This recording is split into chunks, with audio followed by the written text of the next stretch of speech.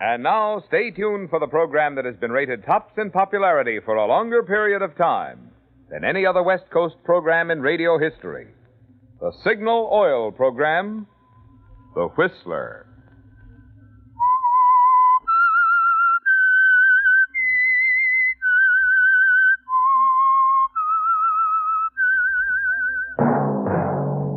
Signal, the famous Go Farther gasoline, invites you to sit back and enjoy another strange story by The Whistler.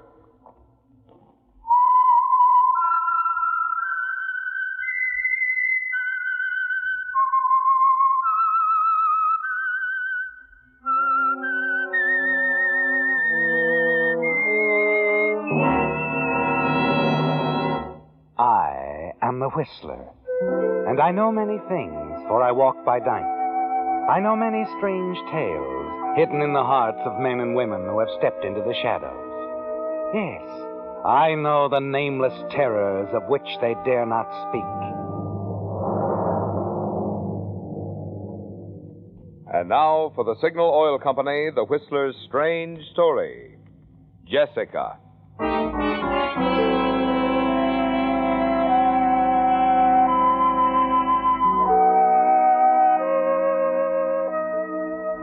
Jessica Monroe stared at the manuscript she held tightly in her hands. The manuscript that had suddenly shrouded her spacious office with ugly, threatening memories from the past.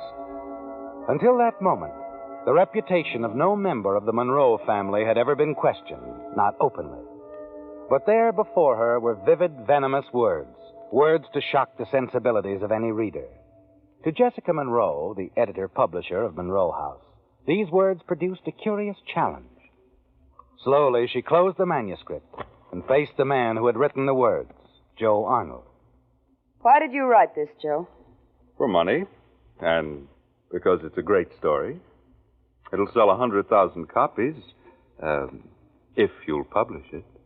Do you really expect me to publish it? A story written in poison and gall by an ingrate I was foolish enough to employ when no editor in town would let him inside their office?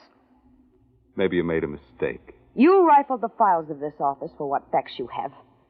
And you've twisted them so that you've even made my parents look bad. Very bad. I bit the hand that fed me. And again I ask, why? I wanted to write a great story. Did you read it all? I read enough. If I were you, I'd finish reading it, Jessica, word for word, the entire manuscript. It might affect your attitude toward it. All right. How much do you want for this manuscript, Joe? Well, as I see it, there are two prices on the manuscript, Jessica. There's one if you want to publish it, and another if you want to suppress it. I'm talking about publishing it, of course. You wouldn't dare. It'd crucify you and your family name. You better read the rest of it. We'll have plenty of time to talk, and you'll need plenty of time to think about how much this is worth to you. How much time? All day. I'll be back tonight for an answer. I don't have to ask if you'll be here. I'll be here. Fine. Oh, and, Jessica, you'll find this out as you read. You're in that manuscript. In a big way.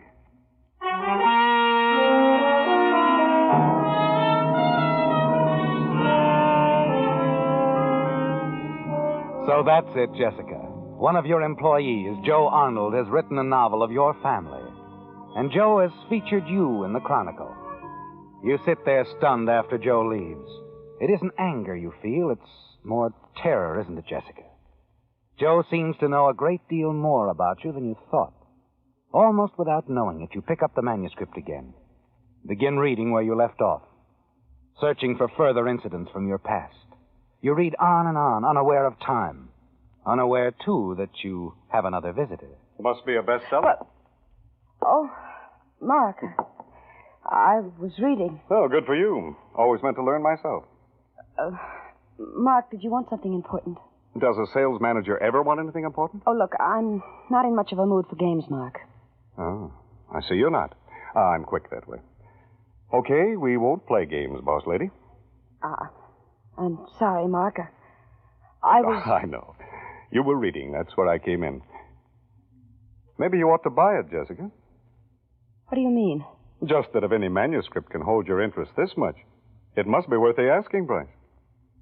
But then that's your business, Jessica, isn't it? Yes, Mark. I guess it is my business.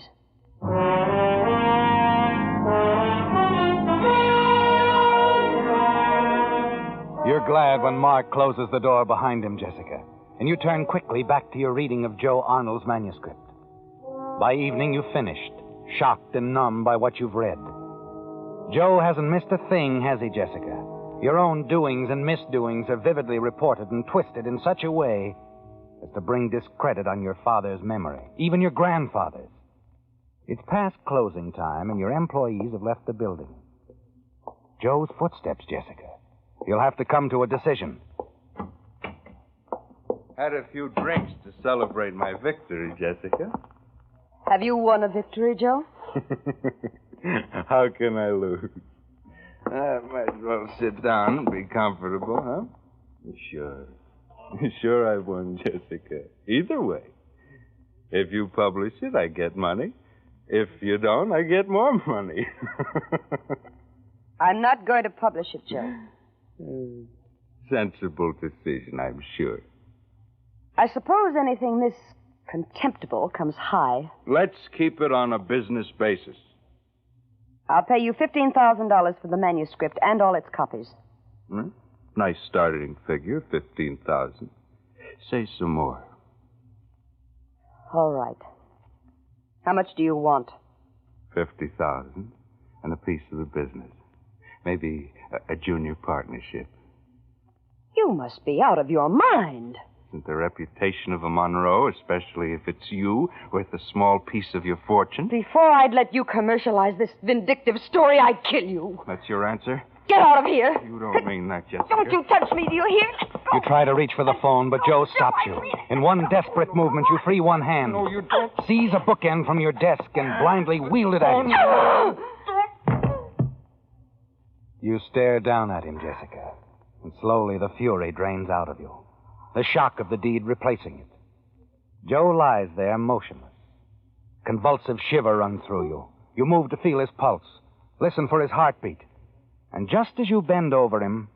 You'd better let me help you, Jessica.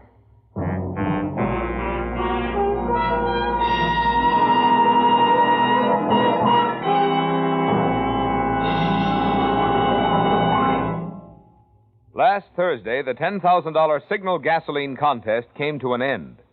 2 weeks from tonight, if professional judges of the Reuben H. Donnelly Corporation have had time to study all entries and reach their decisions, we will announce on the Whistler winners of the Buick and the next 12 prizes.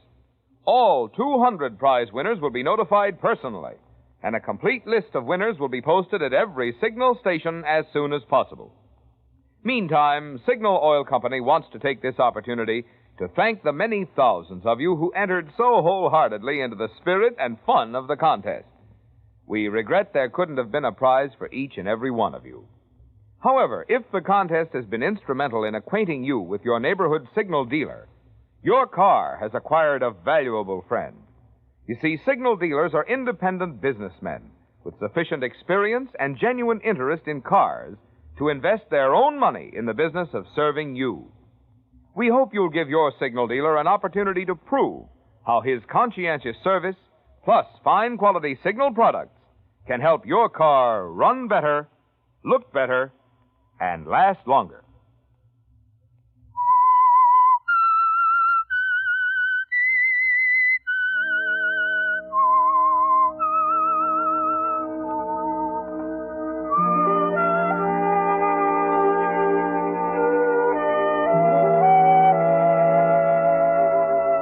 The whole thing seems like a nightmare, doesn't it, Jessica? Joe Arnold lies motionless on the floor of your office. And beside him, the heavy bookends you dropped after you hit him. On your desk is Joe's manuscript. Your dazed eyes move mechanically from Joe's still form to the bookend to the manuscript. And there, bending over Joe, is Mark Harris, your sales manager. You don't know how much Mark saw.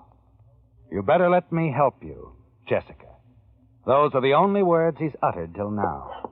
He gets up. looks at you, his eyes expressionless. I'll handle it from here, Jessica. I didn't mean to, Mark. Now, take it easy, take it easy. Guess it's a good thing you hit him instead of using that gun of yours. How did you know I keep a gun? I saw it in your desk once. Sometimes I snoop. Now, look, you're in a lot of trouble, but I'm going to help you. The reason I'm going to help you, you'll find out later. But we're not going to the police with this. Yes, Mark. Now, listen to me. You'll go home now, just as if nothing had happened. Elliot, the night watchman, will let you out of the building. You'll walk a block to the cab stand. Get in one, go directly home. And say nothing to anyone, do you understand? Yes, Mark, I understand. You'll go to your room, go directly to bed. Relax, even if you have to take a fistful of sedatives.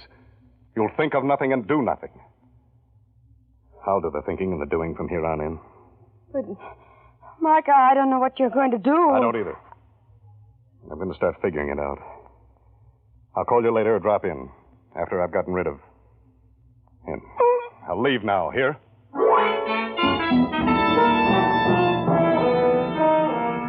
Well, Jessica, Mark's sudden assertion of strength has you completely in his power, hasn't it? You do just as he says. You go home in a sort of hypnotic state. You do take the sedatives.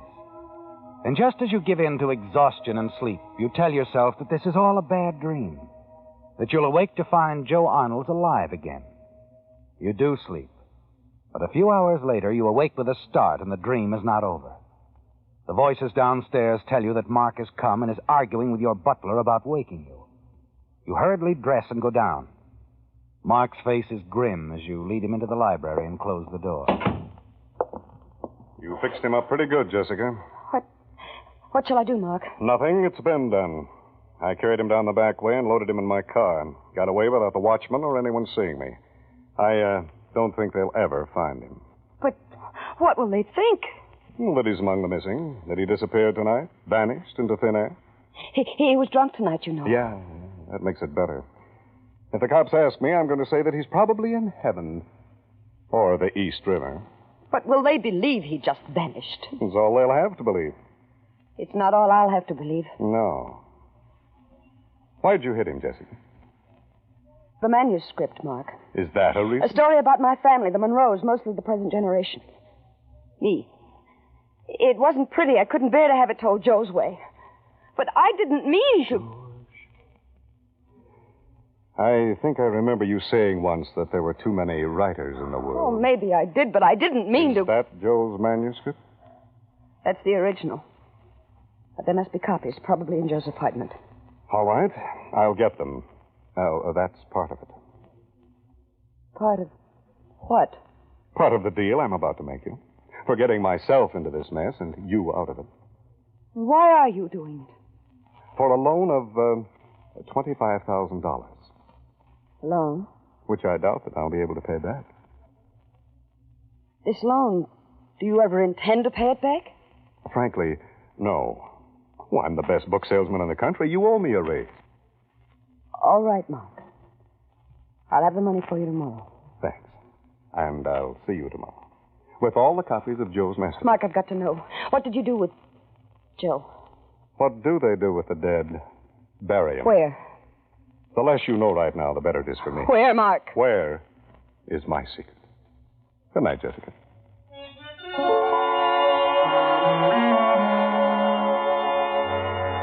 Well, there it is, Jessica. Mark has disposed of Joe's body. It cost you $25,000, and you don't know where Mark hid him. The money, Jessica. You wonder if it's just the beginning of the payoff. But you're not in much of a position to ask questions or get answers. The next day and all that week, you sit by and watch Mark manipulate the business of Joe Arnold's disappearance. With the police, the Missing Persons Bureau, the office staff. Mark makes it very plausible that Joe went on a binge, disappeared, that he'll undoubtedly show up someday, somewhere. And everyone seems satisfied, Jessica, except Lieutenant Hennigan from Homicide, who's been snooping around the office quite a bit this past week. And then one day, the lieutenant comes to you with a disturbing piece of information. Arnold's landlady said he was writing a book, Miss Monroe. You know anything about it, ma'am? Oh, no, I don't.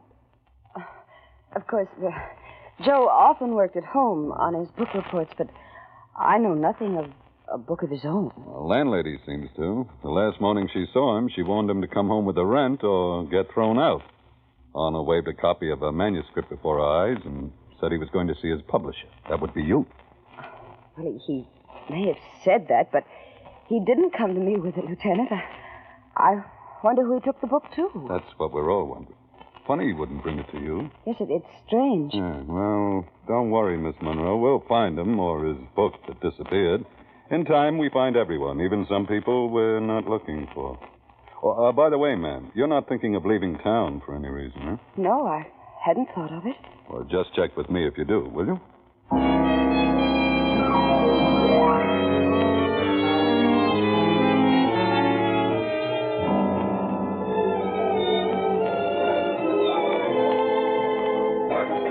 What's the matter, Jessica? Don't you like the music? I don't like the way that detective told me to stay in town. Oh, now forget it. That's what makes a cop, a suspicious mind. Mark, maybe I should tell Lieutenant Hennigan everything. You don't trust me? I gave you $25,000, didn't I? But you're still not sure of me, is that it? Well, it's hard to be, Mark. I know nothing about you. On the other hand, you know all about me. Will this help? I was born on a farm near Omaha. I suspected you were born once. And at 20, I got sick of corn and wheat, and I went to the coast. I picked oranges, and I fought in a war. And then? And then, I was a press agent for a circus, later a jazz band, and finally a movie queen. Oh, what was the movie queen like? Like nothing. A lampshade on her head and a Cadillac on each foot.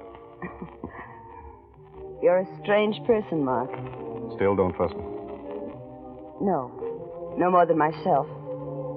With a murder between us.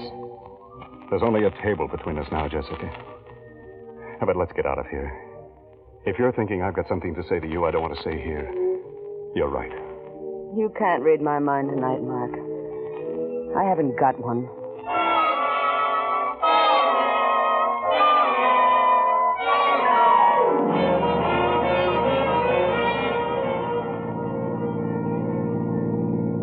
I once saved a guy from drowning. I jumped into the lake after him and ruined my best and only suit. And when I got him to the shore and revived him, what do you think he did? Oh, it's your story. He busted me in the mouth. He was committing suicide. Is there a moral to your story? I should have thought a long time about it before jumping in after him. Maybe you better think some more before you tell the cops what happened to Joe. This is an interesting side to your character, Mark. And now that we're alone, here's another side to it. I'm in love with you. What? I don't mind repeating if it's really necessary. But, Mark... I'm in love with you. When did this romance overwhelm you? The day I came to work for you, a year ago. If that's true, you've concealed it better than you think. Oh, yeah. Yeah, I concealed it all right. You had $1 million and I had 30 cents. I was standing on the earth looking at Venus. We were just about the same distance apart. And now you feel you can tell me why? Because you know what I've done? No. Because now I have $25,000. And I'm in a different financial bracket.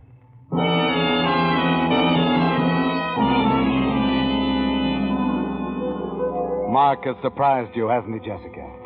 And when you arrive home that night, you're confused and somehow even more troubled. You wonder if you can trust Mark, or if his sudden admission of love for you is part of the payoff, too. Next day, you see Mark only once on business, and there's no mention of his love for you then. Late that night, you're at home trying to untangle your snarled thoughts. Suppose Mark does love you, Jessica. What does it mean? But your thoughts are abruptly interrupted. Yes? Lieutenant Hennigan, Miss Monroe. Oh, yes, Lieutenant. I thought you ought to know. We found what we were looking for. You found...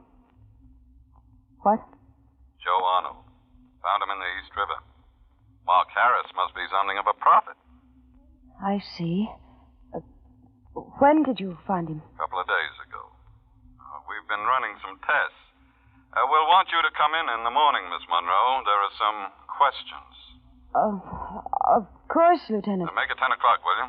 Oh, and Miss Monroe. Yes. I think you should know Mark Harris will be here, too.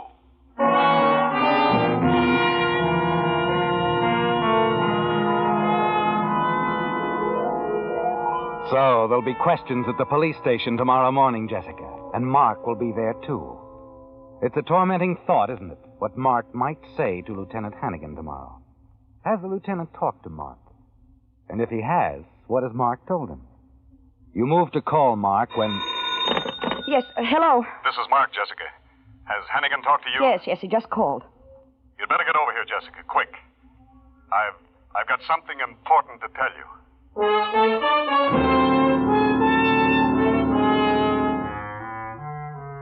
You leave the house hurriedly. Your cab makes one important stop before you go to Mark's apartment. A stop at your office, Jessica, to take your gun from its regular place in your desk. You're not certain you'll like what Mark has to say. Your gun is insurance against that possibility. When you arrive at Mark's apartment and he meets you at the door, you instantly notice that there's something different about him. The way he looks, his manner, the way he treats you. Mark has changed, Jessica. An unreal feeling sweeps over you as you take a chair opposite him. I've been afraid this time would come, Jessica. I thought about it a lot and dreaded it. You've thought about it. What have you decided to do? There's just one thing I can do. But before I tell you what it is, I want you to understand I am in love with you, Jessica. Go on. Well, when we see Lieutenant Hannigan in the morning, I'll have to tell him the truth, exactly what happened.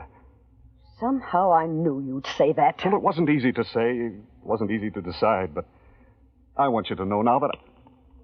The devil are you doing? You're not going to tell Hennigan or anyone the truth, Mark. You're Wait, not. Don't use that gun, you silly little fool. You don't know what I... You stare down at Mark, dead on the floor. No, Jessica. Mark won't tell the truth of Joe's killing to Lieutenant Hennigan or anyone, ever. The very thought that Mark's lips are forever sealed is comforting, isn't it, Jessica? A quiet confidence overtakes you. For the first time, you know exactly what to do and what to say. You go over to the phone and place a call to police headquarters, to Lieutenant Hennigan. Hannigan speaking. This is Jessica Monroe, Lieutenant. Oh, yes, Miss Monroe. You'd better come to Mark Harris's apartment immediately. He threatened me. There was a struggle. I shot him, Lieutenant, in self-defense. He's dead.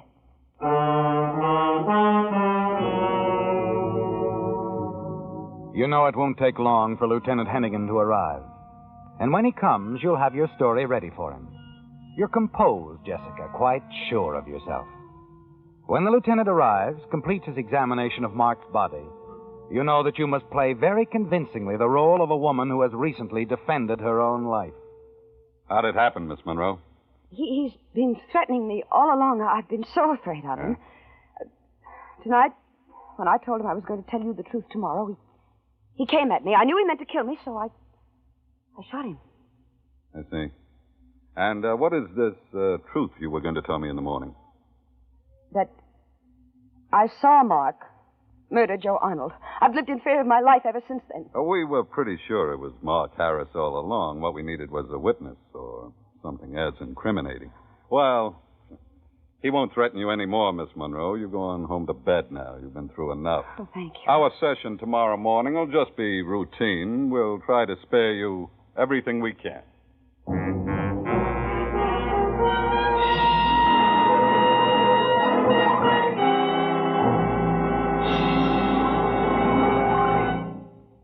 Because summer weather causes many motor oils to break down and form harmful gum, varnish, and carbon, I want to tell you tonight about an improved type motor oil that's specifically engineered to stand up under heat.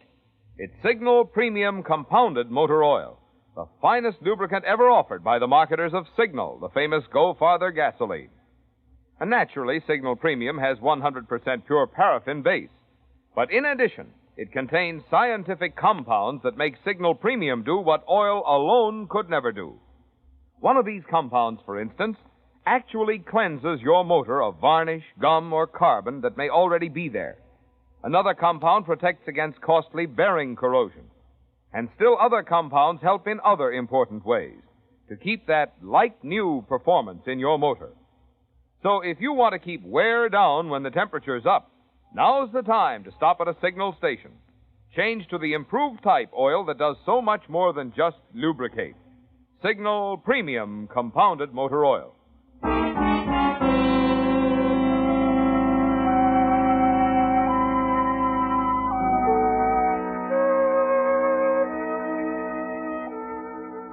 Well, Jessica, your ledger is balanced out nicely, hasn't it? Joe Arnold, the writer whose novel was a convenient means of blackmailing you, is dead.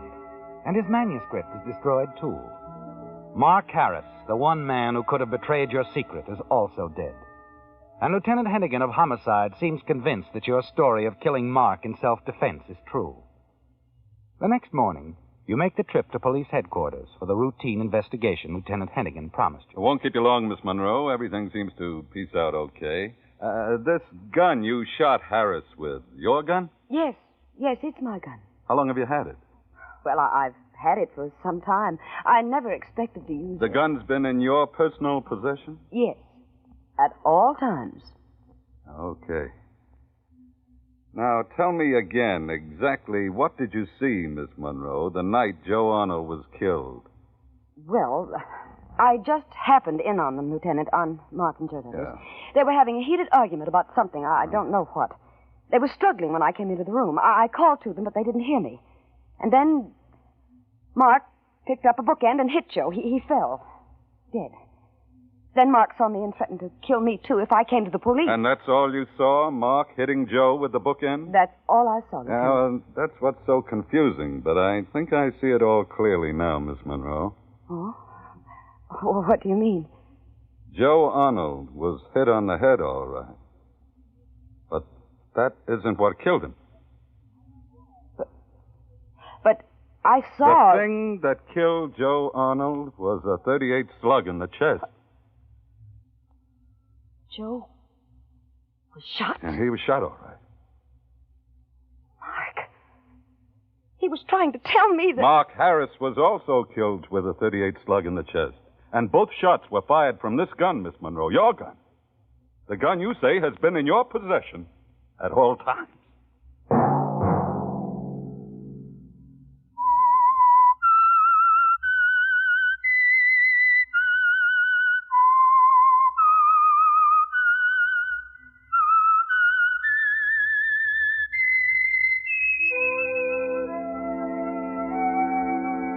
Let that whistle be your signal for the Signal Oil program, The Whistler, each Sunday night at this same time.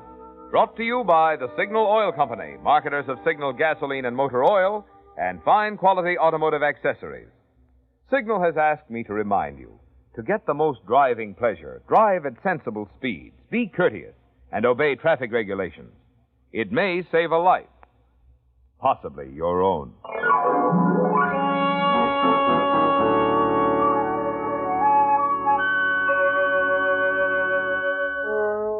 Featured in tonight's story were Bill Foreman, Joan Banks, Bill Boucher, Shep Menken, and Ed Max. The Whistler was produced and directed by George W. Allen, with story by Jack Leonard, music by Wilbur Hatch, and was transmitted to our troops overseas by the Armed Forces Radio Service. The Whistler is entirely fictional, and all characters portrayed on The Whistler are also fictional. Any similarity of names or resemblance to persons living or dead is purely coincidental. Remember, at this same time next Sunday, another strange tale by The Whistler. Marvin Miller speaking for the Signal Oil Company. This is CBS, the Columbia Broadcasting System.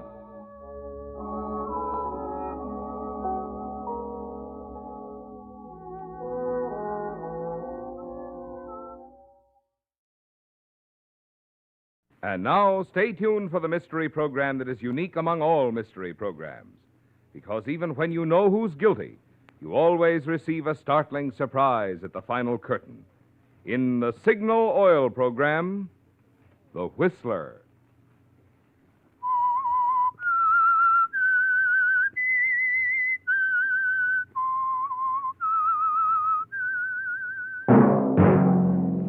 Signal, the famous Go Farther gasoline, invites you to sit back and enjoy another strange story by The Whistler.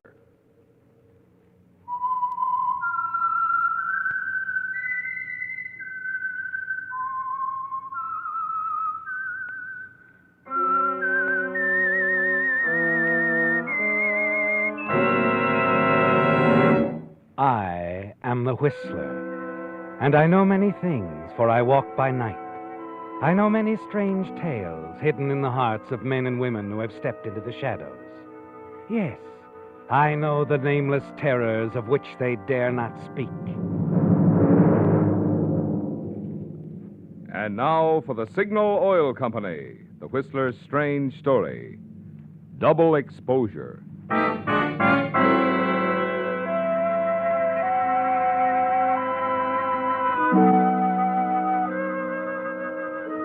It was a summer's evening, quiet, calm, matching the gentle atmosphere of the quaint artist town of Cypress Point on the California coast.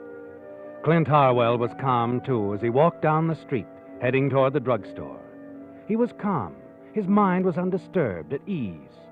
Clint Harwell was all of these things before he entered the drugstore. Yes, he could even take pleasure from the fact that the local newspaper was to run his picture in an early issue, under the heading, Famed Architect to Wed Local Novelist. There would be a story about the homes Clint had built, too, the pertinent facts about his background. And there would probably be little, if any, mention of the tragedy that had touched his life early last year. The accidental drowning of his wife, Corinne. In the drugstore, Clint waited with his back to the proprietor and customer that he was waiting on. That'd be all, Mr. Willis? I think so, Doc. No razor blades, toothpaste, anything like that? Got 'em all, Doc. Well, I'll just wrap up these things for you. Be right there. Oh, no hurry, Doc. Any more trouble with those protection racketeers, Mr. Willis? Oh, I keep hearing from them. It's a dreadful thing, you know. Terrible. I certainly wouldn't give in to them. There you are, Mr. Willis. Drop in again. Sure thing. Good night, Doc. Good night.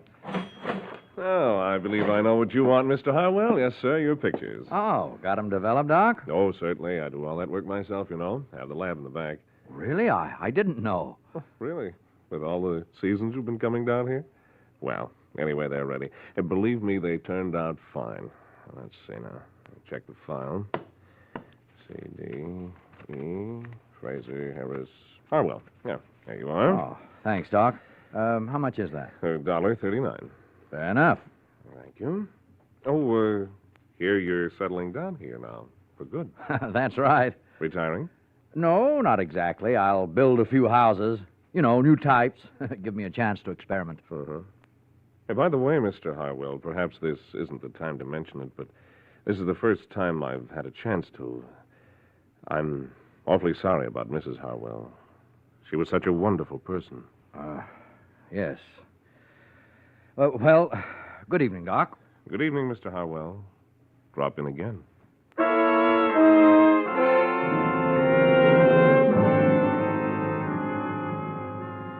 And that was all, wasn't it, Clint? So it seemed, anyway. Half a block from the drugstore, in the bright glare of a store window, you pause, take out the photographs, and glance through them. Interesting snapshots, all taken on a recent cruise along the coast. Yes, interesting, each of them. Until the last one, a shot of the sea. The sea, that was all when you took the shot. But now, Clint... What the devil? Something else, Clint. A woman's face. A woman's face staring, almost as if she's smiling up at you from the sea. And it's the face of your late wife, Corinne. It seems impossible, doesn't it, Clint, that the pharmacist or anyone could know that your wife's drowning wasn't really accidental, that you were directly responsible. But you must look into it further, you know that. You must learn what's behind the picture of your wife. You're certain it's a double print. But why? You know where to find that answer. You hurry back to the drugstore. It's almost closing time. Doc is back toward you. He's talking on the phone. You watch your opportunity, slip inside, and hide in the phone booth. Yes, Mrs. Williams. The boy should be there any minute now with your medicine.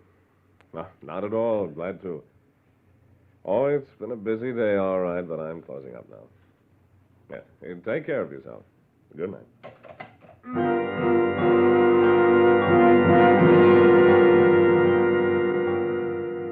The minutes seem years as you wait, don't they, Clint?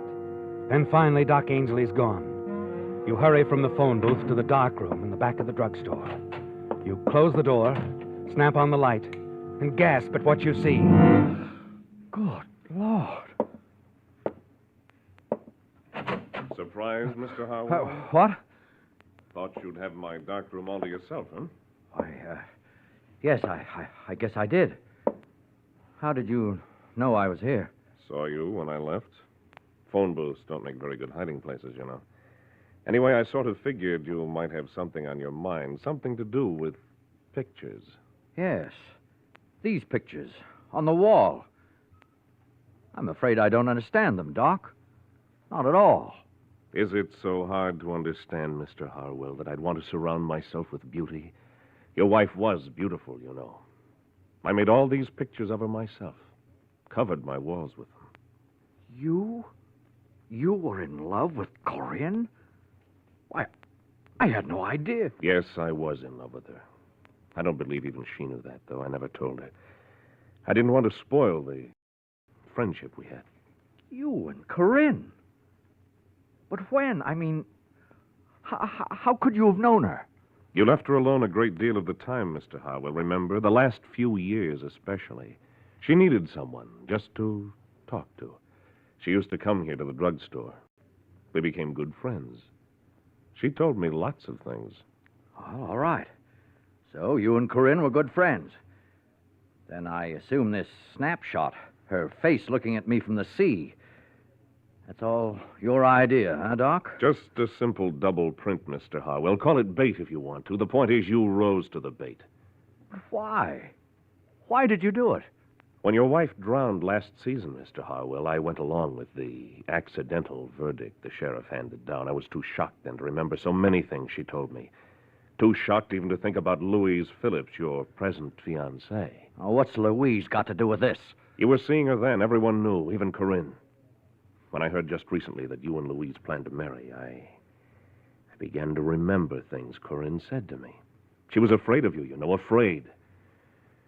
And yet she'd have loved you. I don't believe I'd say any more, Doc. She was afraid of the ocean, too. Loved to look at it, but deadly frightened to be on it, especially with you. She told me so herself. I've heard all of this. I intend to. You don't have to hear any more, but Mr. Harwell, I think the sheriff might be interested in what I have to say, though. Oh, no, Doc. No, you're not going to the sheriff. Yes, I am, Mr. No, Harwell. you're not, Doc. You're not going to say a word to the sheriff or anybody else to arouse suspicion against me. You can't stop me, Harwell. There's no way. There's one way, Doc. I'll stop you if I have to kill you.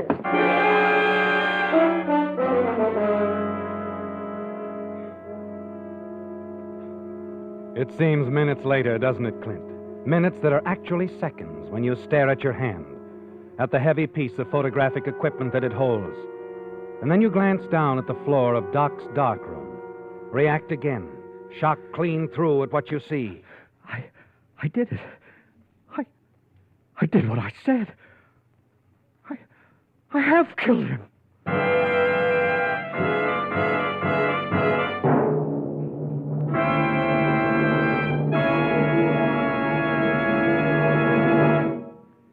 If you expect to be getting a new car soon, or if you'd like to keep that new car pep in your present car, here's an important point to remember.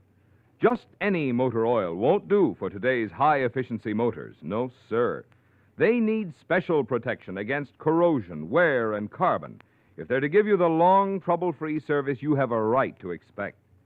That's why Signal Oil Company brought out Signal Premium Compounded Motor Oil, an improved type lubricant especially engineered to give modern motors this extra protection. I emphasize the word compounded because in addition to its 100% pure paraffin base, Signal Premium contains scientific compounds specifically created to put an end to those enemies of engine life, carbon, gum, varnish, and corrosion. Thus, by keeping wear down, Signal Premium Compounded Motor Oil keeps performance up. So if you want to keep your motor young, make your next oil change a change to this extra-duty Signal oil that does so much more than just lubricate. Change to Signal Premium Compounded Motor Oil at the same station where you fill up with the famous Go Farther gasoline. Signal, that is.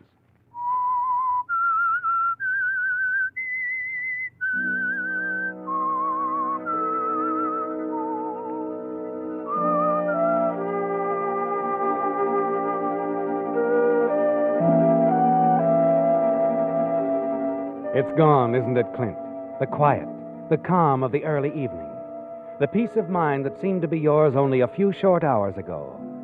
Because now, in one swift movement of unreasoning rage, you've struck down the drugstore proprietor. You've murdered Doc Ainsley.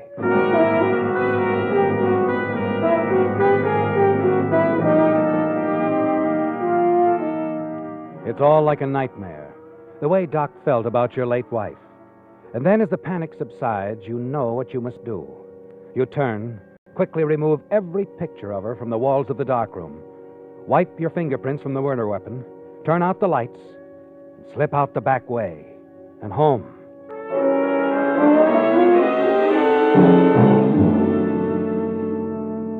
The next morning, it's all there, with the newsboys screaming the grim news. Extra Sunrise Edition. Local drug is found slain. Extra Sunrise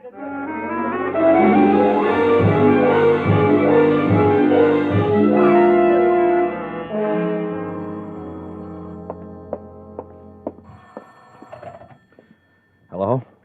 Clint? Oh, Louise, hello. Well, I've been wondering when you'd get back from San Francisco. Well, the shopping tour successful? Very. You asked me to dinner, you know. I wasn't going to miss that. Oh, yes, of course. Tonight. It's fine, Louise. I'll call for you around 8. Is that all right? Fine, Clint.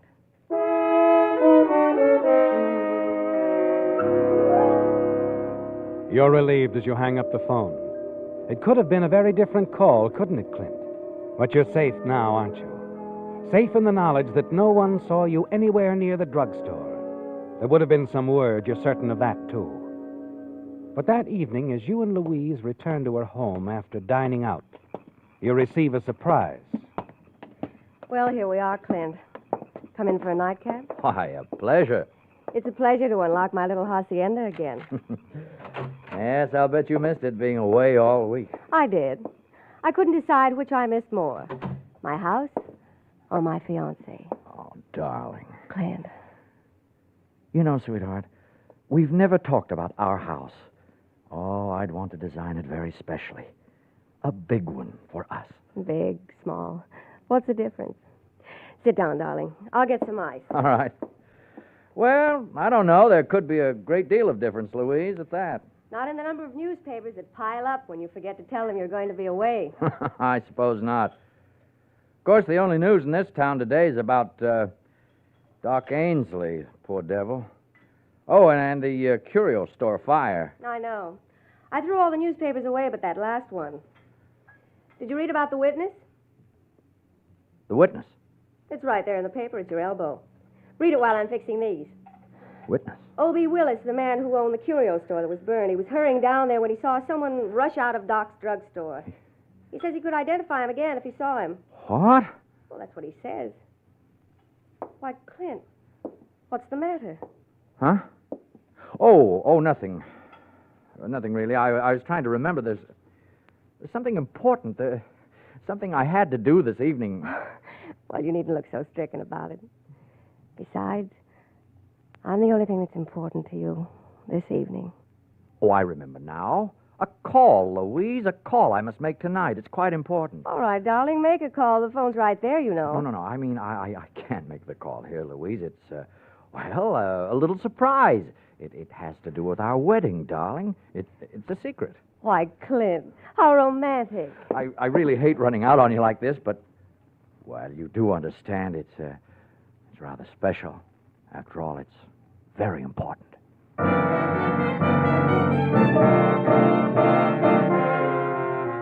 It is important, isn't it, Clint?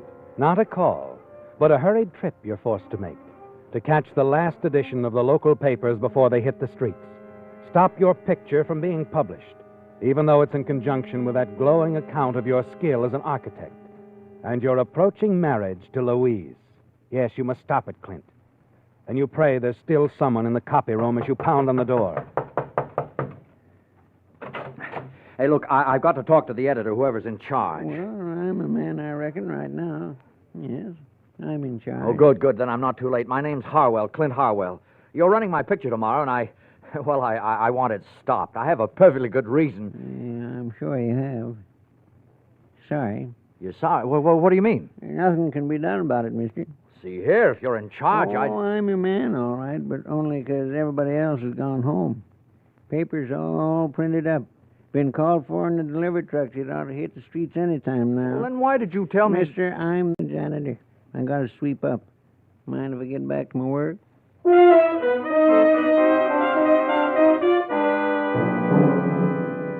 You're too late, aren't you, Clint? And you know what will happen as soon as O.B. Willis sees your picture in tomorrow's paper. And you're certain he will see it. He'll go to the sheriff, identify you as the man he saw running out of the drugstore the night Doc Ainsley was murdered. You hurry out of the newspaper office, and with each step, the panic within you builds. You've got to fight it off, Clint. Get a hold of yourself and think things out. You could run away tonight. Yes, but you know what that would mean. The end of everything you've worked for, your career. And there's Louise, too. You can't bear to think of losing her, can you?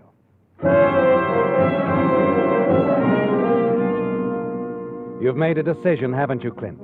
And 10 minutes later, you arrive at a small cottage near the beach. Push through the gate.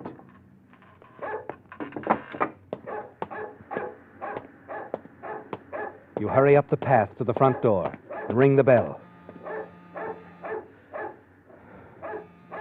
Oh, come on. Come on, answer the door. Oh, shut up, Queenie. Be quiet, will you? You look up, peer through the darkness to the second-floor window of the house next door. You looking for Mr. Willis? Why, yes. He ain't home. Went out a couple of hours ago. You from the insurance company? Insurance company? No, I'm not. O.B.'s been expecting one. That's the reason I asked. His store burned down last night. Suppose you heard about it. Oh, yes, I did. Imagine that's where he is now. Down at the store with the workmen boarding up the place. Oh, why don't you try there? Oh, thanks, but it's not really important. I'll see him in the morning.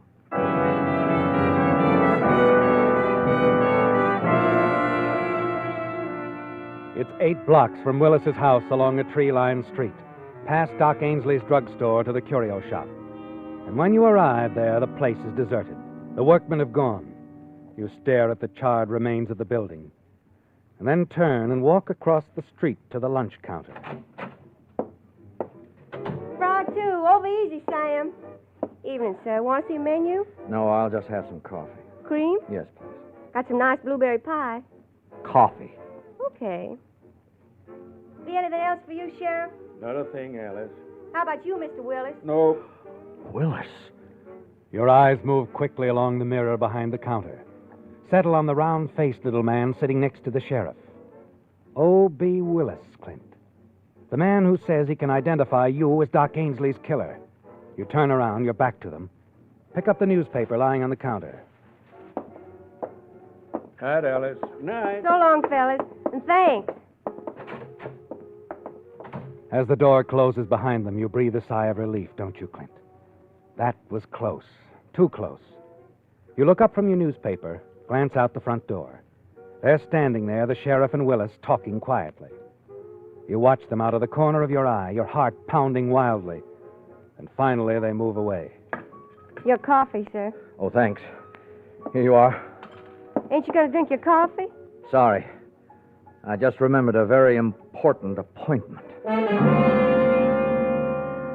You step out of the lunchroom, see Willis and the sheriff part company down the street. Moving quickly along the shadows, you hurry after the small, round-faced man, O.B. Willis, the witness, Clint. The man you know you've got to silence.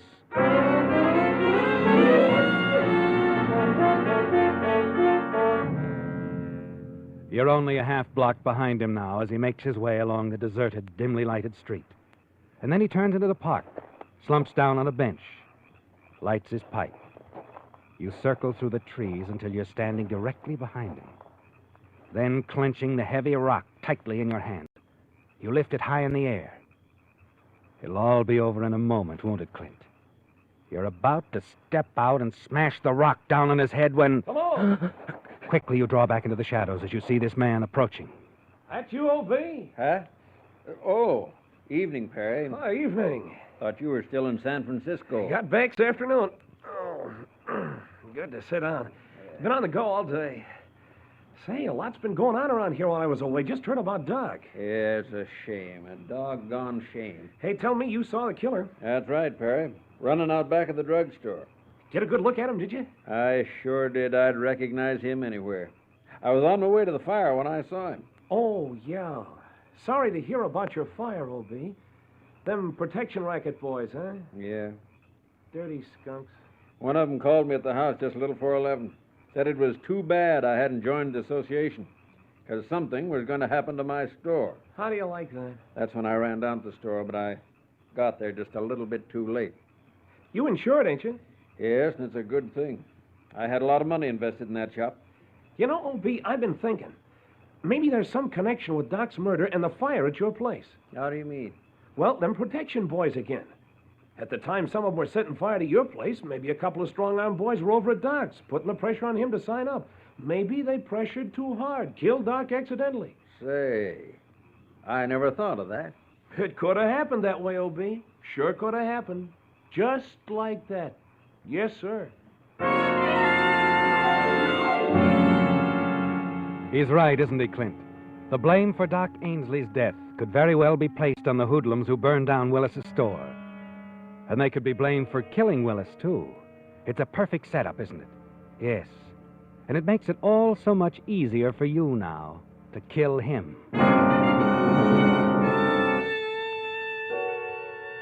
You hurry to your home, slip your revolver into your pocket, and then drive back toward the home of O.B. Willis. Park in the shadows a block away. Then you walk to a spot directly across the street and wait in the dark behind a palm tree for Willis to return. After what seems hours, Willis finally appears. By the time he reaches his front door, you're right behind him. Ooh, what are you... Open the door. Get inside. Wait a minute. Who are you? You heard me. Open the door. Now, inside. Who are you? What do you want? Don't recognize me, do you? Well, it's so dark in here. All right. Pull the shades down. Then we'll turn on the light. Oh, yeah, and close the windows, too.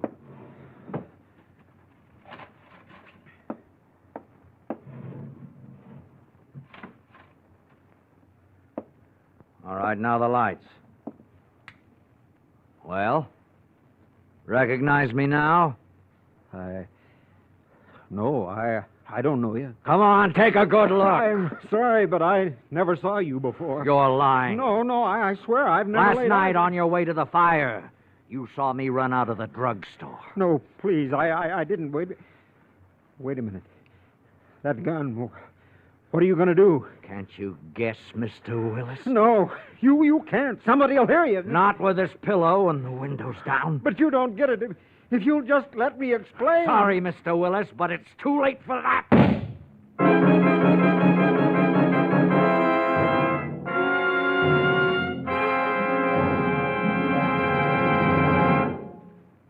Now, here's a clue toward solving another mystery that's puzzling a lot of you.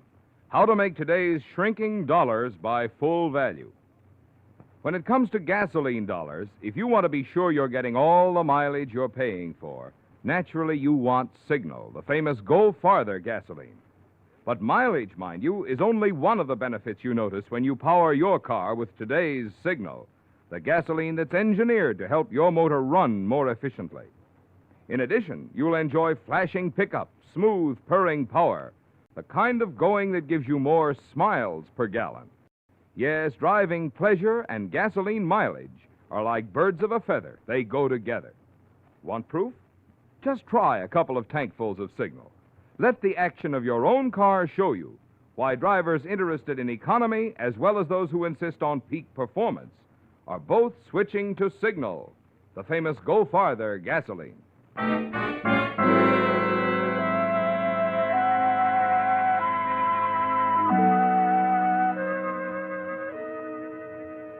It's done, isn't it, Clint? O.B. Willis is dead.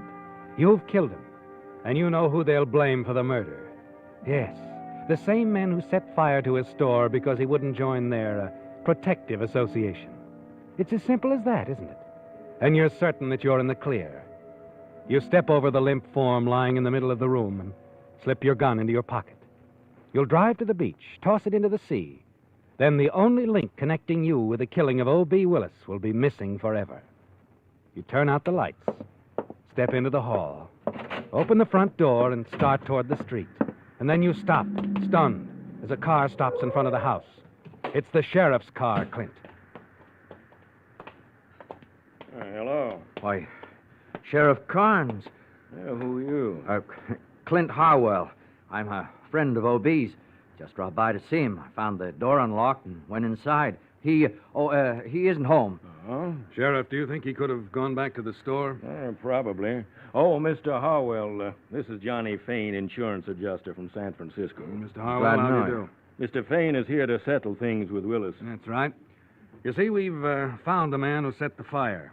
You have? I had an eye on him since Mr. Fain's company tipped me off about him 6 months ago. The man's a well-known arsonist. Burned down 2 other stores in 2 other cities during the past 8 years. Wait a minute. You mean... O.B. Willis. We're convinced he set fire to his store himself. I don't understand. What about the men who threatened him, the protection racketeers? Oh, it's just a gag. He's used it before, too. But he couldn't have set the fire. No, at 11 o'clock last night... He said he was walking past Ainsley's drugstore. Saw Doc's killer. Sure, that was his alibi. That put O.B. half a mile from the fire when it started. So he wanted us to believe. You mean he lied? Yeah, that's right. Willis didn't see Doc's killer. He wasn't anywhere near the drugstore at 11. He was setting fire to his own curio shop. Oh, no. It can't be. Well, we'll go on inside and wait for Willis to show up. You'd better come in with us, Mr. Harwell. You don't mind, do you?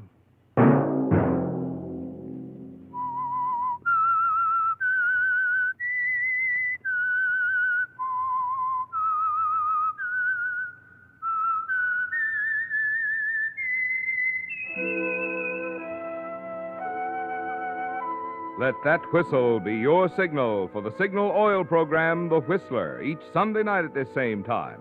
Brought to you by the Signal Oil Company, marketers of Signal gasoline and motor oil, and fine quality automotive accessories. Many drivers, when buying gasoline, forget what a big part of the price goes for tax. In fact, in the average Western city, for every dollar you pay for gasoline itself, you pay an additional 33 cents in tax. So figure it up. The tax you pay on 3 would buy you another gallon free.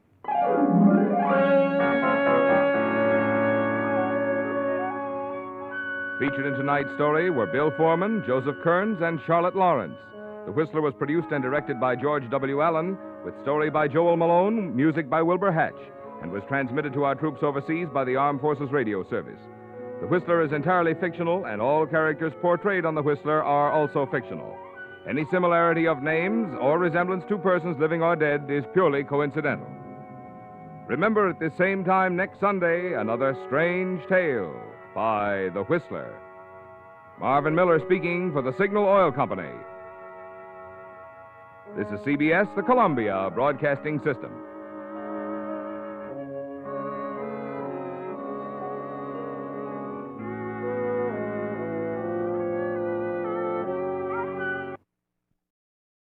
The Whistler.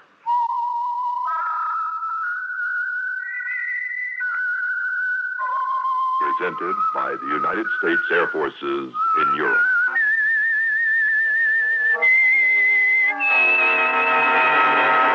I am the Whistler, and I know many things, for I walk by night.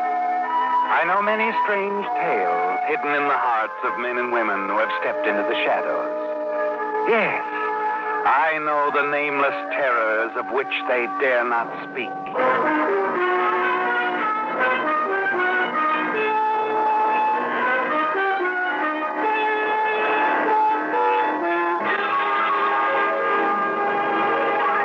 The Whistler will continue in just a moment, but first this message from the United States Air Forces in Europe. This week... And now, The Whistler's strange story, Ticket to Nowhere.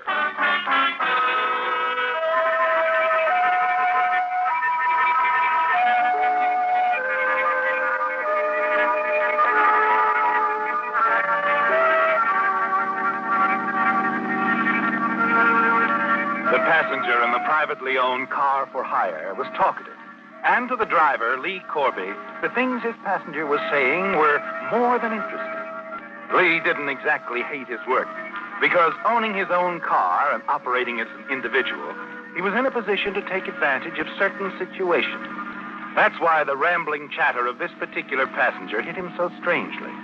Yes, you just listen closely, don't you, Lee?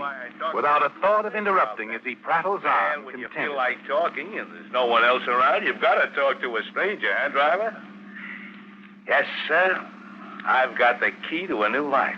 A fortune. Yes, driver, a fortune.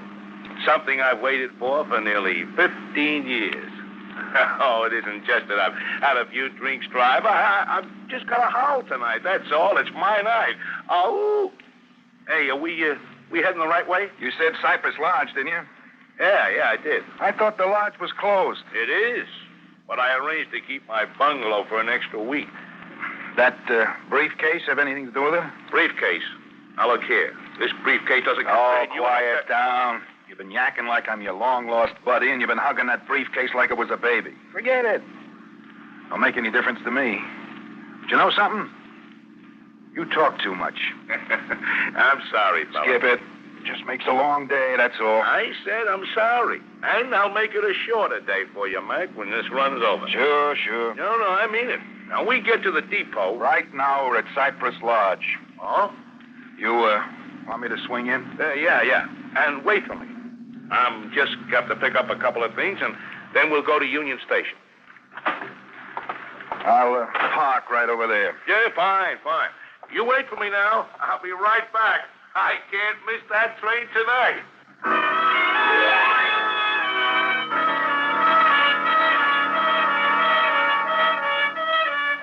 You watch him walk away toward the lodge and its row of bungalows, disappear into one. He's only gone a few minutes when you're suddenly startled at the sound of a shot. You freeze listening. And you get out of the car, run to the bungalow your passenger entered, and you look through the window.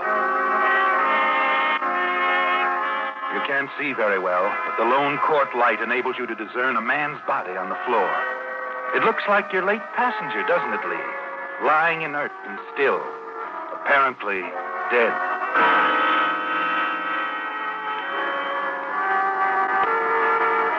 You hurry back to your car, begin the U-turn to take you back to town. As you finish, a woman emerges from the shadows of the bungalows. A woman carrying a briefcase you're certain is the same briefcase your late passenger carried. Can I drive you somewhere, lady? This car is for hire? That's right. See a sign? Yes, I do. My, I'm lucky, aren't I? Yeah. Sure, lady. You're lucky. Get in. Where to, lady? Union Station, please. Union Station. Right.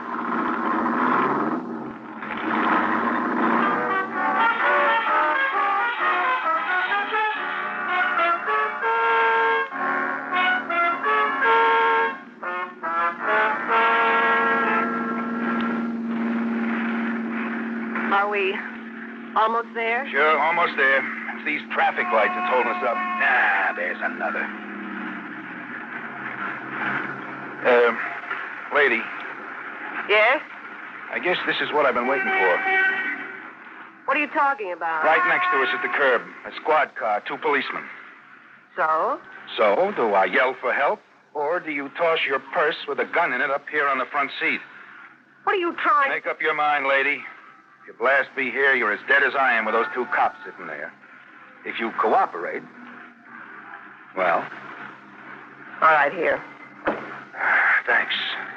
Now the briefcase. No. Lady, I guess you don't hear so good. I said...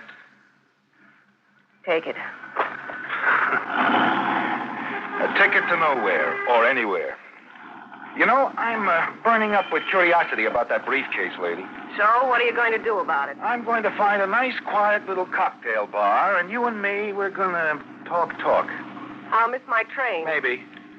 But I won't miss mine. Relax, sweetheart. I may even pay for the drinks.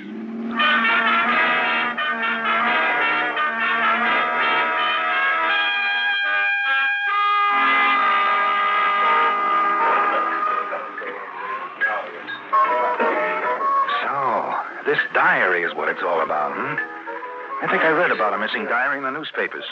I read the papers a lot. How educated you must be. No, just curious, like I said. Oh, all the luck.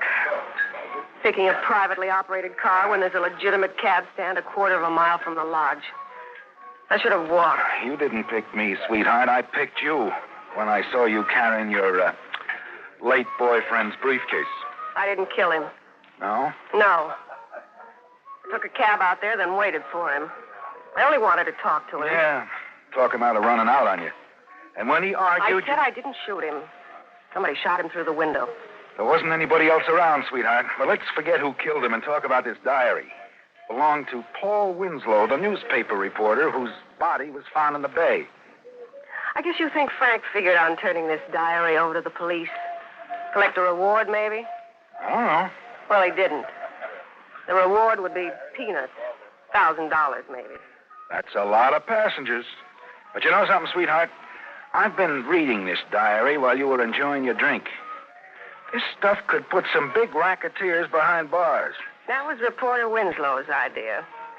He was going to stop a whole crime syndicate all by himself. Yeah, only he got stopped and ended up floating in San Pedro Bay. You do read the papers. Look, I'll give you $2,000 cash right now. Just forget me and let me take this diary. Well, what's so funny? What's your real name, honey? Elaine Brandt. I'm Lee Corby. All right, what do you want? Half of what it's worth, sweetheart. Stop calling me sweetheart. I said my name is Elaine. Okay. What's the next move, Elaine? I mean, our next move. Our next move? Yeah. I'm the driver, remember? And with this diary in my hands and your gun, I'm in the driver's seat, too. Now, what's our next move? San Diego? Chair car stuff, Well, I guess the luxury travel can wait. Remember I told you I didn't kill Frank? Sure, I remember. Well, whoever did kill him may be following us.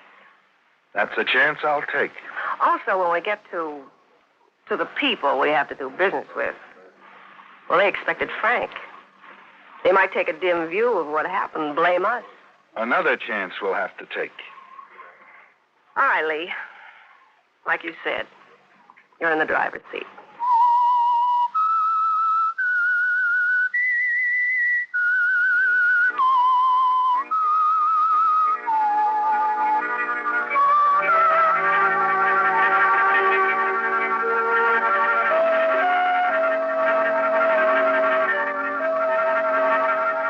It's something you've thought of many times, isn't it, Lee?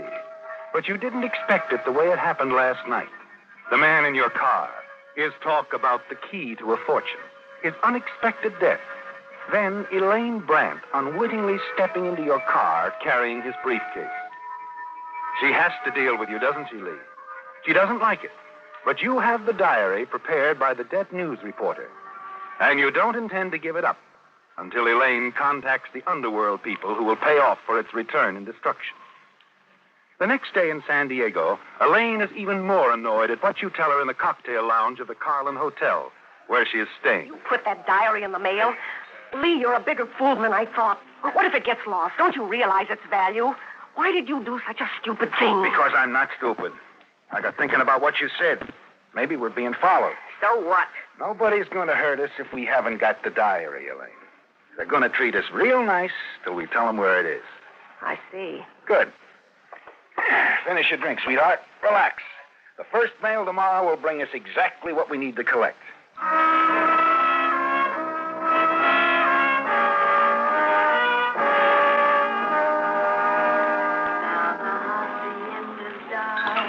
Lee, I talked with our man over the phone half hour ago. He'll accept delivery of the diary tonight. Where? At a bar called the Starboard Inn. What's the payoff? Well, he won't go over $5,000. $5,000? Oh, I figured on more, too. Well, didn't Frank tell you how much he was going to get? No, but from the way he I talked... think it was going to be $100,000. Well, I'm not going to let this book go for any $5,000. We've got to, Lee. Why? Because they know I was Frank's girlfriend. We've got to play ball with them, or the same thing will happen to us that happened to that reporter. Us? They don't know a thing about me. Well, don't be too sure. Like I told you, we're probably being followed. I doubt it. Look, Elaine, if I was to handle it... Oh, no. You already have the book. If I was to give you the name of the contact, well... Afraid I'd skip out on you? Exactly. Besides, half of 5,000 is much better than nothing at all. Ever think of this, Elaine? Maybe I don't need you. What do you mean? Maybe I can locate the contact myself. How? Run an ad in the newspaper? Murdered reporter's notebook for sale, apply Lee Corby, box XXX. Okay. $5,000 isn't what we expected, but I suppose we can't do anything about it. What time do you meet the boy with the money? 8 o'clock. You'll be there. Starboard Inn Bar, you said. Yes. He said to come alone. Okay. But I'll be in the bar, too. All right. As long as you don't interfere. I'll just sit close by and watch. I'll, have to have the diary. You get it. When? When you reach the Starboard Inn Bar this evening. I'll be waiting at the entrance. I'll give it to you then.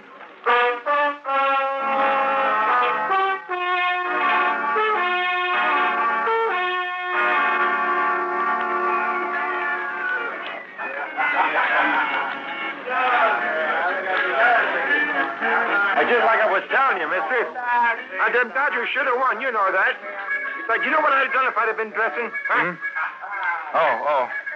Excuse me, bartender. I wasn't listening. Oh. She a friend of yours? Who? That doll back there in the booth. The one with the red hat. Oh, yeah. Slight acquaintance. You've been looking over that way ever since that fat boy sat down next to her. Maybe I'm jealous. You, know him? Oh, usually drops in for a beer before going to work. He's a night clerk over at the Carlin Hotel. Night clerk? Yeah. That guy? Sure. Something wrong with that? No, I just figured he was a big shot. Mm. How about another drink? Yeah, scotch and water, huh? Right. And you better bring a martini for the lady, too. Huh? Her fat friend is just leaving. I'm going to join her. Sure thing, mister, sure.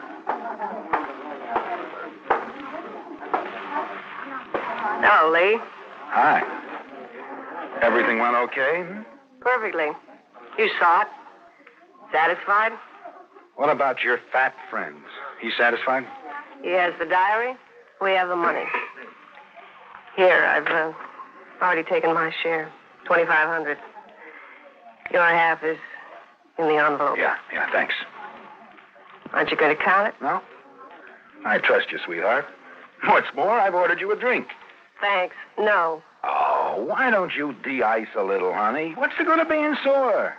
We've made a few bucks, and I'm looking for some laughs and maybe see the town. Then you better buy yourself a comic book and a ticket on a sightseeing bus. You'll have a ball. So long, Lee. You don't think it hasn't been charming? Why, my dear Miss Brandt, do you mean to say that this is goodbye? Exactly. And when I get back to L.A., I'll make it a point never to ride in any car but my own.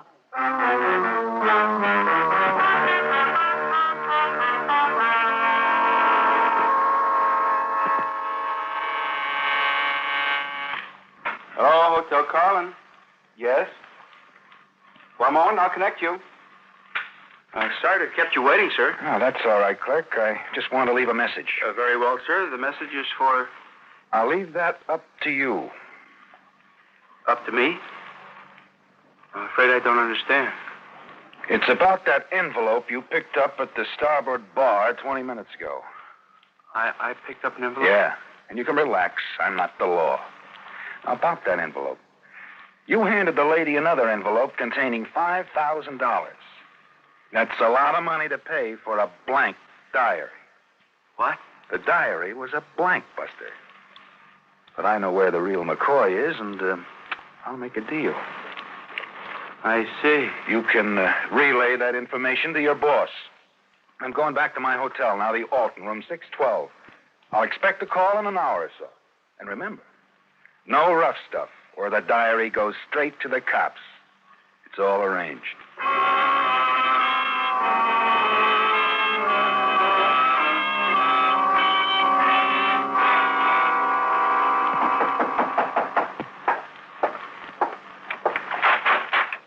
Hello, Lee. Oh, it's you, Elaine. Mind if I come in? Surprised to see me? Only disappointed. You were expecting someone else? Yes, I was. I'm surprised you'd try and pull a stunt like you did. Set up a phony contact to get that diary away from me. And what about that trick you pulled on me, handing me a blank diary in a sealed envelope? Okay, we're right back where we started. Except that I've racked up a profit of $2,500. Your money. Thanks, Elaine. That's all right. You see, you still don't know who the real contact is. And I do. And you don't have the diary. And I do. How much is it really worth, Elaine? $50,000. $50,000? No wonder you were so willing to shell out $2,500 to get your hand on it. Look, Lee, let's play this straight from now on. Okay. If we go on double-crossing each other, we'll die of old age before we collect any money. Now, the head of the syndicate that wants this diary is waiting just across the border, Tijuana. He called me 20 minutes ago. I told him I would have to call him back. Go ahead now. I'll get it for you. Well, he called me at my hotel. I told him I'd call him from there. What difference does that make?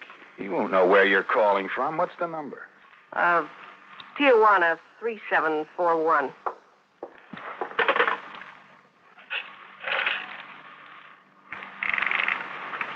Yes, Mr. Corby. Get me Tijuana 3741, will you please? Tijuana 3741. Very well, sir. Call you back in a moment. Thank you.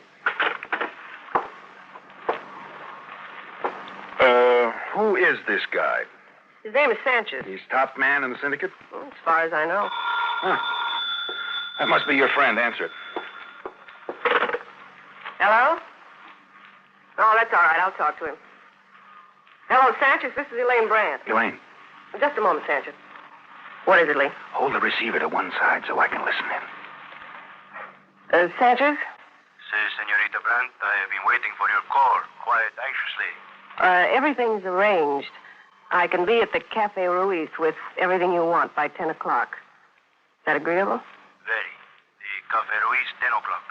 I will be waiting, Senorita Brandt. Adios. Well, Lee, you heard. Yeah, I heard. Satisfied this time? Really satisfied. Well, I'll go back to my hotel. You check out, rent a car, and pick me up out front in about a half hour. We're due to meet Sanchez in Tijuana at 10. I'll be there. And remember, Lee, no more tricks. Neither of us can afford them.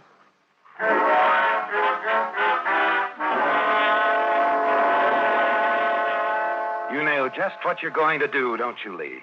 The moment Elaine leaves, you go downstairs, check out, and rent a car. Then you hurry over to her hotel and take the stairs up to her room.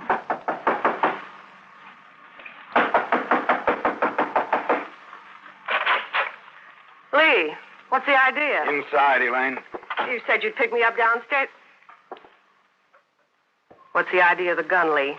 You've been picked up for the last time, Elaine. But why? I don't trust you. You double-crossed your other partner and killed him, and you'll do the same thing to me the first chance you get. You're wrong. I'm not taking chances. You'll never get away with it. Somebody will hear the Sure shot. they will.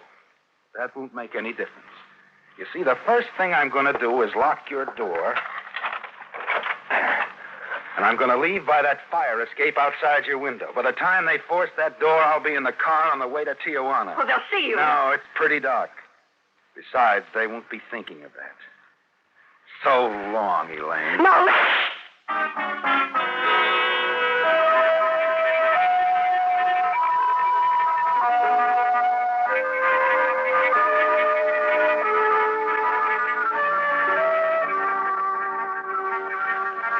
With Elaine Brandt dead in her hotel room, and nothing to connect her with you, you're certain you're in the clear as you drive across the Mexican border in the car you've rented. Now you're certain you only have to meet the man named Sanchez, deliver the diary you're carrying in your overcoat pocket, and receive $50,000. You arrive at the cafe right on time, and a waiter points out Sanchez sitting at one of the rear tables. What is it, senor? Mind if I sit down, Sanchez? Should I, senor? I don't think so. You're expecting Elaine Brandt. Si, I am. She won't be here, but I have the diary your syndicate wants. That's all you're interested in, isn't it?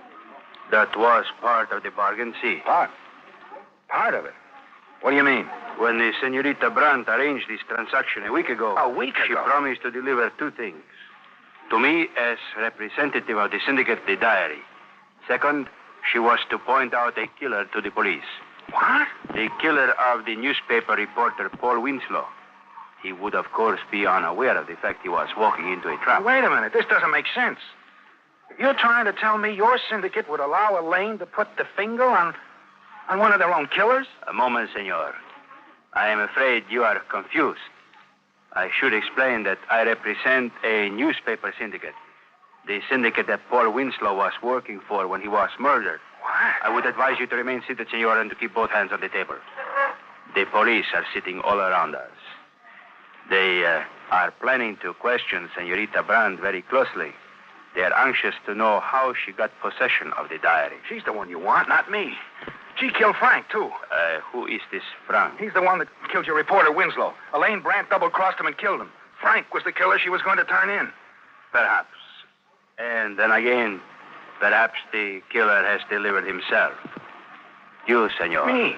Now, wait a minute. I didn't kill that reporter. That remains to be seen. The Senorita Brandt should be able to tell us. We shall go with the police and call on her together at her hotel. If you are not the killer, I am certain she will clear you. Listen next week when once again the United States Air Forces in Europe present The Whistler.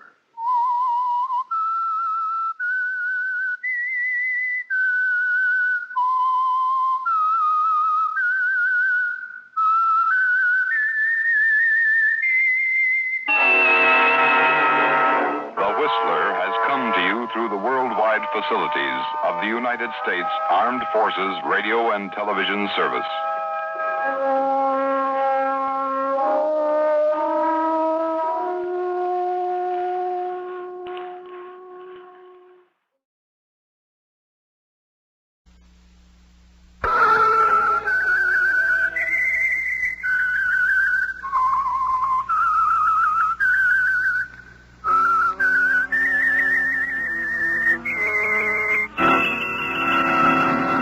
I am the Whistler, and I know many things, for I walk by night.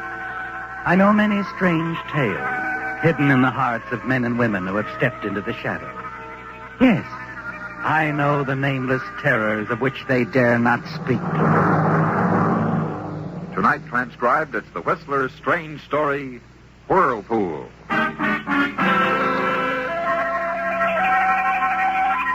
He wasn't sure when it began. It was too much like walking in the middle of a nightmare, and then remaining in it, living in it. The shipwreck, the confusion, was all there again, coming back to him, but slowly, hazily. And there was a strange buzzing in his ears, pressure, and the sound of the sea, a whirlpool of confusion. And then gradually, out of the whirlpool, voices, dimly and faintly at first, but voices growing, coming closer and closer. He coming around? Yes, he'll be all right, Captain. It's the shock, his exhaustion.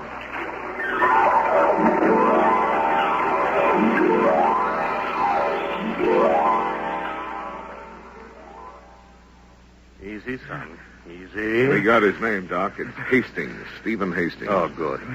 Mr. Hastings, you're all right. It's over. We pulled you out. Pretty bad shape, isn't he? Worst of any we picked up. Hear anything about the others? The Khalifa just radioed. She took on most of them. Gotta get off. Swim the lifeboat. Poor devil, going through it all over again. He's better, though. He's coming around. Hastings. Mr. Hastings. Couldn't be any mistake about his identity, Captain. No, that's who he is. Oh, never mind now. Come on, boy, drink this. That's... Did they get his clothes? Identification? Well, he's Hastings, Doctor. There's no doubt about it. The girl, she's his wife. Oh. Could you get her to come in here, Captain? Why? Oh! Now, you just relax. You're suffering from shock, Mr. Hastings, from exhaustion and severe shock. Would you come in, Mrs. Hastings? My husband is yours. Just come in. Oh, no. I haven't any. Darling. Darling, I'm so afraid for you. I felt so terrible about it. Cruz being my idea. Hasn't been much of a pleasure trip, has it, dear? Doc? Yes, Mr. Hastings. Would you leave us alone a minute?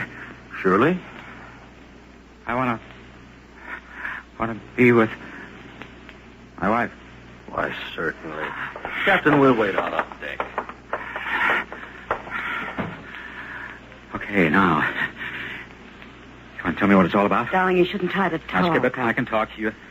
They fished me out. I'm okay. You see? Huh? I'm okay. Of course you are. And the name was South. Like this or in full dress suit. It's South. Marty South. It's a nice name. I like it. That's fine. And you are? Mrs. Stephen Hastings of the Shanghai Hastings. You can call me Lucille. Yeah, okay, Lucille. What's on your mind? He's dead, huh? This Hastings guy. Yes, Stephen's dead. One that didn't make it. One that didn't make it. You left him in his cabin. He wouldn't budge. It was as if he'd welcomed it. Welcomed what? Chance to die? I don't know. You couldn't send anybody back after him? With all that was happening, I didn't think. But you've been thinking since. Yeah? Plenty. Well, come on, I'm waiting. My husband, Stephen, has some money coming to him. It's waiting for him now in Singapore. Waiting for Mr. Hastings to pick it up. Any Mr. Hastings will do, darling. Crazy. To begin with, how can you pass me off as your husband here on board? There are quite a few survivors, I've heard. Nobody knew him. He stayed in his cabin half the voyage. The others were picked up by the Khalifa. We'll see him in Singapore. No, the Khalifa's heading the other way for the United States. And we didn't know a soul in Singapore.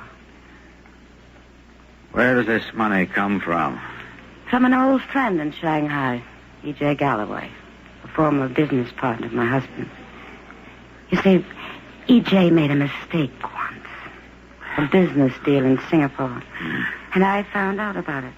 I told Stephen what to ask for. He did. He got results. Shakedown, huh? Nice guy, your husband. He was, as a matter of fact. Weak, though. Terribly weak. You know, he almost got sick to his stomach sometimes. Just thinking about it. About blackmailing his old friend. Then why'd he go ahead with it? He liked me. Why? Now, you don't mean that. I can be quite appealing. Maybe. The guys like Stephen Hastings. But not to guys like Marty South? Get out of here. That's all? For now? That's all for any time. We'll see. If you get lonesome for me, darling, Stephen, just tell the doctor. That's all, Marty. And then she's gone, leaving you to rest and think some more. For reasons you can't explain to yourself, you don't say anything about not being her husband, Stephen Hastings, do you? And then, half a day out of Singapore, you can't stand it anymore. You call the doctor. Send for her. Here, you're sitting up. How wonderful. But you want to know what I've decided? I know. Yeah? You like money, Marty. And you know, I think you like me. A little. Look, I know what I'm going into. It includes you only because you're a necessary part of the deal. I'm very necessary, darling. So is having a husband, Stephen. Okay, I'll keep him alive for a while. I knew you would. But get this straight, baby. Your husband made a big mistake when he fell in love with you. I'm not going to make that mistake.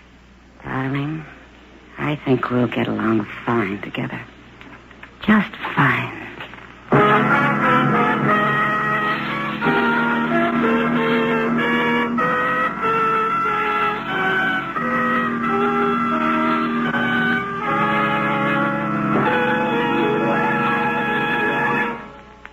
In just a minute, the Whistler will continue tonight's story. All of us are proud of our hometowns, and rightly so. In this brief moment before we continue with our program, we'd like to offer a salute to one of our hometowns in America, New York City. Hometown to more people than any other in the world. Its history is pretty well known. how it was supposedly bought for $24 worth of trinkets from the Indians, how it started under the Dutch, went to the British, and passed to the young United States after the Revolutionary War. It was our national capital for 5 years, and George Washington was inaugurated there. Today, it's not only the biggest, but probably the busiest and noisiest place in the world. Much of its growth and prosperity is due to New York Harbor. The port clears more than 5,000 vessels a year and ships almost half of the entire trade of the United States. But New York City is many things to many people. It's not just San Francisco multiplied by 10 or Chicago multiplied by 3. It's Wall Street and Harlem, the Statue of Liberty in Greenwich Village. It's Broadway, otherwise known as the Main Stem or the Great White Way. More theaters are crowded in that area than any place in the world. It's the Empire State Building, the world's tallest structure. It's a parade up Fifth Avenue and a baseball game between the New York Yankees and the Brooklyn Dodgers. It's the Metropolitan Opera and Madison Square Garden. It's Rockefeller Center, occupying 12 acres and 15 buildings. And it's the headquarters of the United Nations. It's the native New Yorker who never moves off his block, and the immigrant who came from halfway around the world. It's the George Washington Bridge and the Holland Tunnel and Grant's Tomb. And when you've said all this, you've still only scraped the surface of what New York is like, what it's all about. But one thing is for sure. The people of New York are proud of their hometown and proud of the part it has played in the building of America. And now, back to The Whistler.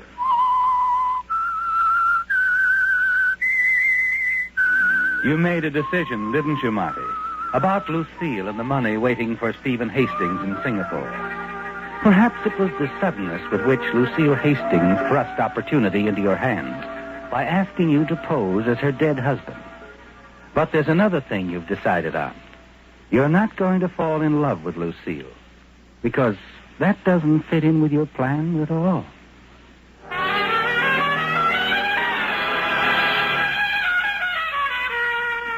The next night in Singapore, the two of you move easily around the dance floor of the Port Plaza Hotel, seemingly just a devoted married couple, Mr. and Mrs. Stephen Hastings.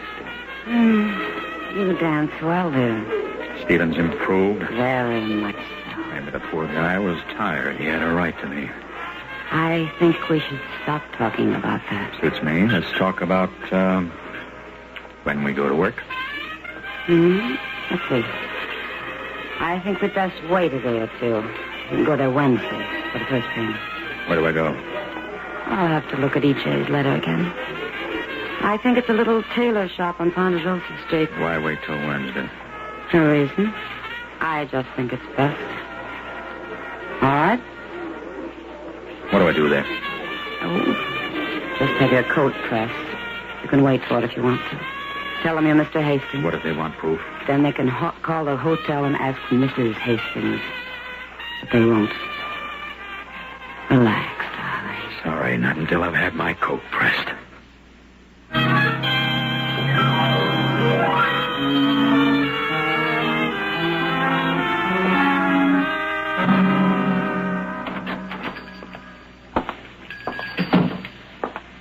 Good morning, sir. I want to get this coat pressed. I'll wait. Name's Hastings. Oh, yes. And you're staying... Port Plaza. Why? Oh, nothing, Mr. Hastings. Just curious. If you're going to call or anything, my wife isn't there. She stepped out. No, Mr. Hastings. The coat, please. I'll have it for you right away. Good.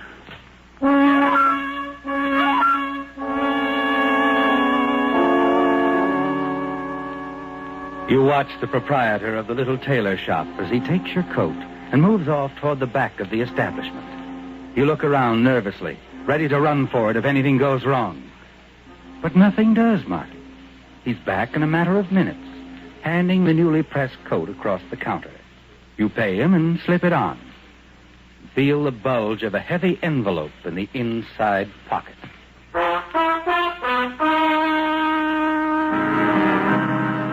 Half a block away, you open the envelope and look inside. It's there, Marty. $20,000 in crisp, unmarked bills. Half of it yours. And then your pulse quickens and you glance back. There's someone following you, Marty. And you realize that Lucille is still thinking as fast as ever. that she's guessed you might not wait until Wednesday. You turn, hurry down the street on your way back to the hotel.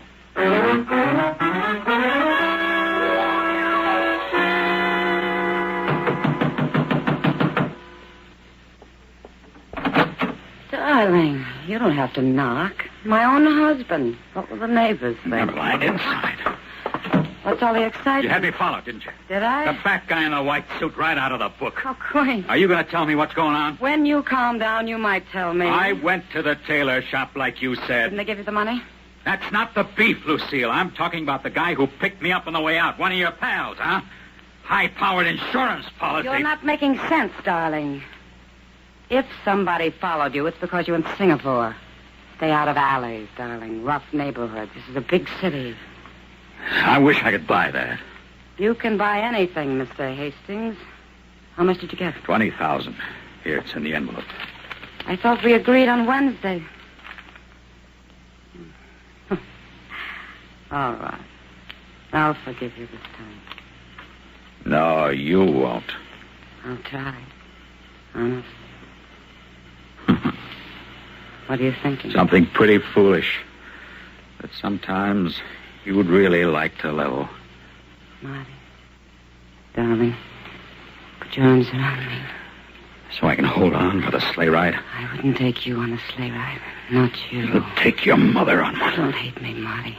Not now. Not this minute. Here I go, huh? My back's against the door anyway. Marty. Marty. Come here.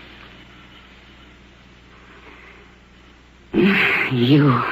Too bad it's not for keeps, Lucille. Let's not talk about for keeps. Let's think about now. Right now. Yeah, all right now. Only admit it. Tomorrow it could be a knife in my back. All right, if that's what you want me to say. Right now. Kiss me, Marty. Kiss me.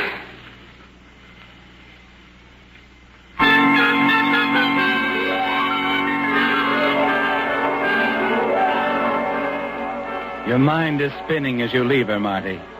You're afraid, aren't you? Because the one thing you've tried to guard against is happening. Slowly and surely, you're falling in love with her.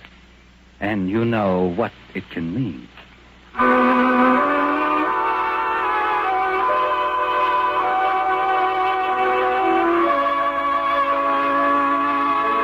And then one night, as you walk alone through the streets of Singapore, you catch sight of him again. The man she's had following you. You hurry forward, turn into an alley and stop. And wait.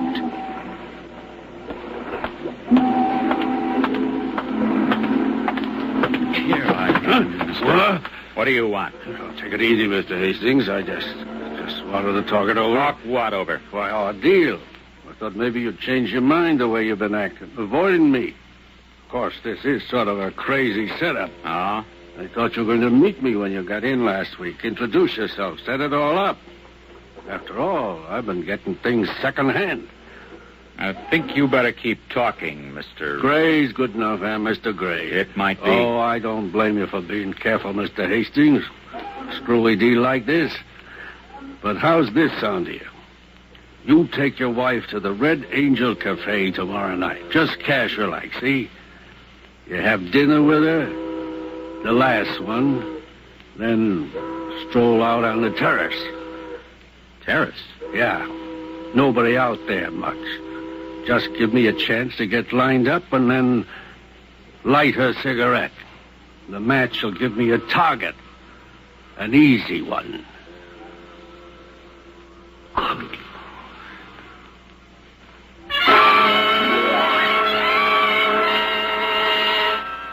It hit you suddenly. Stephen Hastings, the weakling, the coward who loved Lucille so much that he'd blackmail a lifelong friend. He really didn't want to leave that cabin, did he? No, Marty. Because he'd set up a plan to kill her at the end of the voyage. A plan that he was too weak to go through with. It's perfect, isn't it? You can get rid of Lucille tomorrow night. And the following morning, drop around to the tailor shop, pick up the rest of the money, and leave town. But you're not sure, are you, Marty? Not sure that this is the way you want it to be. What's the matter, Mr. Hastings? You haven't changed your mind? Changed my mind. Like a little more time to think it over. I've been doing some traveling. I want my $5,000, Mr. Hastings. 5,000. Okay, you'll get it. You want to leave it in your hotel box? Small, new bills, cash. Mr. Gray. Yeah? If the money's there, tomorrow night you'll see us, my wife and me, at the Red Angel Cafe. On the terrace? Yeah. I'm to light her cigarette.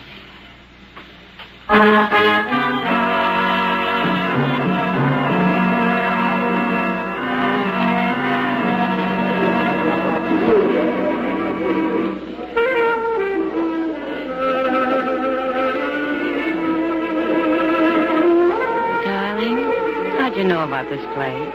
Red Angel? Mm-hmm. Heard somebody mention it. You like it? Very much. And I like you for bringing me. Lucille, Oh, you want to talk? Come on. Where are we going? On the terrace. But... Okay. The terrace.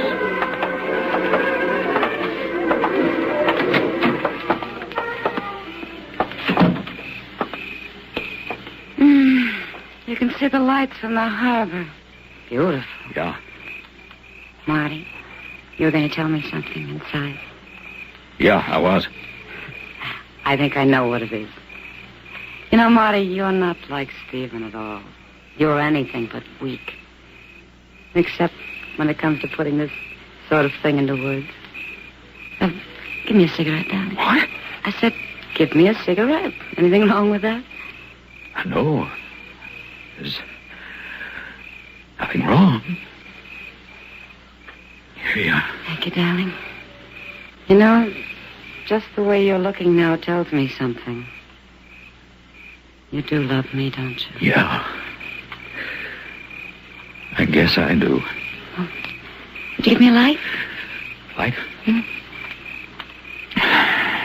Okay. You're beautiful, Lucille. Marty. Something I'll never forget. Here.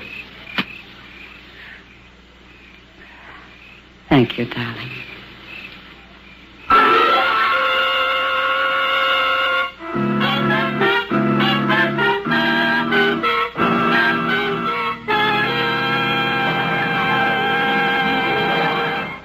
Now, a question. Do you know how the term midshipman originated? In the early days of the Navy, crews included 9- and 10-year-old boys whose primary duty was to carry orders from the officers to the crewmen. But since the crew was quartered in the forecastle and the officers aft, the youngsters were forced to cross a midship several times a day. Thus the term midshipman.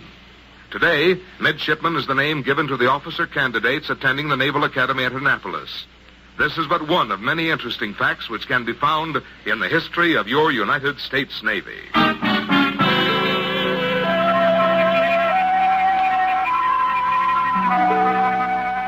In the police station at Singapore, the arresting officers huddle around a man sitting under the glaring white light. Come on, Gray. We know you did it. No. You've been followed since you asked for that money in Hastings' hotel box. Mr. Hastings gave me the money, left it for me. What was it for? The killing? Gray, you were seen firing the gun. All right. I did it. But it was a plan. Hastings. He was tired of his wife? He must have been tired of everything. But he was a weakling. Suicide's been on his mind for months. Only he didn't have the nerve. Suicide? Then why kill her? I think maybe it was because of some deal she talked him into. He didn't want to leave her around so that she could follow through with it.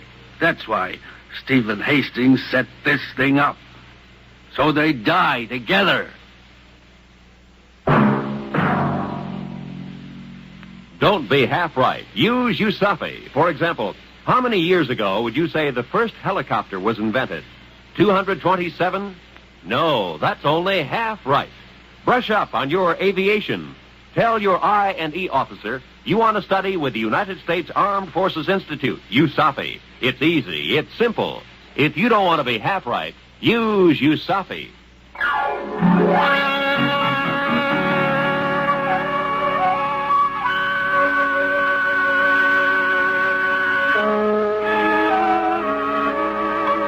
Featured in tonight's transcribed story were Bill Foreman as the Whistler, Whitfield Connor, Georgia Ellis, Marvin Miller, Lawrence Dobkin, and Herb Butterfield.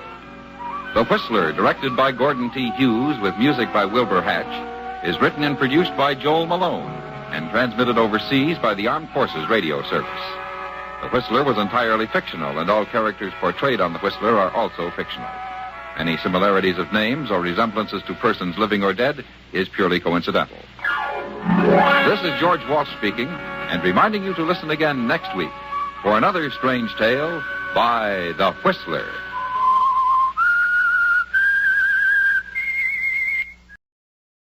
And now, stay tuned for the program that has rated tops in popularity for a longer period of time than any other West Coast program in radio history.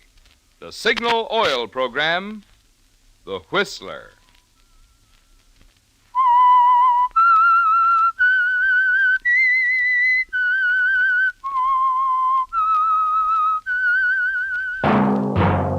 Signal, the famous Go Farther gasoline, invites you to sit back and enjoy another strange story by The Whistler.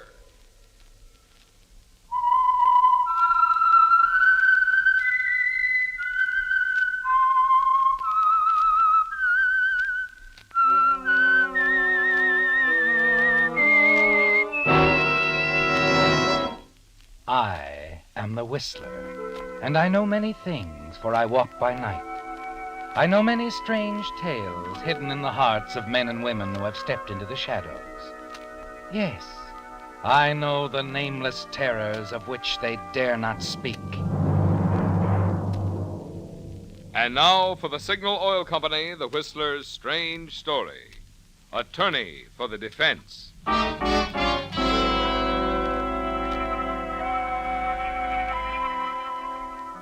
The trial had captured the headlines and commanded the bulk of Page One news since its very first day. Randolph Abbott made news because he was dead, murdered, and his only daughter, lovely Ruth Abbott, was standing trial for his murder. Defending her was her father's own attorney, Joseph Herman. Now the court stood recessed, and Joseph Herman walked confidently from the crowded courtroom. Think you've got the DA on the run, Mr. Herman? Well, the district attorney has his job to do, and I have mine. But you may quote me as saying that Ruth Abbott is innocent, entirely innocent of her father's murder. And I propose to prove her innocence. Let's get to the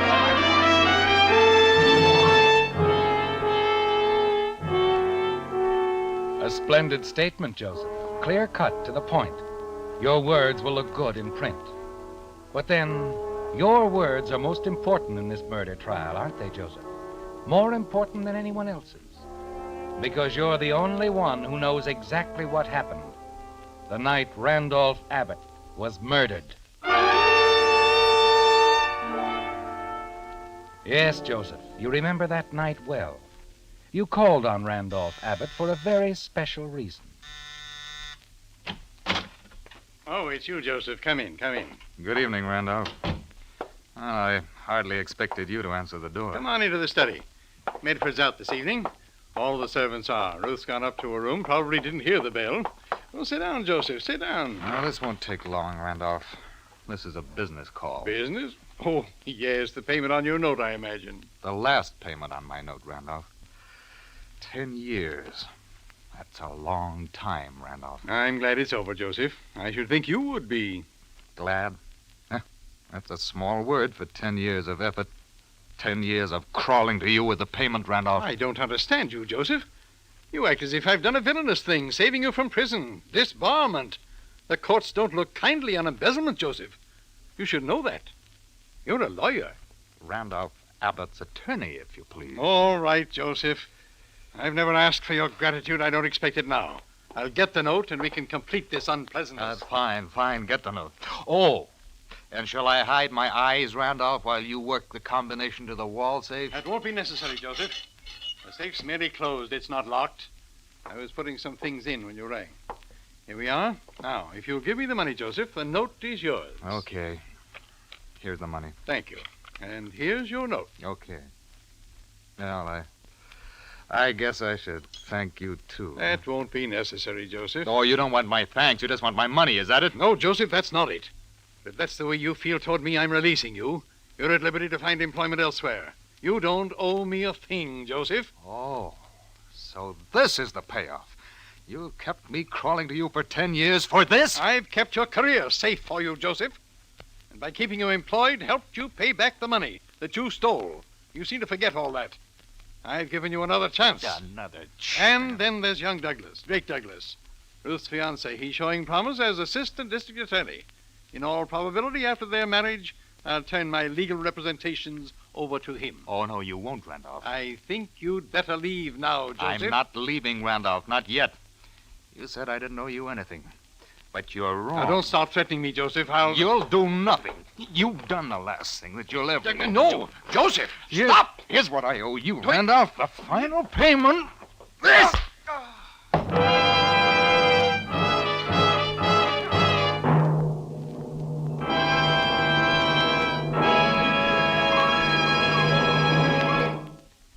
Since this is vacation time, I'd like to say a word tonight about an item that will have a lot to do with your driving pleasure: gasoline. As you travel throughout the Pacific Coast states, you can continue to power your car with the famous Go Farther gasoline. Signal, that is. Yes, from Canada to Mexico, you'll see the familiar Signal circle sign in yellow and black that identifies friendly, independent signal dealers. And when you gas up at a signal station, remember, mileage is only one of the benefits you enjoy. After all, the reason today's Signal gasoline gives you such good mileage is that it helps your motor run more efficiently. And when your motor runs more efficiently, naturally you also notice quicker starting, proud pickup, and smooth, responsive power. That's why we say mileage and performance are like birds of a feather. They go together.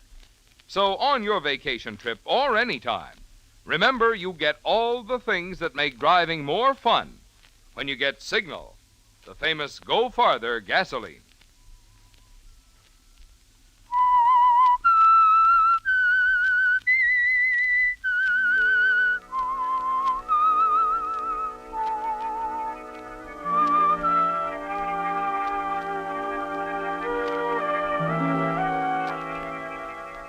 Randolph Abbott lies dead at your feet, Joseph.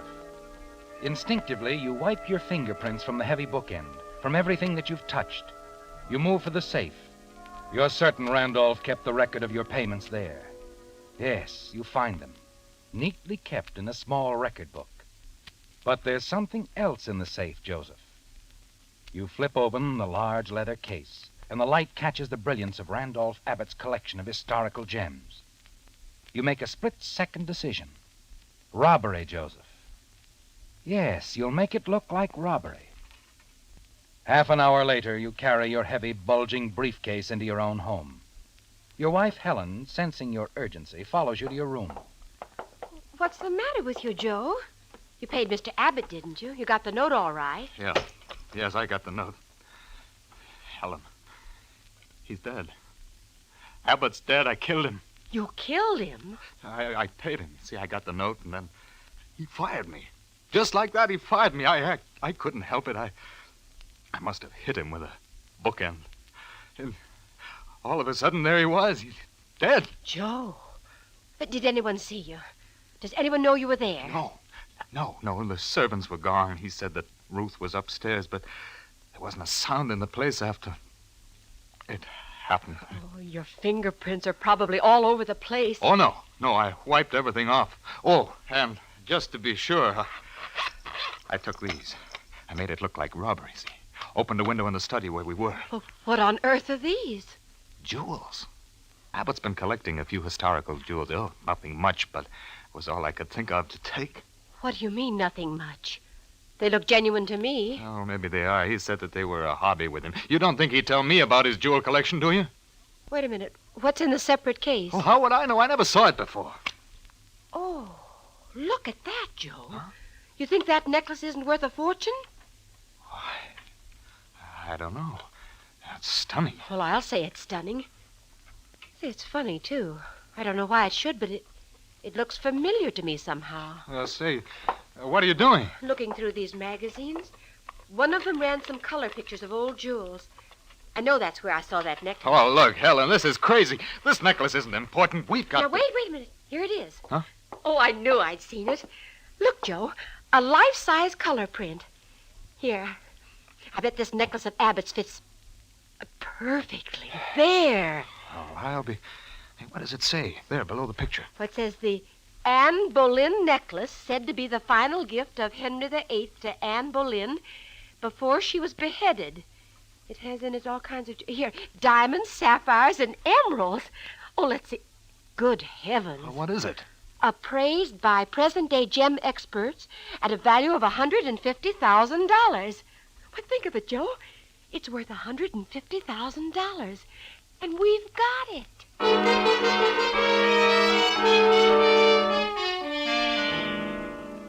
Well, Joseph, the brilliance and value of the Anne Boleyn necklace blinds both you and Helen for the moment. Until you remember that Randolph Abbott is dead, that you murdered him, Joseph. Still, you feel secure in the knowledge that no one knows you were with him tonight. And your wife, Helen, assures you that there's no reason for anyone to suspect you.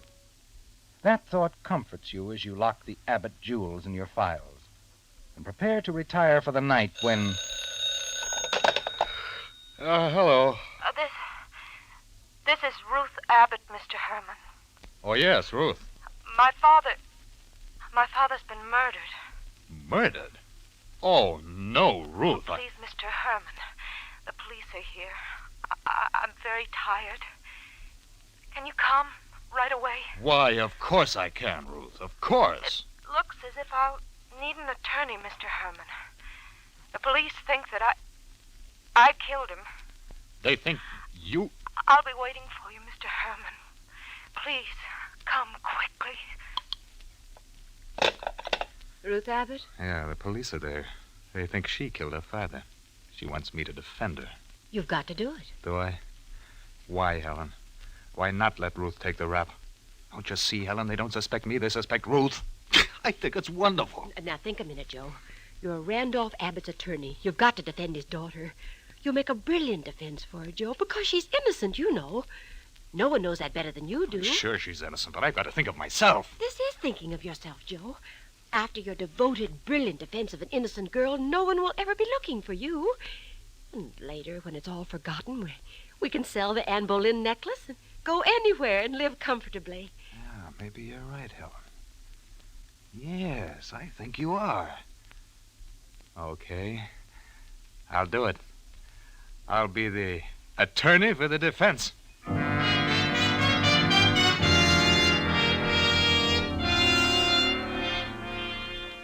As you reach the Abbott home, you manage an expression of grave concern as Medford, the Abbott butler, ushers you into the study where Ruth Abbott and Police Lieutenant Simpson are waiting for you.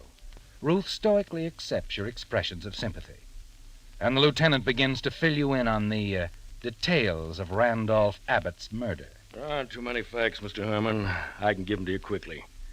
Then you can talk with Miss Abbott here. Very well, Lieutenant. Mr. Abbott was killed earlier tonight at approximately 8:30, between 8:30 and 9 o'clock.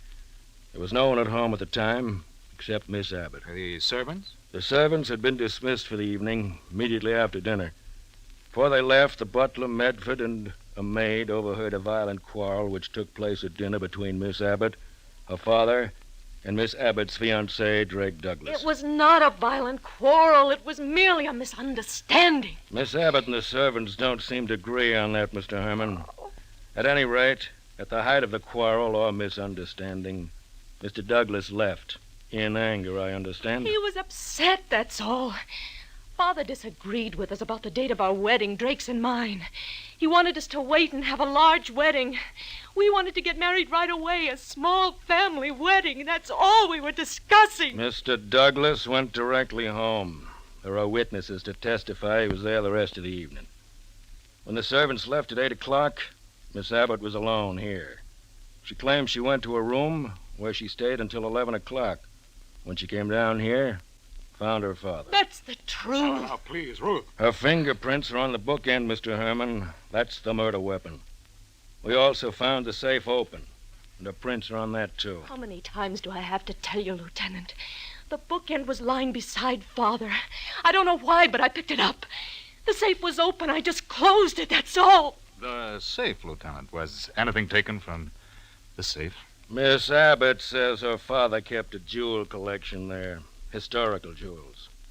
They're missing, but that's all. Why, then, don't you think the motive could have been robbery and murder from the outside? The doors were all locked, Mr. Herman. One window in the study here was open. But there were no footprints outside the window. Now, Mr. Herman, this was an inside job. And we're holding Miss Abbott for the murder of her father.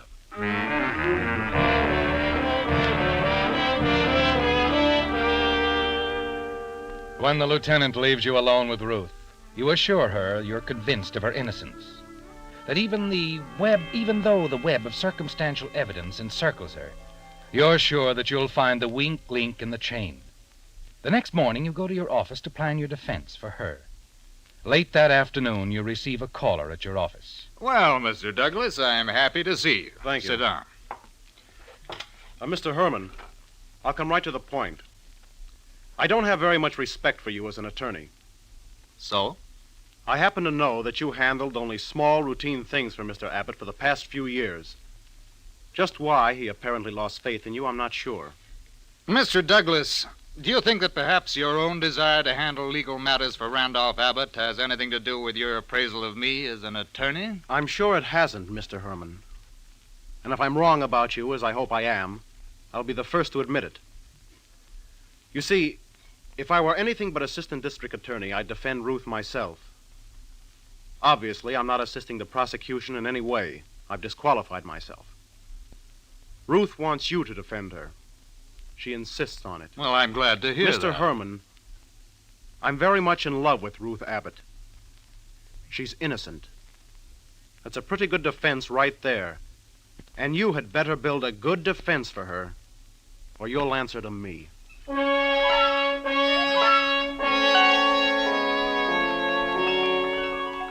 Drake Douglas's words echo through the next few days as you prepare Ruth Abbott's defense. There can be no slip-ups now, Joseph. Douglas is always around, isn't he? When you and the district attorney select the jury, through all the preliminaries to the trial, he's there watching you, weighing every word you say. Then finally the trial begins, and the district attorney is completing the opening statement of the prosecution. In summary, ladies and gentlemen of the jury, the prosecution will prove that the defendant, Ruth Abbott, had both a primary and secondary motive for murdering her father. The primary consideration was money, the vast Abbott wealth she was impatient to acquire. The defendant's secondary motive took hold after a violent quarrel when her father voiced disapproval of her approaching marriage. I have no doubt, ladies and gentlemen of the jury, that much will be made by the defense of the fact that Randolph Abbott's collection of historical jewels were taken the night of his murder. But I say to you that these jewels represent a paltry sum in comparison with the wealth the defendant would inherit at her father's death. That these jewels were, in fact, expendable in the defendant's plan to make the murder of her father appear to be the work of a common thief, a housebreaker.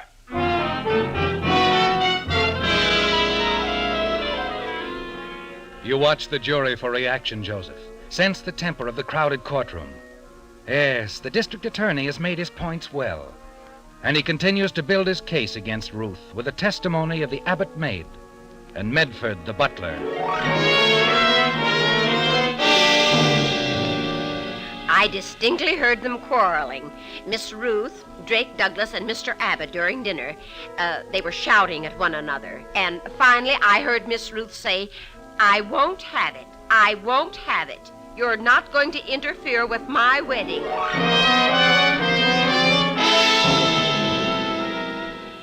Yes, sir, I would say it was an angry quarrel. Mr. Douglas left quite suddenly, and Miss Ruth saw him to the door. They seemed quite upset, emotional. Will you say they were angry with one another? Oh, no, sir.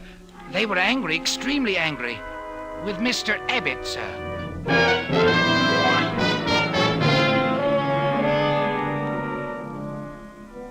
Well, Joseph, You need only see the expression on Helen's face when you go home that night to confirm what you already know. Things are not going well for Ruth Abbott, and that means they're not going well for you. But as you remind Helen... The DA's having his day, that's all. I'll get my crack at them tomorrow. Now, don't you worry about it. Well, I am worried, Joe. Have you forgotten what's at stake in this thing? Your own guilt and those jewels you got locked in the file and that necklace, Joe. Well, of course I haven't forgotten. Now what? Hello. Drake Douglas, Mr. Herman. Oh, yes, Douglas. I'll be blunt about it. I want to know what your plans are for Ruth's defense. Ruth is innocent. She's also the woman I love. And I warn you, whatever you do tomorrow, it had better be good. Yeah, well, for your information, Douglas, it will be good. I have an ace in the hole that'll blast the DA's theories to pieces.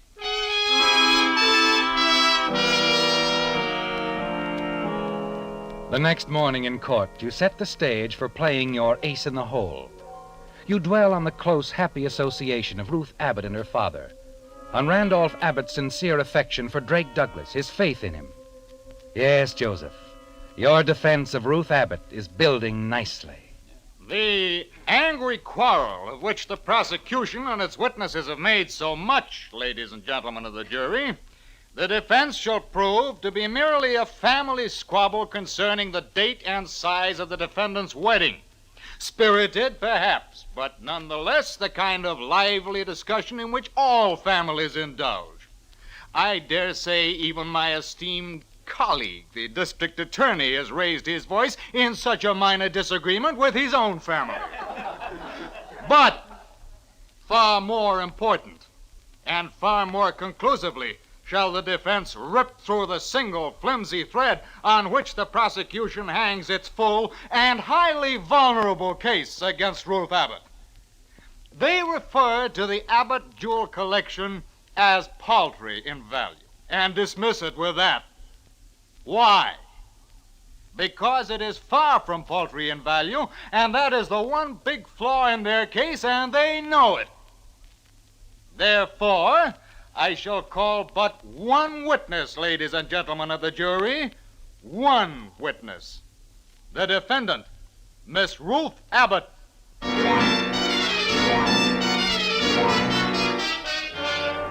It's a dramatic moment, Joseph, and you play its drama to the hilt. Quietly, compassionately, you ask the first routine questions of Ruth, each one a strategic step toward your main line of questioning, your ace in the hole. And finally, you begin to frame the all-important questions. Miss Abbott, are you familiar with your father's collection of historical jewels? Why, yes, of course I am. Did you have free access to these jewels? Why, yes. Father frequently discussed them with me. In fact, at his insistence, I wore them many times. I see. Now, Miss Abbott, according to the transcript, the prosecution refers to these jewels as paltry in value. Do you know their actual worth? Well, I know that a diamond brooch, which once belonged to the Royal House of the Netherlands, was insured for $20,000. A ring of emeralds and diamonds from an ancient Oriental dynasty was appraised at $10,000. A 15th century ruby pendant was valued at $15,000. And the Anne Boleyn necklace, Miss Abbott, what value did it have? Why, I don't know its value. Would you say the entire collection would be worth enough that not only a common thief, but a big-time, highly expert jewel thief might consider it more than paltry? I object. Objection sustained. All right. I'll reframe the question. Would you say the entire collection was worth $200,000? Well, yes, I would think that's the approximate value. You let the full impact of Ruth's words sink in. Then you turn and face the prosecution, quickly huddled together. The value of the jewels, the real possibility of theft by a jewel expert has dealt their case a telling blow, Joseph. You're certain of that. You're even more certain when the district attorney arises and addresses the court. Your Honor, the prosecution requests a recess of 2 hours for purposes of reviewing the recent testimony. Unless the defense has objections, the court is recessed until 2 o'clock. The defense has no objections, Your Honor. No objections at all.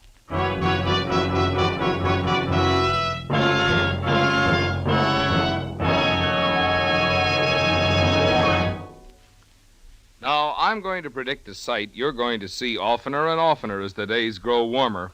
Overheated cars parked at the side of the road to let their steaming radiators cool off.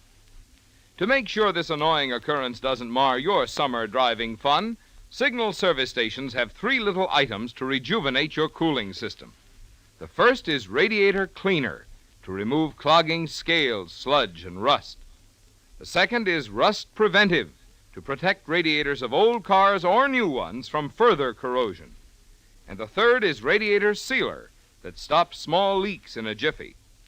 These, incidentally, are just 3 items from your Signal dealer's complete line of recognized quality accessories that include Lee tires, Champion spark plugs, Rainmaster windshield wiper blades, and Purolator oil filters. So when you see the familiar Signal circle sign in yellow and black, remember, there you'll find not only the famous Go Farther gasoline and Signal Premium compounded motor oil, but also a complete line of fine accessories and services to help your car run better, look better, and last longer.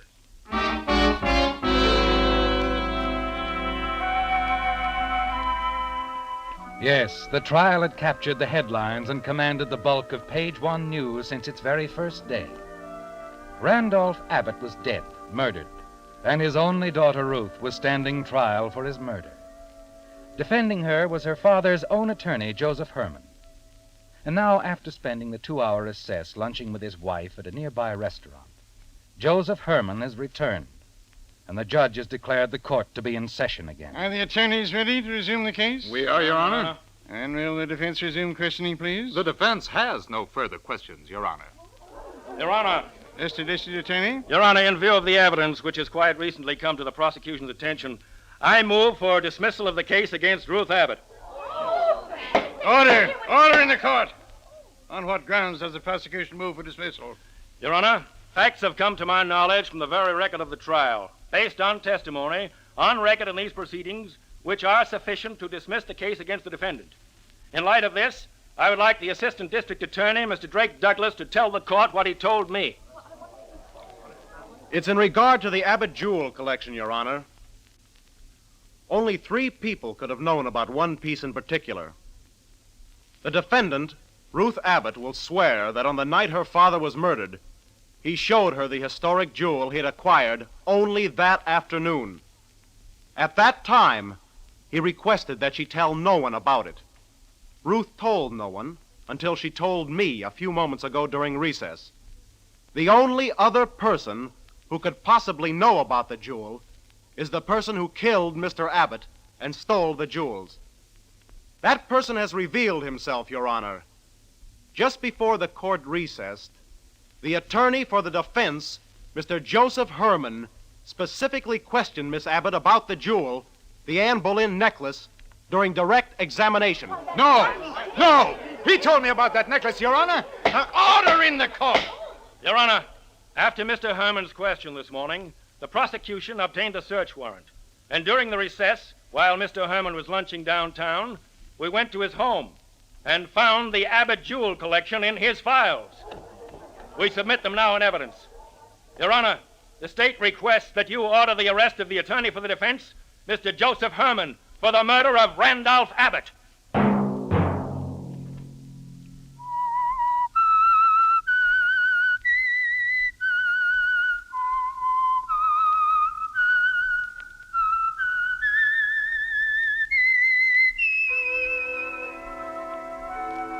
Let that whistle be your signal for the Signal Oil program, The Whistler, each Sunday night at this same time. Brought to you by the Signal Oil Company, marketers of Signal gasoline and motor oil, and fine quality automotive accessories.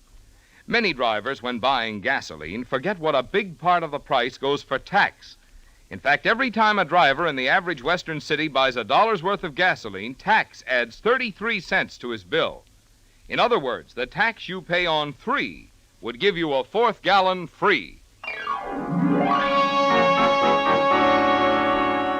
Featured in tonight's story were Bill Foreman, Ben Wright, Sarah Selby, Don Orick, and Gene Bates. The Whistler was produced and directed by George W. Allen, with story by Stephen Abbey, music by Wilbur Hatch, and was transmitted to our troops overseas by the Armed Forces Radio Service. The Whistler is entirely fictional, and all characters portrayed on The Whistler are also fictional. Any similarity of names or resemblance to persons living or dead is purely coincidental. Remember at this same time next Sunday, another strange tale by The Whistler. Marvin Miller speaking for the Signal Oil Company. This is CBS, the Columbia Broadcasting System.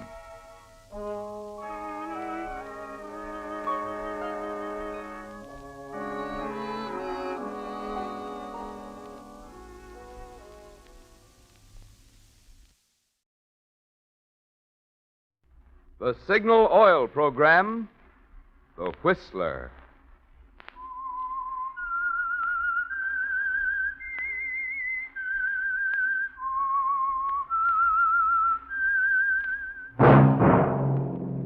That whistle is your signal for the Signal Oil Program, The Whistler.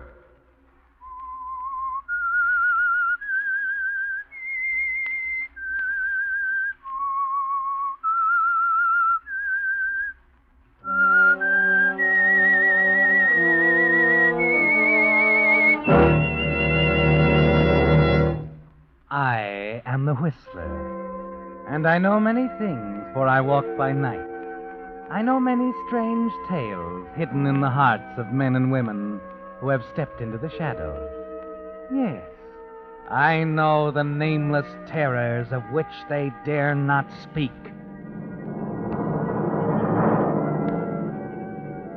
Yes, friends, it's time for the Signal Oil Program, The Whistler. Rated by independent research, the most popular West Coast program in radio history. In gasoline, you know, it takes extra quality to go farther. And Signal is the famous Go Farther gasoline. So look for the Signal circle sign in yellow and black that identifies Signal service stations from Canada to Mexico. And now the Whistler's strange story, The Blank Wall.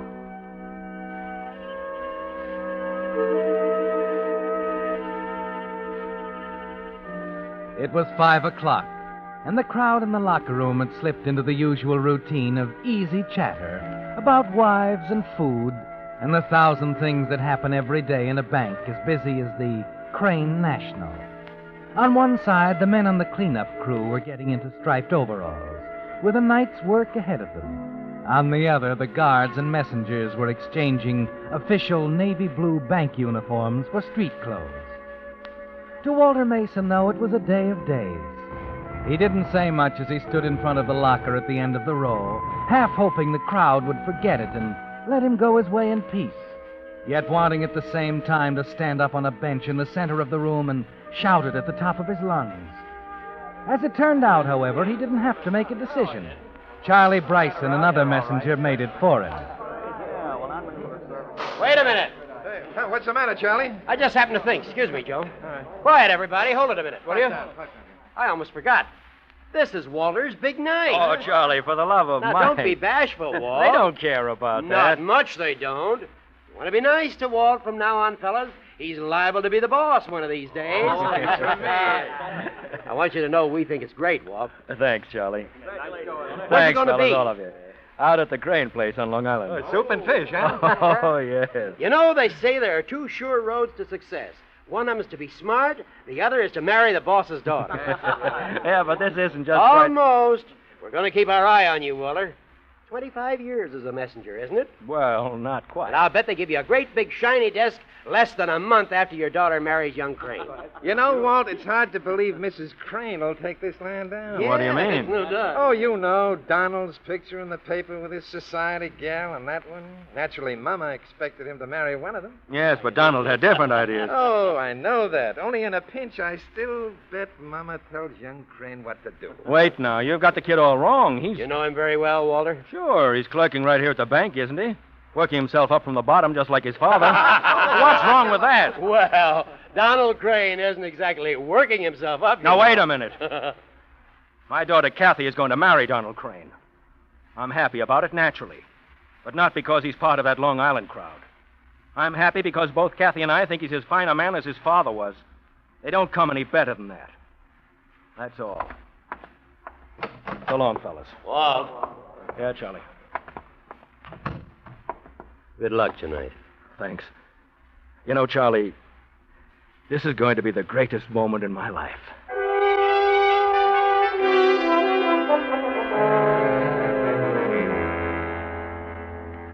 And you meant it, Walter. It's the most wonderful thing that ever happened. A party at the Crane home on Long Island, announcing Kathy's engagement to the son of Alfred Crane. And that's the missing part of the picture, Walter. It's 5 years now since Mr. Crane died. And you meant it when you told them he was the finest man you ever knew. That's why everything has to be perfect, right down to the carnation in the lapel of your rented dinner jacket. And that's why, even though it costs $6, you ride out there in a taxi instead of the pre-war coupe in the garage at home. Yes, Walter, everything has to be right. Just right. Yes, sir? My name is Mason. I beg your pardon? I said, my name is Mason. I'm Miss Mason's father. Would you mind taking my hat and coat? Oh, of course. Let me help you. Thank you. I'm sorry, sir. It was quite a shock. I thought I recognized you. It's nothing. It happens all the time. I'll tell Mrs. Crane you're here. Thank you.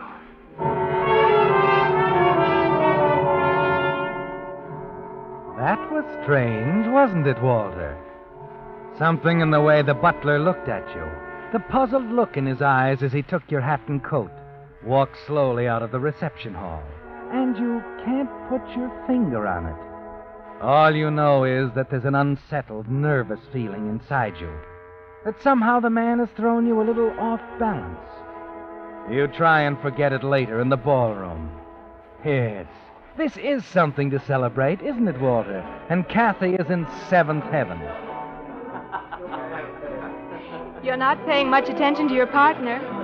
What's the matter, Dad? Oh, it's nothing, Kathy. There's nothing to be afraid of, darling. What do you mean? Forget you work at the bank, Daddy. These people are really very nice. Oh, it's not that.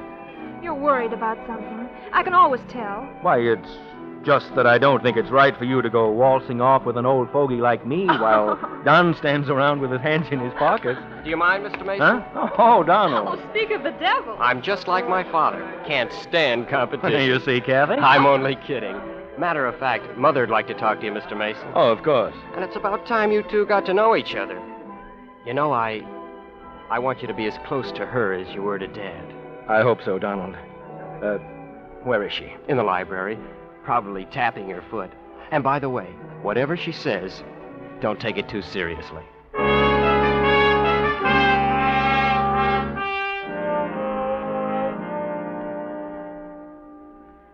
Please sit down, Mr. Mason. Thank you, Mrs. Crane. And Sharp, Yes, ma'am? would you bring us some coffee, please? Of course, ma'am. I want you to know, Mr. Mason, how much I admire your daughter. She's a charming girl. I'm very proud of Kathy. You have a right to be. Donald worships her, of course. I'm sure they'll be very happy. I don't know quite how to say this, Mr. Mason.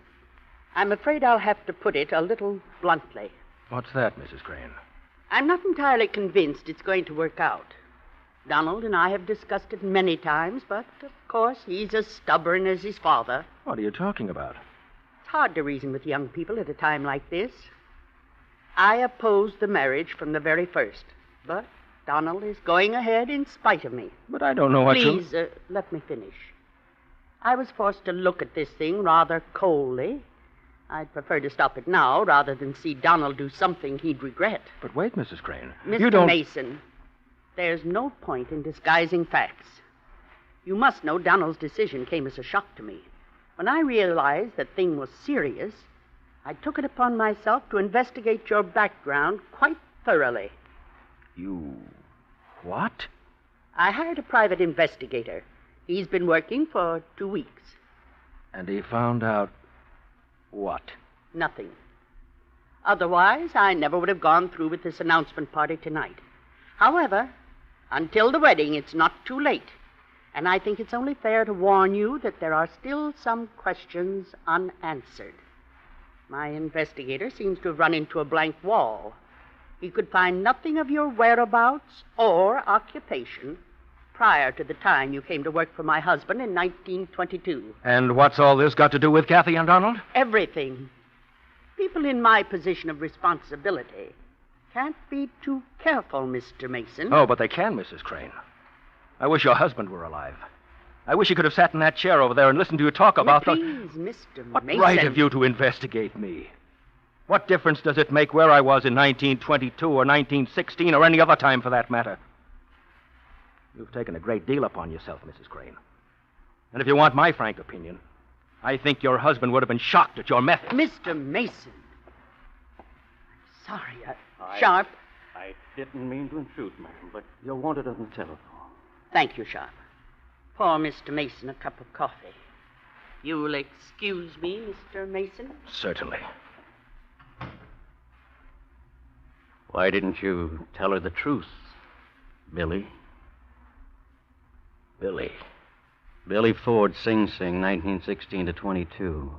Charged manslaughter, and don't tell me I'm wrong. I was there. Sharp. Roy Sharp. It hit me between the eyes when you walked in tonight, but I wasn't sure until a minute ago. There's a reason for the blank wall the gumshoe ran into, isn't there? I didn't try to fool anybody. I told Mr. Crane. He helped me. He's dead. And I'm afraid the old lady hasn't got his understanding heart. You know, Billy, as of 2 hours ago, I started believing in miracles again. What do you mean? I'm in a spot. I need 10 grand the worst way. Oh, wait a minute, Roy. You're going to get it for me. $10,000? I can't But you can. By tomorrow night at 10. Crescent Bar on 58 and 3rd. I'll be there. But wait a minute. Coming, ma'am. Sharp.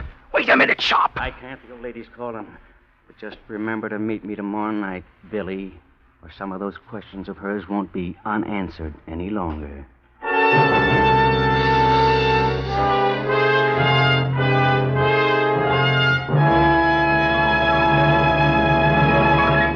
With the prologue of The Blank Wall, the Signal Oil Company brings you another strange story by The Whistler. There were so many comments about the information I gave in last week's announcement, I'm going to repeat it tonight. As I stated, since the spring marks the 25th anniversary of the founding of Signal Oil Company, I looked up some facts which I thought would surprise you as much as they did me. And here they are. 25 years ago, here in Southern California, regular gasoline sold for 23 cents per gallon without any taxes. On the other hand, in 1940, regular gasoline sold for only 18 cents per gallon, and that price included taxes of 4 1/2 cents per gallon, which had gradually been added. So the price of the gasoline itself, without taxes, had actually gone down about 1/2. All right, now what about today's prices? Since 1940, items in the cost of living have climbed 53%, compared with an increase of only 13% in the retail price of gasoline. Get that. Since 1940, a 53% increase in the cost of living, compared with only 13% increase in the cost of gasoline. And I might add, the gallon of Signal that you buy today is a vastly superior product, the finest gasoline ever offered to motorists without extra cost. So when you drive into your Signal gasoline station and say, fill her up, remember you're not only getting the tops in gasoline quality, you're also getting one of the most remarkable values that your dollars still buy today. And now, back to the Whistler.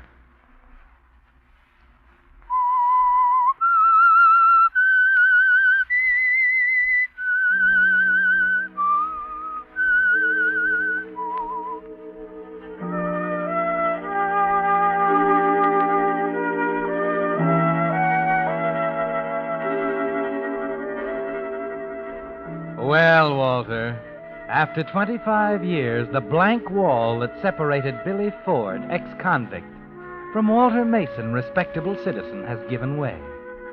It came at a terrible moment, didn't it, Walter? And you know that one word from Sharp will put an end to the marriage of your daughter Kathy and Donald Crane. You make an excuse to Mrs. Crane, leave the party early, arrive home before midnight, and spend 6 hours sitting in an easy chair in the living room thinking. The morning light is gray on the windows when you rise wearily, start to put on your working clothes. There's no other way, is there, Walter? Kathy's happiness comes first now. Sharp must have his money. Well, good morning, Walter. Not so good, Mr. Cromwell. I'm not feeling very well. Too much party last night?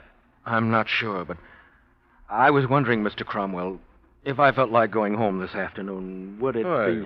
Certainly, Walter, I understand. You should have phoned this morning. It wasn't necessary to come in. Well, I thought I'd be all right. Thanks, Mr. Cromwell.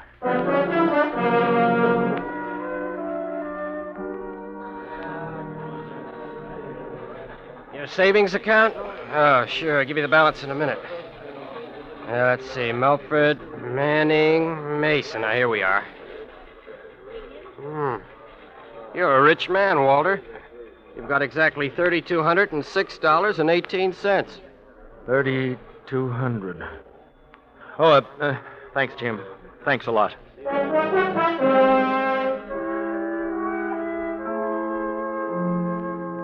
Charlie, I don't know how to ask you this exactly. What is it, Walt? You in some kind of trouble? Charlie, how much have you got in the bank? Huh? My savings? Yes, I know it isn't a nice thing to ask. Skip it. It's no secret, but it's no fortune either. About $2,000. $2,000. And I know I couldn't ask you for all of it. What? I should say you couldn't. The old lady'd wring my neck. How much could you let me have, Charlie? You know I'd pay it back. Huh? Oh, sure. Gosh, Walter, you're my best friend. I'd do anything for you. Only this money... It's all right. Forget it, huh?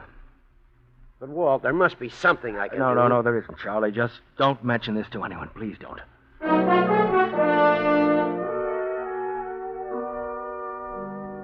Well, what do you think? Oh, I don't know. The car shows care, all right. I bought it from the original owner, and the motors had a complete overhaul. Yeah, I know. Well, I guess it's worth $5. Only $500 for a The car war's over, pal. Take it or leave it.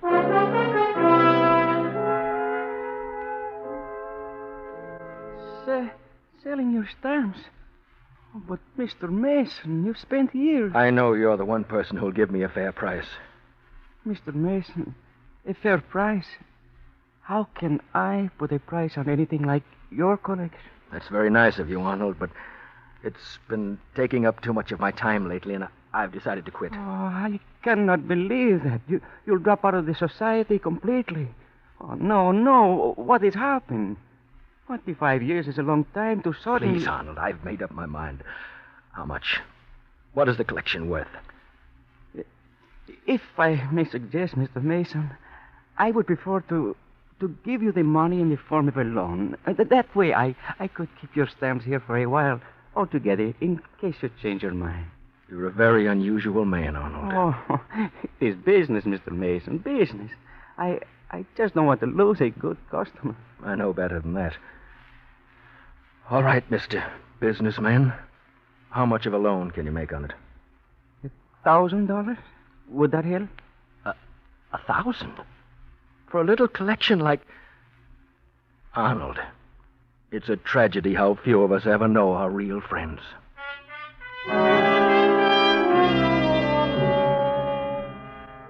You added up, Walter, after leaving Arnold's tiny shop.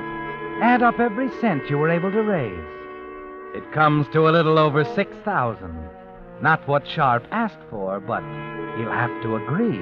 Have to be satisfied because there's no one else you can turn to. That night at 10 o'clock, you enter the Crescent Bar. He's already there waiting, an empty cocktail glass on the table in front of him.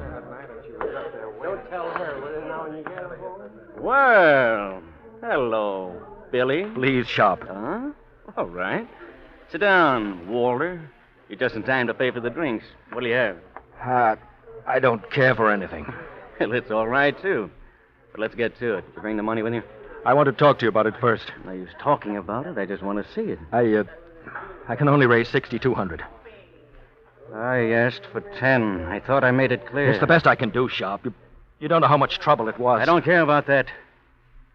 I told you it had to be 10,000. I meant it. I have my troubles, too. Billy? Oh, there's nothing more I can do. Well, that's where you're wrong. I don't understand. Maybe I shouldn't make it so easy for you. But we can get that money another way. If you're suggesting I'm not suggesting anything, Billy. I'm telling you what you're going to do. I've looked into your job at the bank. What about my job? It includes some interesting responsibilities. For an ex-con? The people I work for have faith in me, if that's what you mean. I'm surprised the bonding company slipped up so badly. I'm not covered by a bond. Oh? Alfred Crane was alive when I got out. He was decent enough to give me a chance. Bless him, Billy, bless him. It gives you another chance now. I don't think so. I do. I understand you'll be carrying a batch of negotiable securities tomorrow morning. What of it? You're taking them to the Lincoln Investment Company at 10:30, right? I know what you're thinking, Roy. It's no go. I'd rather they found out about me. You're bluffing, friend. That kid of yours means more to you than anything in the world. You've got it all figured out, haven't you? I've got you figured out. That's why I'm so sure you'll cooperate tomorrow when you take that morning stroll.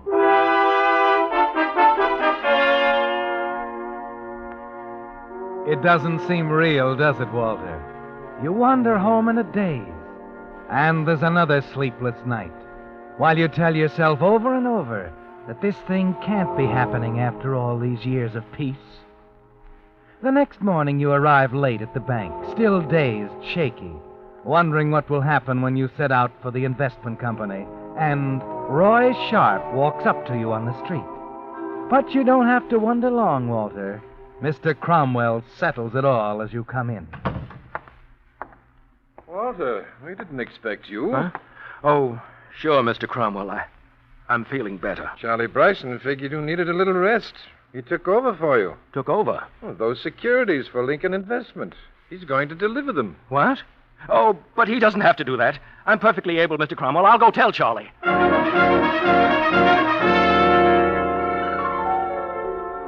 And suddenly you realize, Walter, how impossible the whole situation is.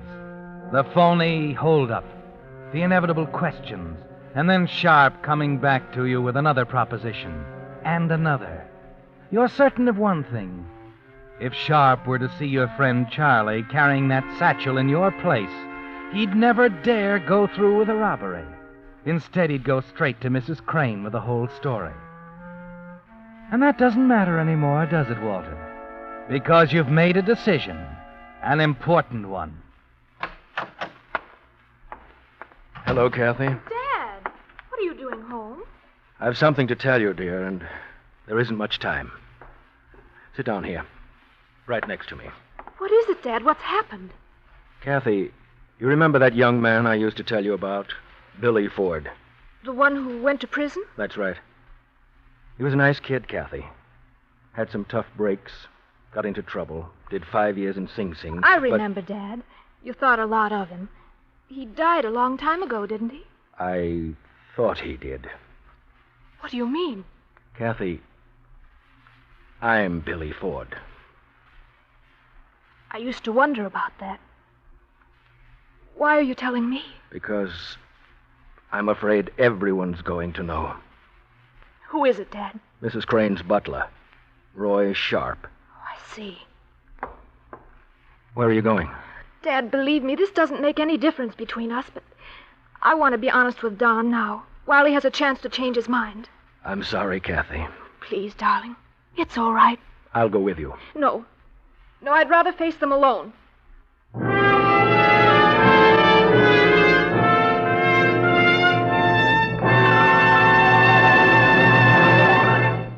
The Whistler will return in just a moment with the strange ending to tonight's story.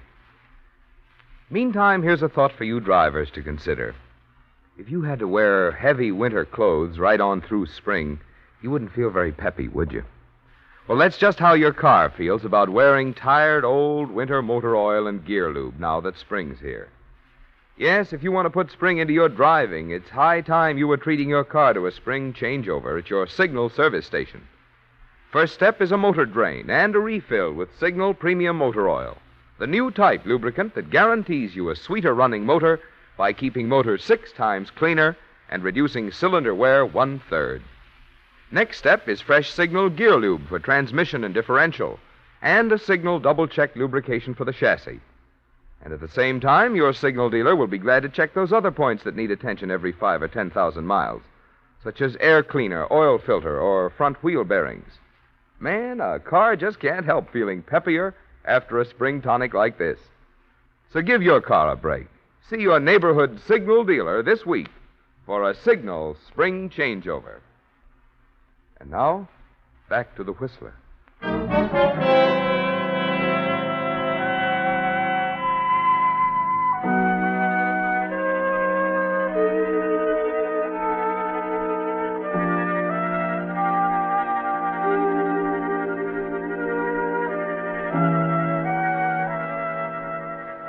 So she's gone now, Walter. And you sit alone in the living room, exhausted, numb, filled with a black kind of despair that blots out everything else. Yes, Kathy's gone to tell the man she loves. Her father was a criminal, an ex-convict. There was no other way. The terrible coincidence that placed you and Roy Sharp at the same party ended all hope. Yes, at that moment, the blank wall was breached, and Billy Ford and Walter Mason became one and the same man. You find yourself staring at the black butt of your .38 revolver lying on the living room table. The gun you would have carried this morning if Charlie Bryson hadn't taken your place. At one point, you start to reach for it and decide that's never the answer. You aren't conscious of time, but it's past noon when you decide it wasn't fair to let Kathy face them alone. And an hour later, you walk into the library of the Crane home on Long Island. As you expected, Mrs. Crane is terribly upset. I told you so, Donald. I suspected that man from the first. Now, wait a minute, Mother. Really, Mrs. Crane, it won't do any good to Please, Catherine, you don't understand. They'll pounce on this like a flock of vultures. The papers, the tabloids, everyone. Just a minute. Maybe I Dad. can... I'm sorry, Kathy. It wasn't fair of me to Wait let a you- minute, Dad. What's the matter? Donald, show him the paper. Sure. Here you are, Mr. Mason. Attempted robbery. Broad daylight. It's the butler here, Dad. He was killed this morning in a gunfight on Broad Street. He tried to rob one of the messengers from the bank. Sharp. Killed. Gunfight. Wait a minute. Charlie Bryson. What about Charlie? Charlie? The messenger. He was the one who... I'll get it. Roy Sharp. Then he didn't... No, Mr. Mason. He didn't. You know. She told me. And your mother? All she knows is It's for you, what she Mr. reads in the Mason. papers. Charlie, somebody. Charlie. Oh, thanks. Yes, Charlie. Are you all right? All right.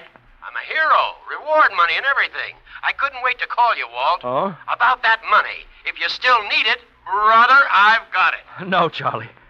Thanks, but everything's all right now.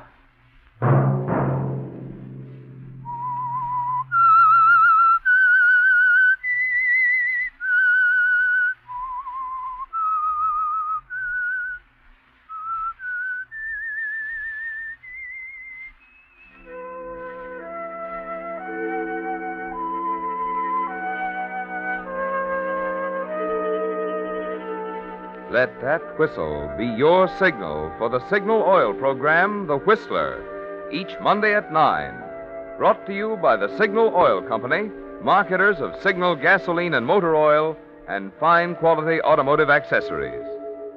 Signal has asked me to remind you to get the most driving pleasure, drive at sensible speeds, be courteous, and obey traffic regulations. It may save a life, possibly your own.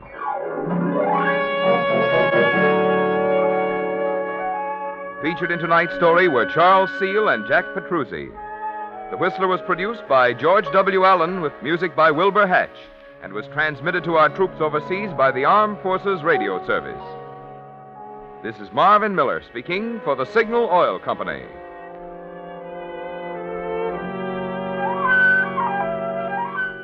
This is CBS, the Columbia Broadcasting System.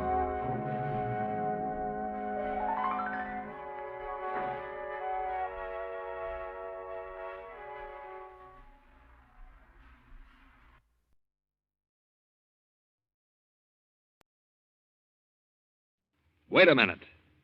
Have you heard the weird tales of the Whistler?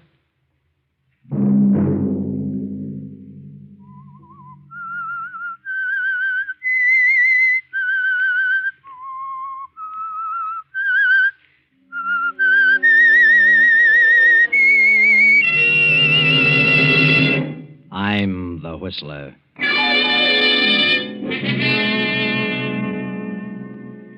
There's something wrong. Terribly wrong. I'm going to wait a few more days, and when I'm sure, I'm going to take care of you, Joe. Well, what do you mean? I'm going to kill you.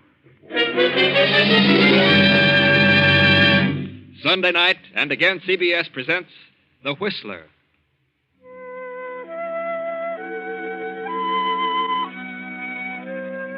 I, the Whistler, know many things, for I walk by night.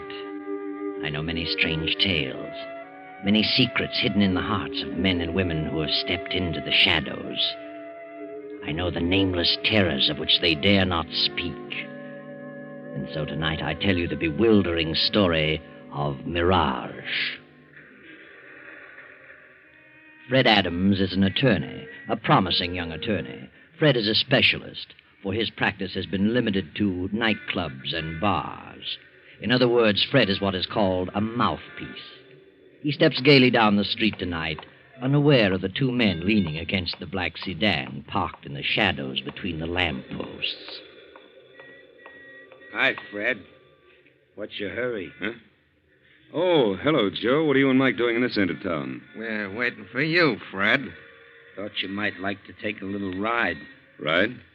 Yeah, the boss wants to have a little talk with you, Fred. Well, not tonight. I'm busy. Got an appointment. The boss would like to talk with you, Fred. Get in. I told you I'm busy. I'll drop around tomorrow. What are you so busy about, Fred? How'd you like a poke in the nose? Get in the car, Fred. Let go of me, you hood. We ain't kidding. Get in. What'd you two guys do without a gun? Get in. Okay.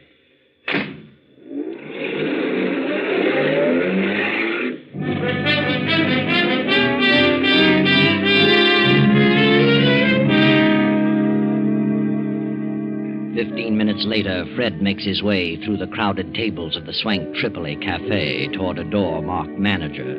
He hesitates a moment, glances at the two men beside him, and knocks. Across the room, a beautiful woman sits behind the desk, toying with a long cigarette holder. Come in, Freddie. Come in. Well, we got him, boss. And where do you think he was? Over on Park Avenue. How fancy. Wait outside, Joe. I want to talk to Freddie. Alone. Yeah. Sit down, Fred. Well, what's wrong? You in trouble again, Gloria? Would it matter to you if I were in trouble? Of course it would. Where have you been the past week? Has it been a week since I saw you last? You know it has. And a week is too long to suit me, Freddie. Well, you know my phone number. If anything had happened, you'd have found me. Doesn't make me very happy to think I have to go out looking for you. Kind of lets me down. Oh, for the love of Pete. What happened? Nothing's happened here at the cafe. Oh, what's the matter then? It's you, Fred. It's what you've done. I haven't done anything. Why do you think I paid your way through law school? Well, because you wanted to.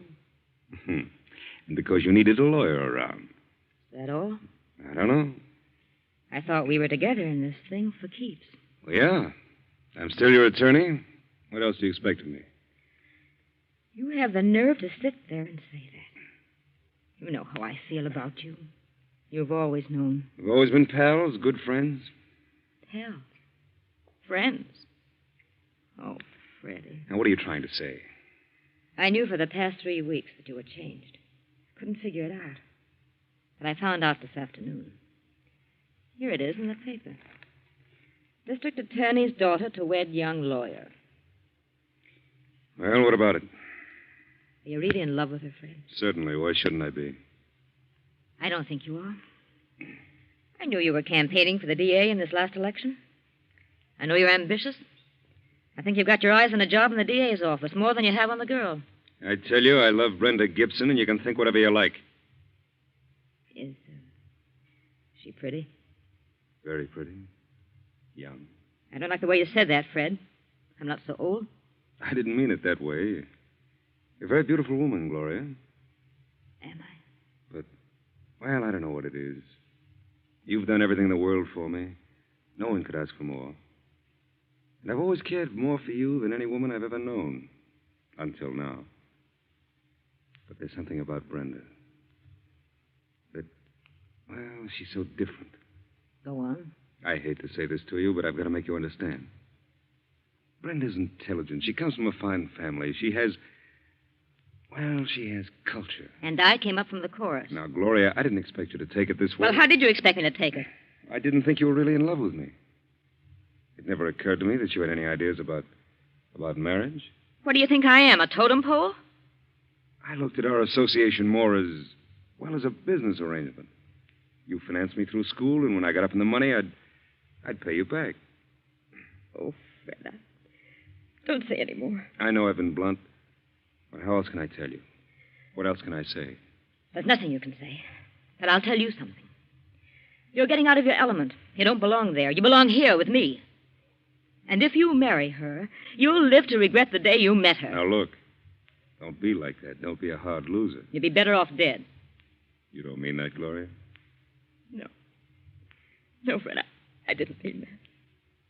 Oh, darling, please go before I say any more. I know I haven't a chance, but please go. I'm sorry, Gloria. Terribly sorry. Bye, Fred. I'll be seeing you. Goodbye, Gloria.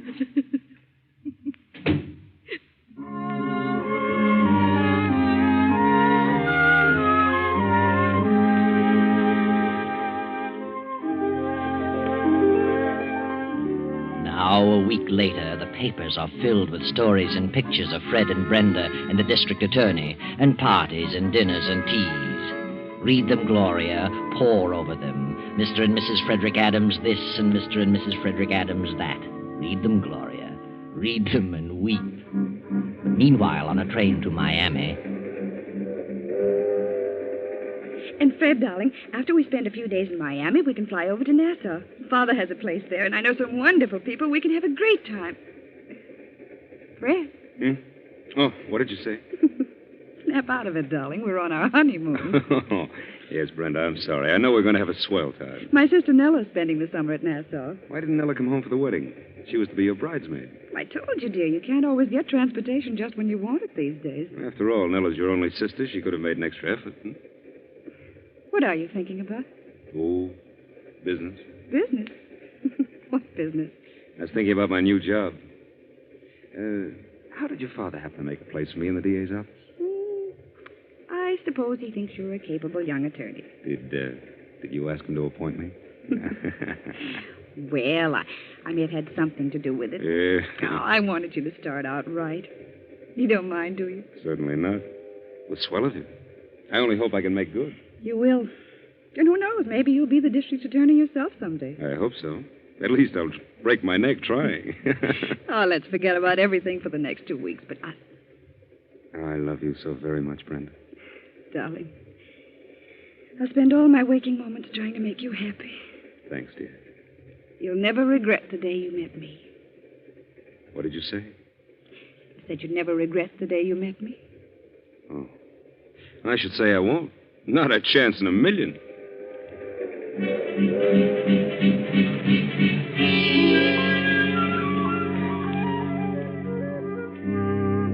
Now the happy honeymoon is over, and Fred and Brenda are back home. Fred is in the district attorney's office and progressing nicely.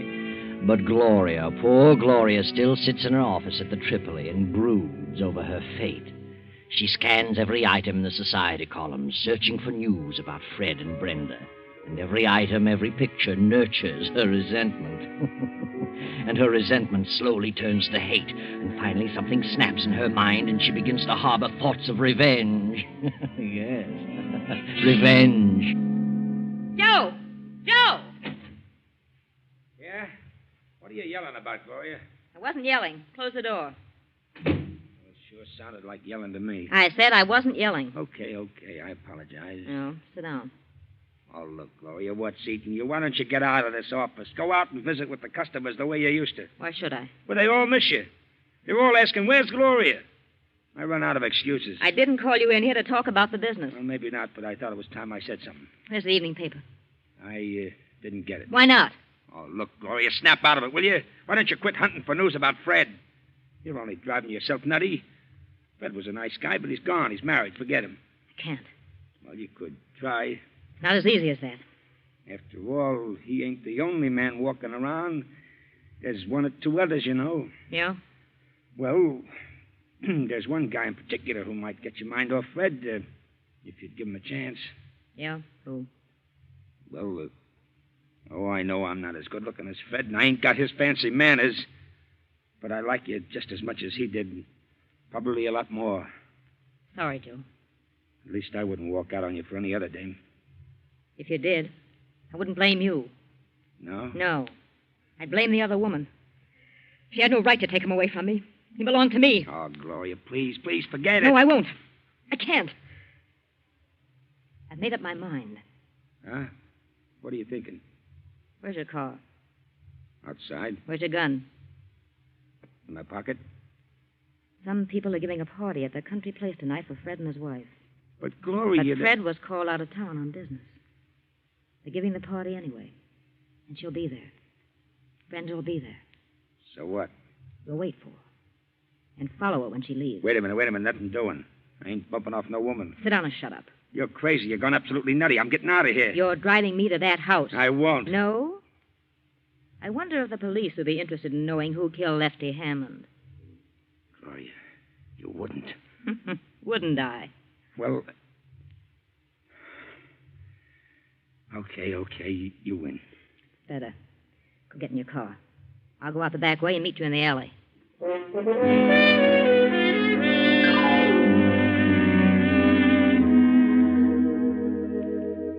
Gloria and Joe sit in the car in the deep shadows of a spreading tree.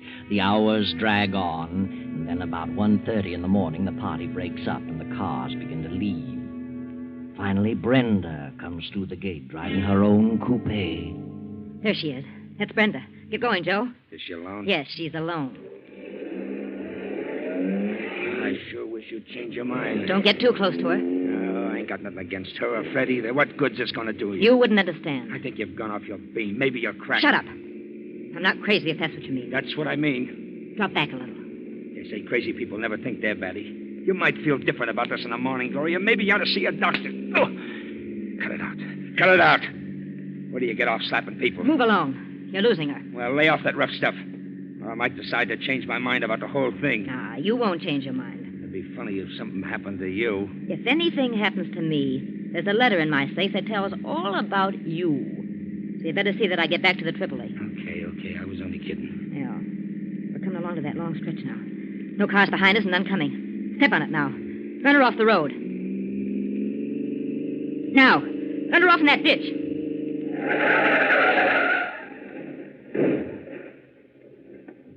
Say, what's the idea? Are you trying to wreck me? Get out of that car. What is this, a hold-up? Get out and shut up. I haven't anything but a couple of rings. Take her rings, Joe. Well, this is a new one. A woman bandit. Any money in your purse? A few dollars. Take the money and scatter the rest of the things around. Yeah. Now, ruffle up her hair, Joe. Muss her up. You take your hands off me. Oh, have a heart, Gloria. Okay. I muss her up, but good. Look, are you? Stick your hands. What's the meaning of this? You've got what you want. Why don't you let me alone? I'll let you alone, Mrs. Adams. Who are you? Start walking. What? Start walking off through those trees. I won't. Oh, stop. Get moving. What are you going to do? See to it that you don't do any more chiseling in, Mrs. Fred Adams. I don't know what you're talking about. Walk. Let her have it, Joe. Now, what are you stolen for? You missed her. Give me that gun. Well, and that's the last of Mrs. Adams. She's dead. Yeah. There's your gun. Now, let's get out of here. Oh. Well, what's the matter? What are you waiting for? I'm kind of dizzy.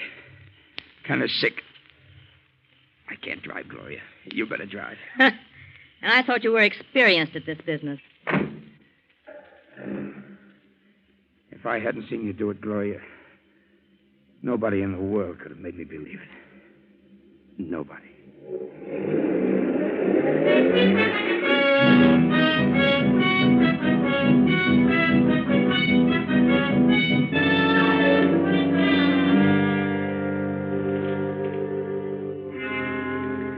Anything about it in this morning's paper, Joe? No. No, not a thing about it. And it was the night before last, too. I can't understand it. Are you sure she was dead? Of course I'm sure. Well, what do you suppose could have happened? She couldn't have walked away. Say, maybe they haven't found her or the car yet, huh? It's impossible. That's the main highway. Hundreds of cars pass there in the course of a few hours. Well, maybe they've seen the car, but just thought it was a wreck. Yeah, maybe that's what it is. Hey, you better lay off that stuff, Joe. You've been drinking for 2 days now. Yeah, but I need it. I'm jittery. I got the willies like I never had before. Say, maybe I ought to drive by that place and see if the car's gone. Okay. Get back as soon as possible. Yeah, sure. I can't get it off my mind. I don't mind telling you, I'm scared. Go on. And quit talking so much.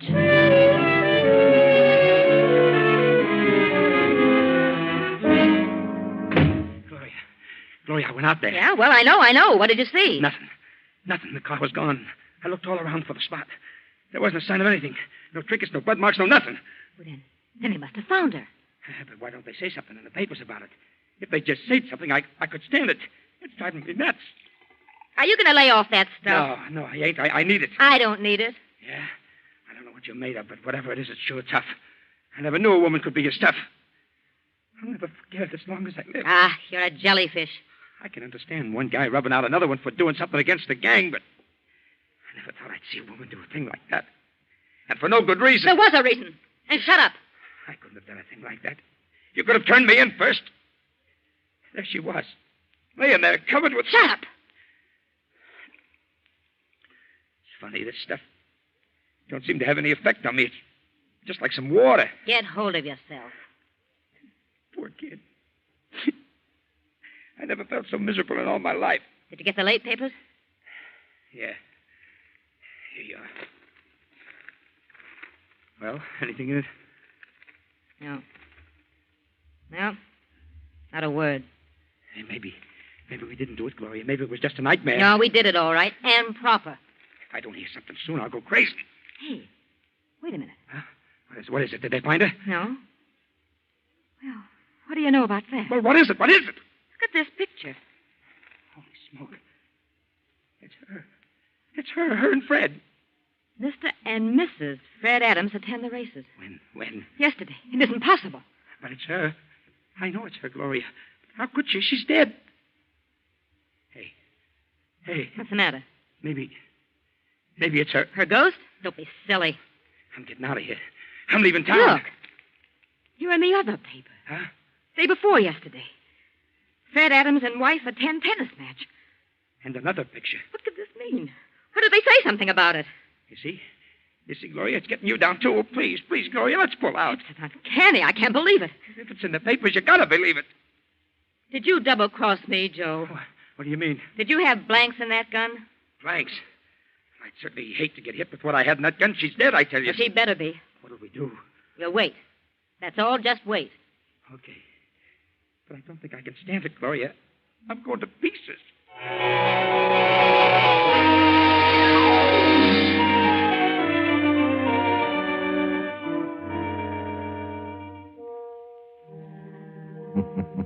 But they did wait.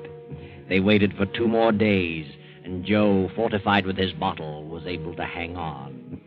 Then Gloria began to crack under the strain of waiting. Joe, I can't stand it any longer. I gotta do it. Do what? I'm going to call Fred's apartment to see if she's there. I wouldn't.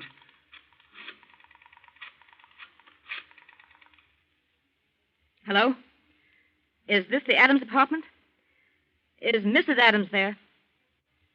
An old friend from out of town. Yeah, thank you. She's there. Holy gee. She answered. I heard her. You lied to me, Joe. I didn't lie. I didn't. I had bullets in that gun. I saw her, and she was dead. There's something wrong. Terribly wrong. I'm going to wait a few more days. I'll check again. And when I'm sure, I'm going to take care of you, Joe. What do you mean? I'm going to kill you. That's crazy. I don't think it would be safe to have you walking around and talking. Gloria, listen. Come on, we're going to my apartment and wait. The story's bound to break sooner or later. I'd rather get out of town. You're coming with me to my apartment. Get moving.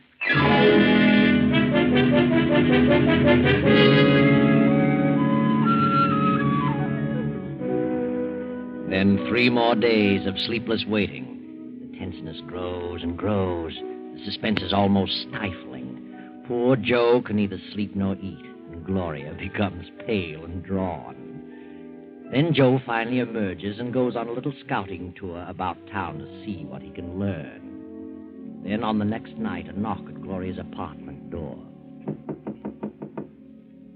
Who is it? It's me, Fred. Fred. Wait a minute. Hello, Gloria. What do you want, Fred? May I come in? I'd like to talk to you. Yeah, of course. Come in. It's rather late, but, well, I had to talk to you. What about? I never expected to see you around here again. Well, I was lonely. I had to talk to someone. Lonely? Well, sit down, Fred. Thanks. You look kind of tired, Gloria. What's wrong?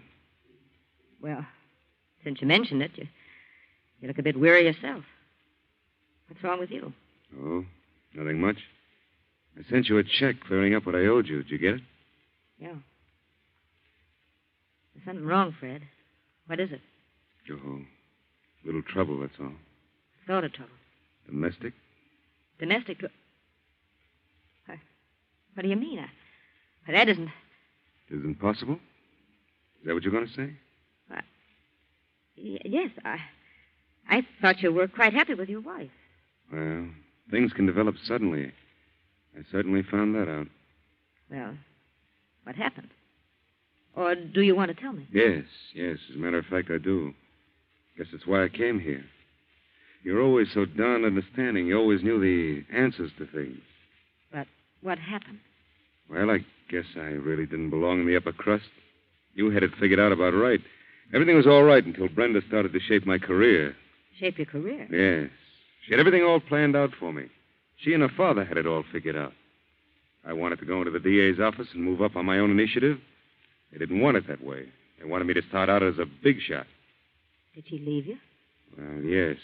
We just agreed to disagree. Oh. Well, where's she now? Her father's place, I suppose. When did she leave? Yesterday? Yesterday. Are you sure it was yesterday? Of course. Why do you ask that? Well, no reason, I suppose. I just can't believe it. It seems a shame.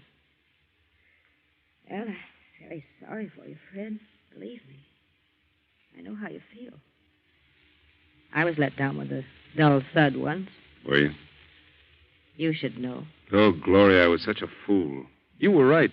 I should have listened to you. You could see what was coming, and I was too dumb to realize it. Have you forgiven me? Yeah. Yeah, Fred. I'd have to forgive you. I love you so much. I've never been able to forget you for one single moment. I'm sorry, Gloria. Terribly sorry. Fred, I got a strange feeling. I don't know what it is, but I've got a feeling you're not telling me the truth. What? You mean you don't believe me? There is something you haven't told me. What is it? Why, nothing. I've told you everything. I don't believe you, Fred. All right. Gloria, I'm in a tough spot. Brenda hasn't gone away. She's dead. Dead? What on earth do you mean? Yeah, she was found dead beside a car a number of days ago. The day after we had a nasty argument, but I didn't do it. There have been many threats against the district attorney and member of his family. It may have been any one of a number of persons. Nothing's been said about it in the paper. I know that. I know it. They purposely kept it quiet, hoping the real killer would show his hand. That's silly. Why should he? I don't know. Oh, darling, it's all a mess. I'm completely worn out over it. I know they suspect me. I don't know what to do about it. Gloria. I seen her. Who? She was standing under the lamppost at the corner. She spoke to me. She said, "Hello, Joe." How's Glory? Shut up, you're drunk. No, it was her. It was Brenda. I ran for the elevator, and as the doors closed, she was coming into the lobby. She was terrible. Oh, pale and awful looking. You simpleton, you got the snakes. No, it was her. And she's coming up here. It's her. I don't want to see her. I can't look at her. I can't stand it. Joe, turn on the lights. I won't. Turn on those lights. Never mind the lights. I can see you. All three of you. Brenda. What do you want? So you're Gloria.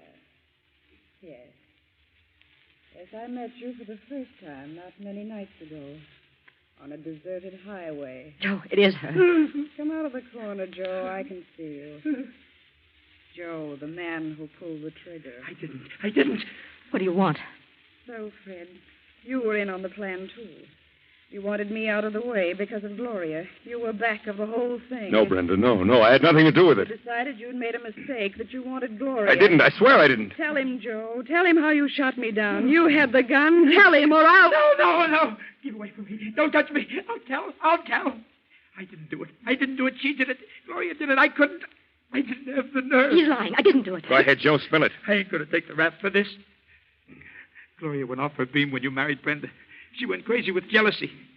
She knew about that party, and she made me drive her out there. We followed Brenda and then ran her off the road.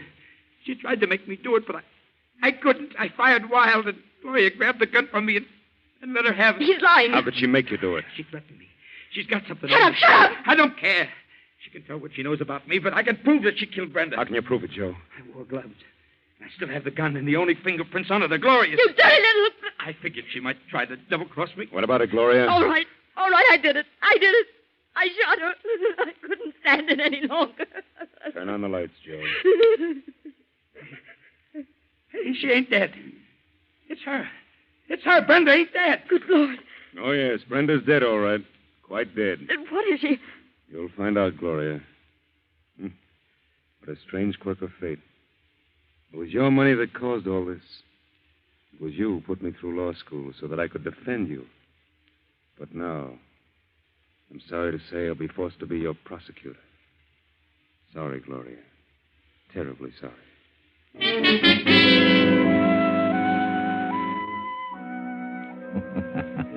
Well, Gloria, you've come to the end of your rope. Things didn't work out as you'd planned. You really killed Brenda that night. But Fred got a brilliant idea. He had Nella, Brenda's twin sister, come up from Nassau and pose as his wife. That's how all the pictures appeared in the papers. And it was Nella who just walked in on you and got a confession. And how did Fred know you were the one? Well, there were several suspects. But you, Gloria, made the mistake of phoning for Brenda too many times. And the police traced your calls. Too bad, Gloria. Jealousy is a terrible thing.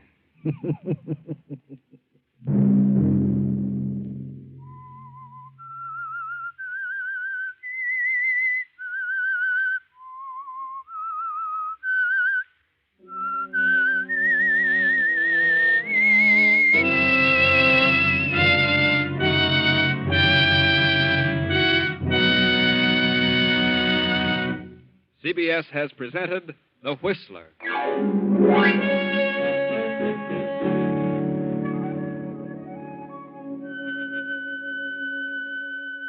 Original music for this production is composed and conducted by Wilbur Hatch. The Whistler is written and directed by J. Donald Wilson and originates from Columbia Square in Hollywood. Next week, Sunday at 9:15... I, the Whistler, will return to tell you the strange story out of the fog. Good night. This is the Columbia Broadcasting System.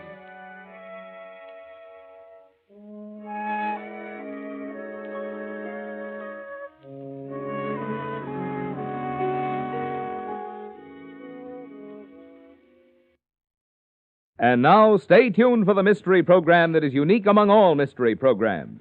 Because even when you know who is guilty, you always receive a startling surprise at the final curtain. In the Signal Oil program, The Whistler.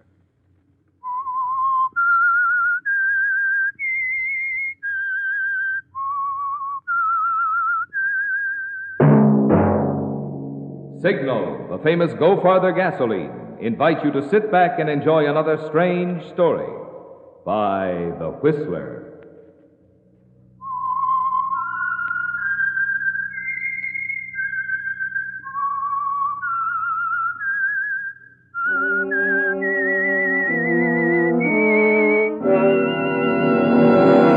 I am the Whistler, and I know many things, for I walk by night. I know many strange tales hidden in the hearts of men and women who have stepped into the shadows. Yes, I know the nameless terrors of which they dare not speak. And now for the Signal Oil Company, the Whistler's strange story. Murder Arrangement.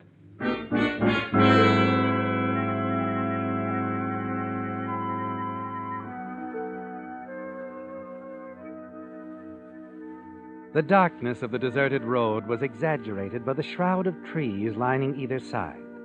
Larry Sims, bending over, trying to fix the tire on his car, felt very much alone, and he worked clumsily, impatiently. He straightened up at the sound of another car approaching very fast. Suddenly, the other car swerved in toward him. He leaped back just in time. It almost struck him down as its fender scraped his. Larry sprang forward again as the speeding vehicle rushed on. He tried to catch a glimpse of the driver, the number on the license plates. But the car, its lights off, was quickly swallowed up in the night. And all that Larry knew for certain was that someone had followed him, deliberately tried to kill him.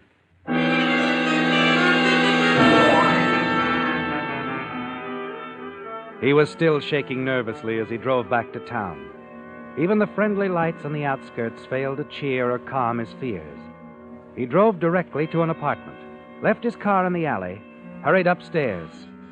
He had to ring the door buzzer several times before the door opened. I've got to see you, Mildred. Well, Larry, isn't this rather an odd hour to be Let calling? me in, Mildred, quickly. I've got to talk to you. Well, certainly, come in. You've never seen Larry so upset, have you, Mildred? His face is drained of color.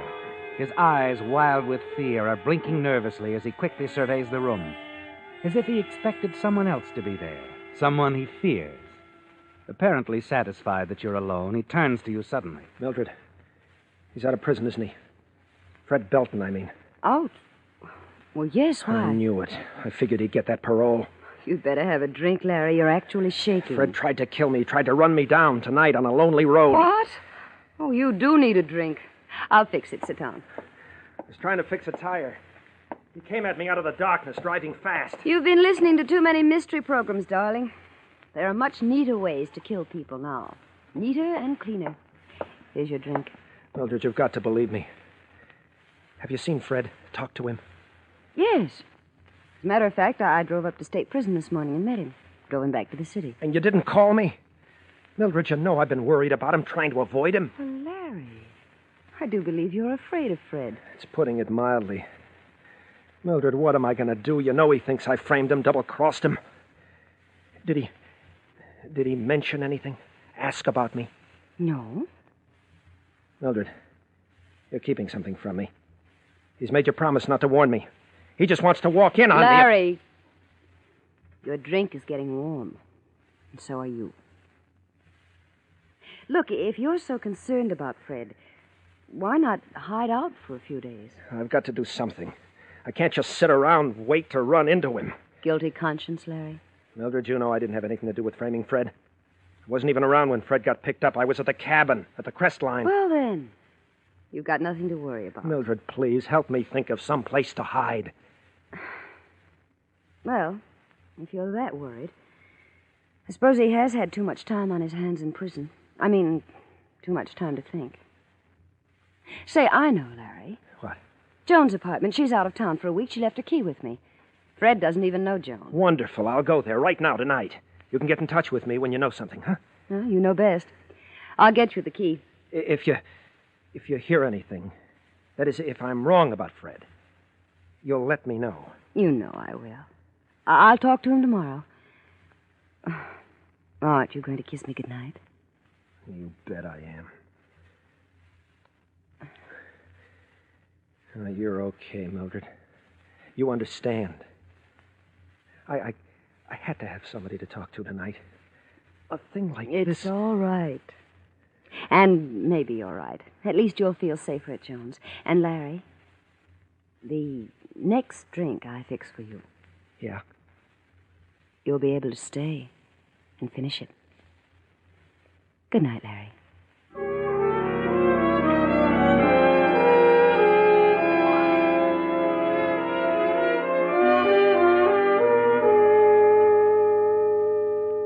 Fred, I'm only telling you. Mildred, you know I'm not after Larry. Well, he seems to think you are. That's why I sent for you this morning, to tell you to stay away from him. You don't deny you'd like to talk with him. No, I don't. I told you that yesterday. Not to kill him, Mildred. Larry wouldn't have the guts to frame anybody, least of all me. But he just might have an idea who did. I doubt that. I mean, he might have some information that I could fit in somewhere. Maybe even something he doesn't realize, something that would give me the whole story. And when you know the whole story? Well, I told you that too, sweetheart, but I'll elaborate. Now, there's 3 things I want out of life now. 1, there's a chance for a decent break. 2, the guy that sent me up. And 3? You, Mildred.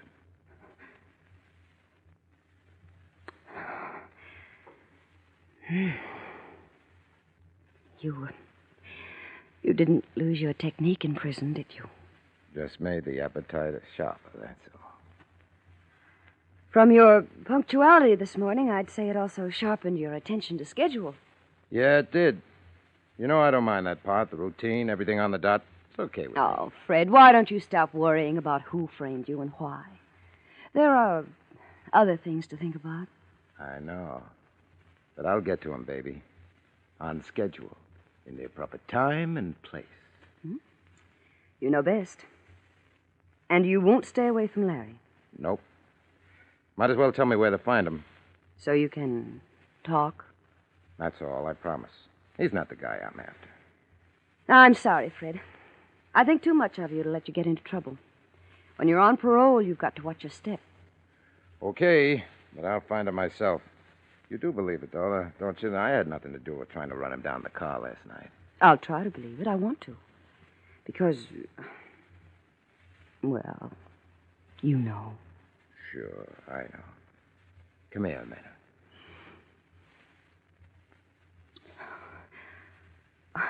You'd better go now. Okay. Like you said, Parolees have to watch their behavior, huh? Something like that. See you soon? Of course. Good night, Fred.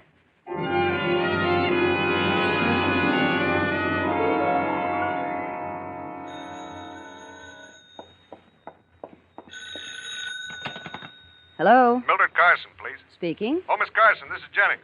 You know, you drive car rentals? Yes? Hey, about that car you rented from us last night. What about it? Well, the right fender was badly scraped. You know, you should have reported that to me. You see, there's a charge for anything like that. Oh, yes, of course. Well, just send me the bill. Oh, well, how'd it happen, Miss Carson? I really don't know. It must have been while it was parked somewhere. I really didn't have anything to do with it. Well, it's okay to send the bill to you then, huh? That's right. I'll be glad to settle it. It will be a pleasure. Good night, Mr. Jennings.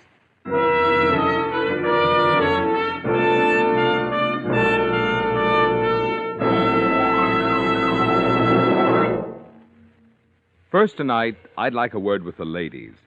In these days of budget-pinching high prices, you're naturally interested in ways to save money.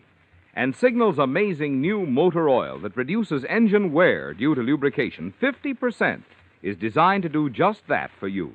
You see, by keeping that like-new pep and power in your car twice as long, new Signal Premium Motor Oil helps your car go twice as far before needing an expensive engine overhaul. So there's a big saving in maintenance costs. Secondly, if your car isn't already an oil eater, new Signal Premium, by reducing engine wear 50%, should double the number of miles during which you'll continue to enjoy low oil consumption. So there's another big saving in oil. But of course, the time to prevent engine wear is before it happens.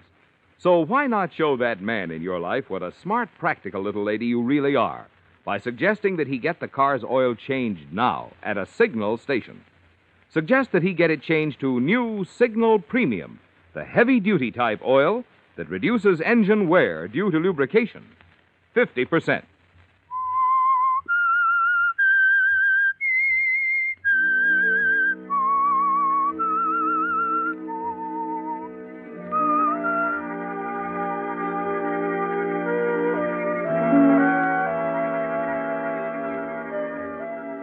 Well, Mildred, you missed out, didn't you? In your desperate attempt to run Larry Sims down in that rented automobile. The only fortunate thing about it is that he didn't catch a glimpse of you driving when he leaped back just in time. But you still have Fred Belton to deal with.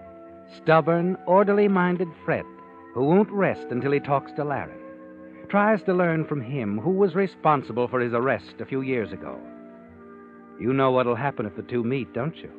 Larry will say something you're certain that Fred can add to the facts he now holds.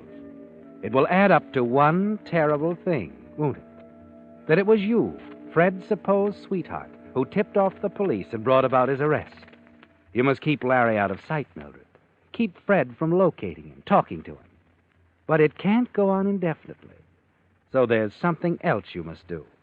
Yes, you've got to try again. And next time, you know you can't afford to miss.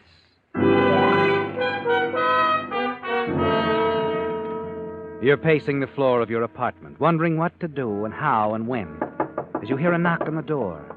Nervously open it, and sigh with relief as you realize it's Macaulay, the parole officer assigned to check on Fred Belton. Oh, Lieutenant Macaulay, come in. Well, thanks, Miss Carson. I haven't time. Just a word right here, if you don't mind. A word about Fred Belton. Yes, what about it? He isn't in trouble. No, not yet. I'd like to keep it that way as much as you would. Oh, well, he's just a friend. Yeah, I know. You said that the other day when you asked about meeting him upstate. Fred's landlady said differently. She said you liked the guy. Nosy, isn't she? Mm-hmm. Well, all right. So I like Fred Belton. He's pretty. And you want to keep him out of trouble. And I want to keep him out of trouble. So what's going on? Well, we got a call at headquarters. A call from Larry Sims. Know him? Yes? Well, Larry Sims is a worried gent. Thinks Fred tried to kill him the other night. Thinks it isn't safe for him to come back to town. So? So, what do you think? So I think Fred isn't that foolish. I understand he isn't even carrying a gun. Maybe not. But Fred Belton's got a bad temper, Miss Carson. Just a friendly suggestion. Keep him away from Larry, huh? I'll try. You could keep him away from anybody. Then I'll really try. Good. That's all? That's all. Well, nice to meet you, officer. A cop who's really interested in giving a guy a break. There's a lot of us like that. You know that. Yeah, maybe I do. All right. And thanks, anyway, for Fred.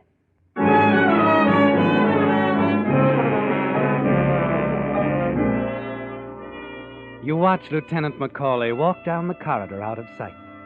He's given you an idea, hasn't he, Mildred? Yes, an excellent idea. The solution to your problem. Because if Larry Sims turns up dead soon, the first suspect will be Fred Belton. But you'll need one thing, won't you, Mildred? Proof. You've got to have something that will tie Larry's death to Fred without question. And something that you said, your own words coming back in your mind, provide the answer to that one. I understand he isn't even carrying a gun. That will do it, won't it, Mildred? He isn't supposed to be carrying a gun. No, but you're sure you can arrange that.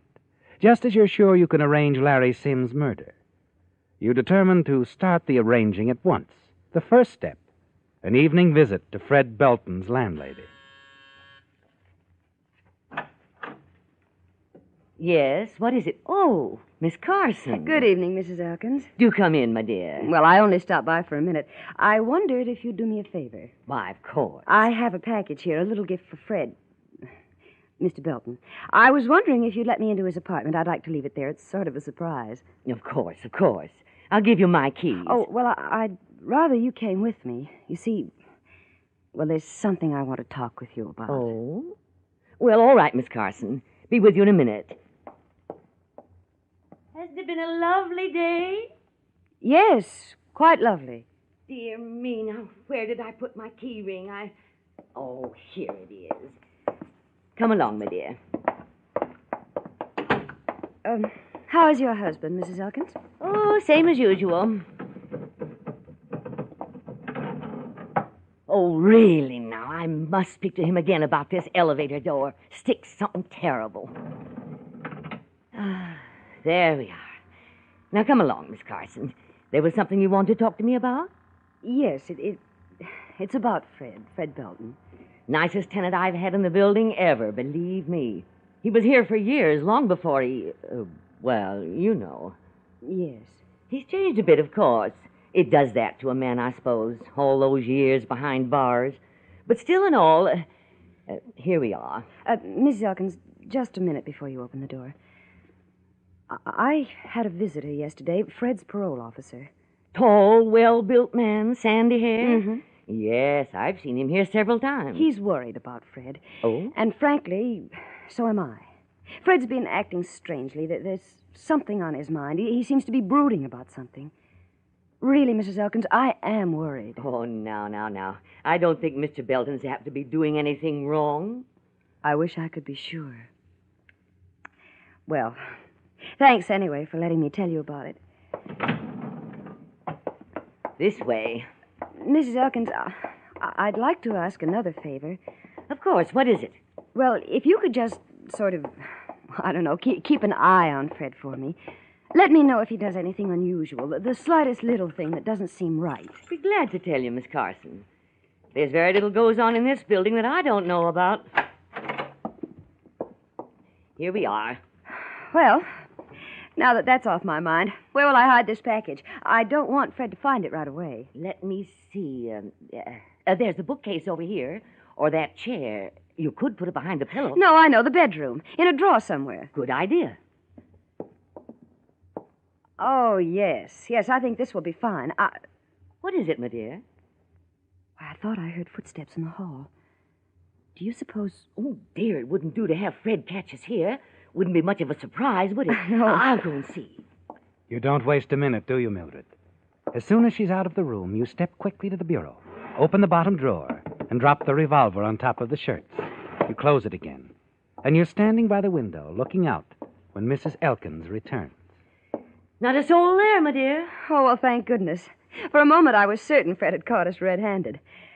Well, now, let me see. The bureau seems like a good place to hide the package. Where does Fred keep his shirts, do you know? Bottom drawer, I think. Yes, here they are. Oh, dear. What's wrong, Mrs. Elkins? Look at this. A gun. What's Fred doing with a gun? Dear. Oh, I don't like this. I don't like it at all. The idea of Fred with a gun.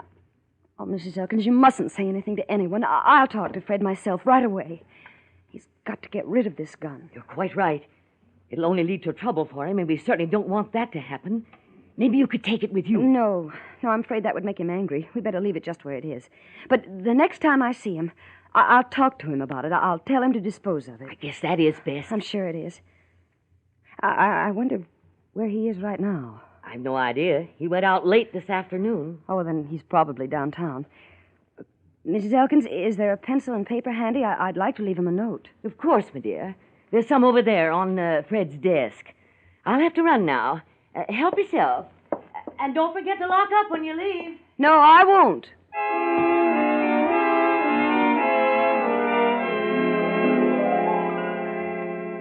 It's working beautifully, isn't it, Mildred? Your little plan.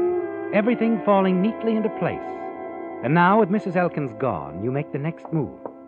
Take the gun out of the drawer and replace it in your purse. Then you drop the gift package into the drawer and close it. You move quickly to the window by the fire escape, unlock it, and open it slightly. Then you leave a note for Fred, asking him to call you, and hurry back to your own apartment to wait. Shortly before 9, your telephone rings. Yes. Hello, Millie? Oh, Fred. I got your message just now, and the gift. Thanks, but how come? Oh, it's not much, really. I just wanted to surprise you. I happened to be out shopping, saw the ties, and thought you'd like them. Well, I do, thanks. Fred, the reason I asked you to call, I've got to talk to you. It's very important. Okay, let's have it. Oh, no, not over the phone. I'll meet you somewhere.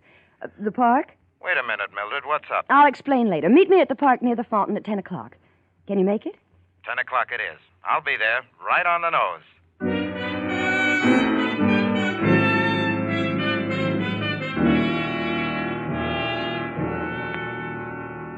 You can be certain of that, can't you, Mildred? Yes, Fred's always been very punctual. And you know he'll be there on time, just when you want him to be. Now you're ready for the next step, aren't you? You hurry downstairs to the garage, get into your car, and drive across town to the apartment where Larry Sims is hiding out. Who is it? It's Mildred, Larry. Let me in. What are you doing here, Millie? I came to warn you. What? You better get your hat and coat. Fred is on his way. Fred, come here? But how did you find out? I don't know how he found out, but that's not important now. You've got to get out of here. And fast. I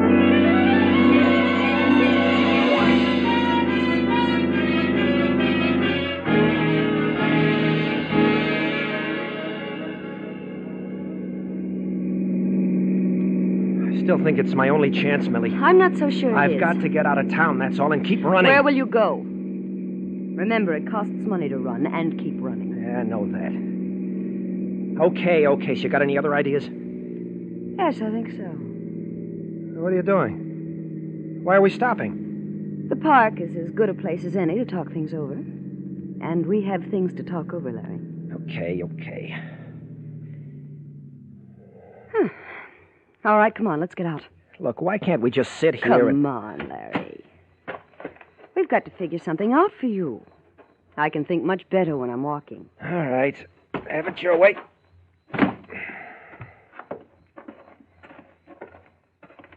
You know, darling, I really don't have to get mixed up in this.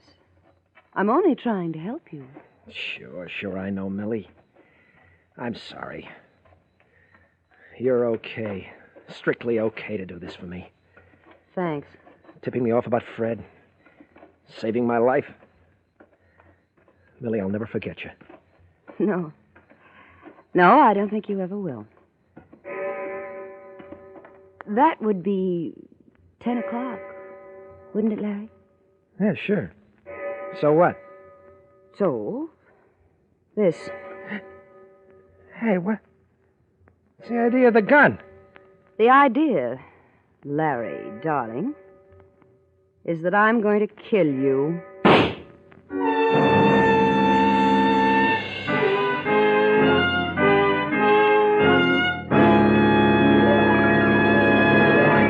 Now, if I can have a word with you men, I'd like to get technical for a moment and tell you some of the extra benefits you enjoy when you change to Signal's amazing new motor oil that reduces engine wear due to lubrication 50%.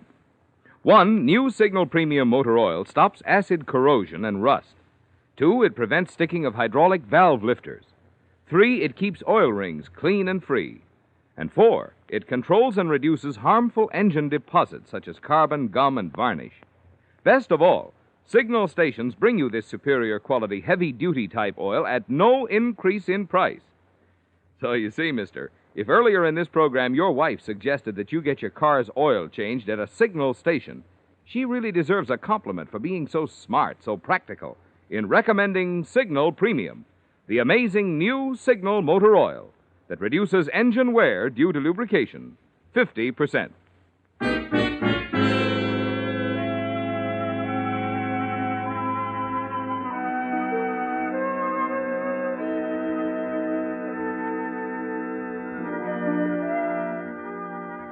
Well, Mildred, it went perfectly, didn't it? You're certain of that, aren't you? Yes, every step of the way, just as you'd arranged it. Larry Sims is dead, and you've already put the murder weapon, the gun, back in Fred Belton's apartment, in the bottom bureau drawer where Mrs. Elkins saw it earlier this evening. It was clever of you to leave Fred's window by the fire escape open, wasn't it? No one saw you enter or leave his apartment. Now, back in your own apartment, a little less than 2 hours after you murdered Larry, left him lying in the park, you congratulate yourself, confident that the case against Fred Belton is airtight.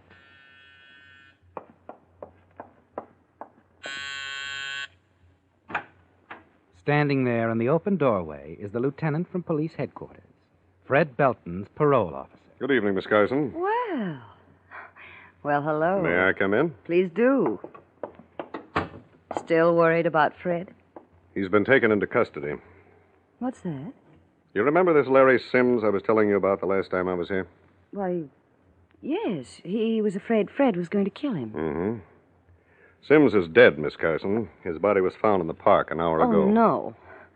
No, you don't mean that Fred... He denies killing Sims, but we found the murder weapon, a .38, in Fred Belton's apartment. I see. You had a date with Fred Belton tonight, didn't you? Well, He says you did. Yes, we had a date tonight. Miss Carson, I've heard Fred Belton's version of what happened tonight. Suppose now you tell me yours. But Well, all right. I guess I may as well tell you everything. I had nothing to do with the killing. Fred called me and asked me to meet him at the park, and I did. I didn't know what Fred was going to do. Then when Larry Sims showed up, there was an argument.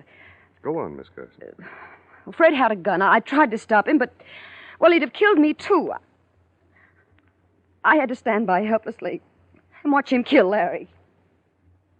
You know, Miss Carson, you've just about talked yourself into the gas chamber. What? You see, Fred Belton's landlady, Mrs. Elkins, was worried about him. She thought it her duty to tell us that Belton had a gun. Fred's on parole, you know, and a parolee isn't allowed to have a gun in his possession. Mrs. Elkins told you this? Yes. She phoned us early this evening. Fred Belton never did get out to the park to keep that date with you, Miss Carson. We had him in custody an hour before the murder. He's been with us at headquarters all evening.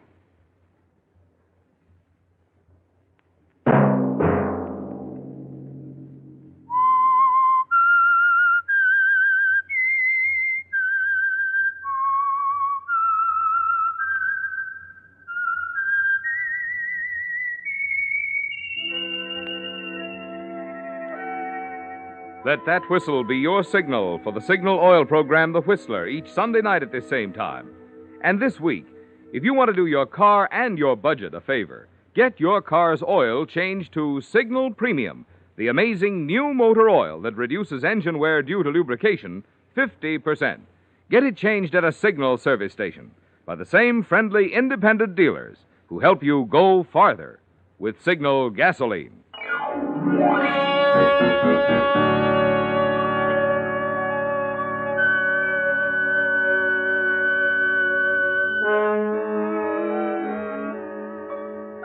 Featured in tonight's story were Bill Foreman, Joan Banks, Larry Blake, Betty Blythe, David Ellis, and Bill Boucher. The Whistler was produced and directed by George W. Allen, with story by Joel Malone, music by Wilbur Hatch, and was transmitted to our troops overseas by the Armed Forces Radio Service. The Whistler is entirely fictional, and all characters portrayed on The Whistler are also fictional. Any similarity of names or resemblance to persons living or dead is purely coincidental. Remember at this same time next Sunday, another strange tale by The Whistler.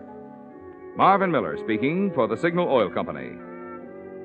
Stay tuned now for Our Miss Brooks, starring Eve Arden, which follows immediately over most of these stations. This is CBS, the Columbia Broadcasting System.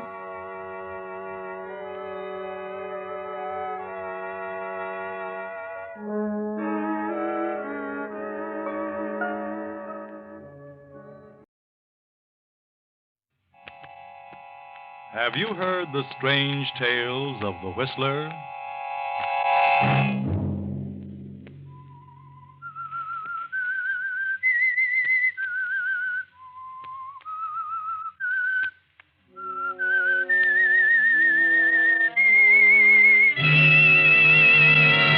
I'm the Whistler. I sifted the whole thing down to you four people. I know one of you is the murderer of my brother, and I'll not turn this ship about until that one is discovered. Friday night, and again, CBS presents The Whistler.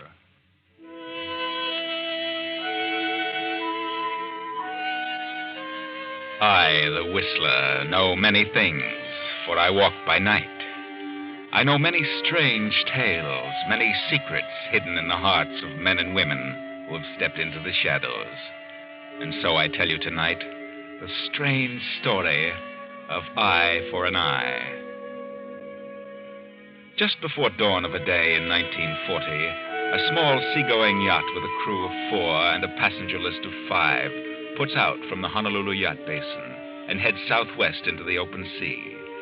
This is the yacht of Dr. Paul Durant, scientist and marine biologist, for many years a resident of the islands. Dr. Durant is already in the wardroom as one by one his guests arrive for breakfast. Keep your course due southwest, Captain. Due southwest? This summer weather is treacherous. Due southwest. I'll tell you when to put about. Yes, Doctor. Just as you say. Morning, Doctor. Oh, come in, Professor Mallory. Breakfast in a few minutes. I've been on deck for some time, Doctor. I can't understand it. We seem to have lost sight of land. Have we?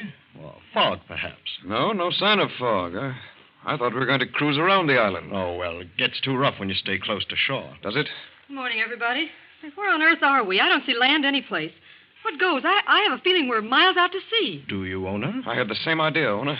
I ordered the ship out to deeper water so we could do a bit of hunting. Hunting? Hunting for a nice school of big fish.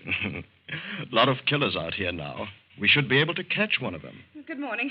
Doctor, I'd like to ask you a question. Yes, I'm sure I know what it is, and I'm sure I can answer it. Why are we so far out to sea? Yes. Well, Karen, it's because I want Doc, I want to talk to you. Oh, come in, Hal.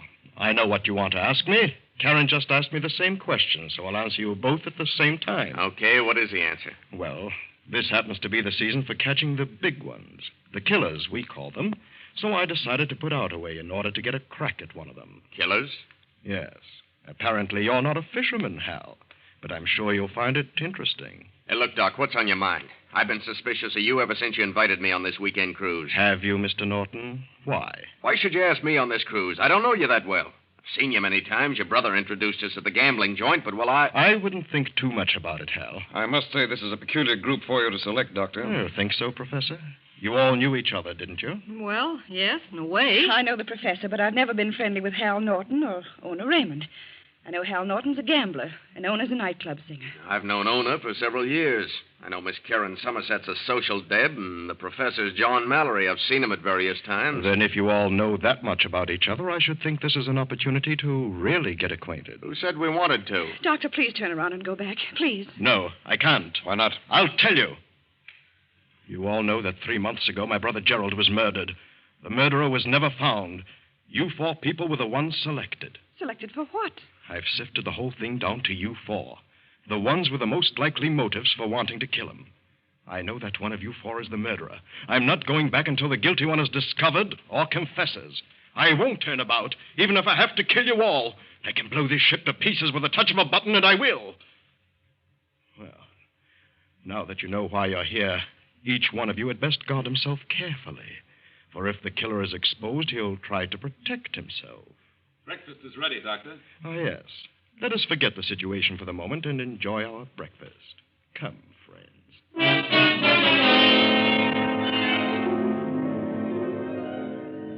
Well, Dr. Durant, now you have set up a situation in which each one of the 4 suspects the others. And each one knows that if he is to return alive, the guilty party must be discovered as soon as possible. Because the doctor is serious. Now, for some strange reason, the gambler Hal Norton seeks out Karen Somerset, the society girl. Well, Mr. Norton, what's on your mind? I want to talk to you. What do you want? Look, Doc's serious. He's got us out here, and he means what he says about blowing all of us up. Now, let's straighten this thing out. There's no use all of us being killed. Oh, you think I killed his brother, Gerald? Well, you certainly had a motive. You were in love with Gerald Durant, and you knew he'd fallen for Ona Raymond. You were afraid he was going to marry Ona and ditch you, so you killed him. That's a lie. I knew about him and Ona, but I didn't kill him. Well, it's a good motive, a strong motive. Well, I'll admit I was madly in love with Gerald. When I learned he was smitten with Ona, I was wild, but I didn't kill him. If I'd killed anybody, it would have been Ona. I can imagine. What about you? You had a motive, just as good as the one you attribute to me. Don't be silly. What motive? You were in love with Ona. You figured she was tossing you over for Gerald. You couldn't take it, so it was only natural that you killed Gerald. I know how you gangsters think. What do you mean, gangster? Yes, Hal Norton, you had just as good a motive. So you better forget all about it. A clever bluff, Karen. But I don't fall for that stuff. And I don't fall for your type of bluff. You think I had a motive, and I think you had one. So we're even, understand? Even, Mr. Norton. Good night.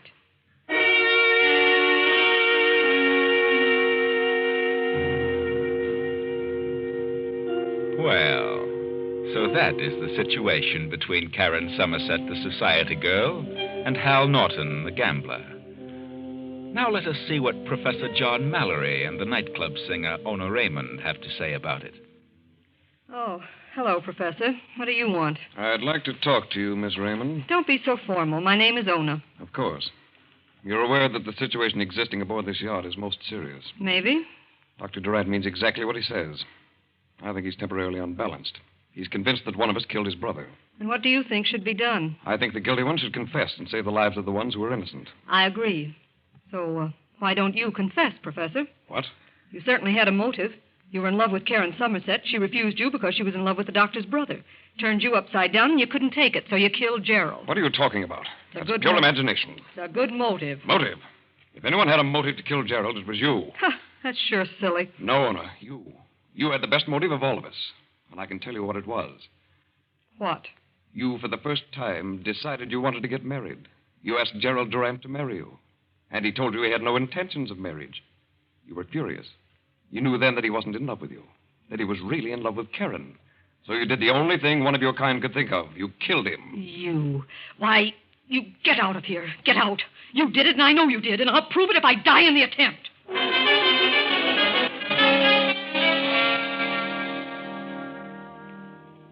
But that night, Ona Raymond tosses on her bed.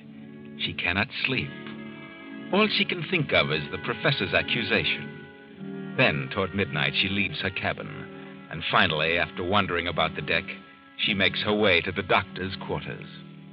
Doctor, I've been making investigations, and I've learned something. What have you learned, Ona? I know now who killed your brother, and I can prove it. You seem to be very frightened, Ona. But I know the one who did it. And who is it?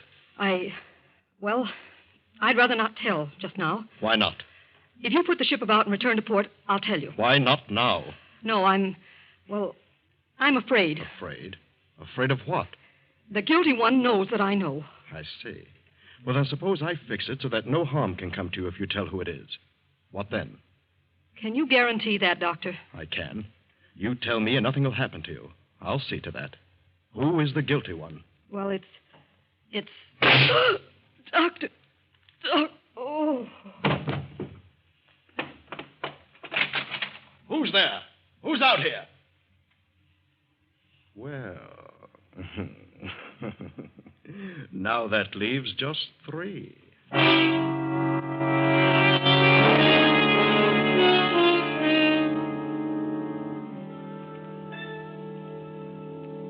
What is it, Doctor? Yeah, what's up now? Come in, Karen.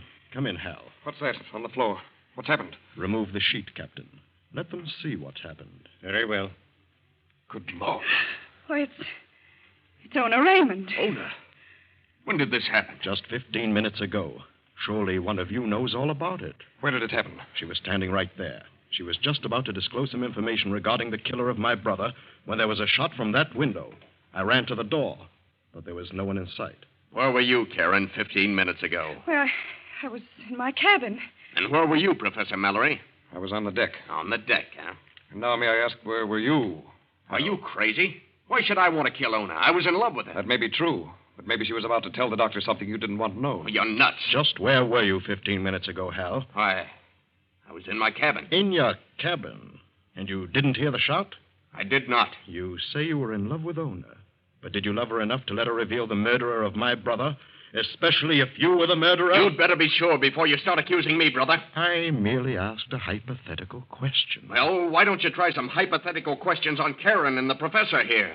They had just as good reasons to get rid of your brother. And Ona, if she was going to spill something. Ona's dead. That obviously eliminates her. Yeah? How do we know? Maybe you figured she was the one who killed your brother and you let her have it. And figure you can blame it on one of us. Dr. Durant, this is getting out of hand. I insist that we put about and return to port before anything else happens.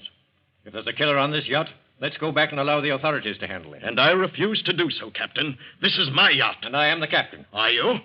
Well, if you interfere in my plan, I can very easily take care of that. I'll not put about until I'm satisfied that I know who the killer is. But that's ridiculous. A murder has been committed. I'll stay out here in the ocean till I learn the identity of the killer, even at the expense of the life of everyone on board. We have enough fuel to keep running for more than a month. And if the engines are turned off, why, we can drift for many months. What about food and fresh water? If it's necessary to stay out that long, then when hunger and thirst come along, maybe one of you will be ready to talk. Why, You're crazier than I thought. Oh, Captain, have this body removed and placed in ice. I want to take back all the evidence. Well, I think you may all return to your quarters. Good night. Yes. Good night, Doctor. I'll go along with you, Karen. I'd like Professor, I'd prefer that you didn't. Didn't what? That you didn't talk to Miss Somerset. Go to your own cabins, if you please. Very well. Good night. Well, what are you waiting for, Hal? Look, Doc, are you really serious about this business of staying out here until we run out of water and food? If necessary. Look, suppose I tip you off to something. Tip me off? I'd rather have something definite, Mr. Norton. Yeah, I discovered something. I know who killed Ona. So whoever killed Ona must have been the one who killed your brother, right? It sounds logical. Go on. Well, if I'd killed Gerald because of Ona, it doesn't make sense that I'd kill the girl I loved. Go on, I follow you. The one who killed Ona certainly didn't care about her. Therefore, it must have been one of the other two. Either Karen or the professor. Yes? Well, I discovered something. Who is it? In view of what happened to Ona when she tried to tell you something I'd rather not say just now. And when would you like to tell what you know? You turn this boat around, head for home. And just before we reach port, I'll tell you. Oh, I'm not that stupid. You're stalling for time. I'm not. I know who shot Ona. I'll tell you what, Hal. I'll wait another week, and if nothing happens, if the guilty one isn't found, then I'll turn around and accept your proposition. But you'd better know what you're talking about. Don't worry. I know. I know plenty. Good night. Good night, Hal.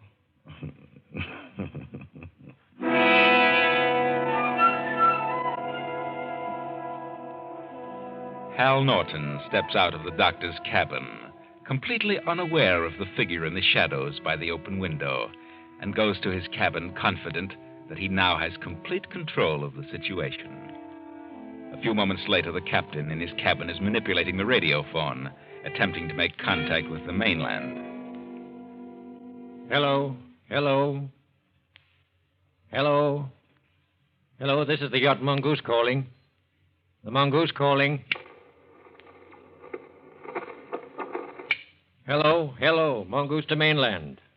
Yacht Mongoose calling Globe Radio. Come in. Emergency. Skipper of Yacht Mongoose calling Globe Radio. Yacht Mongoose, emergency. Yacht Mongoose, position 10 degrees north, 170 degrees west. I can't understand why I can't. What do you want? What are you doing here? Get out of here. Keep away from me or I'll... Oh.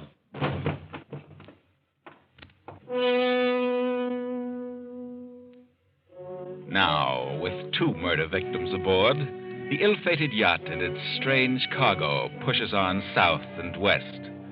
Ona Raymond dead, and now the captain, and the radio phone damaged beyond repair. The captain's body is not discovered till sunup, but immediately following the discovery, the doctor calls his guests to his cabin. What's happened now, Doctor? Why rout us out at this early hour? Why, don't be so excited, Professor. I'm not excited. Sit down, Professor. Have a cigarette, Doctor? Yes, thank you. Light? I think, Dr. Durant, that you had best sit down and take things easy. What do you mean? The way your fingers and hands are trembling, something's upset you considerably. Is that so? Yes. Well, what's happened now? Someone tried to kill you during the night? I'll wait till Miss Somerset gets here, if you don't mind. And Hal Norton. Have you decided to go back, Doctor? No. No, I'm not going back. And of that, I'm determined. Do you know what I think? I think you're somewhat unbalanced. What is it, Doctor? What's going on now? Well, come in, Karen. The doctor wants to talk to us. But he won't talk till the 3 of us are here. Sit down, Miss Somerset. Sit down and be calm. Why are you trembling, Miss Somerset? Why shouldn't I be? To be waked out of a sleep and... Well... Go on, Miss Somerset. Well, this isn't the most pleasant voyage I've ever been on. What has upset you, Karen? What? Nothing. Nothing but the whole idea back of this trip. Don't worry, Karen. I just asked the doctor the same question. For some strange reason, he didn't want to say what made him upset. I prefer to say no more about this until Hal Norton gets here. Hal Norton and the captain. I want the captain to be present. He said he'd be right in. All right. All right, Doctor. We'll just wait till they get here. And you, Karen, you don't mind waiting for the captain? Certainly not, but I... What were you going to say? Oh, nothing. I'm going to have the captain radio phone the mainland. Radio phone? What?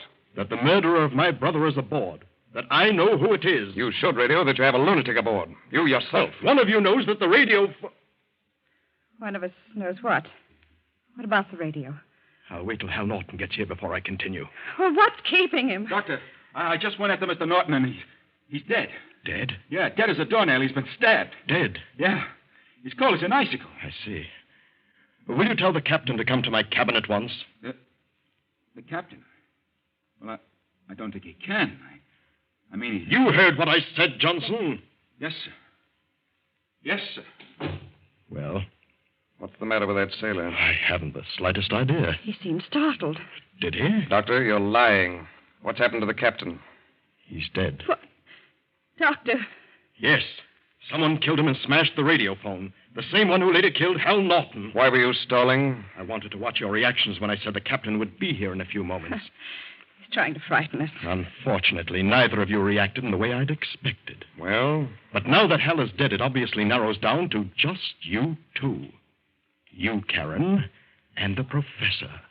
One of you. And the sooner you give up, the better.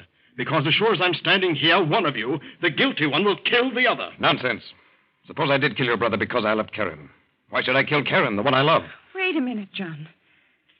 I hate to say this, but you did have a motive for killing his brother.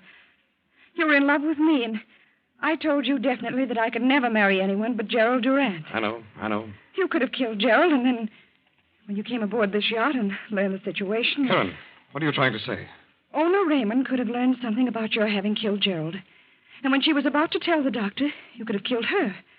And maybe Hal, maybe he knew in some way who killed Ona. And you learned that, so you killed him. That's very logical. But on the other hand, take yourself, Karen. This is purely hypothetical, understand. You learned that Gerald, the doctor's brother, was madly in love with Ona Raymond, the chorus girl. So you killed him. Then, when Ona started to tell the doctor who it was, you killed her. Yes, that's logical, too, but... Wait now. Hal Norton discovered who had killed Ona.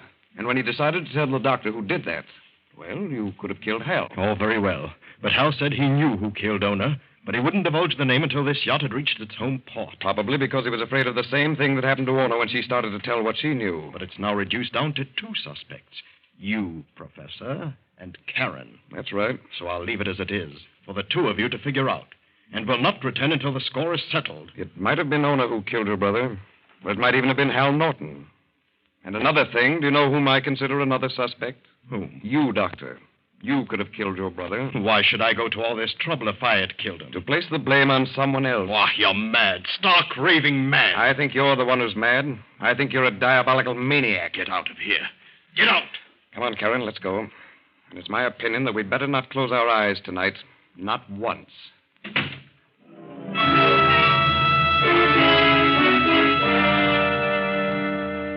A few hours later, the professor steps up to the doctor's cabin door, tries the knob, works a key in the lock, and steps inside. Who's there? Put up your hands, Doctor, and stay where you are. What do you want, Professor? Pick up that phone and order this ship to head for the nearest island. I'll do no such thing. Do as I say, or I'll kill you. All right. But you won't get away with this.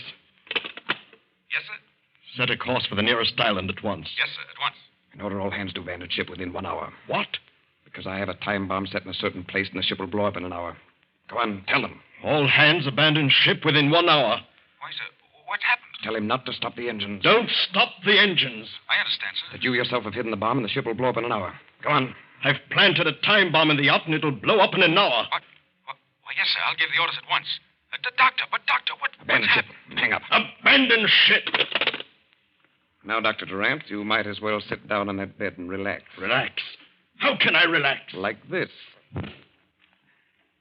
That will keep you quiet, Doctor. Abandon ship! Abandon ship! The doctor's gone crazy! He just phoned me. What does he mean? He's lost his mind. Says he planted a time bomb to blow us up. Well, why should he do that? He's insane. It may go off sooner than an hour. Abandon ship! Abandon ship! John! Abandon ship! John, what's wrong? What's happened? Get back to your cabin. Get back and stay there. Hurry. What do they mean, abandon ship? Get back to your cabin. I'll be there in a minute.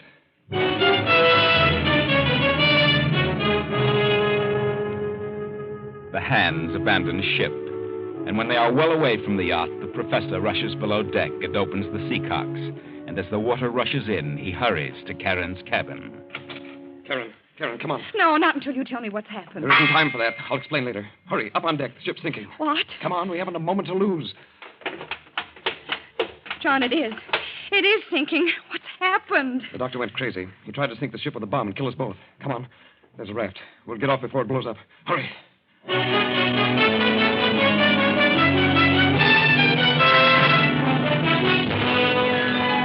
Karen and the professor make themselves fast aboard the raft. And a few minutes later, the yacht throws its bow in the air and shudders for a moment. Then...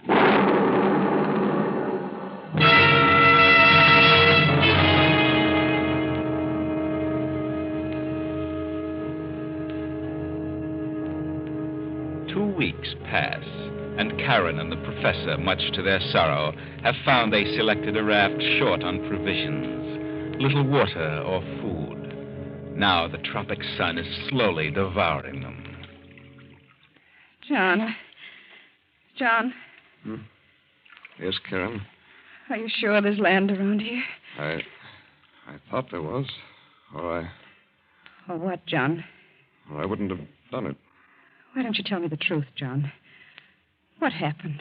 Well, I did it. I sank the ship. You? Why? The doctor was insane. I knew that. It was the only way to save ourselves. I made him order the hands to abandon ship. Then I opened the seacocks.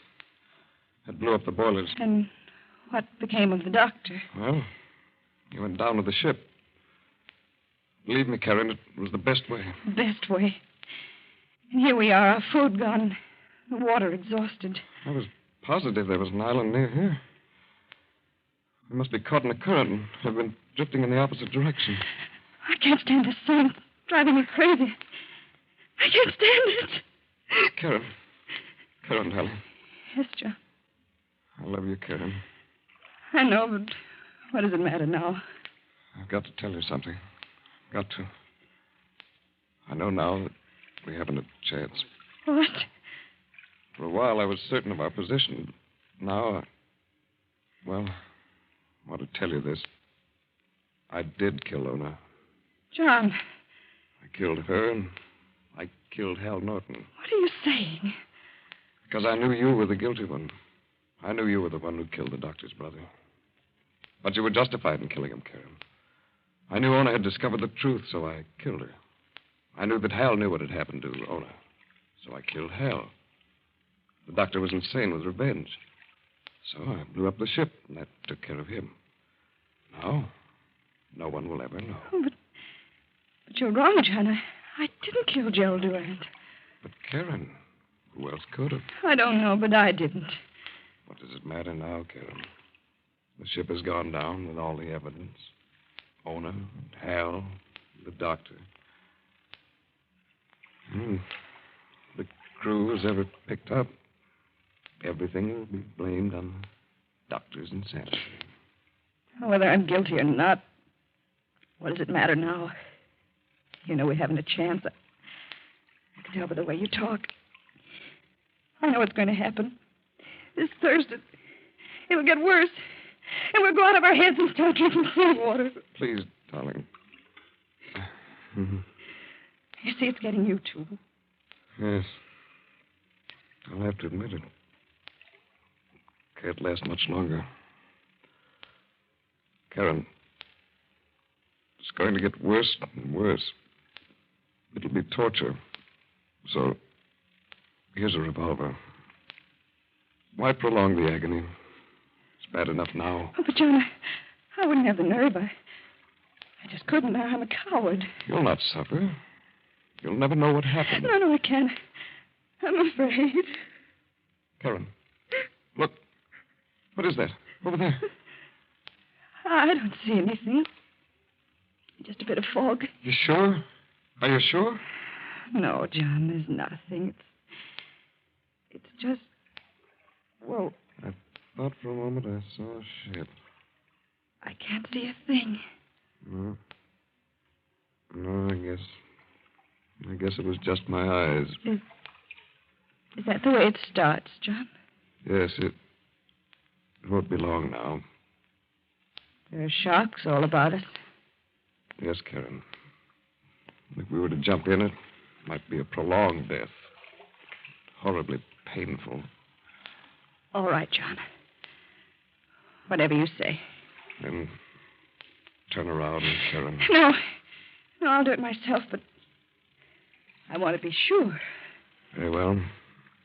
I'll go first. Will that convince you that it's painless? Yes. All right.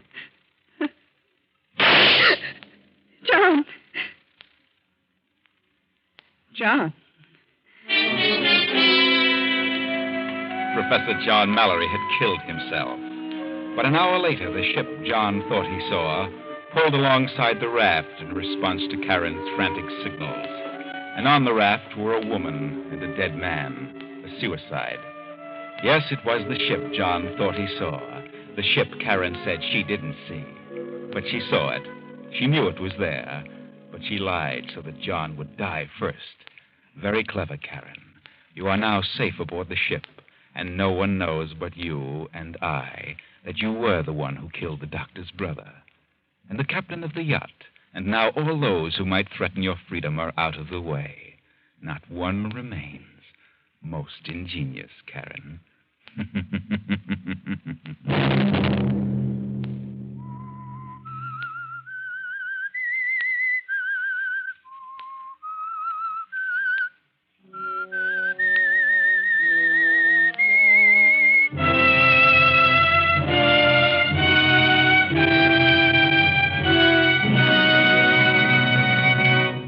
CBS has presented The Whistler.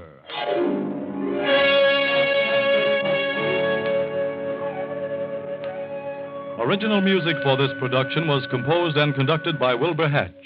The Whistler is written and directed by J. Donald Wilson and originates from Columbia Square in Hollywood. Next week, same time, I, the Whistler, will return to tell you another unusual tale. Good night.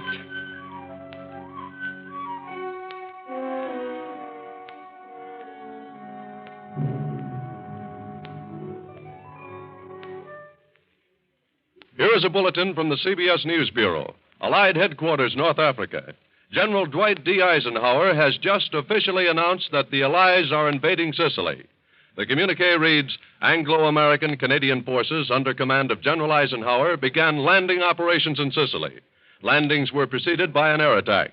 Naval forces escorted the assault forces and bombarded the coast defenses during the assault. Stay tuned to CBS for late developments. This is the Columbia Broadcasting System.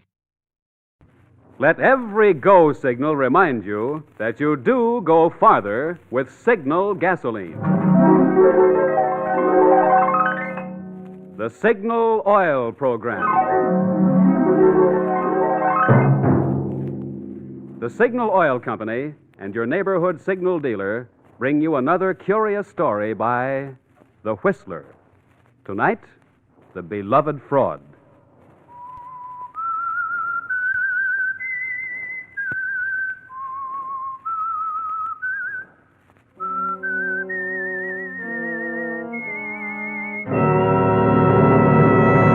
I am the Whistler, and I know many things, for I walk by night. I know many strange tales, many secrets hidden in the hearts of men and women who have stepped into the shadows. Presently, I'll tell you of nameless terrors they dare not speak.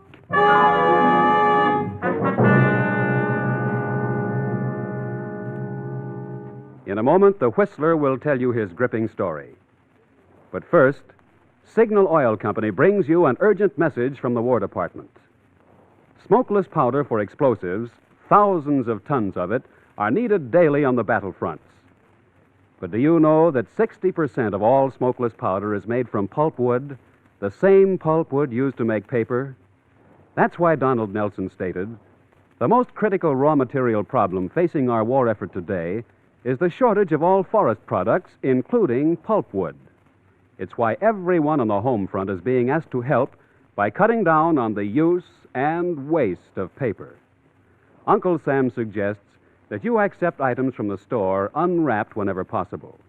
Bring back paper bags for reuse and save every newspaper, magazine, carton, and especially brown wrapping paper for the salvage drive.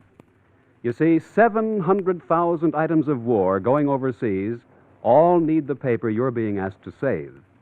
Each 500-pound bomb, for instance, takes 12 pounds of paper. So when you save paper, however little it is, you're doing your part to speed vital weapons that will end the war sooner. And now, The Whistler.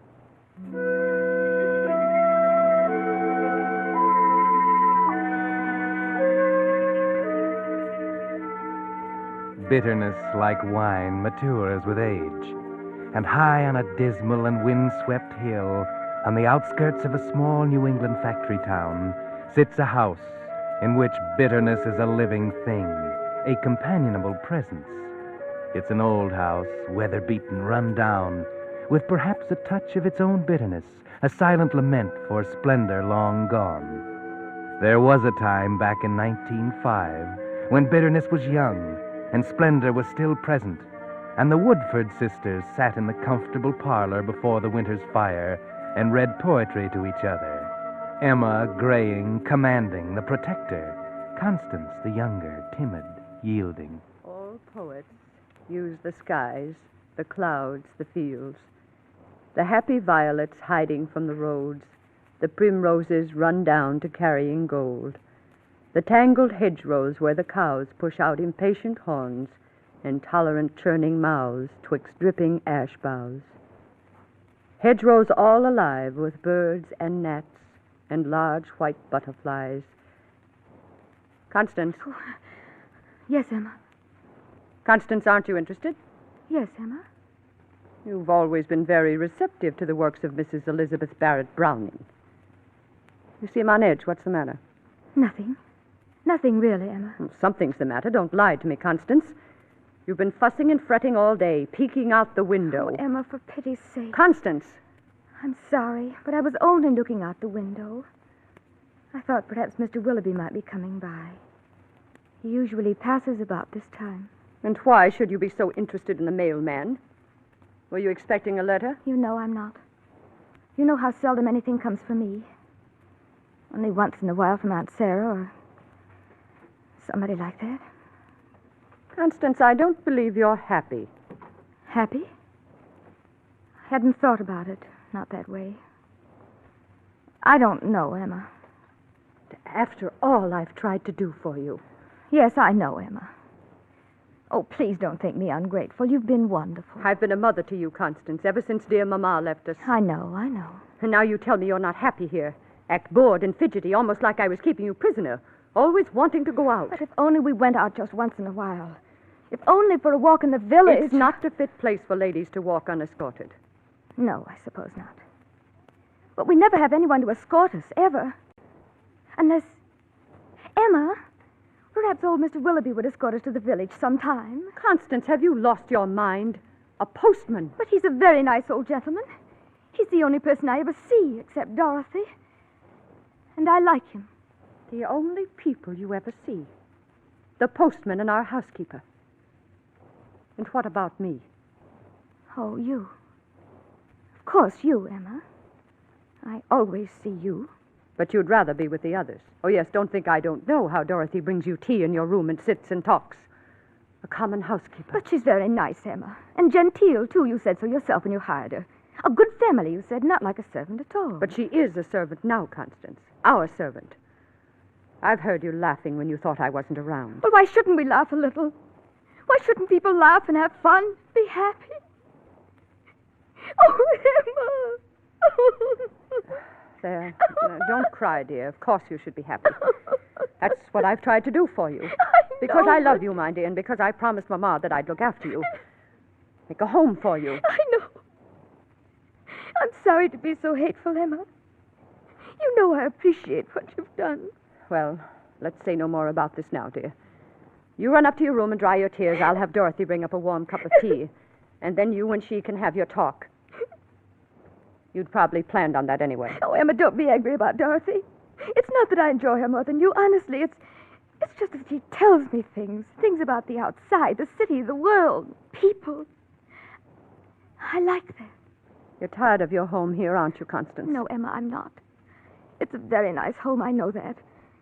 Only I had hoped that I might see the city, go on a holiday, a little trip or something. But you always say no. Yes, dear, I always say no. And I know what's best for you.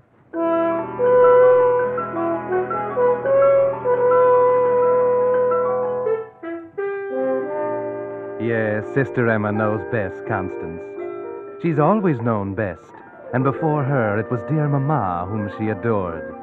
You should be grateful to have someone else looking out for you, taking care of you, running your life for you. But you're not, are you, Constance? You're unhappy, desperately unhappy. Here you are, Miss Constance. Some nice hot tea. Oh, thank you, Dorothy. There, dear. Now you mustn't carry on so. Crying spoils your pretty eyes. Oh, Dorothy, what am I to do? Do? There's precious little you can do with her running you like you didn't have a mind of your own. But I do have a mind of my own. I'm not a child. Of course you're not. You're a grown woman, and you're not getting any younger. If ever you're going to get out of here and find happiness, you'll have to do it soon. I know. Perhaps it's too late now. That's what I keep telling myself. Too late, fiddlesticks. You're only 35, and there are plenty of gentlemen who'd find you very attractive. Do you think so, Dorothy? Do you really think so? Of course I do. If ever she'd let you go into town by yourself, you'd see. The men would stare. Oh, Dorothy, we shouldn't talk like this. What would Emma say? She'd say it was wicked, no doubt, because she hates men. Why, I don't know. But she's wrong. Why should it be wicked for a woman to want the men to notice her? It's natural. Every woman should have the attentions of a man, fall in love, get married. Do you really think so, Dorothy? Of course. And you'll find one yet. Don't you worry. Oh, it's not that. I've never thought really and truly about getting married or anything like that. Never seemed that I was meant for anything like that. But just to meet people, other women and men, see something besides the insides of this house. I know, and you shall. Why shouldn't you leave her and live your own life? But she'd never let me do it. She's so strong, and she'd find a way to stop me, bring me back. Perhaps I can help you. You, Dorothy? Yes, Miss Constance. What you need is a man who will come and take you out of here. Then Emma would have nothing to say about it. But where? Where would I meet a man? No one ever comes here. Perhaps one will, if we work it right. What do you mean, Dorothy? I have a cousin. He's a fine man, a widower, and just the type for you.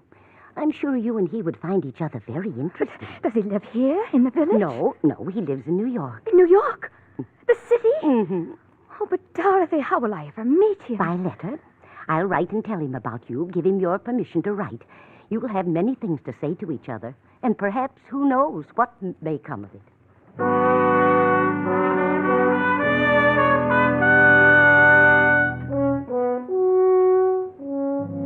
And that was the beginning, wasn't it, Constance?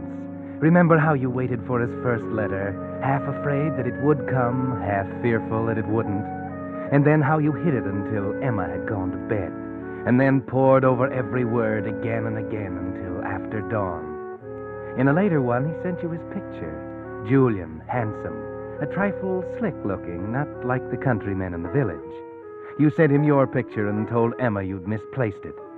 And then, after months, came the letter asking you to marry him, telling you he was coming to the village to get you. And the last letter, that day, you read it in the grape arbor and came running in to tell Dorothy. Dorothy! Dorothy! Constance, such noise. Emma! Oh, I thought you'd gone down to the grocer's. And this is the way you behave behind my back? What do you have there, Constance? A letter? Why? Oh, yes. Oh, well, I suppose it's from Aunt Sarah. Come in and read it to me. I can't, Emma. What do you mean you can't? It's personal. Personal? Do you know what you're saying? We have no secrets from one another. We never have. I always read you my letters. But this is personal. I can't read it to you. Constance, you're acting very strangely. Let me see that letter. No, no! You're hiding something from me. Let me see it. No! You're hurting my arm. Constance, baby. What have I done that you should treat me this way? Haven't I always thought of you? always before myself? And now you tell me you have something private and personal between us. Oh, I'm sorry, Emma. I didn't mean to hurt you, really. But, well, I suppose I might as well tell you now. You'll know soon enough. He's coming here tonight. He? What are you talking about, Constance? Julian, my friend. This is his letter telling me he will be here tonight. You've written to a strange man behind my back. There's nothing wrong with it. We've just exchanged letters, such nice letters. He's told me such wonderful, interesting things about life in the city. Constance, how could you do anything so sinful? Please try to understand, Emma. Perhaps you're satisfied to stay here in this old house all your life, but I'm young and I have a right to some happiness. I want to get out, to live. So, this creature wants to take you away. After all I've done for you. Grown old caring for you, giving up everything for you. No, Emma, you've given up nothing. Everything is just the way you want it. You keep saying that you're taking care of me for Mama, but you're not. You're keeping me tied here, trying to make me give up everything for you. And I can't do it, not any longer, Emma. If Julian will take me, I will go away with him. I will marry him. Who is this man? How did you meet him? He's Dorothy's cousin. She told him to write. The relative of our servant. You said yourself she came from a good family. He's just as good as anybody. He's wonderful. What do you know about him? Everything. He's been writing regularly for 6 months. He's told me everything. You fool. You fool. Why do you suppose a man like that would want to marry a country girl 35 like you? Don't you see he's after your money? Dorothy's told him that you have money Mama left you. That's all he's after. That's not true. Oh, isn't it? Well, you'll never get the chance to find out because you'll not go off with him. I'm through obeying you, Emma. I shall go with Julian. Tonight. We'll see about that, Constance. We'll see.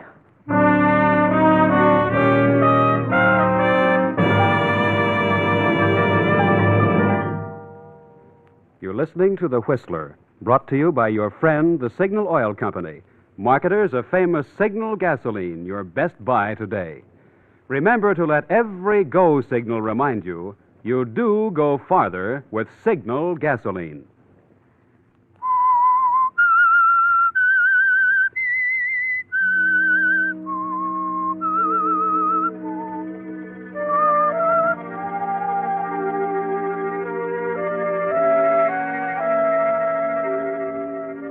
Well, Constance, the time has come at last. Julian will be here soon, and you've told Emma that you're leaving.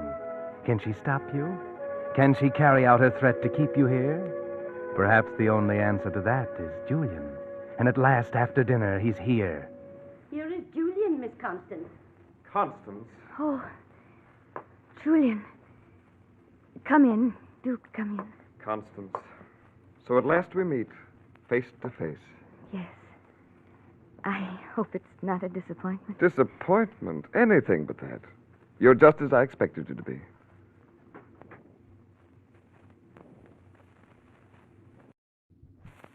And what about me? Oh, yes. You're just as I expected you'd be. But I interrupted something. You were tending the fire? No, I was burning your letters. Then you've regretted your decision, Constance. No, Julian. Then why? I warned you. It's Emma. She wants to stop us. She's upstairs hunting for these letters now. We shall leave anyway. She can't stop us. But she'll do everything she can. She'll stop at nothing. Some fiendish power I don't understand impels her. Yes, Constance. Go on. Julian. You are Emma? I am Constance's sister. Constance, if you haven't already done so, go pack your bags. I haven't packed. You would have seen and asked questions. I'll hurry. Come back here, Constance. What do you want? What? I want to talk to you once more. You must listen to me. This man does not love you, I know. Don't be a fool. Don't risk everything on this sudden wild impulse. Think of me.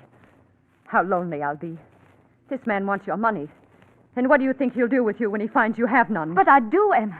Half of what Mama and Papa left is mine. Yes, but I have control of it. You don't even know where it's kept. Did you think I would just give it to you? I don't care about the money, and neither does Julian. I'm going to pack. I won't be long. You'll only have to unpack, Constance. Constance and I are to be married, Miss Emma, with or without sisterly approval. I understand that to be your intention. Surely you can have no objection. She's not a child. She's 30. 35. 35. Yes. Constance has never been very practical or serious-minded. When Mama and Papa were killed in a train wreck many years ago, I realized Constance was in my charge, that it was my duty to shield her from the ills of the world. I believe I understood you to say Miss Constance has no control over her money. You understood correctly. Well, I'm not poor. Oh, far from it. But of late I've suffered some reverses, and... Constance will have no money unless I give it to her. You know, I admire a woman like you. I admire your strength, your practicality. Really? And now, Miss Emma, that I've come face to face with you and your sister, it seems to me that you're strikingly the more admirable of the two. Just what are you implying? That perhaps I was being too hasty. Perhaps if I were to think this over... You know, Miss Emma, you too have a right to a man's protection and a man's love. You filthy beast. I've never asked for a man's love or a man's protection, and I never shall. I shall have to advise Constance of this interesting deviation in character and this sudden change of affection. And as for you, leave this house. I shall leave. But Constance comes with me. Now, understand, I have not the slightest interest in your sister, especially now. But just because you're so dead set on keeping her here with you, I'm going to take her with me. Of course, I may drop her like a hot penny in a few weeks, but... Why, Constance, Pigeon, whatever you heard, don't you believe a word of it. I was just teasing your sister here, the old pill. I'm crazy about you, girl. You know that. Don't you come near me. Don't you dare. Why, Constance, after all the sweet, endearing things you said in your letters... Get out of this house! Say, who do you think you're talking to in that tone of voice? You'd better leave. No. No, I think I'll stay and sit a spell. Who's to know there's a gentleman paying a call way out here on the edge of town? Who's to know what's going on out here? Julian, I packed more than clothes in these grips. As you can see, you are not staying in this house. Hey, lady, put down that revolver. Firearms are dangerous things to be handling, especially for a woman. It might go off. You're right. Constance, be careful. Well, turn it in some other direction. I like the way it's facing.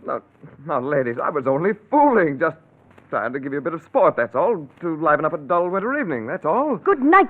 I never saw such people. Talk about your New England hospitality. Must have been invented by somebody who was never in New England. Well, good night, ladies. It's been downright charming. Constance, you were wonderful. I never thought you could be so brave, standing right up to that big bully. Oh, that was so clever of you, bringing down Papa's old revolver. And so brave. How could you do it? Oh, my heart. Constance, sit down, dear. Please do. There. Oh, if anything should happen to you, I don't know what I'd do. I'm all right. Emma. Yes, dear. Emma, why won't you allow me to have my own banking account? I promise you I won't be extravagant. It's just that I would feel more of an adult. A person in my own right if I knew I could have access to my money. If I did want it. Constance, you were so brave and so forceful. Of course I shall see that you have access to your money. You saved my life. And you will let me have my own account? The money isn't in the bank, Constance. It's not? No. It's right here. Right in the house. I wouldn't trust the bank. There might be a run on it someday. But Julian might have searched the house. Taken it all. I know. I was frightened to death. Your facing him with the revolver was the only thing that saved us. But I have the money well hidden in a safe behind this picture of dear Mama. And only I know the combination. I never knew there was a safe there. Come, I'll show you.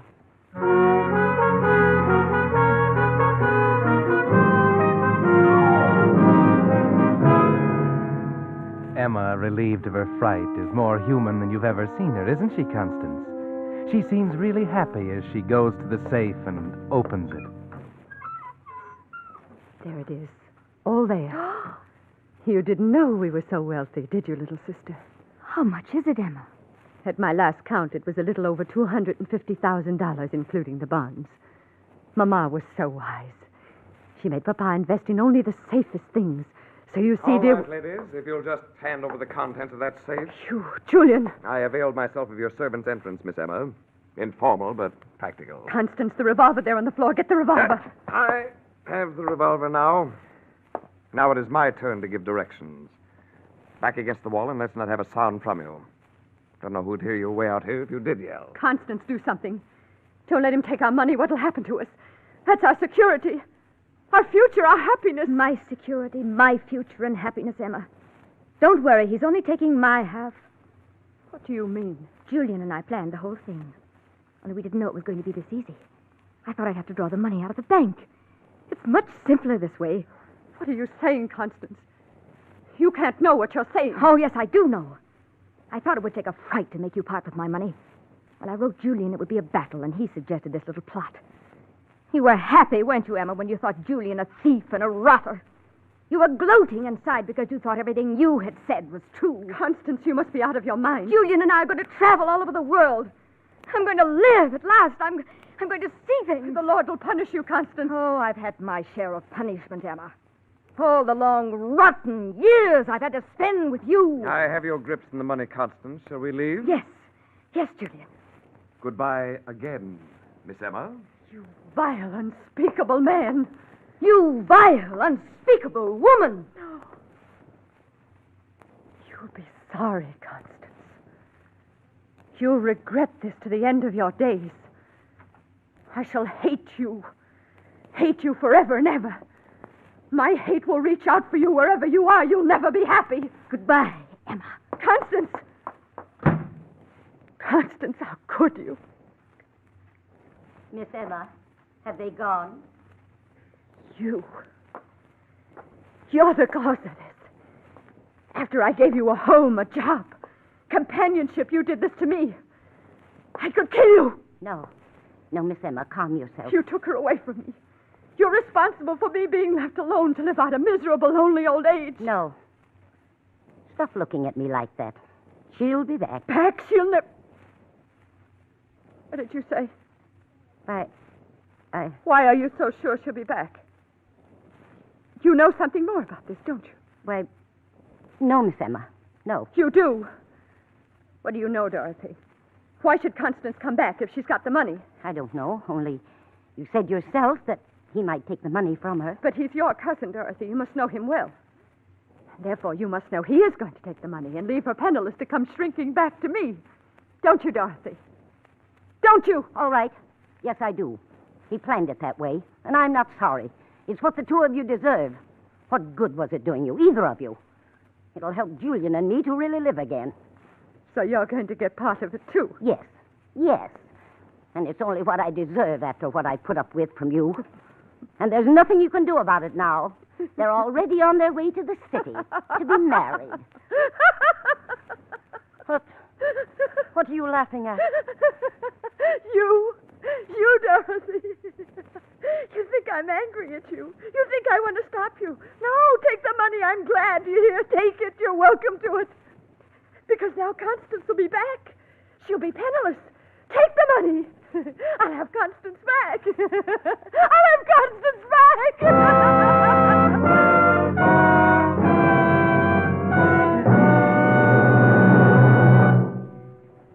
But that's not all of this strange story. In a moment, the Whistler will be back to tell you what really happened. And while we're waiting, here's the modern version of that old story about the lost horseshoe nail. Just one nail. But for lack of it, the shoe was lost. Then the horse, the rider, and as a result, the battle was lost. Well, this year, Uncle Sam says 1 out of every 12 cars will be lost. That is, go off the road. Many of them because just one vital part has worn out, which can't be replaced today. That's why your signal dealer takes no chances of missing even one part when he lubricates your car. It's why he uses the famous signal safety chart, on which the maker of your particular car has indicated every lubrication point and the exact oil or grease it should have. Before your signal dealer returns your car to you, he checks every point against the safety chart, not just once, but twice. This double protection is Signal's way of assuring you that your car won't be the one 1 in 12 that goes off the road because some vital part wore out from lack of lubrication. So if it's been 1,000 miles or 2 months since last lubrication, play safe. See your neighborhood Signal dealer for a Signal Safety Chart lubrication. And now, back to the Whistler.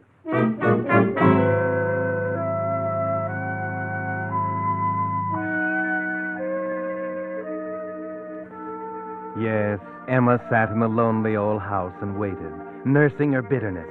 And down in the city at a small hotel, Julian stood at the desk, waiting for his bride and her money. Constance was upstairs, dressing for the wedding. It was scheduled to take place at the little church just around the corner within the hour. As the minutes went by and the time grew short, Julian became impatient. He went upstairs to the room looking for Constance. She wasn't there. On the table, he found a note. Dear Julian, I'm sorry to disappoint you, but you see, I knew all along what you really wanted from me. I suppose it was deceitful to let you believe you were succeeding, but I needed your help to gain my freedom. Now that I have it, and the money, I thank you and wish you good luck. Goodbye, Constance. Julian knew what that meant. And after a time, so did Emma, sitting alone in the old house on the hill.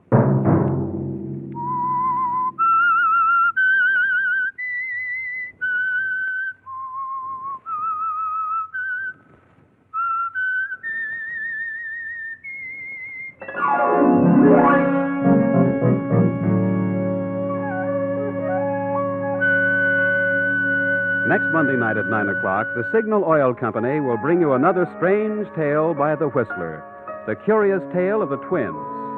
The Signal Oil program is broadcast for your entertainment by the Signal Oil Company, makers of Signal's famous Go Farther gasoline and motor oil, and by your neighborhood Signal Oil dealer, who is at your service daily to keep your car running for the duration.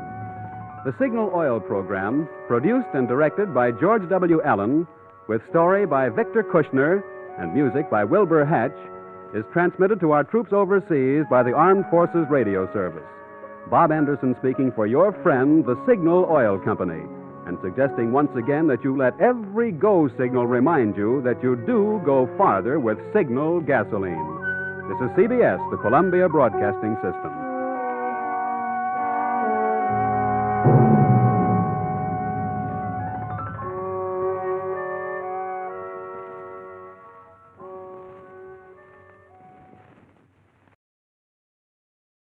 The Signal Oil program, The Whistler.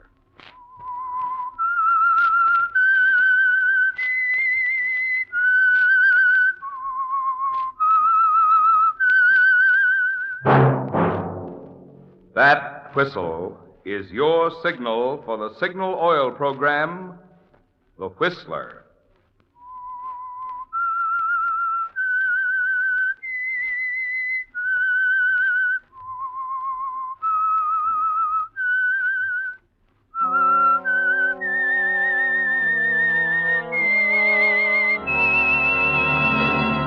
I am the Whistler, and I know many things, for I walk by night. I know many strange tales hidden in the hearts of men and women who have stepped into the shadows. Yes, I know the nameless terrors of which they dare not speak. Yes, friends, it's time for the Signal Oil program, The Whistler, rated tops in popularity for a longer period of time than any other West Coast program in radio history. And Signal gasoline is tops, too, tops in quality. It takes extra quality, you know, to give you extra mileage. And Signal is the famous Go Farther gasoline. So look for the Signal circle sign in yellow and black that identifies friendly dealer-owned Signal stations from Canada to Mexico. And now the Whistler's strange story. The first year.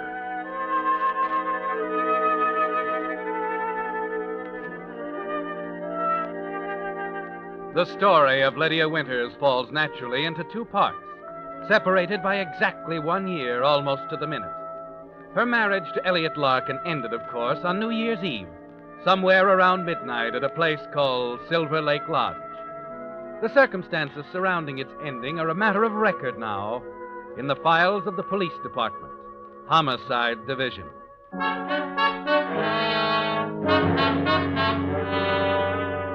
The beginning is another story, a personal one. Just a year before, early on New Year's morning, Lydia Winters had stood at the door of her uncle's apartment with Elliot, listening to the whistles ushering in the new year. Darling, Huh? listen. It's official now. A brand new year. Brand new life. I better go in now, Elliot. Look, Lydia, let's go together. You can speak your piece and I'll back I've you up. already told you I want to talk to Uncle Philip alone, darling. Oh, but why waste New Year's Eve? Good Lord, woman, it'll only take a minute to I tell love the old you, boy. dear, and I'm going to marry you. But you might as well learn right now when I make up my mind, I mean it. So Marty tells me. Poor Marty. Yeah, poor Marty. Looked like you hit him with a poleaxe when you told him tonight. He'll get over it. They all do. I wonder if we will. Maybe. But it'll be fun while it lasts. Lydia, why are you marrying me? Oh, you dance well, you're good looking. You have charm of a sort, and of course, My money. your money. I'm tired of depending on Uncle Philip. Ah, you're a worldly woman. But very practical. Kiss me, darling. Good night, Elliot. I'll pick you up tomorrow at noon. Mm-hmm. We can be married in Greenville and run up to Silver Lake Lodge for a couple of weeks, huh? You're so capable, darling. All figured out for me. Yeah, except Uncle Philip. Just leave Uncle Philip to me, dear. Good night. Good night. Happy New Year.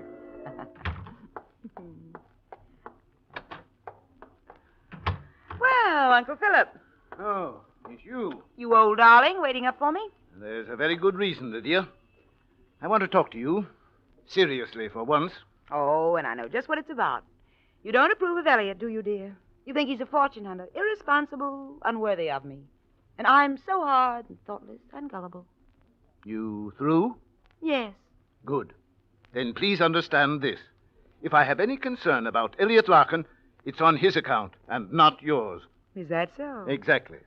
In the proper hands, he might understand you, grow up into a decent human being. With you, he hasn't a chance. Now, wait a minute. If you think you can tell Let me finish. That's beside the point anyway. You're just like your mother was, Lydia. The same selfishness, the same abysmal ignorance of the true meaning of marriage. You're not in love with this man. He's not in love with you. You're pretty sure of yourself, aren't you? Of course I'm sure. To get to the point, Lydia, I will not approve your marriage to Elliot Larkin or any other man until you indicate some small understanding of what the word means, until you're able to look upon it as a sacred contract instead of an adventure. I see. Now, I'd be grateful if you'd step off the soapbox while I tell you something. I don't care what you think. Listen to me, Lydia. I'm through listening to you.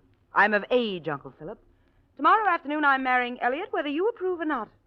I don't care about you or your money or anything else. It's my life, and I intend to live it as I please. I'm leaving at noon tomorrow, Uncle Philip, and there's nothing you can do about it.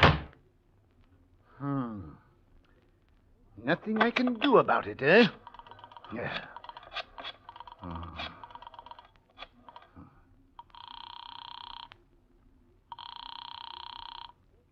Hello?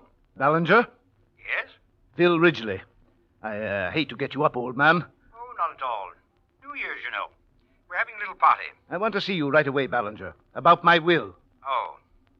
How about tomorrow morning? I said right away. Now.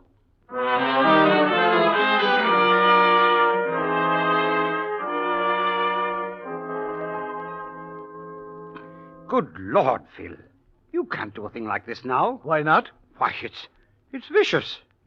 If there was any chance for success of Lydia's marriage, it's destroyed by this thing.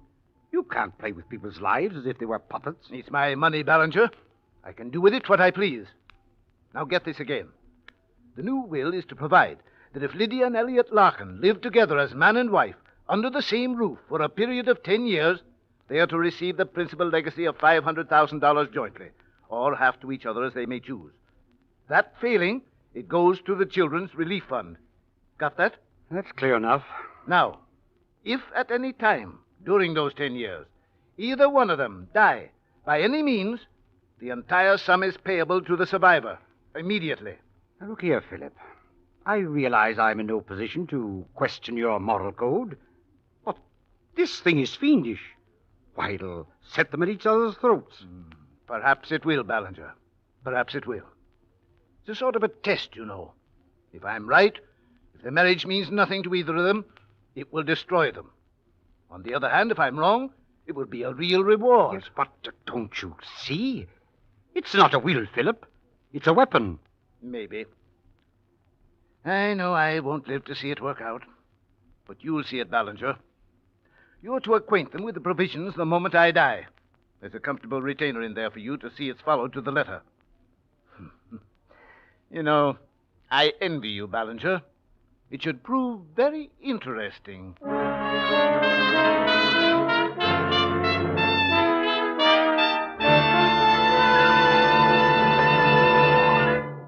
With the prologue of The First Year, the Signal Oil Company is bringing you another strange story by The Whistler. But now, a brief suggestion to help you enjoy new driving pleasure during the new year. To be sure of the tops in gasoline quality, there are just two things to remember. One, in gasoline, it takes extra quality to go farther. And two, Signal is the famous Go Farther gasoline. And now, back to the Whistler.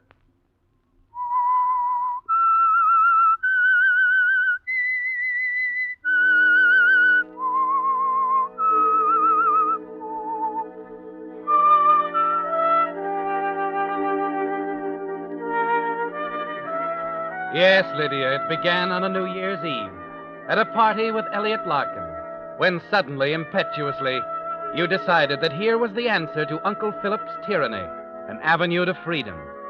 And it's worked out fairly well, hasn't it? It's not a storybook marriage, of course, but you didn't expect that. Still, Elliot is fairly presentable, reasonable, and charming, and you're sure he's wealthy enough to keep you well-dressed and entertained. And until something better comes along, you're content. It was an evening in October that changed all that. The two of you had just arrived home from a football game. Old Johnny Gates. Can you imagine running into him that way? I felt like a lost sheep with the two of you huddled together all Well, I haven't seen him since college. Oh, here, let me take your coat. Uh-huh. There. That was a lucky break running into him that way, you know? Where are the cigarettes? Oh, just a minute. Oh, here you are. Catch. Thanks. What do you mean, lucky break? You didn't pay any attention to the game. Well, he's leaving his job. He's going to the Orient. Oh? Yeah, he represents some cordial outfit, liqueurs, that sort of thing, you know. Well, I mean, that's the job he's leaving. It's a pretty good job. What's that got to do with you? He says he'll recommend me to replace him if I want it. You mean you're going to work? Well, why not? I can't be a playboy all my life, you know. What? Elliot. Elliot, darling, what in the world got into your head? What's so funny, huh? Help me, Elliot. You working? Oh. Yeah, well, you better answer the phone. Yeah, excuse me, darling. Hello? Mrs. Larkin? Yes? This is Mr. Ballinger, your uncle's lawyer. I'm not at home to my uncle, Mr. Ballinger. You can tell him to... Just a minute, Mrs. Larkin. I'm calling to tell you that your uncle passed away this afternoon. I see. It's my duty as his executor to read to you the terms of his will. Who is it, honey? Just a minute, please. Uncle Philip's dead. Something about the will. Oh, let me talk to him. I'll handle it. Mr. Ballinger, perhaps you don't quite understand my relationship with Uncle Philip. Wait a minute. Elliot. Give me that phone What do now. you think you're doing? It's time I knock some sense into your head, Angel. You may as well know it now. We're broke. Well, what? Oh, as close to it as you can get without selling the furniture. That's why I took Johnny up on the job. Hello? Had money, a lot of it, you say. Never mind that now. You just tell Mr. Ballinger we'll be glad to talk to him. You hear? Go on, take the phone. Hello? Hello, Mr. Ballinger. Yes? We'll be over right away. How'd it taste, dear? What? Humble pie. I'm not in the mood for that sort of thing, Elliot. Why didn't you tell me you were broke? You didn't ask. You just went along with what everyone believed about the Larkin You fortune. think that was fair to me? Well, it works two ways, Angel. After all, I was under the impression your Uncle Philip's worldly goods were practically in your pocket. I see. Well, I guess I'd better make this clear, Elliot. I don't love you. I never did. Oh, now take it easy. And bright and early tomorrow morning, I'm leaving this house and I'm not coming back. Really? Well, I'm going to miss you terribly. Where are you going? Does it matter very much? No, not really. Tomorrow's up to you, Lydia. Tonight, on the other hand... I'll see Mr. Ballinger alone. We're going together, darling. Somehow I'm just a little curious about your uncle's will.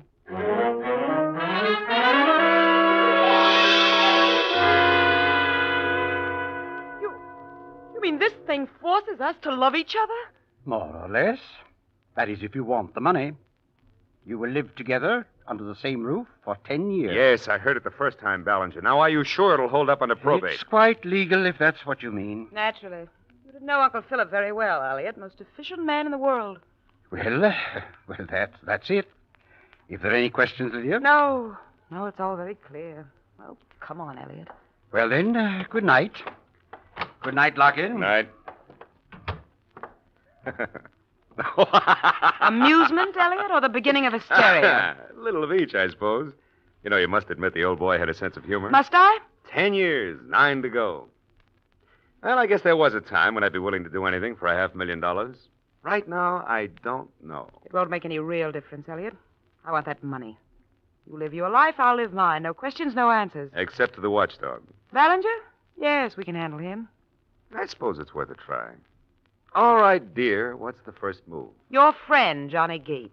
Johnny? You'll need that job now. You have a wife and home to support. Remember?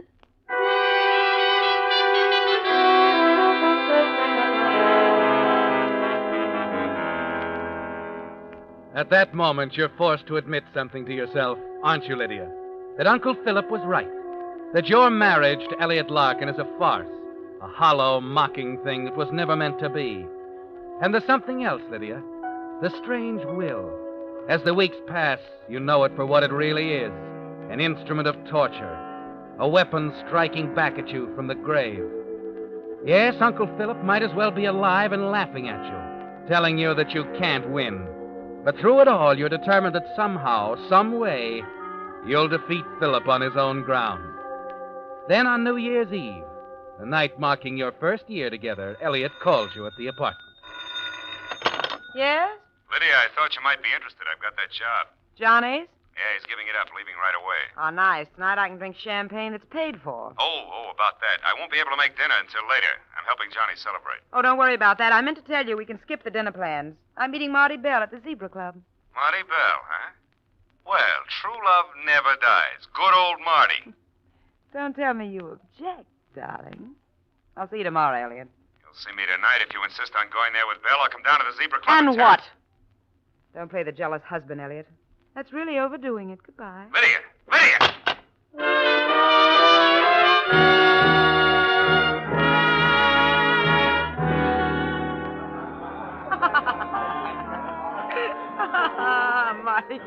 Marty, you're very amusing. But I mean it, Lydia.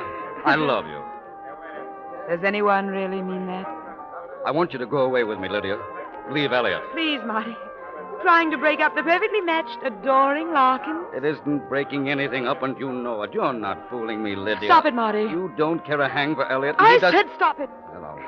There's someone coming over to our table, an old friend. Really? I don't see anyone Mr. Ballinger. What an unexpected surprise. Yes, I dare say. I'd like you to meet Marty Bell, an old friend of Elliot's. Oh. Marty, Mr. Ballinger. How do you do, Mr. Marty's Ballinger? keeping me company while I wait for Elliot, but he has an appointment. Maybe you'd sit in for a while, Mr. Ballinger. Glad to. But then Marty won't have to waste any more time. I'm not wasting time, It's Lydia. all right. You've been a dear, Marty. I'll tell Elliot. Now, run along. Nice to meet you, Bill. Yeah, same here. Oh, goodbye, Lydia. Bye, Marty, and thanks so much. He's such a dear. Lydia, I've been intending to bring this up for some time. I've been disturbed about things that I've been hearing. Things? What things? About you and Elliot. Oh? You know, when there's any sign of trouble between you, you're on dangerous ground. Why, Mr. Ballinger, I don't know what you're talking about. We're getting along beautifully. Where is Elliot, Lydia? It's New Year's Eve.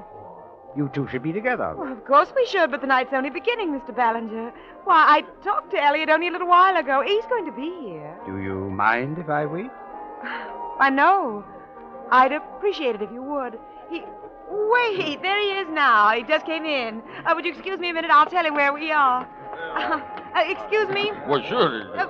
Would you let me through, please? Oh, sure. I'm sorry, lady. Pardon me, It's please. okay. Elliot! Oh, there you are. Where's Marty? I want to talk to him. He's not here, Elliot. Come over to the table with me. He ran out, huh? I sent him away. Ballinger's here. Ballinger? Smile, darling. He's looking right at us. What? Oh. Would you let us through, please? Yeah, excuse us. Won't Thank you? We're sorry. Right here, darling. Right here.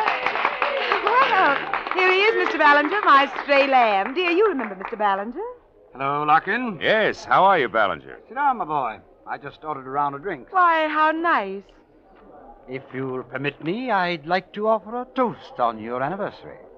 1 year, isn't it? That's right. Ah, one beautiful year. Yes. Well, we can drink to that, and, of course, to your future. May you remain as happy as you are tonight.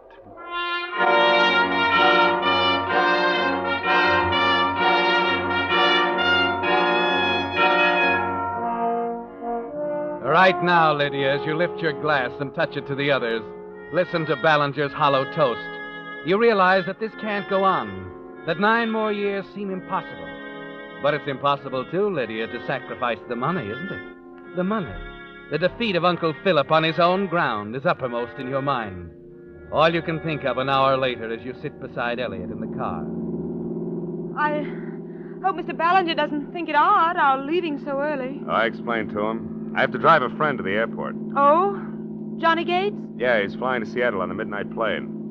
What I didn't tell Ballinger is that I'm going, too. You're what? Got my ticket, suitcase in the back. Elliot, you can't do this. Why not?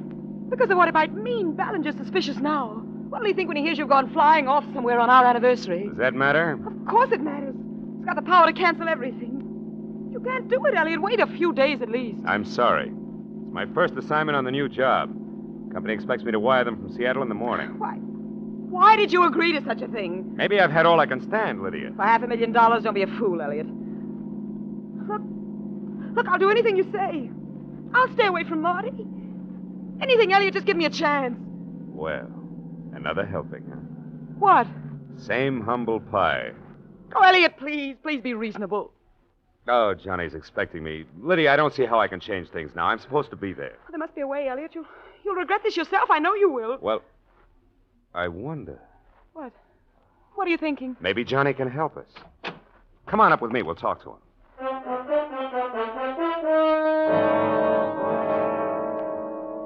Maybe I'm a little dumb tonight, Elliot. Give me another rundown on that, will you? Well, now, look, Johnny, it's simple. I'd just like an extra day here, that's all. You're flying north anyway. Couldn't you send that wire for me? To cover you with the company. That's right. Now, you see, that way Lydia and I can be together on our anniversary, and I'll be up there in a day or two. Well, I don't suppose there'll be much doing over the holiday anyway. Oh, not a thing. It's just that I don't want to beg off on my first assignment. No, that wouldn't be so good. Okay, pal, I'll handle it for you. Swell. Johnny, I appreciate this, too. Forget it. Elliot's done plenty for me. Oh, Johnny, there's one more thing. I don't like the idea of turning in my plane ticket. You know, just in case the company should check. Oh, I don't think they will. I'd rather not take a chance. Now, look, if it doesn't matter to you, you're leaving the company anyway, couldn't you turn yours back and go in my place all the way through? Well, if you'll feel safer. Well, Johnny, I really would. Okay, let's have it. Say, I'll even check into your hotel for you. Oh, fine. We better get going. Yeah, right away. Well, I'll finish packing. Be with you in a minute. Satisfied, Lydia? Perfectly. Look, as long as we're going to make it look good to Ballinger, maybe we can go the whole hog. How do you mean? Well, after we drop Johnny at the airport, how about driving up to Silver Lake Lodge? Wonderful. Remember the first time we were there? A brand new year, a brand new life. I remember it perfectly, Elliot. I'd love to go. I think it's exactly what Mr. Ballinger would like.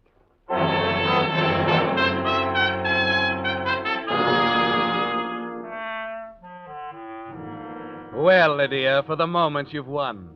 But the worry of the future is on your mind, driving down to the airport and watching Johnny Gates off on Flight 27. And all the way up to Silver Lake Lodge, you wonder about those 9 long years ahead. It isn't going to be easy, Lydia, but somehow you're determined to make Elliot continue to see it your way. A few miles below the lodge, you ask him to stop at a roadside store. Sounds like they're having quite a time down in New Orleans. Yeah? I just want to get some cigarettes, Elliot. I'll be right back. Take your time.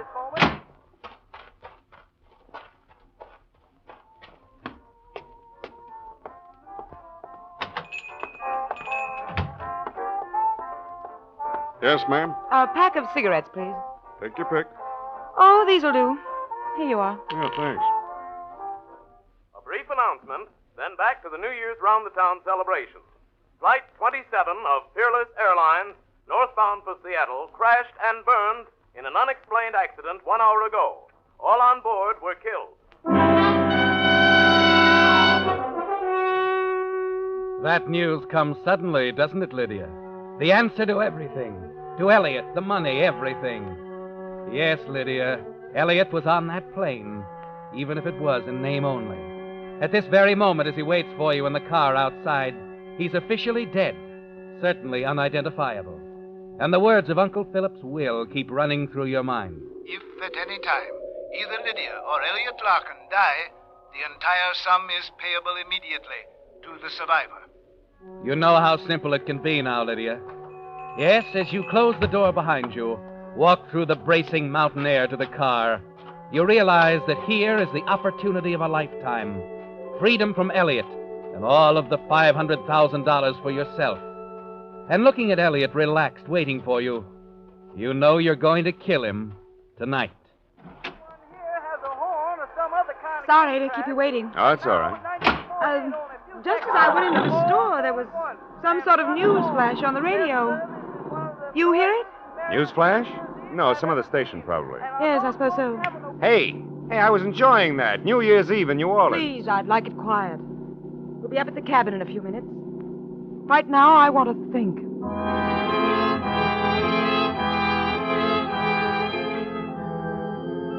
Of course you want to think, Lydia, of the loaded target pistol in the gun case at the cabin, of how lonely it is there, of how easy it'll be to dispose of Elliot's body in that wilderness.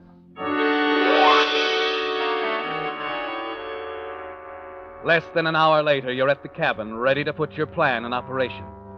The pistol is just beneath your hand, stuck between the sofa cushions as you sit before the fire Elliot has built for the occasion. You steady your nerves and... Elliot, Just a minute, dear. I'm fixing the drink. hurry it up, will you? You're tense now, bracing yourself. You'll wait until he's moved around and is standing right in front of you, holding the drinks on the tray. That way it can't go wrong.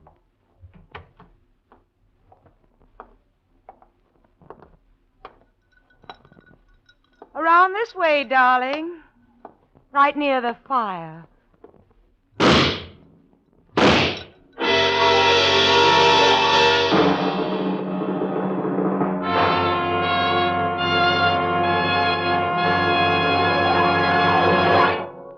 The Whistler will return in just a moment with the strange ending to tonight's story. Meantime, for Signal Oil Company and the almost 2,000 Signal dealers throughout the states of California, Oregon, Washington, Idaho, Nevada, and Arizona, I want to wish you a very happy 1948. May your new year be filled with peace, prosperity, and the good health with which to enjoy these blessings. And now back to the Whistler.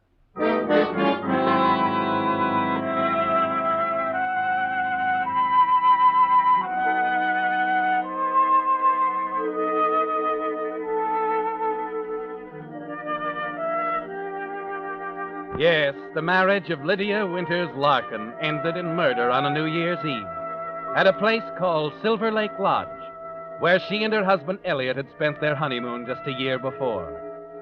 There's a complete record now in the files of the Homicide Division, a record of a detective's curiosity over the crash of a northbound airplane and the supposed death of a passenger named Elliot Larkin, of an investigation that led to a quick arrest and a complete confession. At police headquarters, Mr. Ballinger, the attorney, was remarkably philosophical as the lieutenant read the whole amazing story from a hurriedly prepared transcript of the confession. I can't say that I'm surprised, Lieutenant. I was afraid from the beginning that Philip's will would lead to something like that. Yes, the will, of course, gives us a solid motive. Although we already figured we'd find something like that. Oh, there's one more paragraph to the confession. You want to hear it? Yes, read on, please. Well, it goes on to say, once I knew that Johnny Gates was on that northbound plane traveling as Elliot Larkin, the way seemed perfectly clear. As soon as we got to the cabin, I got hold of a gun and waited for my opportunity. The first chance I had, I pulled the trigger twice without any warning, and it was all over. And then there's the signature, of course. The only thing I don't understand, Lieutenant, is how you were able to make the arrest so quickly. A good hunch on the part of one of the boys. You see, when he found out that Larkin was due up in Seattle on that new job, he flew up there as a matter of routine. Well, after that, of course, the arrest was over. Oh, they're bringing in the prisoner now. Do you want to... Yes, I'll stay. All right, Sergeant. In here. I don't know how you ever expected to get by with this, Larkin. Does that matter now? With Johnny Gates traveling in my name, I thought I had a perfect alibi.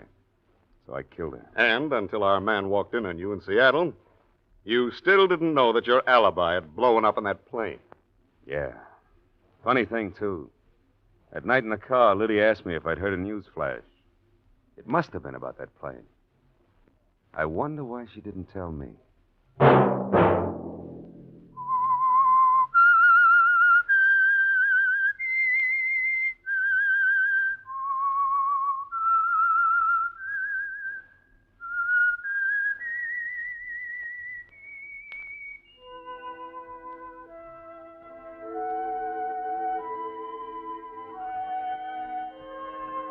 Let that whistle be your signal for the Signal Oil program, The Whistler. Each Wednesday night at the same time, brought to you by the Signal Oil Company, marketers of Signal gasoline and motor oil and fine quality automotive accessories. Because this is New Year's Eve, the safety message with which we have closed every Whistler program during the past year has even more significance tonight. To get the most driving pleasure, drive at sensible speeds, be courteous, and obey traffic regulations. It may save a life, possibly your own.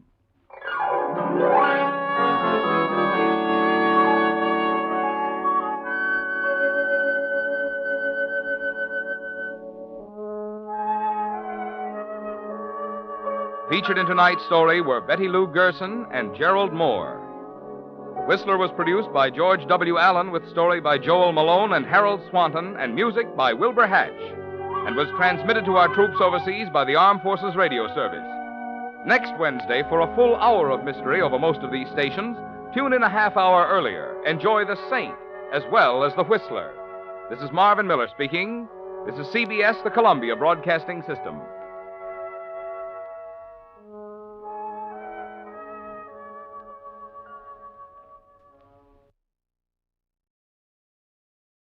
And now, stay tuned for the program that is rated tops in popularity for a longer period of time than any other West Coast program in radio history. The Signal Oil program, The Whistler.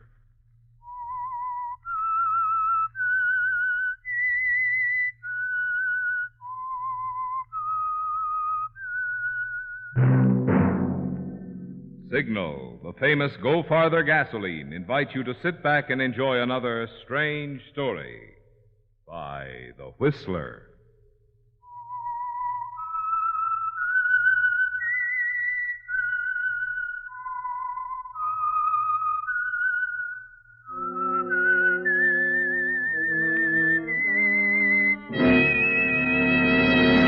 I am the Whistler, and I know many things. For I walk by night. I know many strange tales hidden in the hearts of men and women who have stepped into the shadows. Yes, I know the nameless terrors of which they dare not speak.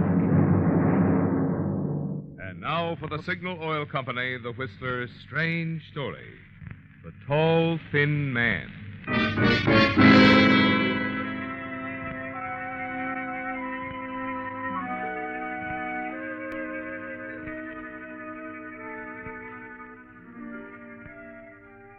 The dim light at the 7th floor landing caught the last labored steps of the man as he climbed the stairs. Breathing hard, his face beaded with perspiration, he drew in his breath, set his jaw, and began climbing the last 3 flights. This was a new experience for Gordon Manning, entering the building at the back entrance, climbing the back stairs, and all the while racing against time. But you can't risk being seen, can you, Gordon? No. It's all important that tonight, of all nights, you must not be seen anywhere near your estranged wife's apartment. You finally reach the 10th floor. Then you walk down the empty hall until you come to her door.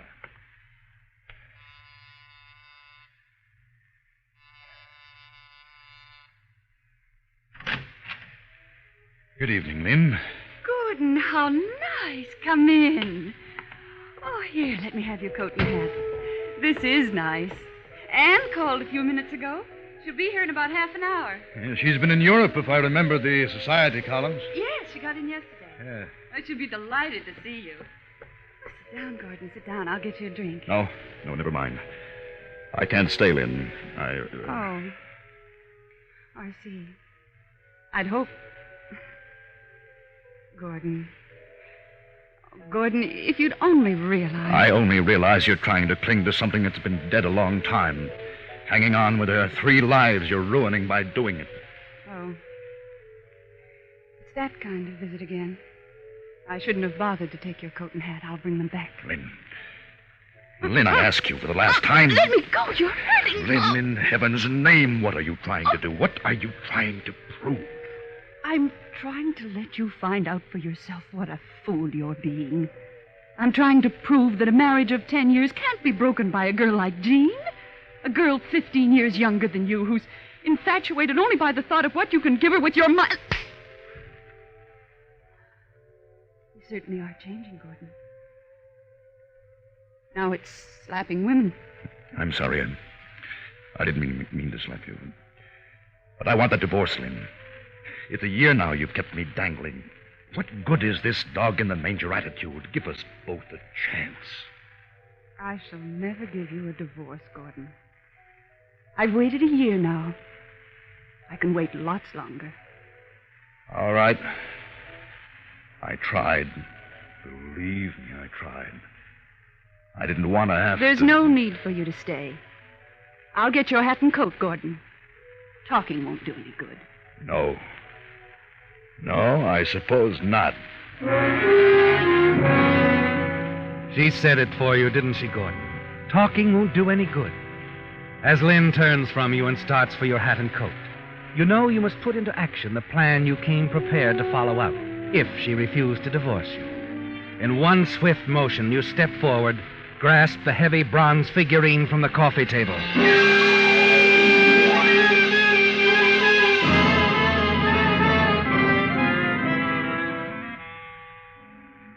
Lynn's dead, isn't she, Gordon? Quickly, you wipe your fingerprints from the murder weapon. Get a pair of gloves from your coat. Strip the big diamond rings from Lynn's fingers, the diamond bracelet from her wrist. Then you hurry to her bedroom, take all the jewels from her jewel case, and generally ransack the room. It will look like robbery. Murder and robbery, won't it, Gordon? And then you remember. Lynn's friend Anne is due in half an hour. As you leave, you make sure the door is slightly ajar so that Anne can go right in when no one answers her ring. And when they phone you, as you know they will, you'll be home playing chess with Professor Norton. Yes. You hurry down the corridor toward the back stairway. But before you reach there... Oh, sorry. Well, I didn't see you. I'm afraid that I almost knocked you down. That's all right. I was preoccupied myself. Well, no harm done, eh? Oh, no, of course not. No harm done. He brushes past you hurriedly. But you know he saw you quite plainly, don't you, Gordon? As plainly as you saw him. Fully a head taller than you, very thin, with high cheekbones and a long, prominent nose. He disappears down the hall. Shock immobilizes you for several seconds, and then realization hits you. And you begin to run down the back stairs. He can identify me. He can swear I was here tonight.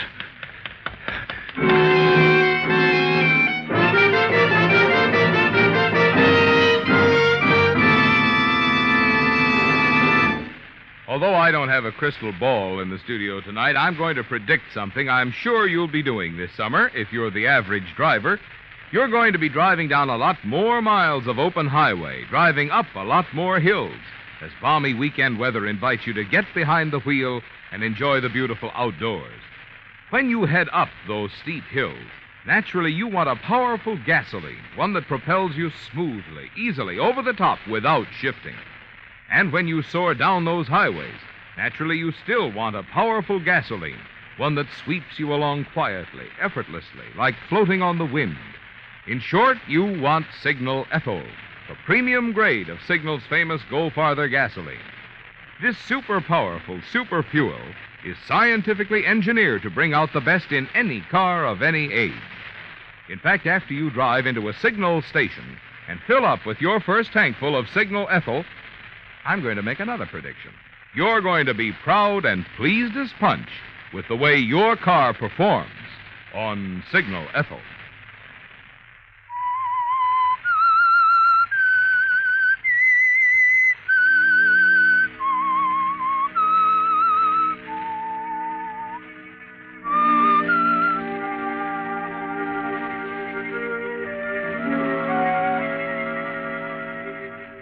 Well, you've finally done it, Gordon. Yes. Lynn, your estranged wife, lies dead in her swank apartment. You've taken her jewels to make it look like the work of a thief. And it all went well, didn't it? Until in leaving, you collided with a tall, thin man coming down the hall. You know he saw you as clearly and distinctly as you saw him. Now, back at your apartment, you enter cautiously. Seated in the big leather chair, sound asleep from the sedative you'd slipped into his drink, just as you left him, is old Professor Fred Norton. In front of him on the small table, a chess lamp, unmoved since you left. You glance hurriedly around, search for a safe place to hide Lynn's jewels. Decide the rubber plant in your hallway is ideal. You push aside several handfuls of soil, drop in the jewels, replace the soil, and pour a glass of water over it. Then you return to the living room and shake the professor gently. Hey, Fred. Fred. Hey, wake up, wake up. Come on, sleepyhead. By George, don't tell me I've dozed off again. You certainly did, Fred. You know this is getting to be a habit with you. So it is. By George, I'm sorry. I feel like I slept an hour. Oh, no, not that long. Only about 10 minutes, really. Just long enough for me to mix us another drink. Here. Oh, thanks, Gordon. Now, let's see. Where were we? Your move, Fred.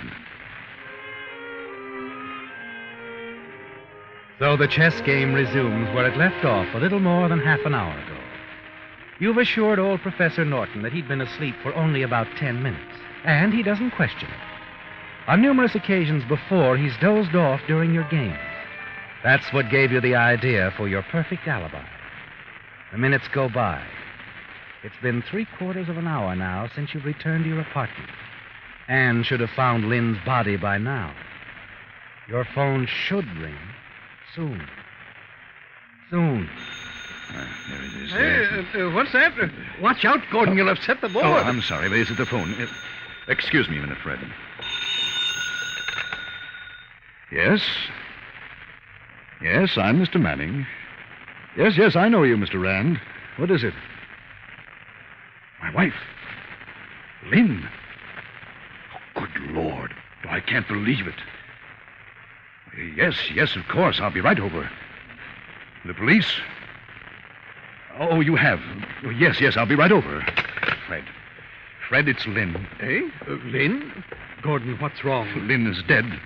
Murdered. Murdered? I don't understand. I don't either. I can't believe it. I've got to get over there, quickly. I'll go with you, Gordon. Oh, yes. I wish you could.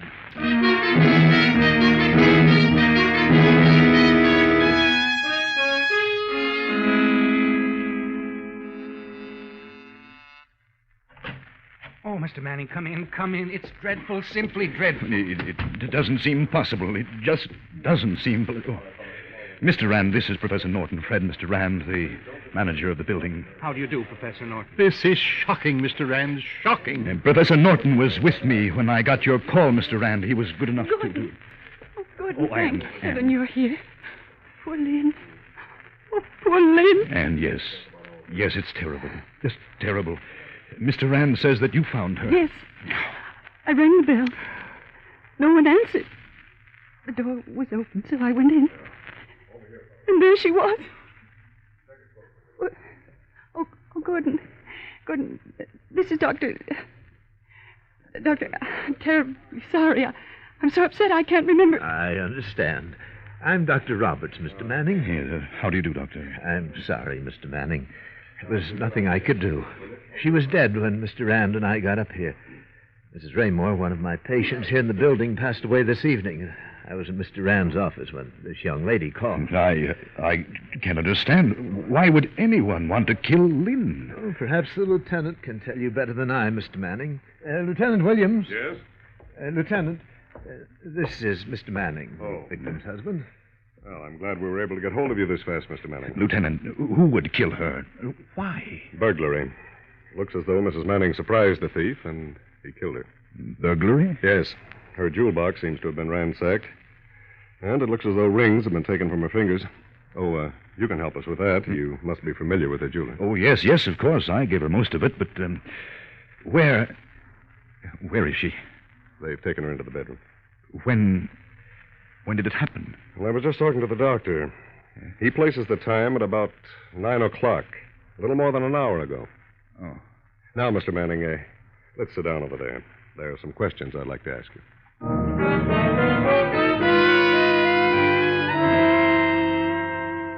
Yes, Gordon, there are questions, many questions. And it was good to have the professor right there to corroborate your statement that the two of you had been playing chess from 7 o'clock right up to the time you had received the call from Mr. Rand. He didn't even mention dozing off. Later, alone in your apartment, you sink into a chair and try to think. The whole thing has come off perfect. Perfectly except for the tall, thin man you met in the hall as you were hurrying from your wife's apartment. Yes, he could send your alibi crashing down about your head. Couldn't he, Gordon?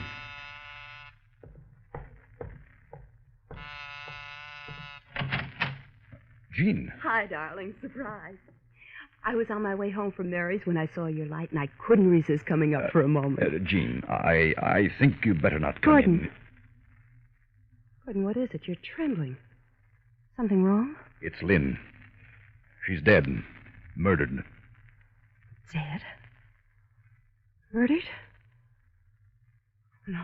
About 10 o'clock, I got the call from Mr. Rand. He's the manager of Lynn's apartment building. Fred and I went over right away. Well, the professor, he was here when you got the call? Yes. They say it was burglary and most of her jewelry was missing. Gordon, are you all right, dear? It must have been awful for you. No, I'm all right. It's just my head still spinning. First the shock, and then all those questions the police lieutenant threw at me. And tomorrow, I have to go down and see him again. Questions? But you told him you were with the professor all evening. Now, Jean. Relax, darling. They have to ask questions. That's their business. I know. It's just that I'm worried. I can't help it, Gordon. I'm worried. No. I like to have you worried about me, Jean, but there's nothing to worry about. But now you better run along. It wouldn't look good if you... Yes, of course. Good night, dear. Good night, Jean.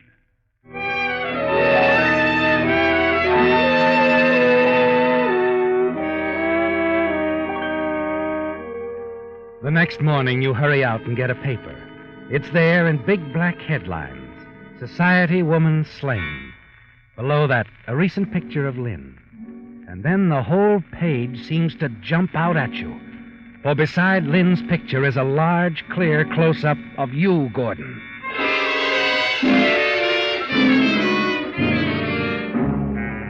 The tall, thin man will have no trouble identifying you now, will he, Gordon? You don't know who he is or where he is. And there's Lieutenant Williams. At 1 o'clock, you decide to drop in at his office, casually ask him if he's making any progress. You must find out if the tall, thin man has identified you. No, I'm afraid we haven't uncovered anything new, Mr. Manning. Not a trace of the jewelry yet. We've got every pawn shop in town covered. That seems to be our best bet. We don't have much to go on. No fingerprints. No one was seen to enter or leave the apartment. I see. But we're doing everything we can, Mr. Manning. Yes, I'm sure you are, Lieutenant.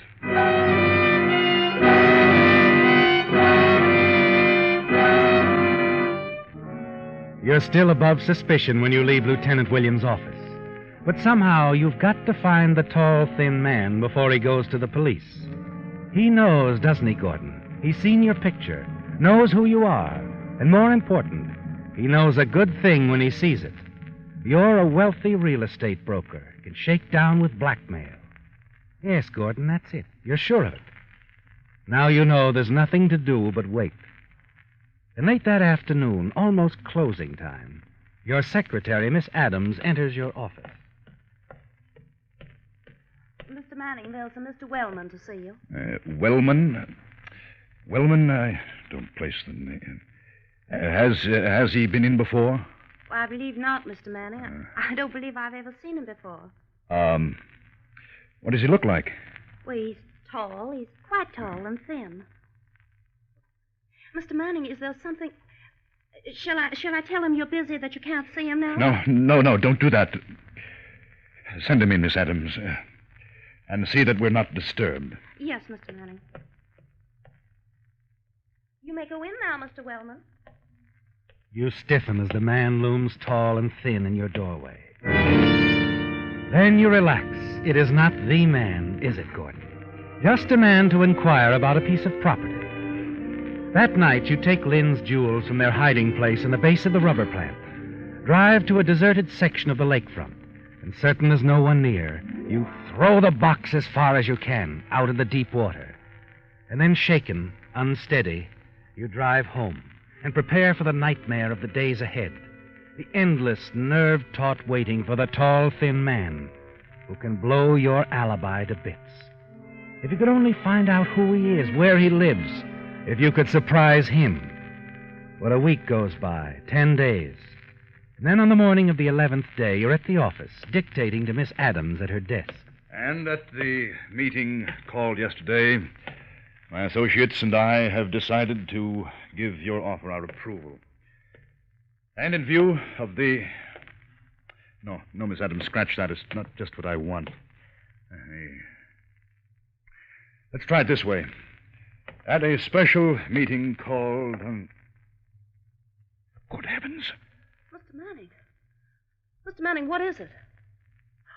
Oh, the newspaper. I brought it to work with me. I didn't get a chance to... Oh, that plane crashed. Did you know someone on board? Plane crash, huh? Oh, no. No, it isn't that. It's just that lately I haven't felt so well. These headaches. We'll let the letter go for a while. I'll just borrow your newspaper, if I may. Relax a little. I'll ring you when I'm ready. Yes, Mr. Manning.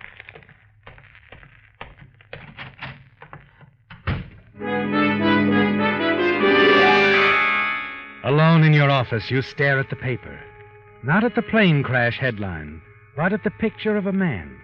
Your eyes hurriedly take in the caption above his picture. Mrs. Elva Raymore leaves fortune to nephew. He's your man, isn't he, Gordon? The tall, thin man.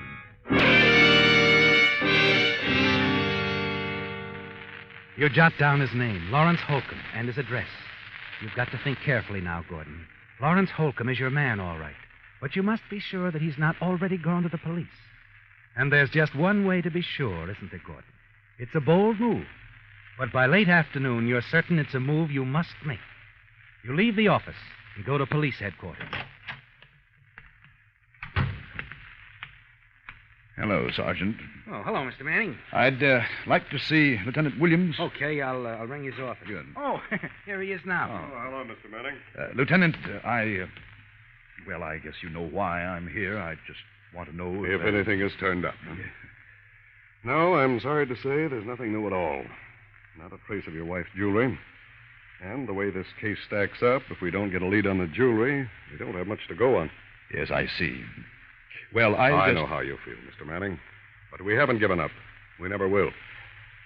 Sometimes, you know, these cases crack in unexpected ways. Crazy ways sometimes. So, don't give up hope, Mr. Manning. Come on, I was just leaving. I'll walk to the corner with you. All right, Lieutenant. Oh, excuse me a moment. Yes, Sergeant. Yes, sir.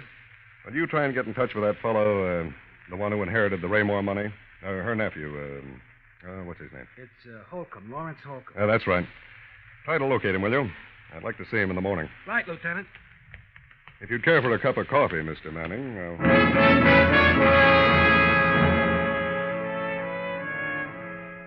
You're sure now, aren't you, Gordon? Lawrence Holcomb hasn't contacted the police. Not yet. But Lieutenant Williams wants to see him in the morning. You have time now, haven't you? Time to do what you must do. You must make sure that Lawrence Holcomb never sees the police. The lieutenant walks you to the corner, and then you part company. Once at home, you take the small automatic from your bedroom. And at 8 o'clock that night, you're pushing the buzzer at Lawrence Holcomb's apartment. Yeah? I'd like to talk to you, Mr. Holcomb. Yeah? What are you selling? Ever since the papers came out with that inheritance story, I've been pestered by guys like you. What is it? Gold mines or oil wells? I'm not selling anything. Don't you recognize me, Mr. Holcomb? No, not in this light, I don't. Come on in. Just got back from a trip and packing for another. Maybe you can find something to sit on that isn't a suitcase. No, I'd rather stand. This won't take long. Now then, take a good look at me, Holcomb. Oh. It's you. Manning, isn't it? Gordon Manning. I got tired waiting for you, Holcomb. Been out of town, like I said. I've been meaning to do something about you. I don't get you, Holcomb. You haven't been to the police. You haven't tried to blackmail me yet, and you don't need any money now. What is it? What do you want? Don't worry, Manning. I want something, all right, but... Oh, wait a minute. Don't answer that. What do you mean? What is this? Stick up? No, not quite. Just don't answer that phone. Okay, so I won't answer it. Now, put that gun away. No. You see, I know things that you don't know, Holcomb. I know the police want to see you in the morning. The police? Yes, but you've waited too long. So have they. You are not going to live to tell them I was in my wife's apartment the night she was murdered. No, Manning, wait a minute. You don't have a minute, Holcomb?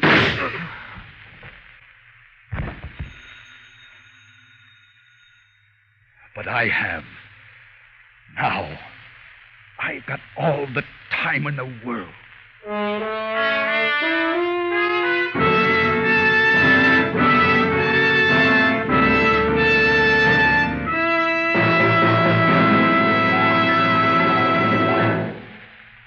Tonight, Signal Oil Company has asked me to thank all you Whistler fans for two wonderful things you have done for us.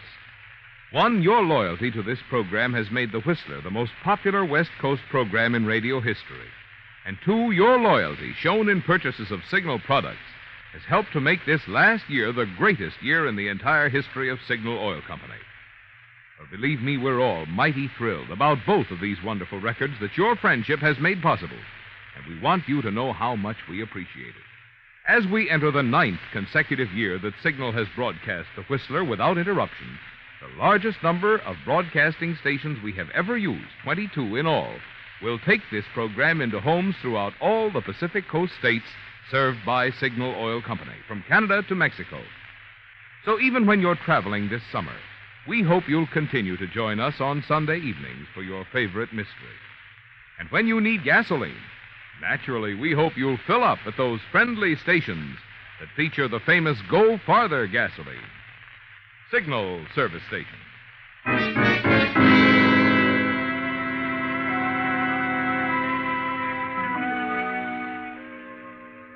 It's over, isn't it, Gordon? You've shot Lawrence Holcomb, the tall, thin man who was the one person in the world who could identify you as having been at your wife's apartment the night she was murdered. You leave Holcomb's apartment by the back stairs, but this time you're not seen. You race to your car and drive home, suddenly secure in your mind, certain the threat of the tall, thin man is gone forever.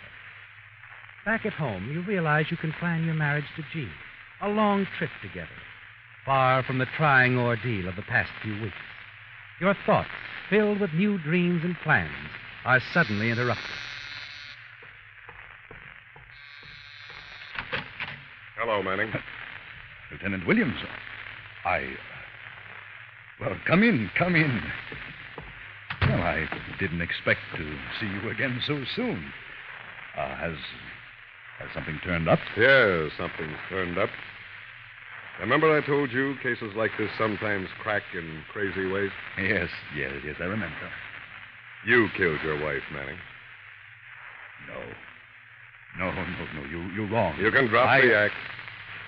I know you killed her. Holcomb told me everything. Holcomb? But he couldn't. He wasn't quite dead when I got to his apartment, Manning. But how did you happen? How did I happen to be there before he died? I tried to phone him this evening. There was no answer. I was pretty sure he was in his apartment. Probably packing for a getaway, so I went up there. Getaway. He was running from you? You bet he was. The night you murdered your wife, Holcomb admitted he murdered his aunt in the same building by suffocating her with a pillow. His aunt, Mrs. Raymore? That's right. Her autopsy said it was a heart attack. I thought it was murder. But Holcomb could prove he was 300 miles away that night. As long as I couldn't break that alibi, he was safe. And Holcomb was afraid that I would break his alibi. That's right, Manny. Holcomb never would have identified you. If he had, he'd have signed his own ticket to the gas chamber.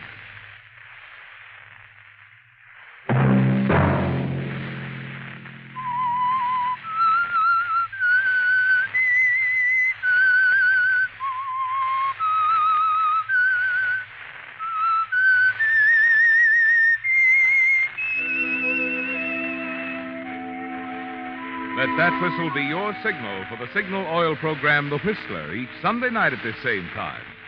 Signal Oil Company has asked me to remind you, next Sunday, June 10th, is Children's Day. So this week, be sure to drive extra carefully, obey traffic regulations, and don't take chances. You may save a life, possibly a child. Featured in tonight's story were Bill Foreman, John Daner, June Whitley, Bill Boucher, Michael Ann Barrett, Norman Field, and Stephen Chase. The Whistler was produced and directed by George W. Allen, with story by Edwin K. Spangenberg, music by Wilbur Hatch, and was transmitted to our troops overseas by the Armed Forces Radio Service. The Whistler is entirely fictional, and all characters portrayed on The Whistler are also fictional. Any similarity of names or resemblance to persons living or dead is purely coincidental. Remember to tune in at the same time next Sunday when the Signal Oil Company will bring you another strange story by The Whistler. Marvin Miller speaking for the Signal Oil Company. Stay tuned now for our Miss Brooks starring Eve Arden, which follows immediately over most of these stations. This is CBS, the Columbia Broadcasting System.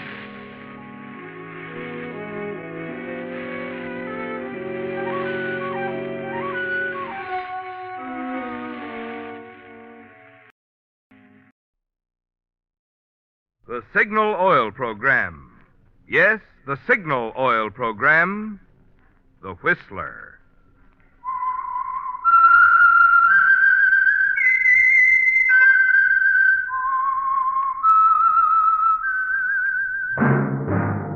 That whistle is your signal for the Signal Oil Program, The Whistler.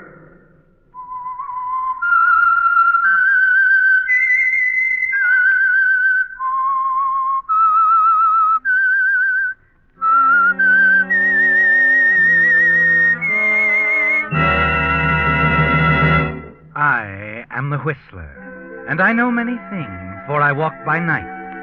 I know many strange tales hidden in the hearts of men and women who have stepped into the shadows.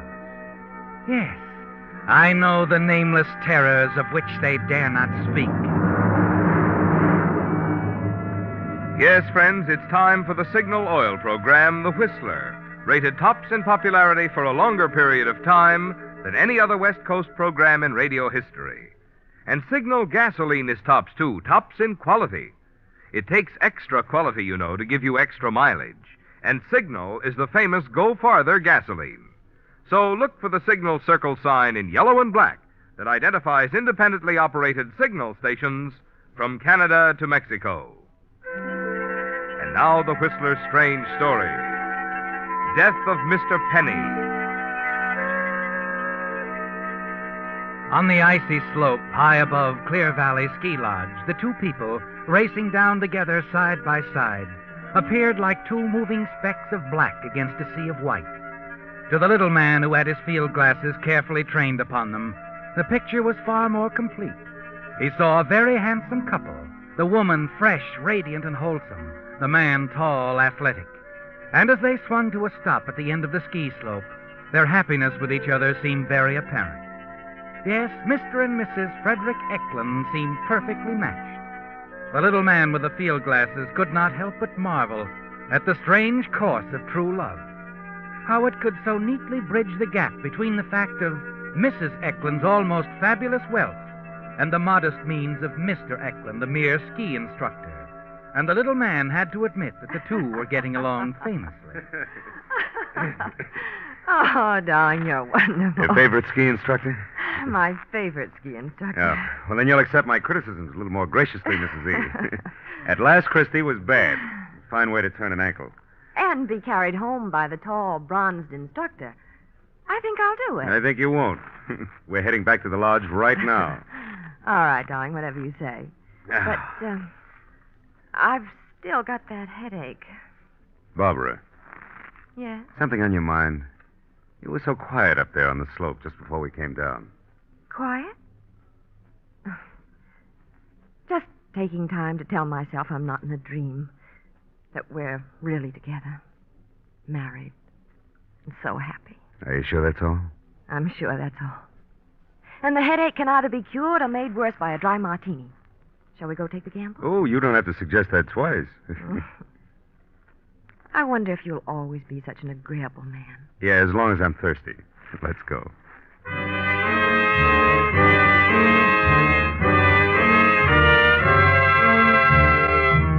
An agreeable man. Yes, Fred, you've been that with Barbara, haven't you?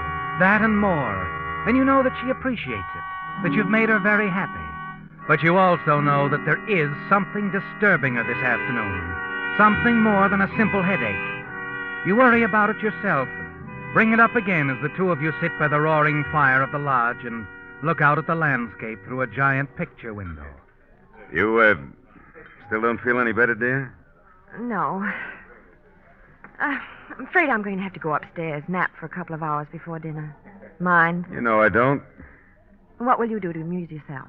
Oh, look at the scenery. Well, it's not novel enough. You know it too well. Oh, no.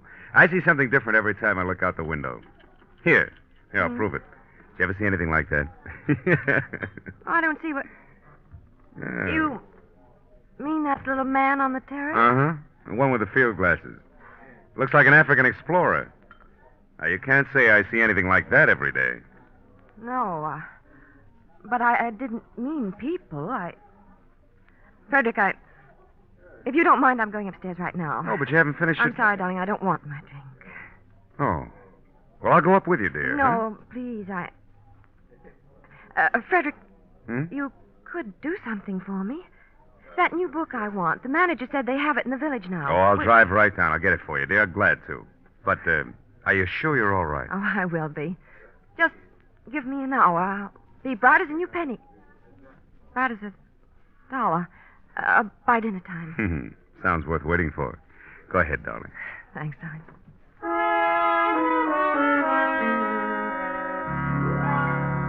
You watch Barbara turn away, go to the stairs. A moment later, you get up, start outside as if to get the car. But at the end of the terrace, you stop and wait a moment. He goes right inside, doesn't he, Fred?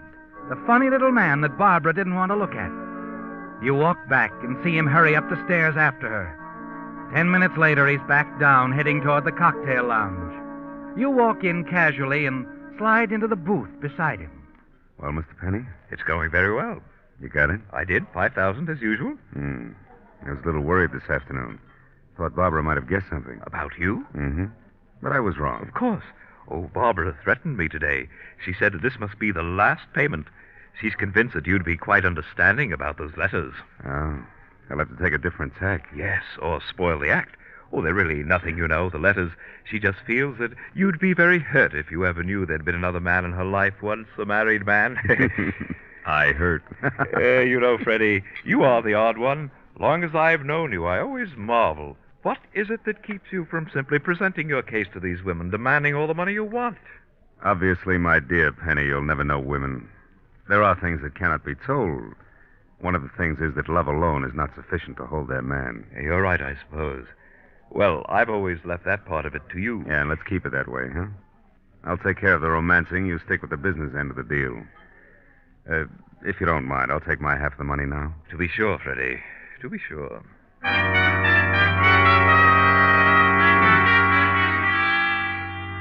As you conclude your present business with Mr. Penny, he excuses himself and hurries away. A moment later, you're conscious of the voice, the song that comes from the lodge dining hall. Maybe Monday. Susan, a delightful girl, isn't she, Fred? talented and beautiful. Yes, and since you met her a month ago, she's been quite overwhelmed by your charm. You stroll across the lobby and stand there at the entrance of the dining hall and watch her as she sings. He'll build a little home. She's beautiful, isn't she? Oh, Penny, I thought you were leaving. I'm going in to have dinner. Now, look, Penny, Barbara will be coming down soon. She isn't pleasant to be with when you're, Your wife is resting, Freddie. She won't be down for some time. But... Shh! I want to listen. And so all else above, I'm waiting for the man I love. That was wonderful, wonderful. Oh, Susan sings beautifully, does she not, Freddie, my boy? Mm-hmm. She's, quite a girl. Quite a girl. Yes. Another one of your many side interests. You've always had them, haven't you? Frankie, my boy, let us go out on the terrace for a moment. I want to talk to you. Come along. It's the idea we've already talked everything out? No, not quite, my boy. After you. All right, what's on your mind, Penny? Susan. I want to speak to you about Susan. Oh? You're quite interested in her, aren't you? Oh, I don't know. Just for laughs, maybe. Oh, I see. Then you won't mind if I ask you to stay away from her. To stay away? You're asking me... Wait a minute, Penny. You don't mean that you... You find it amusing, my boy. Why, she wouldn't even look at you. But, Freddie, wonderful. She has many times, so often that I don't want you to see her anymore. Oh, just like that, huh? And just what do you do if I ignore your advice, lover boy? Oh, I could make things rather unpleasant for you. Really, I could. Really? Like what? Oh, tell your wife that you're my business partner. That we're blackmailing her together. You know what I'd do? No, what would you do, Freddie? I tell you forced me into it a trick. I was only playing along with you until I saw my chance to turn you over to the police. Barbara's very much in love with me, Penny. She'd believe it. Yes, I suppose she would. Well, in that case, I should have to tell her about the Carson widow. The incident at Sun Valley 2 years ago. What? That the police are interested in finding the man who went skiing with a Carson woman the morning she was killed. Accidentally. Now, wait a minute, Penny. I could tell your wife what really happened, Freddie. So be a good boy and stay away from Susan, eh?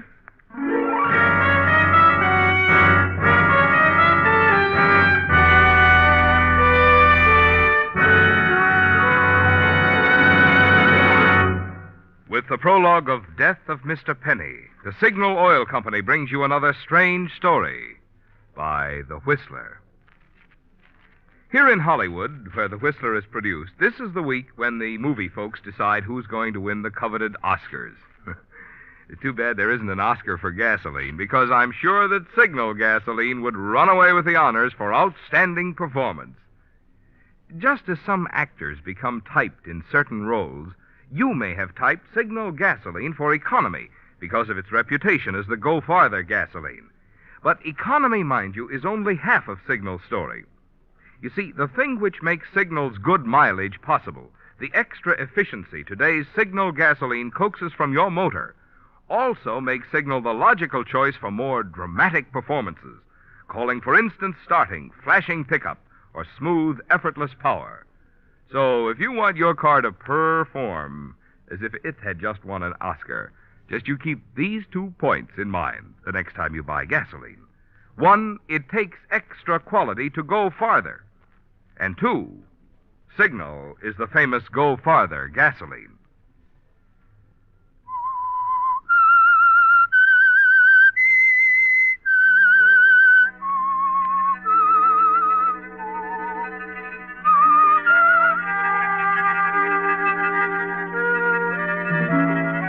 It came as a shock, didn't it, Fred?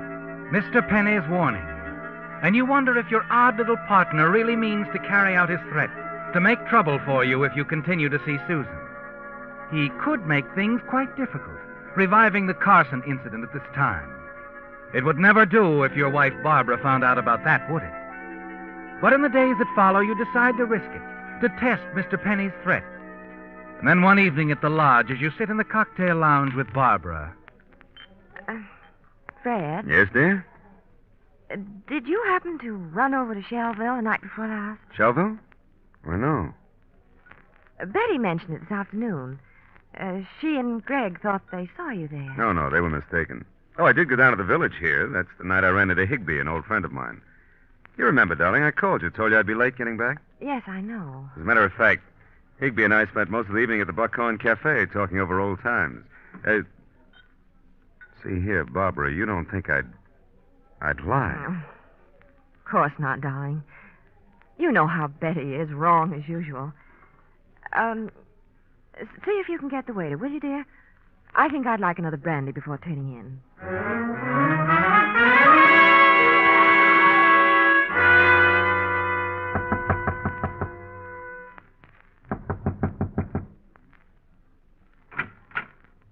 Oh, Freddie, my boy. I could say that this is a pleasant surprise, but it isn't really. I've been expecting you. Can I come in? Well, I was about to retire, but... Thanks.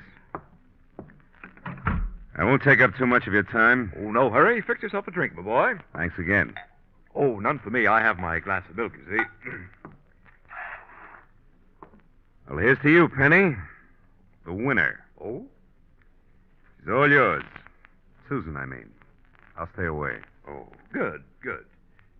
You told Barbara you saw me in Shellville the other night, didn't you? Did I? Yeah, it was just a warning, just in case I had any ideas about not playing ball, huh? Well, I could have told her you were with Susan, but I didn't. Thanks. It was big of you. I thought so. However, Freddie, my boy, if you insist... I know. I'll stay away from Susan. It's all settled. Settled? No, not quite. I've been thinking, Freddie, my boy. What about? The money we collect from your wife. $5,000 every 3 months. Well, it doesn't seem worthwhile. Now, wait a minute. I wouldn't push Barbara too hard. Oh, 2,000 more isn't such a push. Yeah, but there might be trouble. I wouldn't try. Let's leave it the way it is, huh? 5,000's good enough. Oh, perhaps, but when one has to split it 2 ways... I said it's enough. For you, perhaps, but not for me. Yes, I've been thinking, Freddie. I've been thinking I should dissolve our little partnership. What? Yes. I think that from now on I shall keep all the money. Wait a minute. I'm the one who gave you Barbara's letters in the first place. So what? You think I'll hold still for you cutting me out? But, my boy, there's nothing you can do about it. Because of Sun Valley, Mrs. Carson. Why, you... Oh, please don't get excited. I ought to wring your scrawny little neck. But you will not. You will do nothing. Now, please, go. I'm quite tired. Good night, Freddie.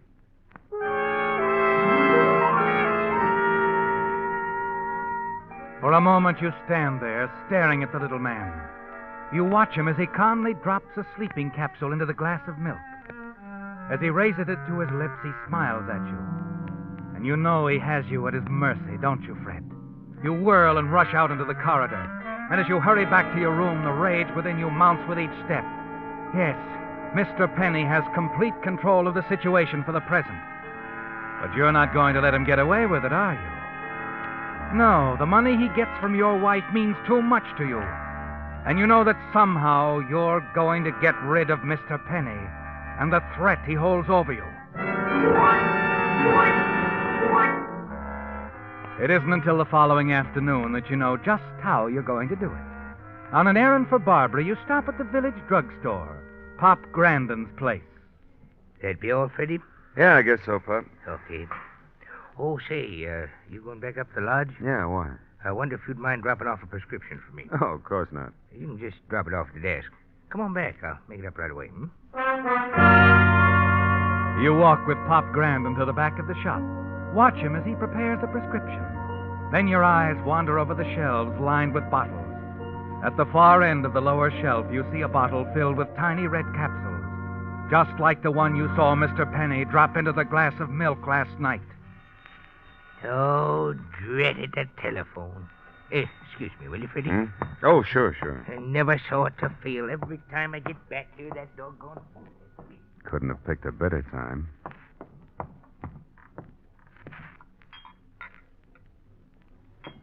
As you take the bottle down off the shelf, the idea hits you, doesn't it? Yes, this could be the way, couldn't it, Fred? Quickly, you unscrew the cap, drop a capsule into your pocket, and replace the bottle. Then your eyes skip along the shelf and finally stop on a small bottle filled with white powder marked poison. Deadly poison, Fred.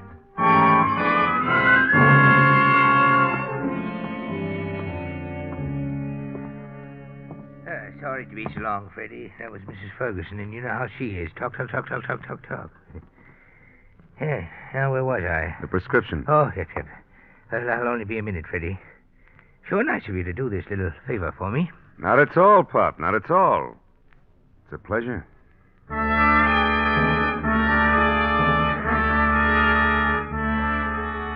You're thankful that Barbara is out when you return to your room at the lodge. Quickly, you empty the contents of the red capsule into the wash basin.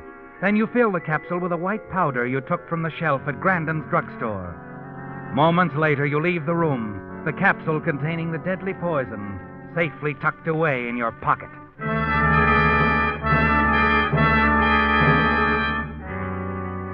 Early that evening, you pay another call on Mr. Penny. Oh, come in, Freddie, my boy. Come in.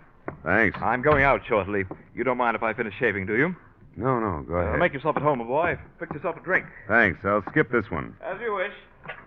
Tell me, to what do I owe the honor of this visit? Well, I thought maybe you'd reconsider. What? After the way you double-crossed me with Susan? Not a chance, my boy. Not a chance. I'd take a smaller cut. And as a matter of fact, I've been seriously thinking of asking your wife for more money. I told you before that would be a mistake. She won't pay it. We shall see. We shall see.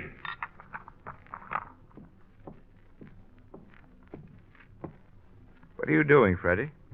Oh, just looking at this magazine on your nightstand. Holidays, huh? Planning a trip? Perhaps. Oh, look, Penny, I need the money. Why can't we make some sort of arrangement? You're wasting your time, my boy. This is too good a thing for me to share with anyone. I am rather surprised and annoyed, too, that I didn't think of handling the matter this way long ago. You won't change your mind? No. After all, you still have Barbara. She's a wealthy woman. Do you begrudge me a few $1,000s now and then? All right. That's the way you want it. Yes, that's the way I want it, my boy. Good night. Good night. No hard feelings, Freddie. No. See you in the morning, then. Yeah. Maybe you will, Penny. And maybe not.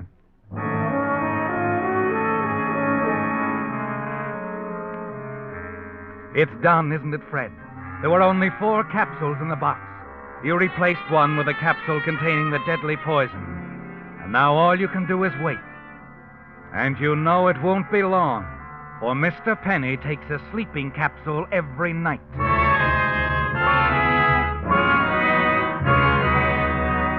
You're a little disappointed the following morning at breakfast when you see Mr. Penny sitting at his usual table.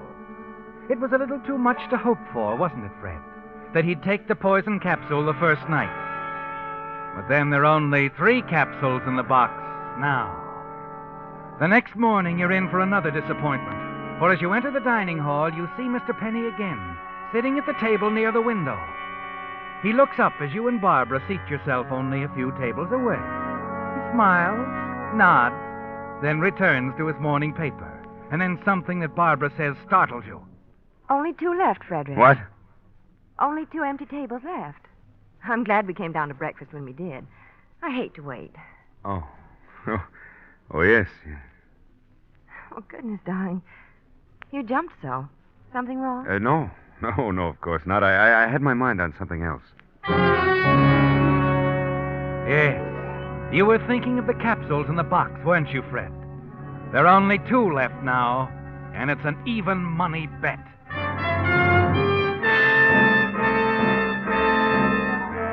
However, the following morning when you arrive at the dining hall, Mr. Penny is absent. It's almost 11 o'clock when you and Barbara leave your table, and there's been no sign of him. You're sure he's dead, and you're free at last, aren't you, Fred? Yes. With Mr. Penny out of the way, the Sun Valley incident is closed. It'll be a simple matter with your connections to find someone more trustworthy than Penny to do your blackmailing. As Barbara hurries upstairs for her scarf, the desk clerk calls out to you. Oh, Mr. Eklund. Yes? What is it? A message for you, sir. This envelope. Oh, thank you. For a moment, you're puzzled. Stare at the envelope. Then you rip it open. And suddenly an icy hand closes around your heart as a tiny red capsule tumbles out of the envelope into the palm of your hand. Penny has known all along, hasn't he, Fred? He must have watched you in the mirror when he was shaving, saw you place the poison capsule in the box, A cold wave of fear sweeps over you as you realize what he'll do now. Your first thought is for you and Barbara to get away. You hurry to your room upstairs, and as you're about to open the door, you hear Barbara's voice. Well, yes. Yes, whatever you say. What? No, not here. I'll meet you at the Point. Inspiration Point, tonight. Yes. 9 o'clock, Mr. Penny.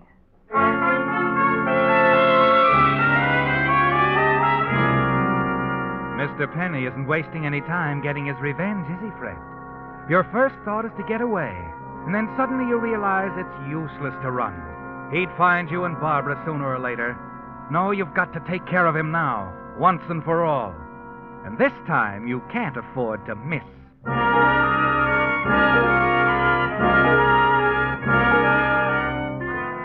That night you're standing in the shadows of the fir trees near the Point. You see Barbara hurrying up the path. Mr. Penny is not far behind. Hello, Penny. What? Oh, it's you, Freddie. What are you doing here? I could ask you the same thing, but I know what you're doing here. Too bad you'll never keep that appointment with my wife, Penny. What? Take a look down there. It's an awful drop, isn't it? What are you going to do? You're a smart little operator, Penny. You ought to be able to figure that out.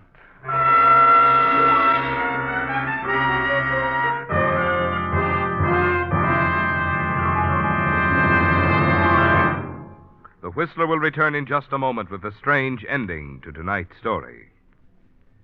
When you passed a signal service station during the past few days, you may have noticed a picture of the happy Bluebird on the sign outside.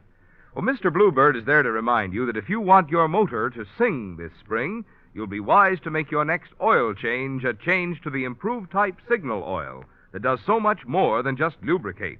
Signal Premium Compounded Motor Oil. Well, naturally, Signal Premium has 100% pure paraffin base, the finest lubricant known. But in addition, Signal Premium contains scientific new compounds that protect your motor in ways no regular oil alone can do.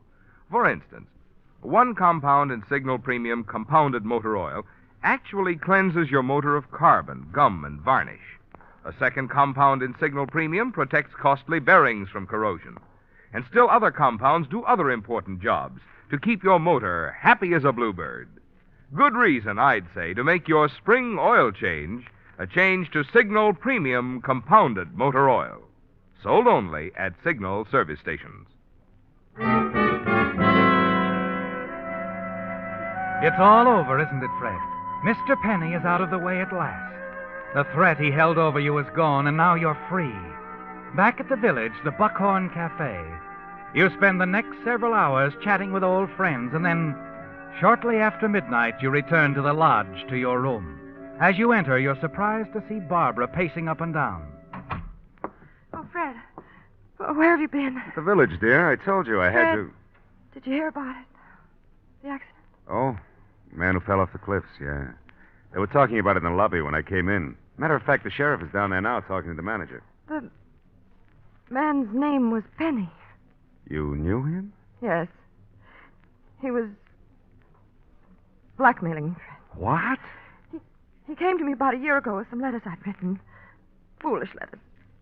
He wanted $5,000 for each one. I laughed at him. They meant nothing to me, and I threatened to call the police. You threatened? Yes, I threatened to. Then Mr. Penny showed me some other letters. A woman's letters. Mrs. Carson. Mrs. Carson? Her letters to you, Fred. When you're at Sun Valley. He said the police would be anxious to see them. I couldn't believe you'd done anything wrong. But then when he said send the letters to the Idaho police, I was afraid. He's been blackmailing you all this time because of those letters to me? Yes. Barbara, listen to me. I've got... It's not true, is it, Fred? The skiing accident. You didn't kill it, did you? He told you that? This morning. He called me on the phone, told me he could prove it, that you'd killed it, and made it look like an accident. That's not true. Oh. Then he was lying. Oh, I knew it, darling. I knew it all along. But I agreed to meet him at the point tonight. He said he'd bring all the proof I needed. Letters, documents, all the evidence. He had all that with him tonight? Yes. But he never arrived. He fell off the cliffs on the way. Yeah. Yeah, he fell off the cliffs. Oh, darling. I'm so glad Mr. Penny was lying. If he'd had any evidence on him, the police certainly would have discovered it when they found his body. Wouldn't they? Yeah. Yeah, I guess they would.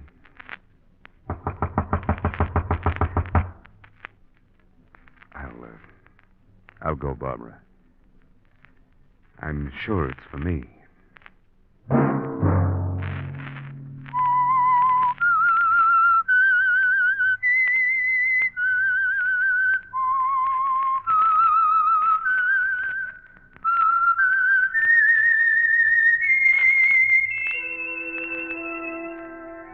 Let that whistle be your signal for the Signal Oil program, The Whistler, each Sunday night at this time. Brought to you by the Signal Oil Company, marketers of Signal gasoline and motor oil and fine quality automotive accessories. Featured in tonight's story were Gerald Moore, Dorothy Lovett, and Jeff Corey. The Whistler was produced by George W. Allen, directed by Gordon T. Hughes, with story by Joel Malone and Adrian Jondeau, and music by Wilbur Hatch. All characters portrayed on the Whistler program are fictional. Any similarity of names or resemblance to persons living or dead is purely coincidental. This is CBS, the Columbia Broadcasting System.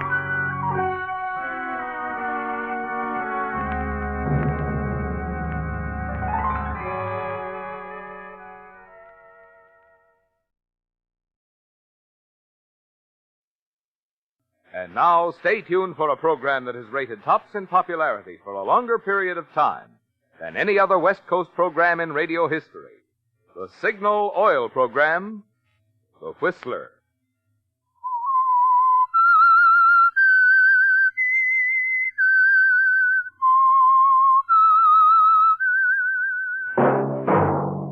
Signal, the famous Go Farther gasoline, invites you to sit back and enjoy another strange story by The Whistler.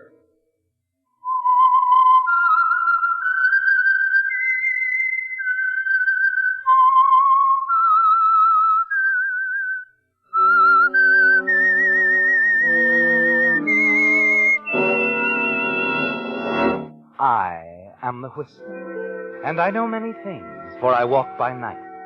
I know many strange tales hidden in the hearts of men and women who have stepped into the shadows. Yes, I know the nameless terrors of which they dare not speak. And now for the Signal Oil Company, The Whistler's strange story, Custom-Made Murder.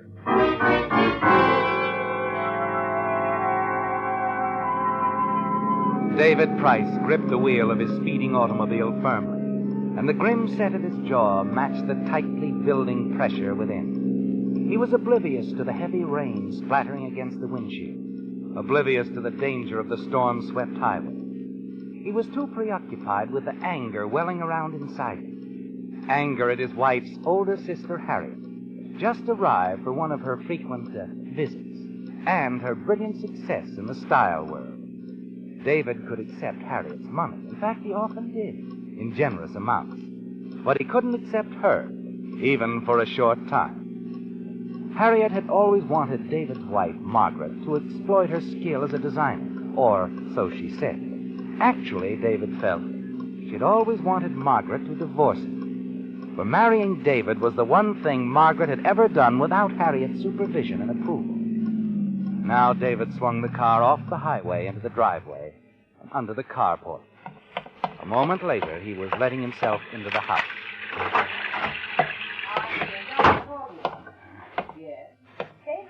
Oh, darling, you must have driven very fast. Where is she, Margaret? Where's your sister? Dear, aren't you even going to kiss me? Fine greeting. Oh, on the phone, huh? Harriet?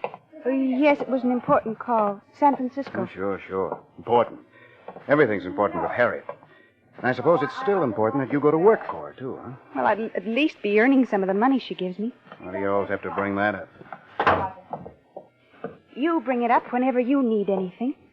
You can certainly afford to be nice to her. especially since she's only here for such a short time. As short a time as I'd like. Oh, come on, David, forget it. She'll only be here a few days. Sit down. I'll pour you a drink. All fixed, huh? And martinis, Harriet's favorite. I'll have bourbon, just to be abstinent. You are in a stew. Margaret, I know she's your sister. You couldn't help that, but what you can help is... Well, hello, David. Oh, Don't get up. I didn't intend to, Harriet. How sweet. Your drink, dear. No, let me give it to him, darling. No, it's all right. David? Thanks. My, the Lord and Master. And now do you run, little sister, and fetch his pipe and slippers? And if she does? Well, she always was a little backward. Now you two. Don't worry, dear. David and I understand one another. That's what bothers him. I don't understand you, Harriet, or anyone who tries to break up a home. Is that what I'm doing? Well, it's what you'd like to do. Only I'm not the type to stand by and watch. No. I'm aware of your type, David. The big driving male, the burly one, bull in a china shop. Cut it out, Harriet. I can take so much. And then the big masculine one starts breaking things. Maybe. I'd like to break your neck sometimes. David. It's all right, Margaret. Like I've always said, he's plain speaking. Almost an earthy quality. You should wear more tweed, David, you know. And, Margaret, where is that pipe you were about to fetch? You love it, don't you? Grinding your heel. Am I a bug beneath it, Mary? Sort of like Kurt Kramer? Poor little Kurt Kramer. Kurt Kramer was a fool. Uh-huh. But a faithful one. How long did he work for you? 16 years, wasn't it? And his reward? David, you know perfectly well that Kurt Kramer was a criminal. My sister did nothing more than any employer would have done. Kramer was entrusted with company funds, David. Everything I said was true. Yes. You're careful that way. It's probably true that Margaret should take up designing again. But it's scarcely necessary for her to leave her home and husband to do it. You don't even try to understand, do you, David? For just one instant, you know, you might consider Margaret. They're not exactly rolling in wealth, you know. Oh, she doesn't need my money. She has you. Let me finish. Margaret could have 4, 5 times as much if she came to work with me. And more than that, as much as it displeases me, I just may not live forever. I'm older than you two. Margaret should know something about the business she'll inherit. The move to San Francisco is just a beginning. Eventually she'll have the whole... Stop it, Harriet. Both of you stop it, please. Stop shouting at one another. And stop acting as if I had nothing to say about this whole thing. Margaret, I'm sorry, Harriet, but I do want to try to make this decision independently. Independent of both of you. No, we'll see about that. But I'm telling you, Harriet, it won't work. Because like you say, I'm the driving male, the bull in the china shop. I won't stop smashing things until I'm certain my wife is going to remain my wife. How very noble. And my way is to beat you at every turn of the game. A challenge? Take it any way you like.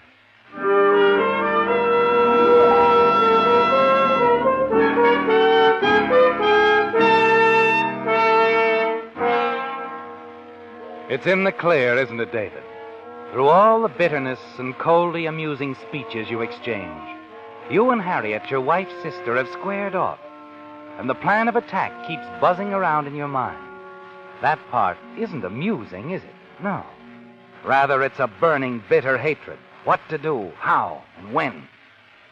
And the knowledge that now, more than ever, Harriet will do her best to separate you and Margaret sharpens your fury to a fine point. You're determined to beat Harriet any way you can. The plan of definite action starts to take hold, doesn't it, David? And the following day at the office, it dominates your thoughts. Well, Mr. Price, Yes? there's someone here to see you. Oh. Right out here, Mr. Price. Yes? My name's Willard, George Willard. I was court reporter on the Kramer case. I'm out of that line now. I see. You said at the time it'd be worth your while to know what happened to Kramer. I mean, when he got out and all. Kramer is out of prison? That's right. A couple of months ago. And he's pretty bitter about your sister-in-law, Mr. Price. Told me he could kill her for what she did to him. Sending him up and all that. He could kill Harry? Like I say, he's pretty bitter. Still worth your while to know about him? Why, yes, of course. Where is he? He wanted to drop out of sight, Mr. Price. I'll make it worth your while, Willard. Where is he? Little burg south of here. Loma Vista, I believe. Runs a shop there, tailoring. Men's clothing, mostly. Nothing like the old days. Kramer was a top designer once, wasn't he? He is. Almost Vista. Shop of his own. Yeah, funny little guy. Not too well, I understand. Well, thanks, Willard. Thanks very much. I'll get my checkbook. Well, I'm glad you're a man of your word, Mr. Price. I didn't mean to bother you here at your office, but, well, you seem to want to know about Kurt Kramer. Oh, I did. I appreciate it, Mr. Willard. Guess maybe you want to help him, huh? This way, it does everybody a little good. Yes. Yes, this way will do everybody some good. As I say, I'm very pleased to be the first to know that Kurt Kramer is out of prison.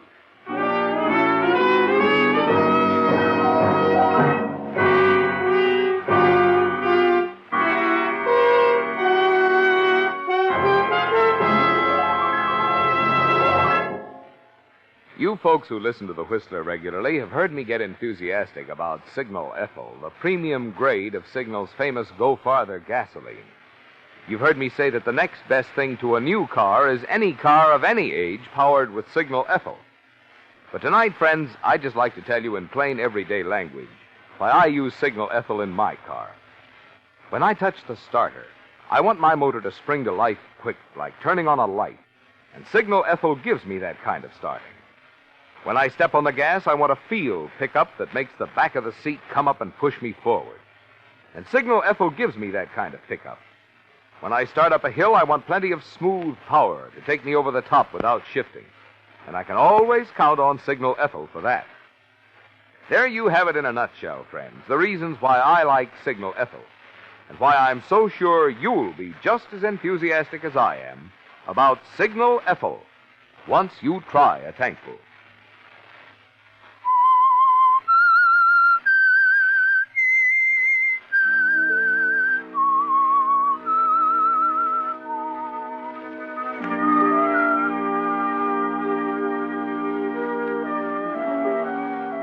It's interesting, isn't it, David, how a few hours a day can change things so. Now you've a weapon against Harriet, a means to frighten her, perhaps send her away. Because Kurt Kramer, a man who once vowed he'd repay her for sending him to prison, is out, free. And only you know where to locate him. And there's something else, isn't there, David? Harriet's own words that Margaret will inherit her business. Harriet's dress business is worth $200,000. You feel that you can afford to be pleasant to Harriet, perhaps toy with her for a while before dropping the bombshell. Of course, you've no way of knowing that Harriet has a bombshell of her own. Hello? Anybody here? Margaret? Oh. Hello, Harriet. David. Margaret upstairs? No, she isn't. Oh, David, that tie. Do you wear such things just to torment me? Now, Harriet, you're not drawing my fire tonight. I'm in a most delightful mood. Here, I'll take it off. Better? Much. Providing you don't decide to choke me with it. Hardly. Not even when I tell you about Margaret? What about Margaret? She's gone, David, to San Francisco. What? It was her decision. She arrived at it just as she said she would, independent of both of us. Cut it out, Harriet. I can't believe it. She'd go without telling me. She left you this note. I'd sort of like to know what it says, too. You probably dictated it. David. Okay. I'll go along with the gag. She says as if you didn't know. Dear David, I thought leaving this way was best. I'm a little weary of angry words. I decided that going to San Francisco is the wise thing for me to do. How permanent this move will be is something I can't predict right now. When I've reached that decision, I'll let you know. The only thing I'm certain of at the moment is that I do want to go. See whether I'm really a good designer or not. Margaret. Not David. Get rid, Harriet. But you're angry at me. You could strangle me. I know it. No, Harriet. I was surprised for you. All right, it was a shock. But I'm not angry.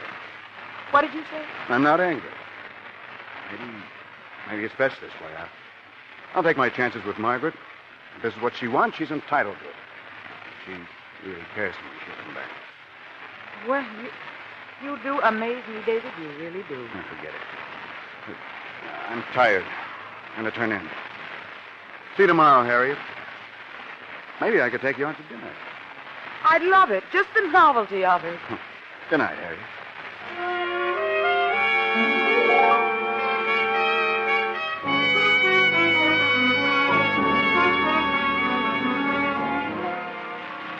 You're glad you remain calm and reasonable. You've thrown Harriet off guard, and you've made a decision. You're certain you can win Margaret back, but only if Harriet is permanently out of the way. Yes, David, it's going to take a little time, some careful planning. And it begins the next day with a quick trip to the neighboring city of Loma Vista, in a little shop operated by Kurt Kramer. Fortunately, you find him alone. Yes, sir. What can I... Oh, Mr. Price. David Price. No, it can't. It is, Kurt. David Price in the flesh. How are you? Oh, I'm all right, Mr. Price. No complaints. No? Well, you've a right to a few, I'd say. Surprised to find you here. Thought you'd head straight to my dear sister-in-law when you were released. Oh, no. I had thought of it, yes. Once, Mr. Price, I'd give him anything to kill her. But now, all I want to have peace of mind. To live and let live. Believe me, Mr. Price, I don't even want to see Harriet Gordon. You don't look too well. Oh, I'm all right. I'm fine, Mr. Price. Just do me a favor. I know. Say nothing to Harriet about where you were. If you please. I don't want any more trouble. And your career? I'm out of prison. That's all I want right now. If you excuse me, Mr. Price, I have a suit pattern to lay out a rush job. Of course. Go ahead, Kurt. Good luck, and I'll say nothing. Thank you. Thank you, Mr. Price. You always were all right. Forget it, Kurt.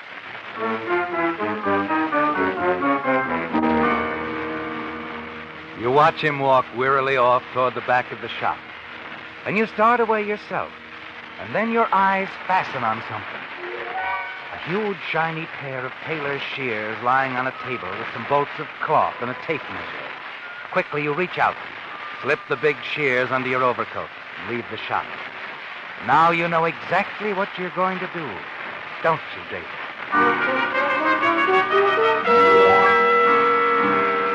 Back home, you're surprised to find Harriet packing her suitcase. She's decided to join Margaret in San Francisco and then go on for a tour of her numerous shops. You greet her pleasantly, try to persuade her to stay on for a while. When she refuses, you drop the bombshell. You know, Harriet, I saw an old friend of yours today. Oh? Mm-hmm. Kurt Kramer. What? He's out of prison. Been out for a couple of months.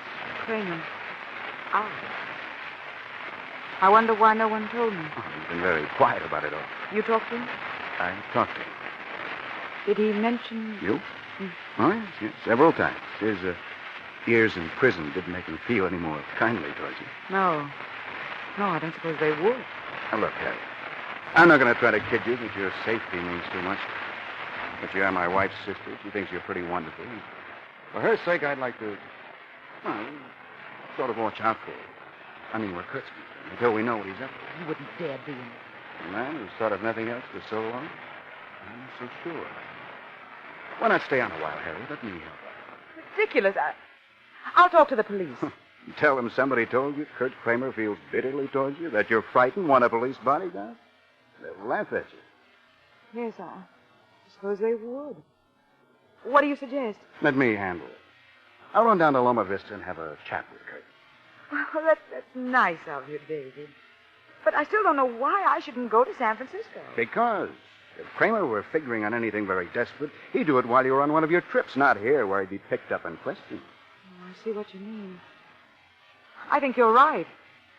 Perhaps I'd better stay here until you talk to him.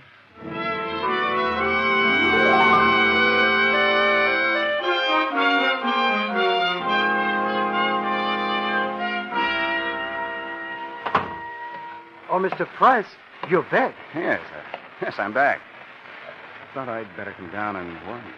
Oh? Yes, it's about Harriet. She knows where you are. Oh, I didn't tell her. She knows about the shop and the house. I see. And you can expect a visit from her. For all I know, she may be on her way down here now. She's up to no good, Kurt. I'm certain she intends to run you out of business. Run me out of business? She'll be too late. What do you mean? Oh, I'm quitting. Didn't you notice the signs on the front window? Huh? Oh, as a matter of fact, I didn't know it. Oh, I'm closing out, Mr. Price. Finished. That's too bad, Philip. Harriet will be very disappointed to hear about it, I'm sure. Very disappointed. Yes, you'll be sure. Mr. Price, would you do me a favor? Sure. Here, take it. It's the key to my shop. Give it to her with my compliment. Really? Kurt, you... I mean it. Give her the key. She can have it all. I told you before, Mr. Price, I want peace of mind, and I'm going to get it. I'm leaving town tonight on the 10 o'clock train. And you can give Harriet a message for me. Yes? Tell her she might as well forget about me, because she'll never find me. I'm going a long way from here, and I'm never coming back.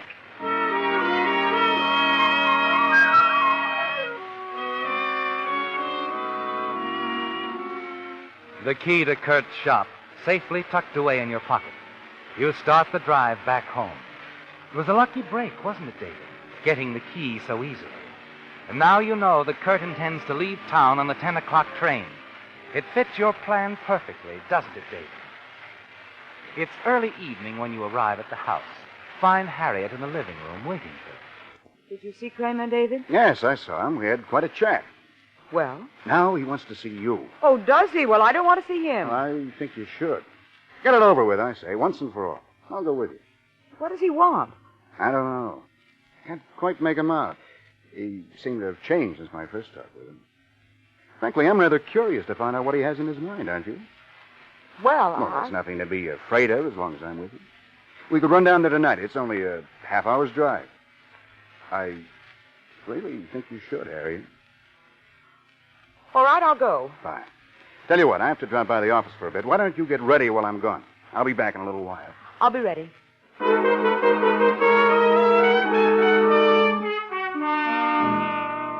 Her curiosity is aroused, isn't it, David?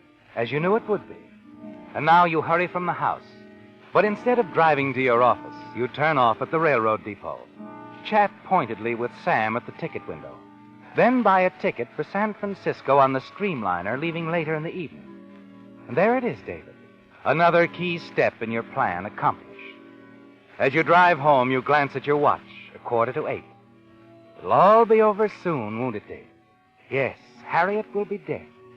And your wife, Margaret, is sole heir to her successful chain of dress shops.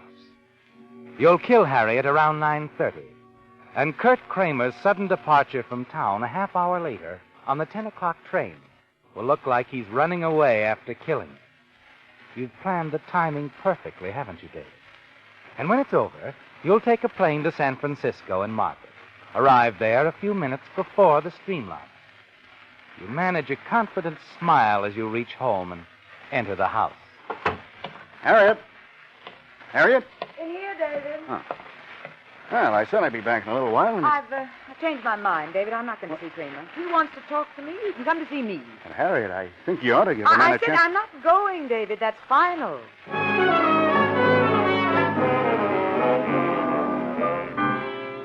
You'll have to alter your plans now, won't you, David? But that won't be difficult. You decide to drop the subject of Kramer, and the two of you have a highball. Then you suggest going out for dinner, because in that you see a solution. Harriet's never been to Kramer's shop. You can drive her there on the pretext of taking her to an out-of-the-way restaurant you know. And to your surprise, Harriet's instantly agreeable. As you drive Harriet toward Loma Vista, you're conscious of the shears in your coat pocket. And when you park on the side street that leads to the back entrance of Kurt Kramer's shop, Harriet becomes quizzical. Finney restaurant, David. In fact, I don't see anything much but deserted buildings. Well, the atmosphere's on the inside. Oh? Come on, you'll like it. It's a favorite of Margaret's and mine. All right, but you'll have to prove it to me. Uh-huh. I have to go in the back entrance. One of those exclusive deals now. Drinks at any hour. They give you your own key, too. See? But it looks so dark, David. Here we are. Ah, after you, Harriet. No, David, I don't want I to. said after you. David, what is this? I don't like this. Oh, Harriet. But I like it. I like it fine.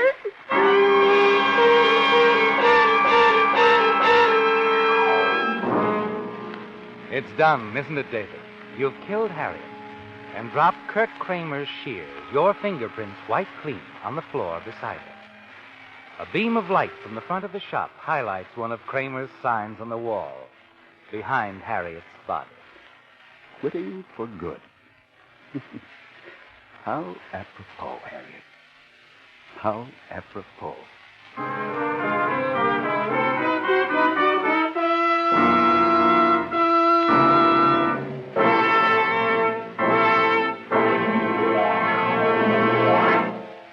I'm from Missouri. You gotta show me. That was my answer to Signal's motor oil experts when they first told me new Signal Premium Motor Oil would reduce engine wear due to lubrication 50%. And show me they did, friends, with some of the most amazing, most convincing tests I've ever witnessed. On scientific devices, they showed me how some motor oils break down and permit damaging wear inside an engine, wear that causes engines to lose pep and power, causes them to eat oil and need expensive motor overhauls.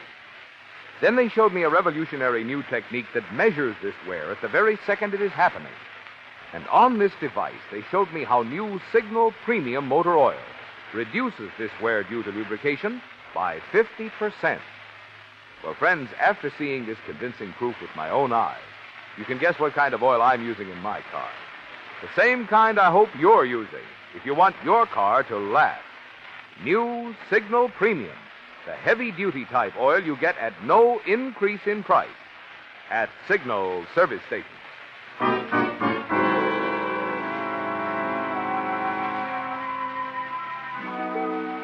It's done, isn't it, David? You've killed Harriet, and now you're leaving her in Kramer's shop. His scissors, the murder weapon, close to the body.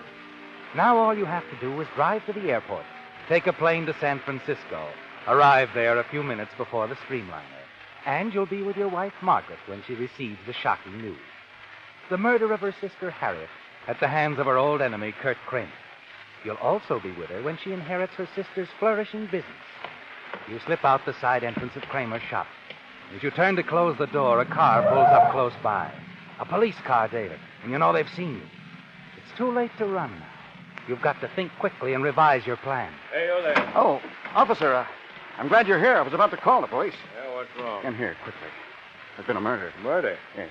Hey, Mac, come on over. Okay, let's have a look inside. It's my sister-in-law, Harriet Gordon.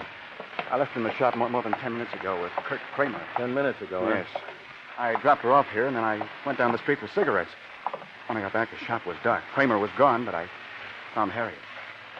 There. Yeah, she's dead, all right. Just a few minutes. This is horrible. Horrible. That Kramer, he must have hated her worse than I thought. Speaking of Kramer. What? Oh, why, Mr. Price. Kramer. Recognize this woman, Mr. Kramer? Harriet.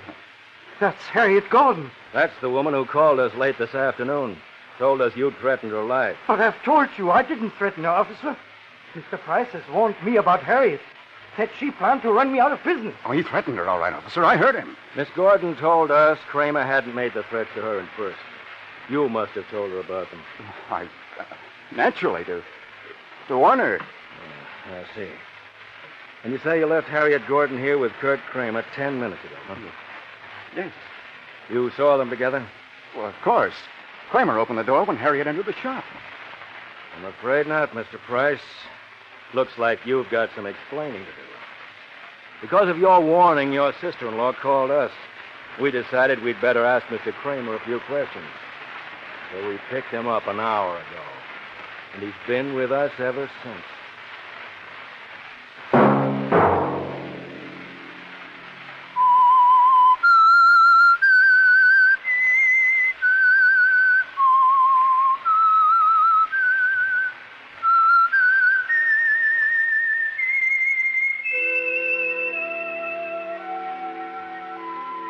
Let that whistle be your signal for the Signal Oil program, The Whistler, each Sunday night at this same time.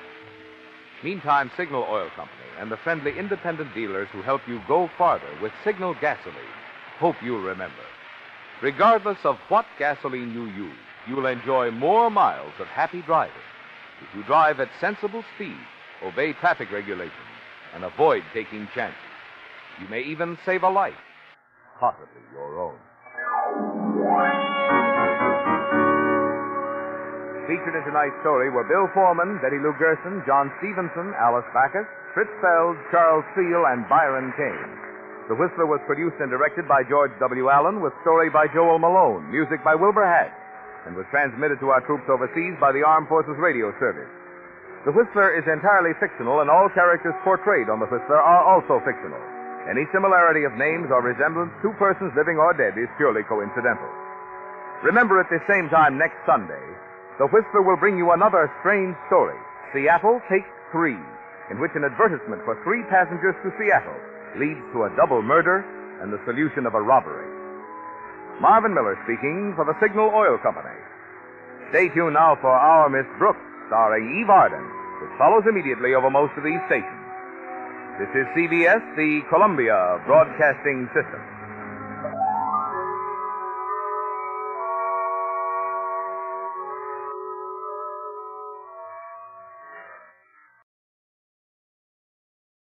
And now, stay tuned for the mystery program that is unique among all mystery programs.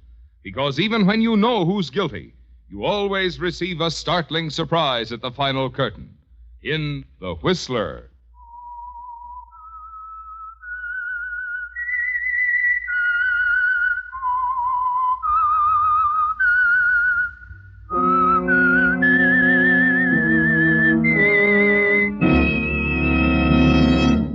I am the Whistler, and I know many things, for I walk by night. I know many strange tales hidden in the hearts of men and women who have stepped into the shadows.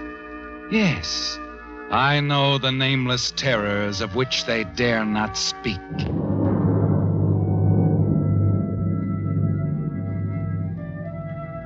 Yes, friends, it's time for The Whistler, rated by independent research the most popular West Coast program in radio history.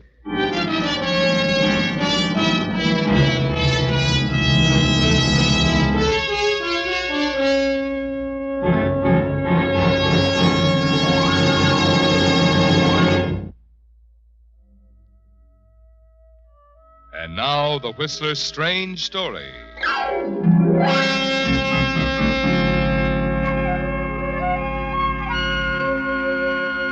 High Death.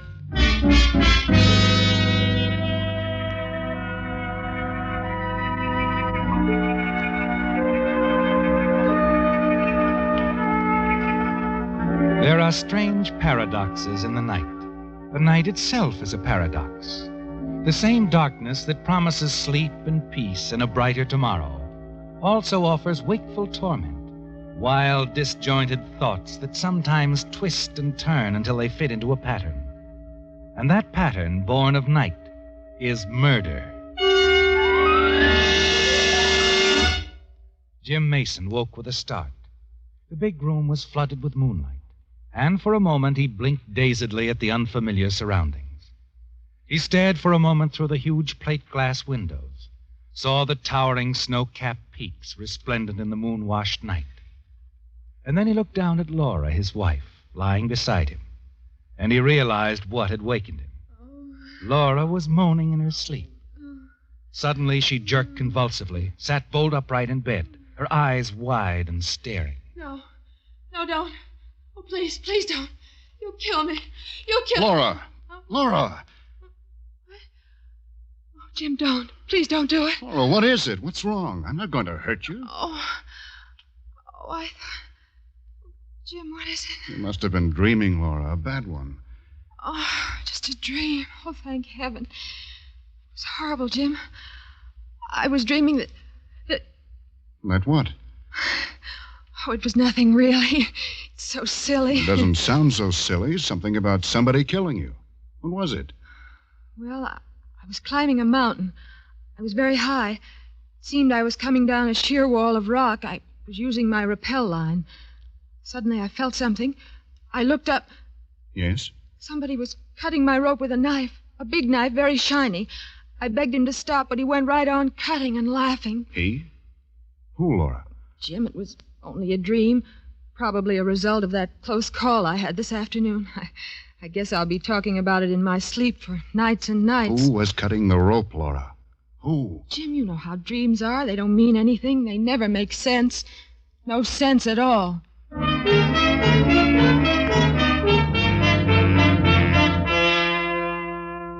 Just a bad dream, Jim. You don't dare look for an explanation, do you? Because, as Laura says, dreams never make sense. But you're not quite sure, are you? Long after Laura goes back to sleep, you lie there, your mind reliving the past few days. The events that brought you here to this remote Swiss valley, to the sharp, gabled, and sprawling inn of Herr Schmidt that you told Laura and your close friends who were with you, Mona and Peter, so much about. Willkommen, Herr Jim. So long it is, yeah. 3 years. And so well you look. Herr Schmidt, how are you? Oh, this is your wife? Yes, this is Laura. Willkommen, Frau Mason. Thank you. You two and your friends are going to climb? That is good. Your father, he did not come, Herr Jim? No, he did not come. I'm sorry. I am so happy when I get your letter. Right away, I take it down to the village to Stefan. So he is happy, too. Stefan? Is he still here, then? I was afraid that he... Still here? But of course. Where else should he be? No one ever leaves here. Wait. Stefan! Stefan, come, Stefan! Here he comes. Stefan! Stefan, it's good to see you again. Jim, it is good to see you, too. Yeah, good. Laura? Laura, this is Stefan. Stefan, this is my wife, Mrs. Mason. She's a climber you're going to be proud of. I'm so glad to meet you, Stefan. Jim has told me so much about you. According to him, you are the finest of all alpine guides. I hope you'll guide for us. Ja, Frau Mason, I will guide for you.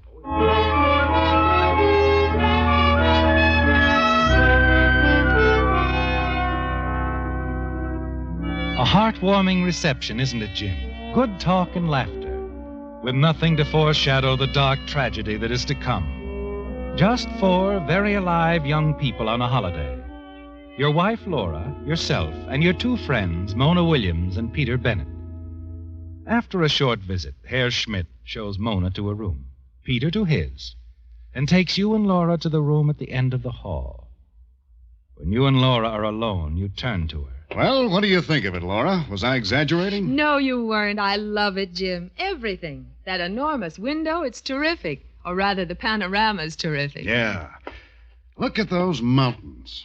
From here, they look so smooth and soft, but up there close, they're ridges, crags, ledges, ice walls. And that big gray dome there to the right, see it? Mm-hmm. I see it. They call it Gray Cloud. Dad and I almost made it to the top, but a sudden storm licked us.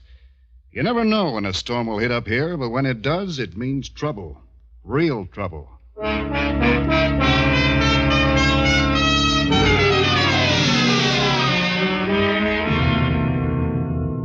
Yes, Jim, storms can be treacherous, can't they, when they strike suddenly, without warning.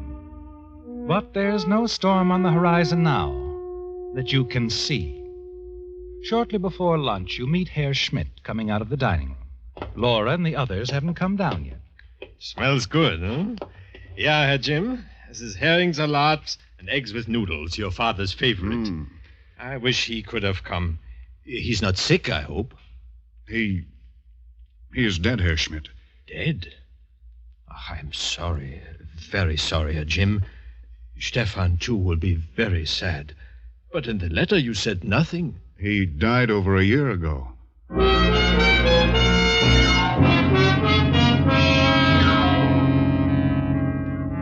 You leave Herr Schmidt clucking sadly to himself and step out onto the terrace, stroll to the rear of the inn, and stop suddenly. A few feet away, locked in a close embrace, are Peter and Mona. At that moment, Mona's eyes open and she stares straight into yours. And the storm you could not see strikes with full fury within you. You swing around and stalk back into the inn. After lunch, the 4 of you decide on a walk. You and Mona find yourselves paired off, with Peter and Laura, your wife, up the path, talking and laughing. It's utterly beautiful, Jim. Jim? What is it, Jim? Out there on the terrace, his kissing you. I thought that was all settled. Certainly a man has a perfect right to kiss the girl he's engaged to. I can't give you up. I can't. But you did. Remember? I had no choice. You know that. Yes, I guess I do. I think I always knew that you'd never marry me. I knew it for sure when Laura came along.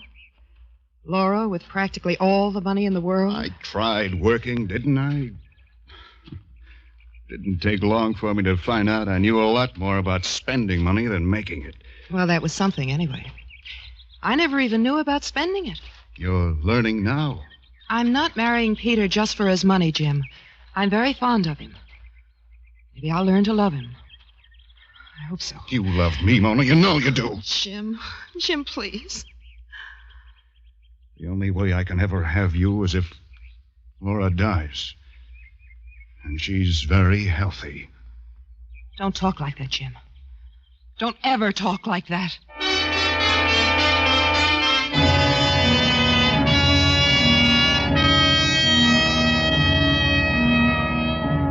You stalk along in sullen silence, Jim, too torn and furious to speak, and the path grows steeper. When you and Mona catch up with Laura and Peter, you find that they're on an open, scrubby slab of rock that hangs out over a sheer drop of at least 300 feet. Below, there's a jumble of rocks. Beyond that stretches the green valley, cut by a river winding serenely on its way. Jim, Mona, it's a simply lovely view. Come see. It is lovely. Look, you can see the inn. Dad and I used to walk up here just to smoke and talk. Now, careful, that's a pretty steep drop. If you ever fell, they'd need a vacuum cleaner to find you. Laura, what are you doing? Come back off that ledge. That beautiful flower. I'm going to get it. She shouldn't be out on that narrow ledge, or she should slip. Laura, come back. Nothing at all. I'll have it in a minute. Jim. Laura! You move quickly, Jim. In an instant, you're out on the small ledge that protrudes no more than a foot on the face of the wall. A section of it had crumbled under Laura's weight. You advance as far as you can, praying that the narrow ledge will hold. You carefully go down on one knee and jam your elbow into a crack for support. Laura, I'm going to reach out my hand. Grip it with your right hand. Then with both hands. I'm going to pull you up slowly till you can find a toehold. Now, grab.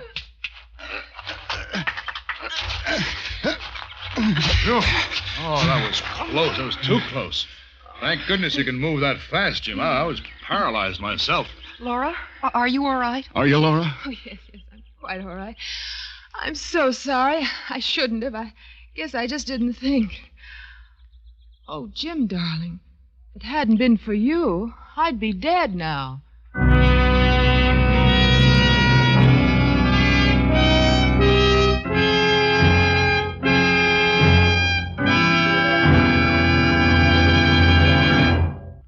Now back to the Whistler.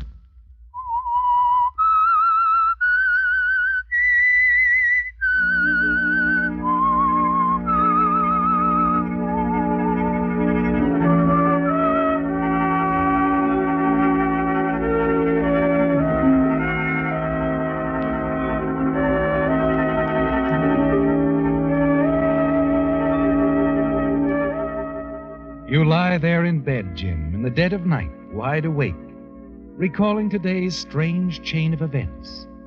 Your return to the high valley in the Swiss Alps with your wife, Laura, and your friends, Mona Williams and Peter Bennett. The maddening sight of Mona in Peter's arms. Laura's possible fall from the rocky ledge. The fall that would have been fatal, Jim, had you not pulled your wife to safety. The irony of the situation twists within you. If Laura had fallen to her death, you'd have her money and Mona. It could have happened so simply, Jim. Yet you stepped into the breach, saved your wife's life, and in that instant, widened the gap between yourself and the two things you want most, Laura's money and Mona.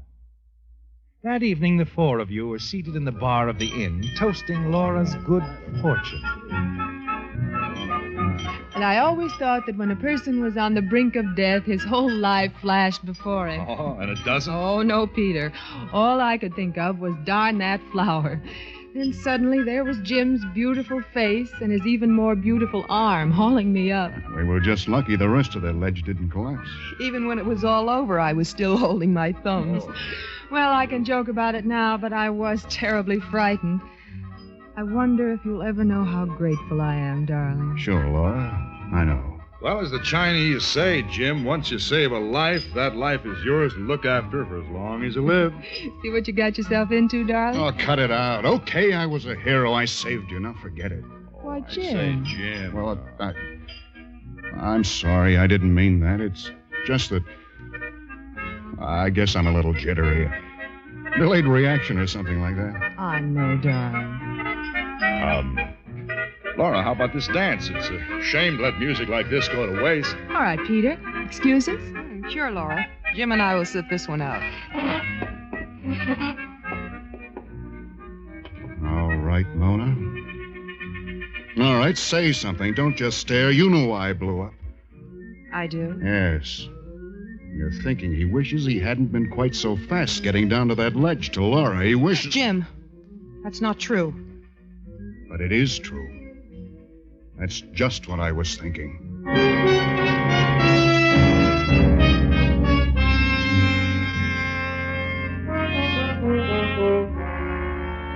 Yes, Jim, the thought stays with you. If you'd have only let Laura fall to her death, it would be all over now. You look down at Laura now, sleeping soundly at your side, her nightmare over and done with. And you wonder if she suspects, if that's why she dreamed that someone was trying to kill her. She didn't say it was you, did she, Jim? But you know it was you in her dream. Early the next morning, you arise without waking Laura. Go down to breakfast. Stefan comes in as you finish, and the two of you go to the storeroom to look over and choose the equipment that you will need for your climb.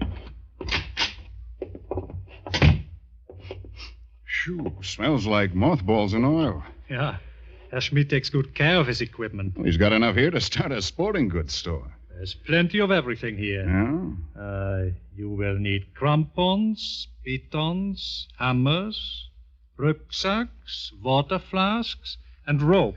Yeah, rope. Yeah, we couldn't do without the rope, could we, Stefan? Nein, we could not do without the rope.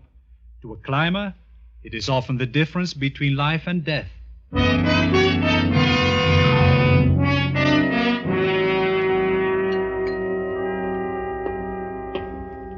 Oh, there you are, Jim. Morning, all. Have you eaten, Jim? Oh, hours ago. Be sociable anyway. Sit down to a cup of coffee. Well, I can do with a cup at that. Stefan thinks a climb to the upper ridges of the Gray Cloud would be a good climb. We won't try for the top, of course. That would be a little too rugged. Gray Cloud. Sounds sort of ominous. Yeah, it's not too tricky, though, Jim. I mean, after all, the girls, Mona especially, hasn't done too much climbing. I resent that, Mr. Bennett. I'll have you know I'm very good. Oh, Laura, Jim, I've got wonderful news. Mona's broken down and agreed to set our wedding date for early summer. Oh, that is wonderful. I'm so glad. And I was thinking, Jim, I have no brothers or anything like that, and, well, you are our best friend. Will you be my best man? What? Oh, Jim. Did it get on your trousers? Here, take my napkin. No, it's nothing. Nothing at all. Clumsy of me. You're not getting stage fright already, are you, Jim? No, it's just that I certainly made a mess of this tablecloth. Well, what do you say, Jim? Okay? Well, I don't know what to say, Pete. Look, there's no one I'd rather have. Mona, too, I know. Mona, you ask him in your most irresistible way, please. Yes. Yes, of course, Jim. I think that would be very, very nice. You want to leap to your feet, scream that Mona belongs to you, smash everything on the table, don't you, Jim? But you don't. No, you just sit there, your eyes locked for a moment with Mona's. Go to Peter Bennett. But you don't dare look at Laura, do you, Jim? You're afraid of what she might see in your eyes. All the hate and resentment you feel for her. And you know now what you must do. After breakfast, you hurry to the storeroom. You study the 4 coils of rappel rope, select the darkest of the 4, and go to work. You work slowly and with infinite care. Finally, it's done. You smile. It looks like an extremely stout rope, doesn't it, Jim? Yes. But the full weight of a body, even a body as small and as light as Laura's, would snap it. Darker than the other 3 coils, it will be a simple matter to make certain that Laura gets this rope. By late the next afternoon, your party is past the timberline. Stefan, who is leading, shouts, points to an arm. The hut is in sight. A small stone shelter built by the Swiss Alpine Club for use for the climbers. In a short time, you're there. We will camp here tonight. It's about time. Softy, I'm as fresh as a daisy. How about you, Laura? I'm fine. Be glad to get these shoes off, though. Well, the only thing that hurts on me is my stomach. Let's rustle up some food.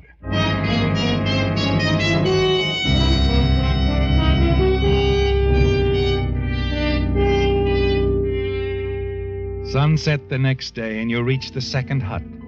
So far, there has been no occasion to use the ropes. You're impatient, aren't you, Jim? You've seen to it that Laura has the dark rope, the one you've cut, that will never support her weight, and tomorrow she'll have to use it. When you start out in the morning, the angle of your ascent steepens, and finally you hit solid rock. You remove your crampons and thread your way up the steep rock till finally you reach it. Solid gray wall of overhanging rock. Stefan pauses and faces the four of you. It is a bad spot. Something has happened here. It is better that we descend and look for another way around. Oh, but why, Stefan? We can work up to the overhang. There must be some sort of hole beyond it. What do you think, Pete? Well, maybe we could, but the girls aren't. Laura, do you think that Oh, you yes, yes, I can manage it. Mona, do you... Oh, yes, of course, I can make it. Well, the eyes have it. Well, good. I go now. I will lower my rope when I clear the overhang. We'll be seeing you, Stefan.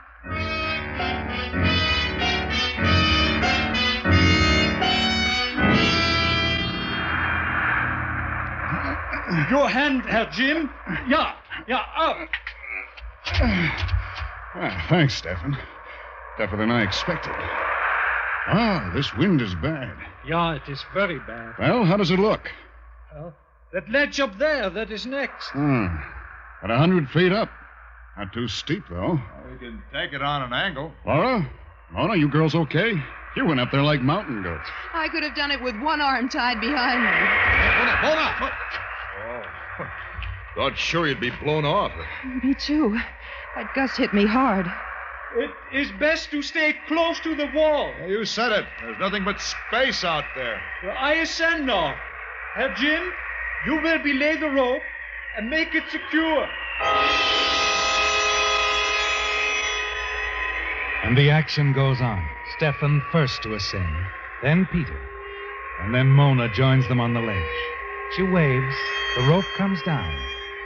It's time for Laura's ascent, isn't it, Jim? As you reach for the rope to draw it in, the winds hit with full force and you trip on a loose stone. Jim!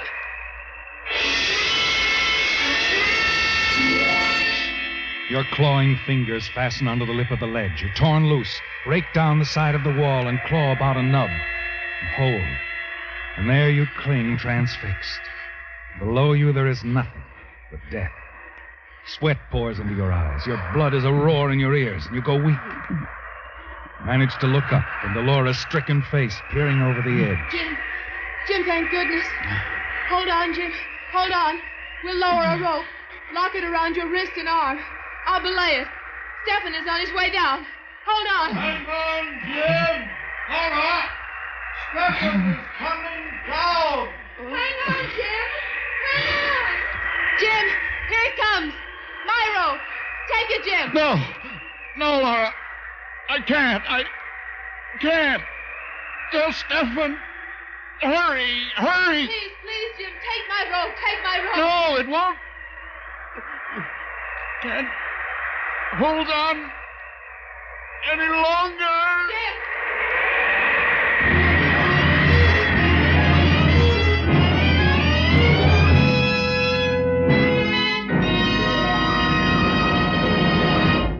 Whistler will return in just a moment with the strange ending to tonight's story. Now, back to the Whistler.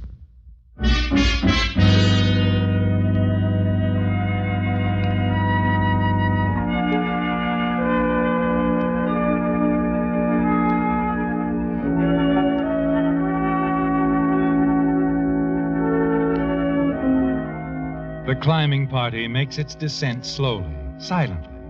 Stefan guiding Laura's every mechanical move. She's in a bad state of shock, moves like an automaton. Peter follows behind with Mona, the anguish of the experience written in their faces.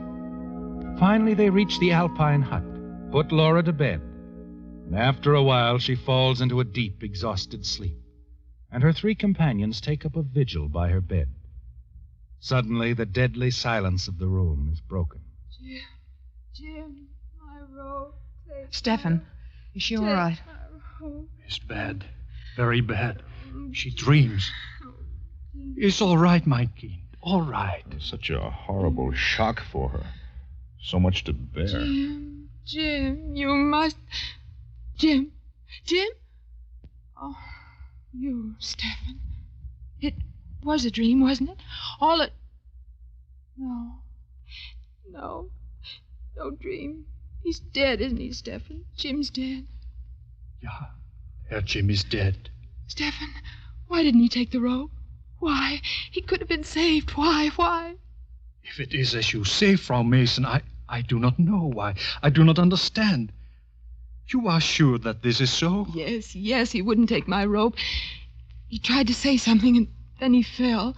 Why, Stefan, why? We could have saved him. Yeah, your rope would have saved him. I do not know why he would not take it. He seemed afraid. Yes, that's it. It was like he was afraid of my rope. I do not know why. It was a good rope. All the ropes are good. The night before we left, I go over them all carefully. Yeah, and a good thing that I do. One of the ropes I took between my hands and poof, it snapped. So I replace it with a dark one. The one that you carried, Frau Mason. It was a very good rope. It would have held 3 such men as Herr Jim.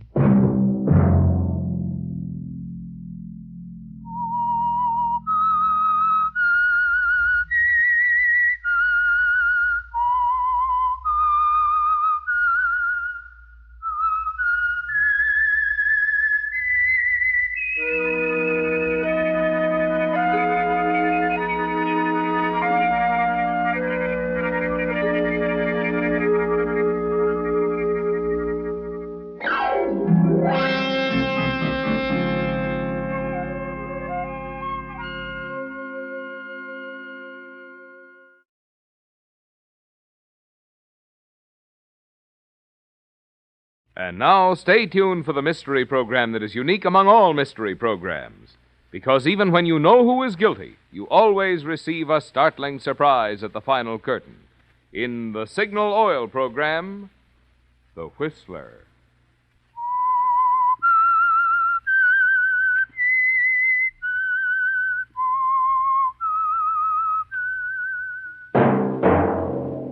Signal, the famous Go Farther gasoline, invites you to sit back and enjoy another strange story by The Whistler.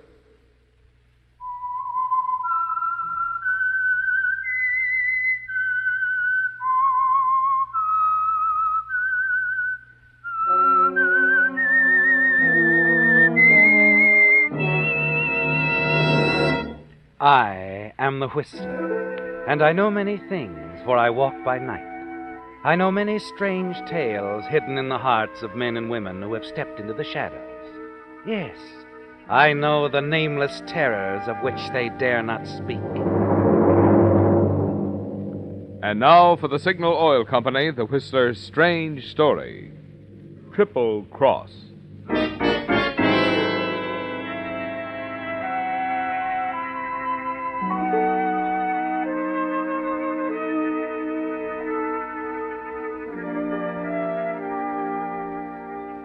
Ted Lucas stopped walking as the lights over the entrance of a small apartment building highlighted on the words El Congo. The expression on his tight-drawn face seemed to relax a little.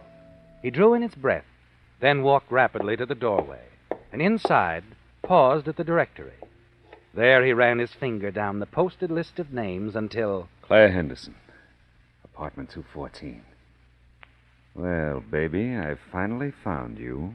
Yes, Ted, you found her. After 6 months of running, hiding, you've decided to do the one thing Claire wouldn't expect you to do. Come out of hiding and find her. and make her pay for what she's done to you. You take the stairs to the second floor, follow the hall to apartment 214, and ring the bell. Come in, Jeff. The door's unlocked. You're early, darling. I'm just mixing a drink. You know, you are early, Jeff. I thought you... Wrong on 2 counts, baby. I'm not Jeff, and I'm not early. I'm about 6 months late. Ted Lucas. What's the matter, Claire? Aren't you glad to see me? Well, Ted... Or are you just disappointed because I'm not Jeff? But how How'd did I you... find you? I just looked. Yeah, thanks. I think I will sit down. Ah, it's a nice little farm you have here. You must grow a lot of berries, huh? Well, I have a pretty good job. I'll bet you do. Claire Henderson, working girl. Where do you work? I should say who, huh? I'm secretary to Charles Seaton. The diamond importer. That's right. Well. It's very clever of you. No wonder you got a layout like this. The old man probably gives you a sack of old diamonds every now and then, huh? Or maybe my 30 grand brought all this fancy stuff. You think I'd be stupid enough to spend your money, Ted? It had occurred to me. But I didn't. Really, I've been worried about you ever since you left. Oh, you sounded worried when I got here. Come in, Jeff. The door's unlocked. I'm just mixing drinks. But I have been worried, Ted. Oh, so worried you couldn't even get in touch with me, huh? So concerned about me, you wouldn't even send me my share of that payroll job we pulled. Come on, Claire, that was a $60,000 knockoff. Where's my hat? I was afraid to send it. The police were looking for you. Very smooth, baby. That's why I didn't take my cut that night, remember? So if the law caught up with me, I wouldn't have the money on me. You, Miss Mastermind, had it. The whole 60 grand. You were supposed to send me half. Man, what a chump I was. Ted, you're all wrong. You had 3 months to send me that $30,000 while I was at that little spot near the border. You had my address. You didn't send it. But, Ted, You knew I'd figure I couldn't stay in one place very long. And you figured I'd be afraid to come back here. Well, I want my 30 grand. I want it fast. Of course you do, and I've kept it for you. You've what? I said I've kept your half of the money for you. Yeah? When do I get it? Tomorrow morning, as soon as the bank opens. Tomorrow morning, as soon as the bank opens. Now, there's just one thing about it. Oh, I thought that. What's the catch? No catch. With my connections, working for Mr. Seaton, I had a chance to make a good investment in diamonds a couple of months back. I bought $30,000 worth for you. They're in my safety deposit box. Now, wasn't that thoughtful of me? Mm-hmm. More thoughtful than you realize. The diamond market's jumped a little since then. You'll make a little profit when you cash them in. You know, there's something wrong with this, Claire. I don't know what it is yet, but But you still don't trust me. It's not hard to understand, Ted. You decided months ago I double-crossed you. You thought about nothing else since then. Now you've found out I haven't, and you just can't believe it, that's all. I don't get this sudden interest in my welfare. You've a very short memory, Ted. I'm no different than I was when you left. Can't you remember how I was then? I was so sure you'd run out on me. I still don't get it. You won't have to wait much longer to know, Ted. Just meet me at the bank tomorrow morning at 10. I won't have to meet you, Claire. I'll be with you. What do you mean? I'm staying here tonight, on that couch there in the living room. It isn't that I don't trust you. It's just that, well, it took me so long to find you. I just can't stand to let you out of my sight.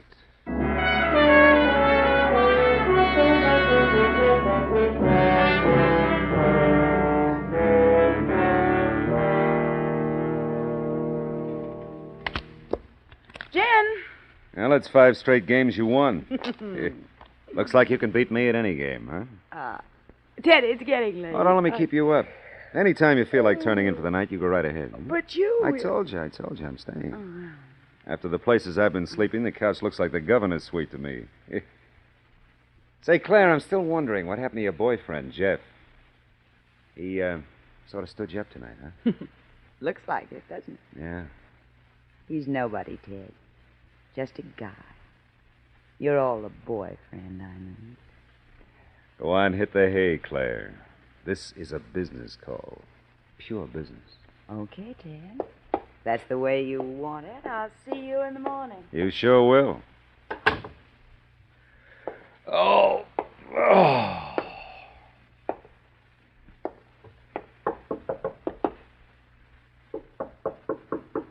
You stare at the front door of the apartment in startled silence. Your first impulse is to answer the door, isn't it, Ted? But you quickly realize you can't be seen. Could be only Jeff, Claire's date for the evening. But it might be someone else, Ted. You realize you might have been followed. The police could have picked up your trail and want to talk about the payroll robbery. You move quickly through the apartment to the kitchen. There you find a service entrance into the main hall. Silently, you open the door, peer out at the figure standing with his back to you at Claire's front door. Just a man in a dark suit, Ted. Nothing distinguishing about him. But you take a good long look at him, then close the door noiselessly.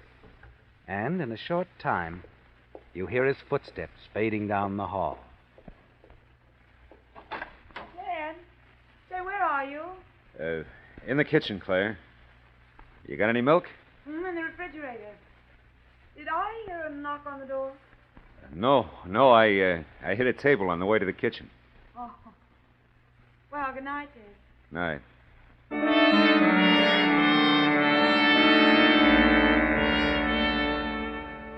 You wait in the kitchen until you hear Claire go into the bedroom and close the door. You're still not sure of her, are you, Ted? The man at the door was probably Jeff, Claire's friend, but you don't know. You return to the living room, systematically turn off all the lights, and then move for the front window, which overlooks the street. It's almost deserted, isn't it, Ted? And then your eye catches the figure of a man standing across the street, leaning against the lamppost and looking up toward Claire's apartment. Same guy. Same guy who was here.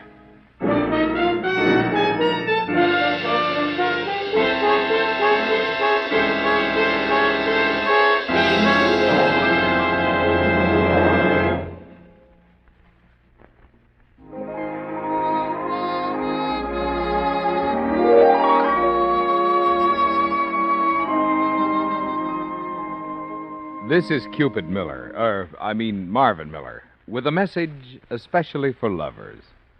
After all, folks who have never been in love wouldn't know how it feels to fall in love. And the Signal product I want to talk with you about tonight is going to make you fall in love all over again with your car. I'm referring to Signal Ethyl, the premium grade of Signal's famous Go Farther gasoline. You'll experience your first love when you touch the starter, and your motor springs to life instantly with Signal Ethyl. You'll know it's really love when you discover the peppy pickup of Signal Ethyl. And you'll agree Signal Ethyl is your one love when you see how its smooth, silent power rockets your car uphill without shifting or pinging. You want to know the reason for all this amour? Like any true sweetheart, this sweetheart of a gasoline brings out the best in any car of any age. So why not show your car that you really care? Treat it to a tank full of the best tomorrow. You and your car will love Signal Ethyl.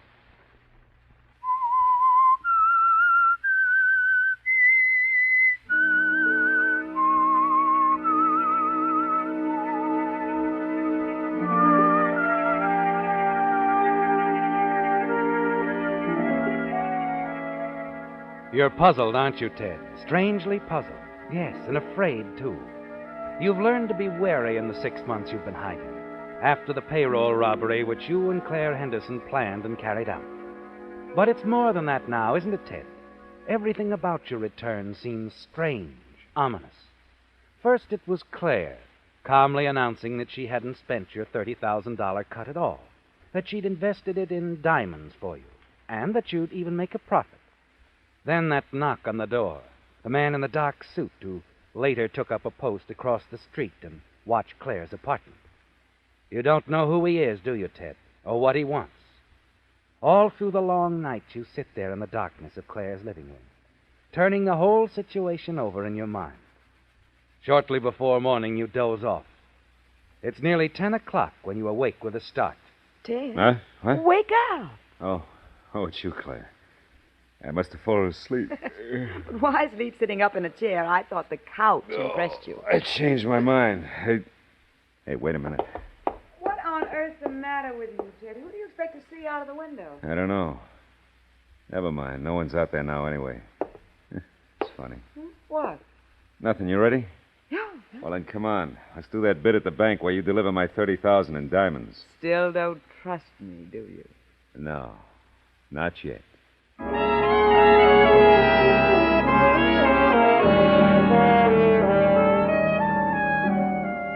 All the way downtown in the taxi, you divide your time between studying Claire and trying to determine whether or not you're being followed.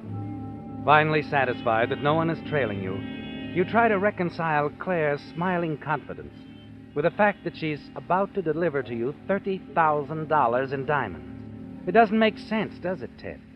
Even as the two of you enter the bank and walk to the safe deposit box section, you're still goaded with suspicion and distrust. Stop looking so intense, Ted. If I didn't know better, I'd think you had plans to blow the bank up. Bars over the vault make me nervous, and quit ad-libbing. Let's get this thing over with. May I help you? Oh, hello, Miss Henderson. Hello, I'd like to get into my safety deposit box, please. We'll just sign a card, Miss Henderson. You bet. There we are. This way, please. You don't mind waiting for me out here, do you, Ted? Why should I? You've got to come out this way.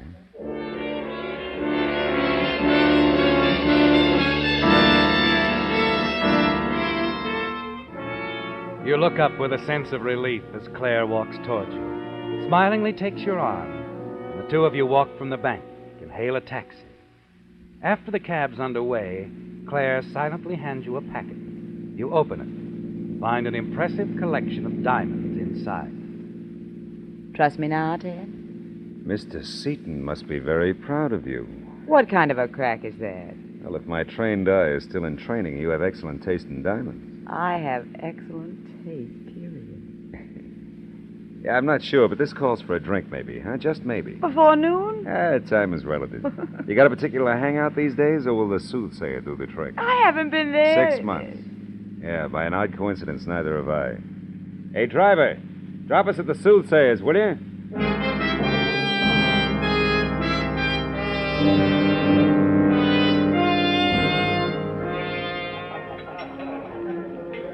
I keep waiting for it, but I never hear it. Waiting for and never hear what? Your apology.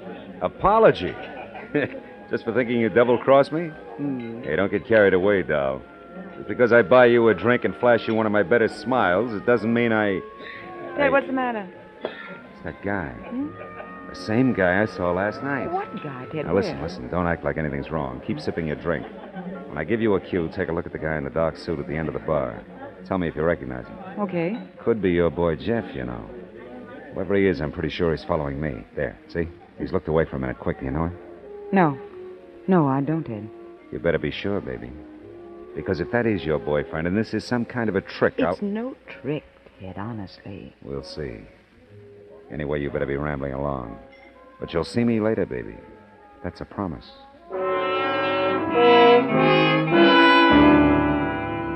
As Claire gets up, walks from the bar, you keep your eyes fastened on the man you feel certain is trailing you. You're certain this is the same man who knocked at Claire's door last night. And you're determined now to sell the diamonds before they cause you any more trouble. He's still standing with his back to you as you get up quickly, hurry unnoticed through the door behind you to the back hall, which leads to the rear entrance on an alleyway. Once there, you break into a dead run to the next corner and hurriedly hail a passing taxi. After a few blocks, you're certain you've lost the man you're sure was trailing you. You're driven to the office of an old friend.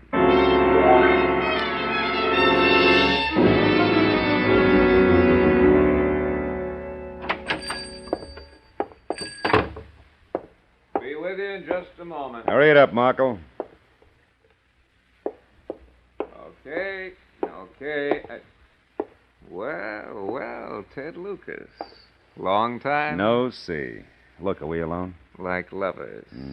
Where you been, Ted? I haven't seen you Since the last time, Marco. We really must get together and have a nice long chat real soon. Right now, I want you to wrap your good eye around that jeweler's glass and tell me a nice story about these. Ah. You been heisting precious stones? They're a gift. Come on, Marco, hurry it up. Okay. Let's see now. Ah. You know what, Ted? These are diamonds. Real fine diamonds. They are, huh? Well, that much is good. Now, how about You got another friend like me, Ted? What do you mean? Where's the rest of the load? How come you're just trying to dump this much on me? Well, this is all I've got. Come on, how much, Markle? Now, look, don't try to chump me, Ted. Because if I unload these for you, I'll be doing you a big favor. Big. What do you mean? What's wrong with them? You said they were fine stones. They are. Fine and hot, too. They're hot? Plenty hot. This is only part of that Seaton job a couple of nights ago. Seaton? Seaton, the diamond importers? Yeah, Seaton's. Oh. Very smooth job, Teddy boy. You got the cops baffled, huh? Listen, Markle, how much are they worth, these here? Well, as they stand right now, about 35 grand. Mm-hmm. But to fence 'em, I'll have to cut 'em, and then they don't bring so much. Maybe only 20 or so. I see. You better level with me, Ted. Haul out the rest of that Seaton load, and then maybe we can do business. But I won't handle any of it unless I handle it all. It's too dangerous. Yeah. Well, I guess you're right, Markle. Okay, I'll take these along and get the rest of the diamonds for you.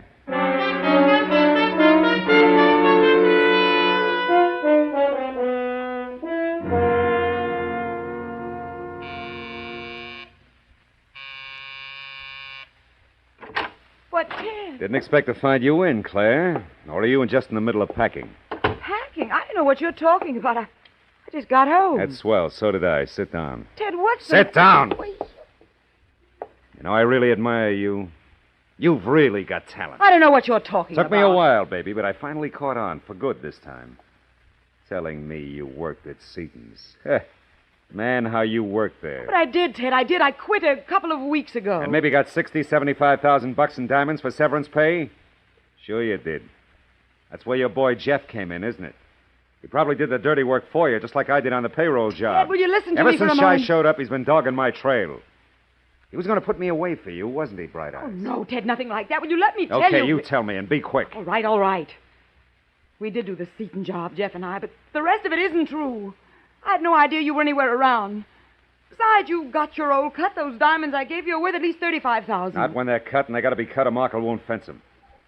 Now, where are the rest? I don't have them, Ted. Jeff has them. Not if I know you. He hasn't. You don't work that way. No, Ted, I don't. This is the way I work. Oh. You play with guns, too. Now, when I have to, now get out or I'll give you your real cut. Sure, baby. I will play my way. Where do I find Jeff? Listen, Better Ted, talk fast, Claire. Okay. He's at the Denton Arms, apartment 107. 107 Denton Arms, huh? I hope you're telling the truth, baby. You better be. If not, I'll be back and pay you off. Really pay you off.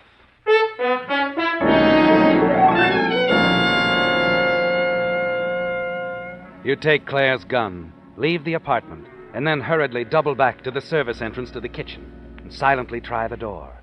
It opens. You slip noiselessly into the kitchen, just in time to hear Claire on the phone giving out all the information you need. Yes, that's right. Now, please, don't ask any more questions. There isn't time. I tell you, we just left. Yes, he's on his way there right now. Hurry. I thought you weren't going anywhere, baby. Ted. Warning your boyfriend I was coming to see him, huh? Oh, no, Ted. Figuring on making a quick getaway, weren't you? Pack everything and run for it. No, Ted. Last chance, baby. I want the rest of those diamonds. I told you I don't have them. Okay, baby. Have it your own way. No. Ted, please, no. Now I'll see your boyfriend at the Denton Arms.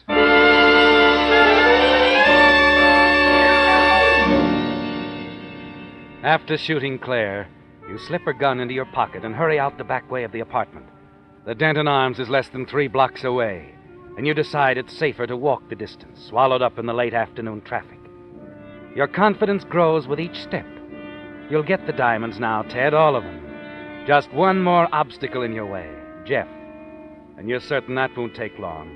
Then you'll make a quick deal with Markle and leave town. You enter the side door of the Denton Arms, blink at the late afternoon darkness of the halls, make your way to apartment 107. You listen at the door, no sound. And then hearing a sound down the hall, You step quickly into a recess in the wall by the door. A man walks toward apartment 107. Slows his pace just before he reaches it. It's the same man, isn't it, Ted? The man in the dark suit who's been following. Okay, you're covered. Hey, what is this? We'll talk inside. It's cozier. And I'll give you a clue. We'll talk about diamonds. Okay. You say so? Come on, open up. I guess I forgot my keys. You're not very bright, are you? Try the knob. Maybe you left it unlocked. Inside. Now, smart boy, we're going to talk business. You and me. Looks like you've got me. You bet I have. I've got you just where I want you.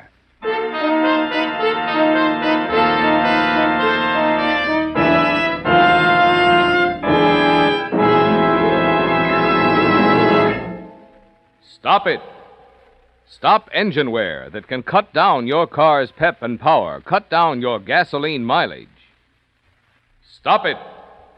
Stop engine wear that can make your car become an oil eater, make it need an expensive overhaul. How can you stop engine wear? Simply by changing oil, changing to Signal's amazing new premium motor oil that reduces engine wear due to lubrication 50%.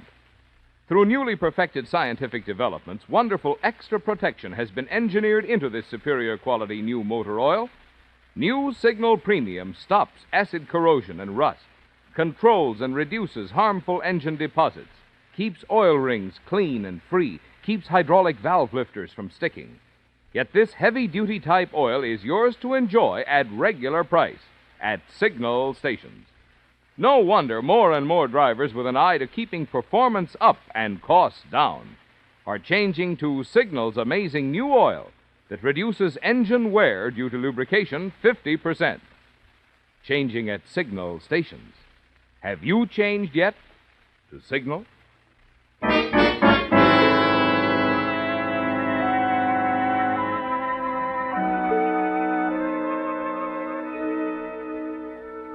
Well, Ted, you're beginning to track down and overcome all the obstacles, aren't you? With Claire out of the way, shot with her own gun, you have now only to deal with Jeff, her accomplice, get the rest of the diamonds from him, and get out of town before anyone knows you've returned. You're certain you'll be able to contact Markle later and dispose of it. Now you've ushered the man who's been trailing you into apartment 107 of the Denton Arms at the point of Claire's gun. It's nearly dusk now, and you fumble with your free hand to turn on a lamp. Okay, I haven't got much time. Let's have the diamonds. What diamonds? The Seton diamonds to match these I've got with me. Okay. Just a minute. Hey, wait a minute. Look at this. What is this? You don't know? Looks very much like a corpse to me. Let's see now. The papers on him say Jeff Healy. And he's really dead. Shot. Jeff. He's Jeff. As if you didn't know. I didn't. I thought you were. So this is where you came this afternoon when you got away from me, hmm? No, I... Who are you? Linton's the name. Detective Linton, Robbery Division. Now, you better hand over that gun, Lucas. Thanks. That's better. But I don't get it. You've been following me around. Ever since I happened to see you go into the El Congo apartments the other night. Thought I'd see what you were up to before I talked to you about that payroll job. We think you pulled it about 6 months ago. Looks like you branched out since then, huh? Into diamonds and murder. What are you talking about? The Seton diamond job. You're wrong. I didn't do that Seton job. It was a dame. Claire Henderson and this guy, Jeff Healy. She double-crossed me before. Now she's double-crossed him. Permanently. Could be. But you were pretty sure Jeff had some more diamonds, Lucas. Well, there's none on him now. Maybe I better take a look around the apartment. Won't do you any good. Claire Henderson, she had them even when I...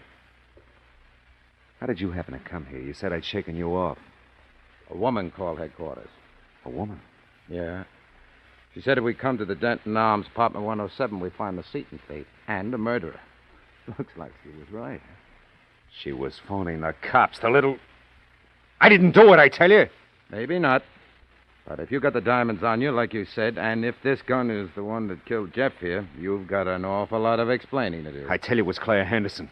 She was planning on skipping town and framing me. Maybe she was at that. Look, I'll give you a break, Lucas. Suppose you take me over to see her, and we'll find out what she has to say, hmm?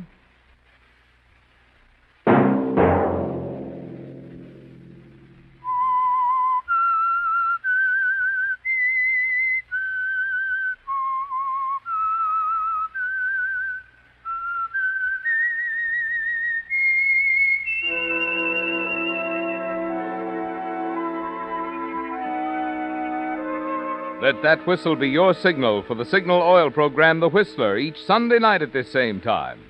Meantime, Signal Oil Company and the friendly independent dealers who help you go farther with Signal gasoline hope you'll remember.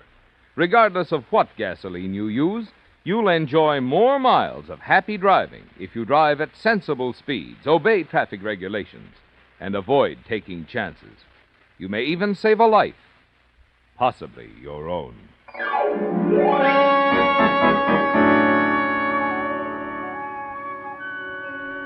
Featured in tonight's story were Bill Foreman, Gerald Moore, Betty Lou Gerson, Larry Blake, and Byron Kane.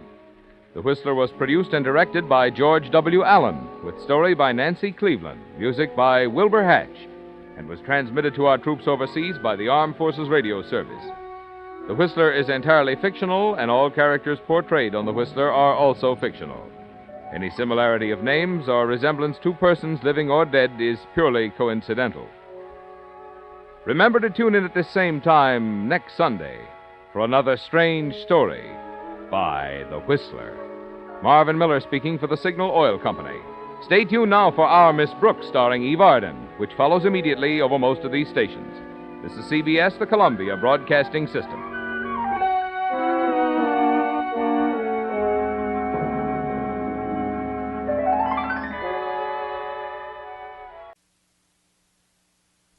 Armed Forces Radio invite you to sit back and enjoy another strange story by The Whistler.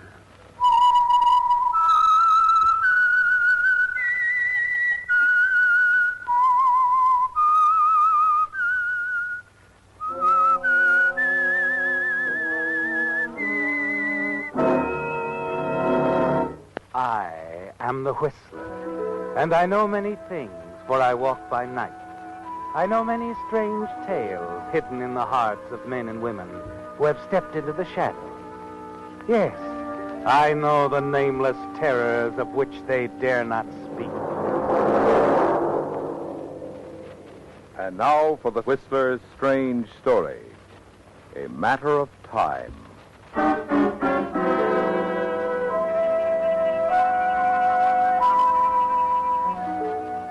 With Russ Logan, time was of the essence. He'd always been a most meticulous man. Minutes meant money, and appointments, to his way of thinking, were made to be kept. Through the years, you've become even more so, haven't you, Russ? You're careful, almost calculating, and certainly ever alert for opportunity. Despite the kidding you've taken from your business partner, Jim Kendrick, and even your wife, Jean, precision and time in all matters have remained almost an obsession. Tonight, riding with Jean and Kendrick in his big chauffeur-driven car, you sit very quietly, grimly amused that a matter of carefully planned minutes will mean another opportunity to you. And a thin smile of anticipation crosses your lips as the car swings in the winding drive of Jim Kendrick's home in Coldwater Canyon. Russ, dear, you're awfully quiet. Restaurant food disagree with you? Russ, your wife's talking to you. Sorry, Jim. Penny, for your thoughts. I think you've been dreaming about everything we've been saying. I'm sorry. Maybe if we get onto the subject of nightcap. How about it? Sounds good to me, Jim. You see, Jean, we've hit on something that interests your lord and master. A nightcap will pick us all up. Sure. Oh, stop right here, Nick. Yes, sir. Here, let me give you a hand now. Thanks. You can put the car in the garage, Nick. Mr. and Mrs. Logan have their own car. Right, Mr. Kendrick. Come on, folks. Now, you see, Russ is looking at his watch again. Afraid you'll miss an appointment in the morning, darling? What's the matter?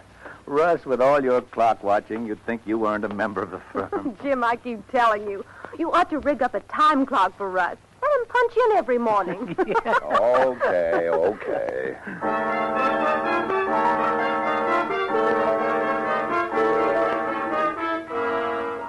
You don't mind the kidding, do you, Russ? Not in the least. And you've a reason for glancing at your watch. The seconds are counting again, aren't they? In your life, and more particularly in your partner, Jim Kendrick's. If he only knew what was about to happen, he'd be watching every moment, too. You're all inside the house now, and you have only to wait until you hear Nick, the chauffeur, come in the back door to enter his room. Then you can set your plan in motion. But something unexpected happened. I got a little surprise for you folks. Some fine old Napoleon brandy. Oh? Let's see now. Oh, yes, I've got it locked up in the den. Wait right here, I'll get it. Oh, wait a minute, Jim. Yes, Russ? Nothing. It was just something I was going to ask you. Go ahead, ask me. Oh, never mind. It'll keep till tomorrow. Okay, I'll go get the brandy. Jim! Jim, what happened? Jim. In the den. He's still there. Get him. But, Jim, you've been hit. Get him, I said. Go after him, Russ. I'll take care of him, Russ. Here, Jim, lie down on the divan for you. I'll call a doctor. Hurry up, Russ. He went out the French windows. Don't just stand there. Where do you keep that gun you have? In the desk in the den. Will you hurry up? Sure. Jane, you call the police. I'll get him, Jim. Don't worry.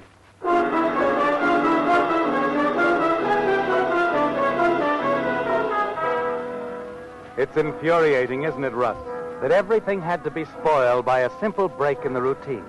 Jim's surprise, the bottle of Napoleon brandy.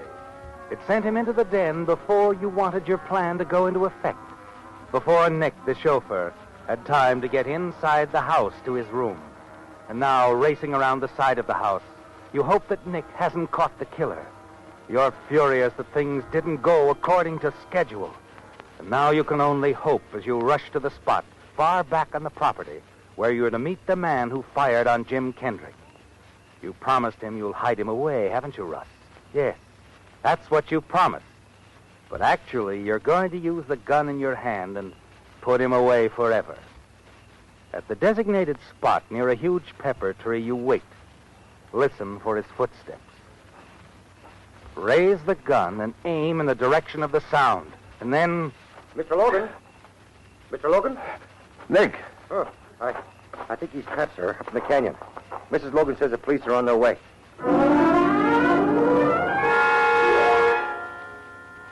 You're terrified now, aren't you, Russ? It's going all wrong. They'll capture the gunman and he'll talk, implicate you. When the police arrive, they close in around the canyon in back of Jim Kendrick's place. Nick stays close to you as you join the search.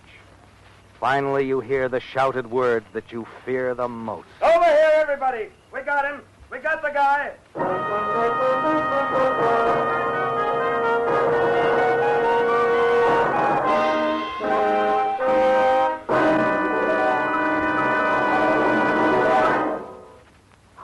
This is Alfred Hotchkiss speaking. Vaudeville is dead, and well it should be, for I have just discovered that for 200 years it went under a false name. The whole sticky mess began with a chap named Olivier Basselin, who lived in Normandy in the 15th century. This Basselin fellow wrote songs which poked fun at current events and brought him a fair amount of fame. Since he lived in the valley of the Vire, or as it was said in 15th century French, vaudeville, his compositions were called vaudeville songs. Naturally, his ballads worked their way to Paris. But the Parisians botched the whole thing. They started calling Basselin's creations vaudeville songs. This meant, of all things, Valley of the City. Plays that used such songs were called comedies with vaudeville. Later, Americans borrowed this incorrect term vaudeville to identify the kind of variety show that played the palace. And so, you see, no one should be downhearted because vaudeville is dead. It never existed at all. During all those years, it was really vaudeville. My word.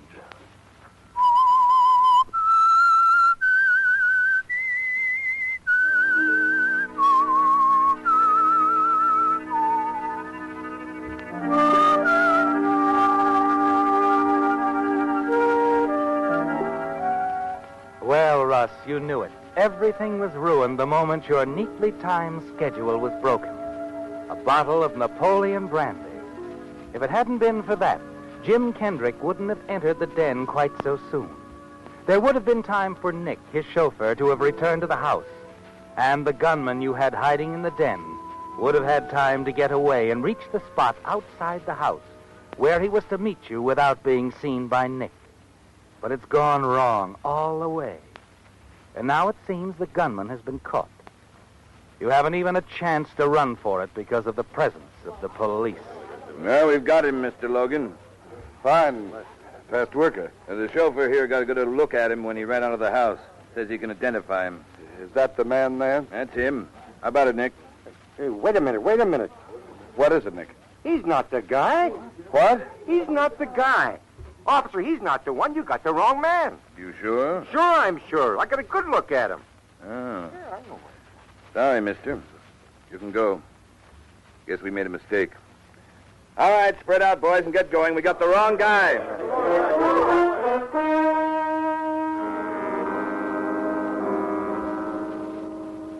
It's almost too good to be true, isn't it, Russ? That your gunman escaped, somehow evaded Jim Kendrick's chauffeur, Nick, and the police. And for the moment, at least, you're in the clear again. But you're still worried, aren't you? Nick said he got a very good look at the gunman. Maybe he'll realize soon that he's seen him before, and he might remember where. The little bar near your office. That's where you planned it all, isn't it, Russ? Yes. When the police leave and you're back inside Jim Kendrick's house, you learn from your wife that your partner's wounds are not serious. Oh, he's going to be all right, Russ. They took him to the hospital in a police ambulance, but the doctor said he wouldn't have to stay there long. But we better get on home, Jim. All right. As long as Jim's okay. Whoever did it got away, I guess. Yeah, he got away.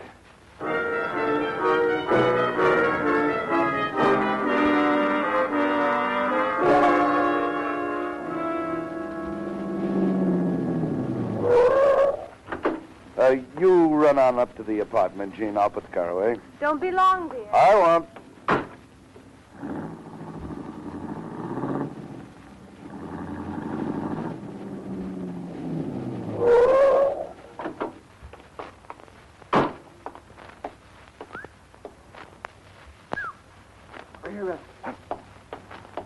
Frankie, what are you doing here? Where else would I go? What went wrong? I thought you said the I chauffeur... know what I said. Kendrick went in there sooner than I expected. I couldn't stop him. And that chauffeur saw me. I know he did. Yes, he saw you. Gave the police a description, too. Look, you said you'd hide me out. I would have. Things had gone right, but I can't hide you in my apartment. I've got a wife, Frankie. A wife who doesn't even know I'm mixed up in this. But the cops, they start working on the description that chauffeur gave him. It'll add up to Frankie Rizzo. Me. Take it easy. Well, that's all right for you to say. You got me into this, said there'd be nothing to it. A simple job. That's right. It would have been if you'd killed him. That's what you were paid to do. But let's skip it. I thought you knew what you were doing. I thought I was hiring a professional. So, what do we do now? Maybe that's your problem. Oh. No, you're in this. You did the hiring. Well, I'll help you get out of town, that's all. But I can't skip town. Not tonight. They'll be watching for me. The police. They'll have the airports covered, every railroad station. Fine mess. I wish you'd never picked me for this job. I wish you'd never even found me. I went to a great deal of trouble finding you, Frankie, a great deal. I've never known anyone in your business before. It took me quite a while. So what happens now? Don't get excited, that's all. I'm not letting you spoil everything. Yeah, get into my car. I'll drive you someplace. I got a pretty good hideout. There's a motel near the ocean. A motel? Good. I'll take you there. Wait in the car. I'll tell my wife you... gone someplace and that I have to take care of.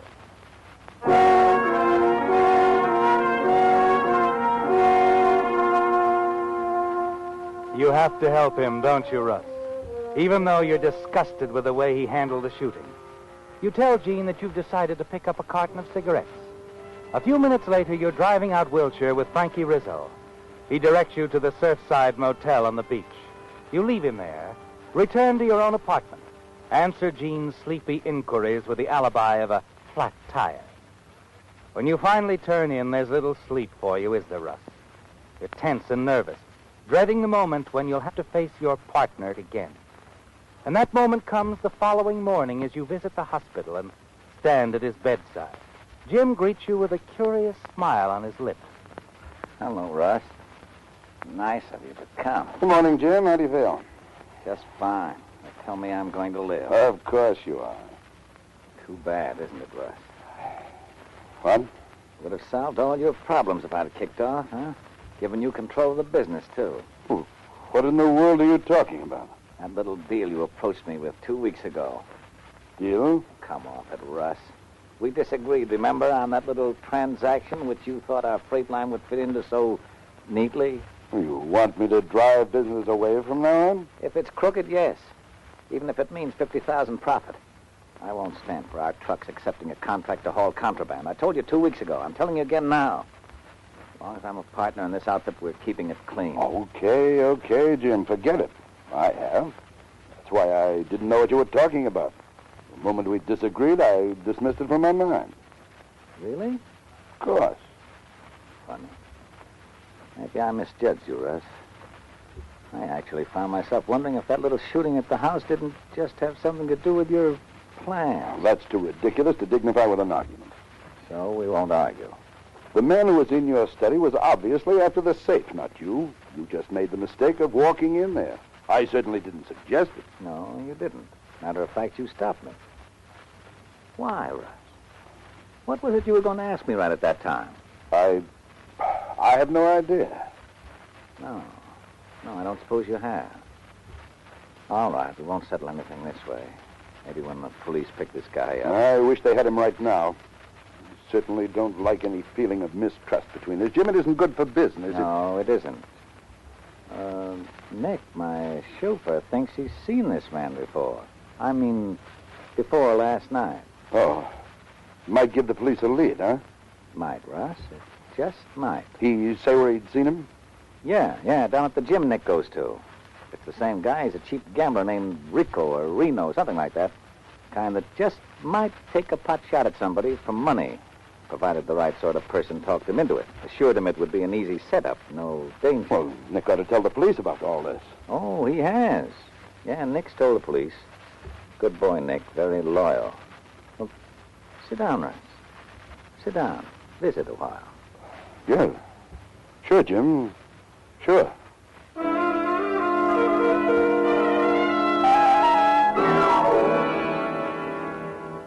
You struggle to control the nervousness, the fear that builds within you, don't you, Russ? Try to chat casually with Jim about the business during the next few minutes. He knows, doesn't he, Russ?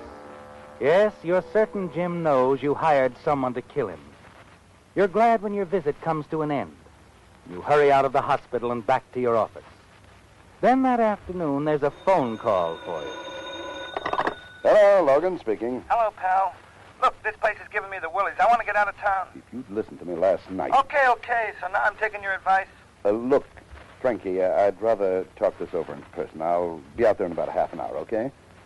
Okay.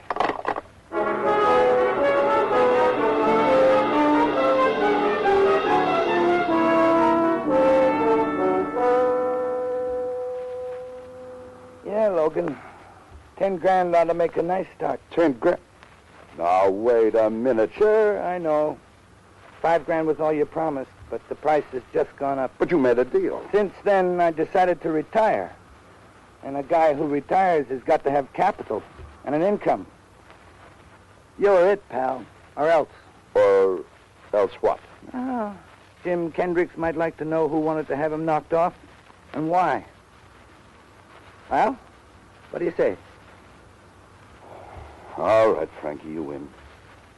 I'll pick you up here as soon as it gets dark.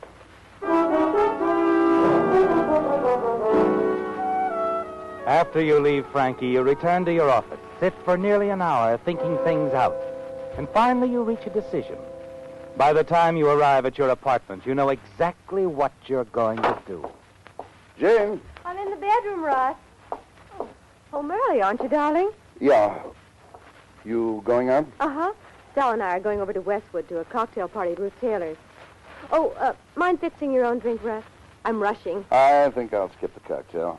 Oh. Headache? Yeah, sort of. Short nap should fix it. Oh, darling, before you get yourself comfortable, you mind doing something for me? Run down to Stella's apartment. What for? Well, she's loaning me a pair of stockings to match my new dress. I couldn't get the shade I wanted. Okay, I'll get them. Oh, Jean. Yes? How long you going to be gone? Oh, I don't know. A couple of hours. Well, you haven't forgotten we're going to the Andersons for dinner tonight. They're expecting us at 8, and I don't... You don't want to be late. I know. I'll be back by 7:30 or so. Well, never mind the or so. Make it 7:30 sharp. I'll meet you down the lobby.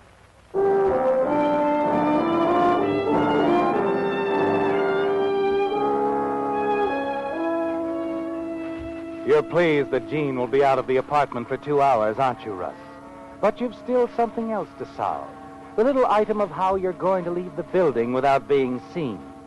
It comes to you when you reach Stella's apartment, 2 floors below.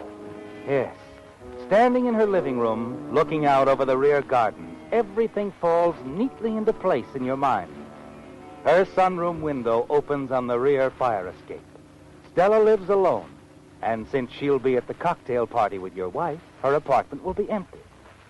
You chat with Stella for a few moments. Then as you leave her apartment, you slip the catch on the lock of her door. You know that she might check it as she leaves, but you have to take that chance.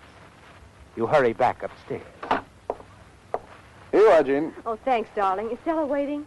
She's all ready. Just finished putting on her face. Oh, dear. Go on, say it. I'm never on time. It's your party this time. Just don't be late for the dinner date. I won't. I think I'll stretch out for a while. All right, darling. I'll be on my way. Oh, Jean. Yes? On your way out with Stella, tell the clerk downstairs I don't want to be disturbed. No phone calls. I'll tell him, darling.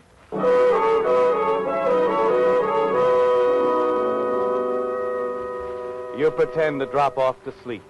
And 5 minutes later, Jean leaves you alone in the apartment. You glance out the bedroom window. It'll be dark in another half hour, won't it, Russ? Dark enough to cover your movement down the back fire escape, through the garden.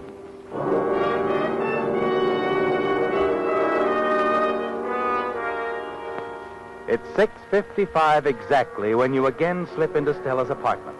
Hurry down the fire escape, and then to your car parked in the street. 10 minutes later, you arrive at the Surfside Motel. You're thankful for the roar of the nearby surf, as it will help cover the sound of gunfire. Yeah, who is it? Open up, Frankie. Hello, Russ. You got the money? No. I don't have the money, Frankie. Huh? Look, I thought I was going to take a little trip. You are going on a trip. A long one. Hey, what's the idea of the rod? Rod? Oh. The idea of the rod, Frankie, is this.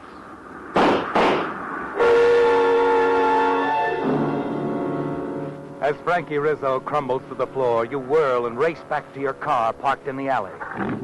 You're about to pull away when a police car stops in front of the motel. 2 officers get out, followed by Nick, Jim's chauffeur. You watch as they stroll toward the motel office. Then when they're out of sight...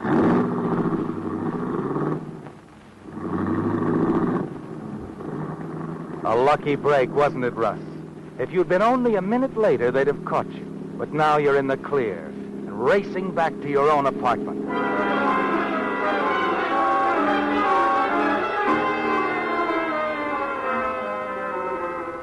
It's 25 minutes after 7 when you slip back into the building through Stella's apartment. You sprint upstairs to your own floor, take the elevator from there to the lobby. Chat for a moment with the desk clerk until Jean arrives. Oh, I'm sorry, darling, but really, I'm only a few minutes late. See what I mean, Fred? Women. Never on time. Oh, I know I'm late, dear. That's why Stella let me out in front. Don't be too hard on Mrs. Logan, sir. It's only 7:32. Why, if it was my wife, well, she always does... Oh, excuse me, sir. Yes, sir? I'm Lieutenant Westham, homicide. I'm looking for a Mr. Logan, Russ Logan. Mr. Logan? Why... I'm Logan. What is it, Lieutenant? I'd like to ask you a few questions, if you don't mind. Of course. In private.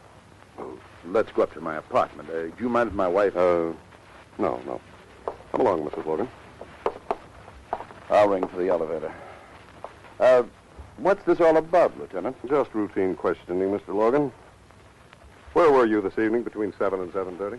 In my apartment. I came home this afternoon around 5. My wife and I were just about to leave the building when you walked in. I see. You were here then since 5? The desk clerk will verify that. Only way out of the building, you see, is through the lobby. Of course, there's always the fire escape. Well, our apartment and fire escape are on the front of the building. I could hardly leave the building that way without being seen, Lieutenant. See here, I wish you'd tell me what... Nothing to get worried about, Mr. Logan. As I said, it's just routine. We have to follow up all leads. Leads? In regards to what? Murder. Murder? Oh, Russ. We've been checking on a man named Frank Rizzo. Your partner's chauffeur, Nick Bemis, thought Rizzo was the man who took a shot at his boss. Well, I still don't see where They that... checked all of Rizzo's old hideouts. The Surfside Motel was one of them. Only when we got there, he'd been shot. Oh, how dreadful. Well, shouldn't you be discussing this with my partner? Rizzo had your phone number scribbled on a piece of paper, both your home and office number. That's why we came here first, Mr. Logan. Going up, Mr. Logan? Oh, yes. Lieutenant, this is ridiculous. I was in my apartment all afternoon, since 5 o'clock. You can check with the desk clerk and the elevator boy here. Well, that's right, officer. I just took Mr. Logan down a little while ago. I see. This way. Our apartment is just... I don't think I'll hold you any longer, Mr. Logan. Very well, Lieutenant. I'm sorry I flew off the handle that way, but... Sure, I understand. Well, long as we're up here, how about having a drink with us? Oh, thanks, no. But if you don't mind, I would like to use your phone. I want to put in a call to headquarters. Then I'll be on my way. Don't mind at all, Lieutenant. Come ahead.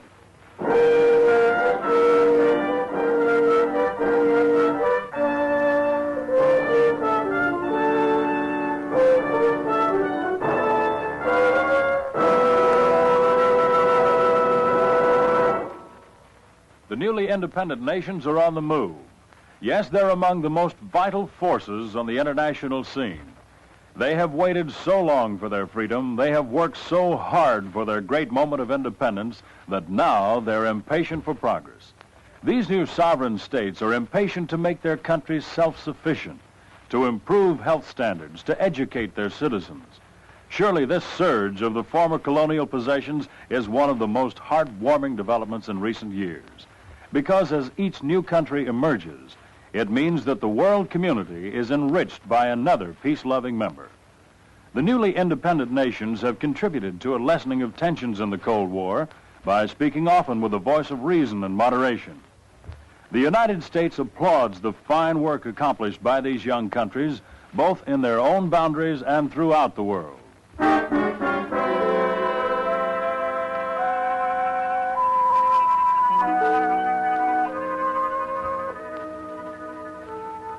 You've answered the lieutenant's questions, and he seems satisfied with your story, doesn't he, Russ? That you were in your apartment between 7 and 7:30, at the time when Frankie Rizzo was shot to death in Santa Monica. Yes, you're certain you're in the clear now, as you, your wife, Jean, and the lieutenant walk down the corridor to your apartment door. Come on in, Lieutenant. Why, Russ, that sounds like the electric alarm clock in the bedroom. The alarm. I said it before I left. I was afraid you'd oversleep, and I know how fussy you are about being late. I'll turn it off. Just a minute, Mr. Logan. I'll do that. I've got it, Lieutenant. I'll take it, if you don't mind. I thought you said you were here in your apartment between 7 and 7:30, Mr. Logan. Why, yes. This electric alarm clock was set for 7 o'clock. It's been ringing ever since. Russ. Well, how do you explain it, Mr. Logan? Why, Look, Lieutenant. I can explain it, Logan. Because you weren't here to turn it off. Now, wait a minute. I told you... I think you'd better come down to headquarters after all. A hand paraffin test will tell us if you fired a gun recently. And if you have, we've found our man.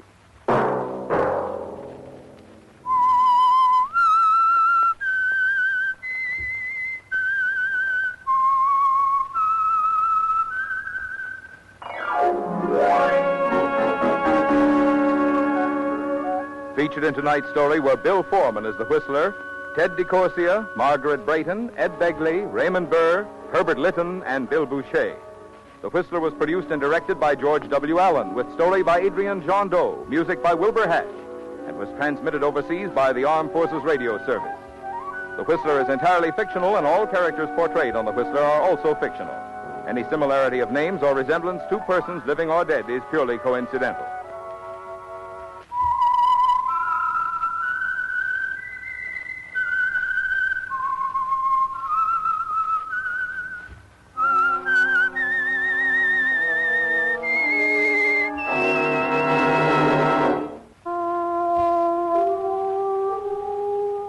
Tune in again next week at this same time for The Whistler.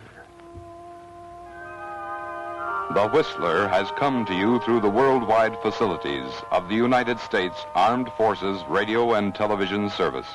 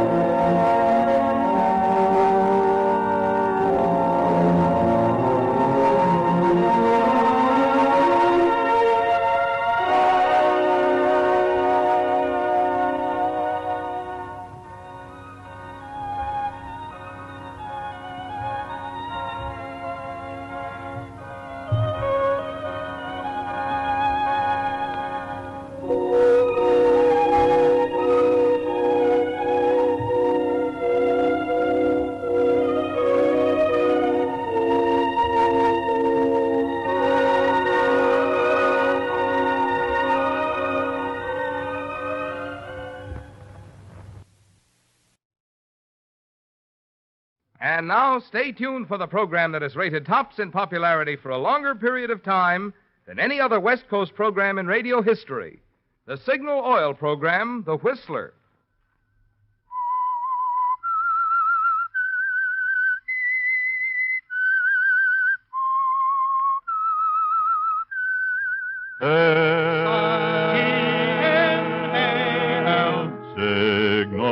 Signal gasoline. Signal, the famous Go Farther gasoline, invites you to sit back and enjoy another strange story by The Whistler. For extra driving pleasure, the signal to look for is the yellow and black circle sign that identifies Signal service stations from Canada to Mexico. And for Sunday evening listening pleasure, the signal to listen for is this whistle that identifies the Signal Oil program, The Whistler.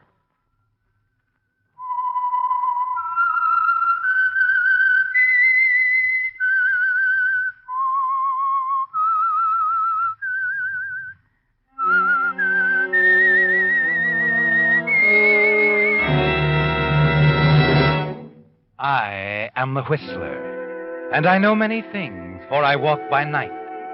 I know many strange tales hidden in the hearts of men and women who have stepped into the shadows.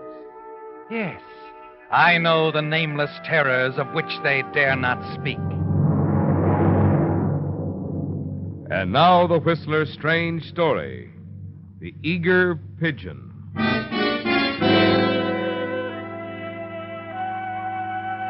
It was neither the best side of town nor the best cocktail bar. But Danny Thorpe's pocketbook wasn't in a very choosy mood or condition. Danny's clothes suggested better things. And, as on other occasions, he was counting on them to make things pick up. That was when he first saw her, or rather her reflection in the big mirror across the back of the bar. She was sitting alone, looking thoughtful and beautiful. She also looked out of place in these surroundings.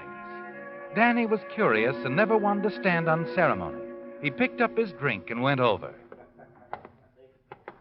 Excuse me. This seat taken? What? Oh. There seems to be plenty of room at the bar. Oh, sure.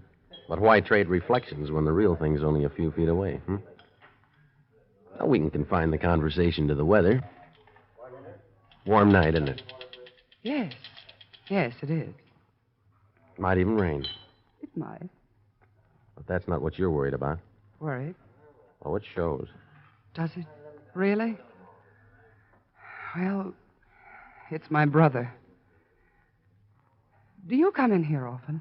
Yeah, I come in here often. Maybe you've seen my brother. He drinks too much.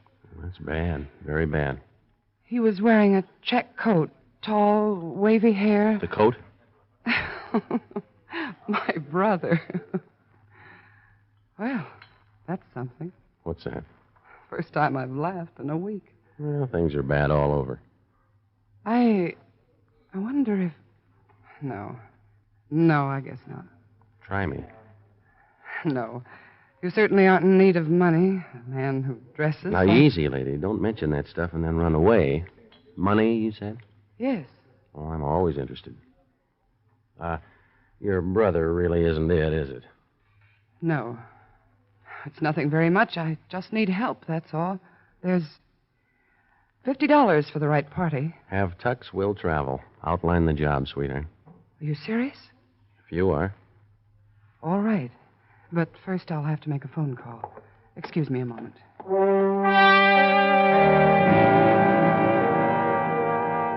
As she moves away, you look after her, telling yourself that it's the fastest deal you've ever managed. But suddenly you begin to wonder, don't you, Danny? Consider. Then you ask yourself if it might not be too easy. A moment later, you slip out from the booth you're sitting in, make your way quietly to a booth further back, and just outside the little hallway where she went to make a phone call. You sit down, lean back, and find that you can even hear the sound of the dialing. A pause, and then she gets her party. You crane your head to listen carefully. Hello, Otto? Monica. It's all set, Otto. I found someone. Yes, in the bar. You'd better get ready. I'm bringing home a very eager pigeon. You get up quickly, walk back to where she left, and sit down to wait. The picture has changed fast, hasn't it, Danny? And you had good reason to wonder about this girl. To use her words, she's bringing home an eager pigeon. You deliberate for a moment, almost decide to walk out, but you don't. You never do. Instead, you finish your drink, sit back, and wait. But not for long, Danny. Sorry to keep you waiting. You said $50, didn't you? 50. Oh, I don't mind waiting. You'll be pleased then. It's all set. It's all right. What's all set? All right. Well, I'd rather not talk here. We can go to my apartment. Now, don't tell me it's right around the corner, not in this neighborhood. Hardly. I have my car. I have my hat. Let's go.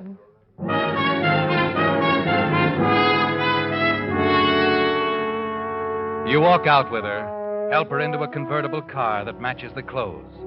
She smiles again and swings the car out into the traffic stream. You study her face as she watches ahead. A strange setup, isn't it, Dan? Interesting. And with what you already know about her, there might be considerably more than $50 in this evening for you. Yes, if you're careful, watchful, you might turn her plan, whatever it is, into something for yourself. You've handled fast deals before, haven't you? Yes, and you've always come out ahead. 20 minutes later, she turns into the garage of a smart apartment building. Together, you ride up in an automatic elevator. You decide that it's time to switch the balance of power. What apartment? 502. You, haven't told me your name either. Oh, sorry, it's... Monica. Yeah, I heard. You... No, you don't. Give me that purse. Let it alone. Keep your hand... Well, fancy finding a gun in your purse. Is there anything wrong with the girl carrying something to defend herself? No.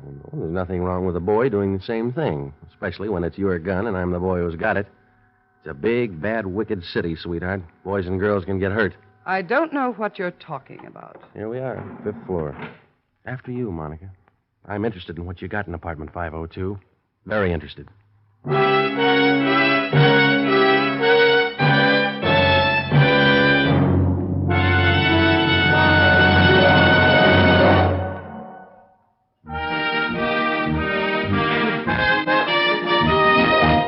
Mrs. Otta Buell of Oregon City is the Whistler fan to whom we are sending a $20 Signal gasoline book this week as a token of our appreciation for writing this limerick.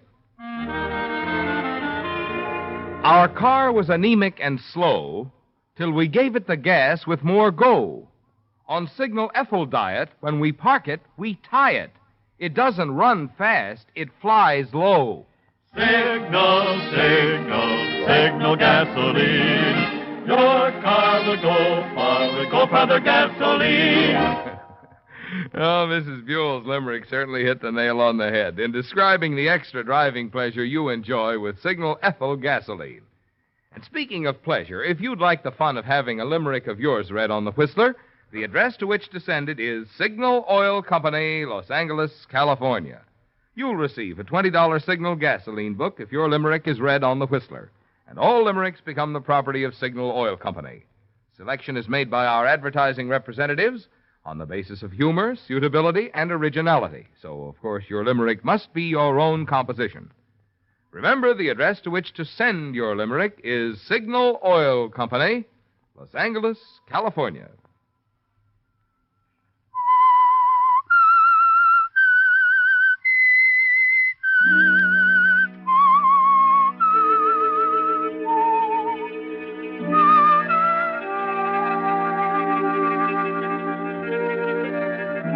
Well, Danny, you've walked into something, haven't you? From the cocktail bar to this fancy apartment. And as you follow Monica down the hall toward apartment 502, you keep watching her, waiting for her to break, to stop and tell you what it's all about. Why she picked you up and lied to you about some sort of innocent job she wanted done. Finally, when you're only a few feet away from the door of the apartment, you decide it's time to stop her. You touch her gently between the shoulder blades with a little revolver you took from her purse. We'll hold it right here, baby. Conference time. I want you to tell me who you talked to on the phone. Who's Otto? Otto? That's what you tagged him. I also heard you say you'd bring the Pigeon right up. I don't know what you're talking about. Is Otto the boyfriend? The jealous husband? What is this, a shakedown? No, nothing like that. Don't let the clothes fool you. Look, lady, you could turn me upside down and not shake out a nickel. Please get out of here. Let me alone. Come on, move, honey. I'll follow. I'm just busting to meet Otto. I may even bust Otto. All right, open up. But... Go on inside and then call him. No warning, understand? After you, sweetheart. Come on, call the guy. Otto? Otto? Yeah, we're right there. I'm wondering what you've been doing. What's this? It's a gun, Otto, and it wants some fast answers. Who is he, Monica? I'm the Pigeon, Otto, but Squab's out of season for you. Look, you better get out of here. This is all a mistake. No, it's a mistake, all right. But I like mistakes when other people make them. Now, come on, move over to the wall. I want to have a look in that room. What? Move, Otto. Come on, move.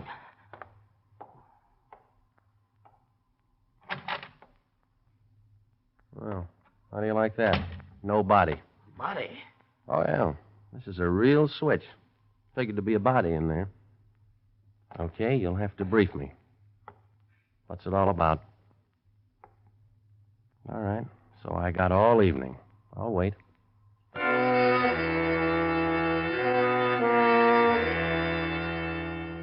It presents an almost humorous picture, doesn't it, Danny? The two of them standing there. Otto's eyes blinking, Monica's snapping angrily. And then you notice something else. Otto. He's looking at his watch. Otto is nervous. For some reason, which you're certain he's about to tell you, Otto doesn't want to wait much longer. All right, he might as well know, Monica. That's better. I'll fix myself a drink, fat boy. You just talk, huh? We're expecting someone. Well, that's fine. We can play canasta. I'll tell him, Otto. A woman wants something from us. Some letters. She's going to pay... I know it. That green stuff, huh? Where was the Pigeon supposed to figure? Oh, I shouldn't have called you that. You really weren't going to have to do much. Oh, tell him, Monica. Tell him he seems like a nice guy. He might still help us. We just don't want our caller to get a look at us, that's all. Oh, that's all, huh? You want me to meet your caller, hand over the letter, take the money? Yes, that's it. Will you do it? We'll make it $100 since we've upset you so. Oh, you haven't upset me, Otto. Not a bit, boy. Nice liquor, nice company. Monica here, I mean. Then you'll do it, Mr. Thorpe. Danny Thorpe. I like that. It's cute. Well, so are you. So's he. Now, Otto, you can't be that worried over my indecision. It must be something else. I don't know what you mean. Oh, yes, you do. You're both afraid that this dame might pull something. That she'll show up with a .45, pay for her letters with bullets instead of Now, who do you suppose that is? Your caller, maybe? Well, answer it, Otto. Don't be nervous. No, please. You don't think I'm going? Or this lovely little girl who worked so hard getting me up here? Monica, please tell him to forget it. I said answer it. Now go on, move. No, please. Out of the way, Monica, out of sight. Go on, fat boy. Look, Danny, why I don't said open the door.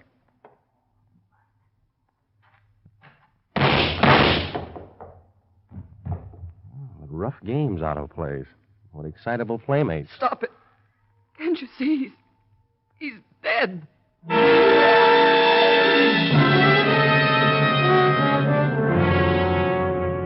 Yes, Otto is dead.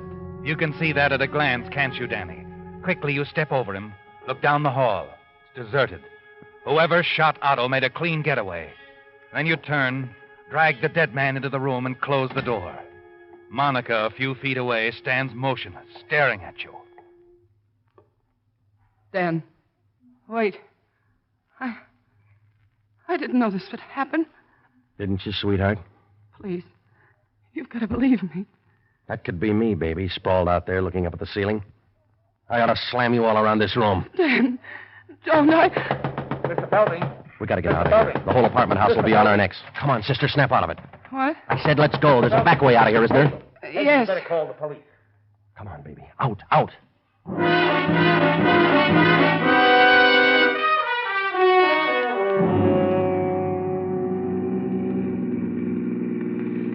You're very quiet, sweetheart. Otto still on your mind?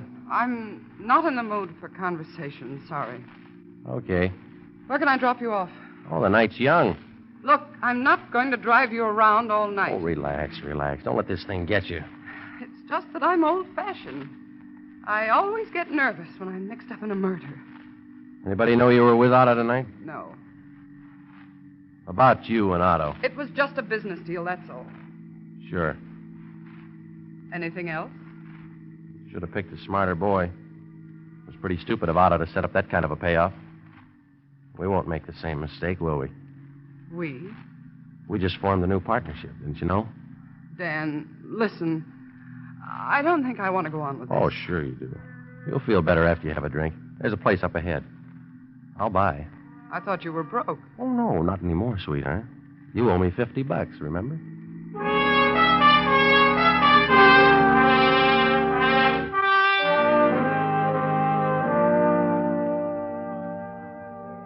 You in the mood for conversation now, Monica? Yes. I guess so, Danny. About this dame you had in the pressure cooker, who is she? Mrs. Granger. Stanley Granger. Of the Nob Hill Grangers? Yes. Husband Stanley is pretty well heeled, isn't he? That's why she married him, for his money. He knew that, but Granger was crazy about her, and he didn't care. What do you have on Miss Granger? Nothing. Oh, come on. It's the truth. We don't have a thing. You mean all this was just a bluff? What made you think you could get by with it? Before she was married, Mrs. Granger was a nightclub singer. She had a lot of friends. Otto knew that some of them were mixed up in the racket. So you took a shot in the dark, figuring she might have something to hide, huh? That's right. She did have something to hide, didn't she? It's too bad Otto had to find it out the hard way. Yes, it's too bad. Now what do we do? We go right on with it. Only this time we're going to shake Miss Granger down for murder. Either she did it, her husband did it, or they hired someone to do it. We in business? We're in business.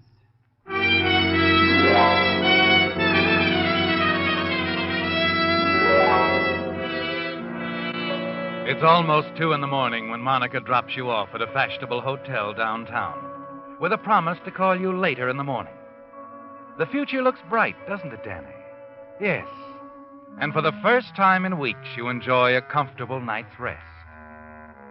It's almost noon of the following day when you wake up, have breakfast sent up to your room, and the morning paper. It's all there, isn't it? On the front page. The killing at apartment 502. You're not going to make the mistake Otto made, are you? No. You have it all planned, don't you? Know exactly what you're going to do. But first, you've got to be sure of Mrs. Granger, that you're dealing with the right person. That afternoon, you leave the hotel and slip into a phone booth. The Granger residence? Mrs. Granger, please.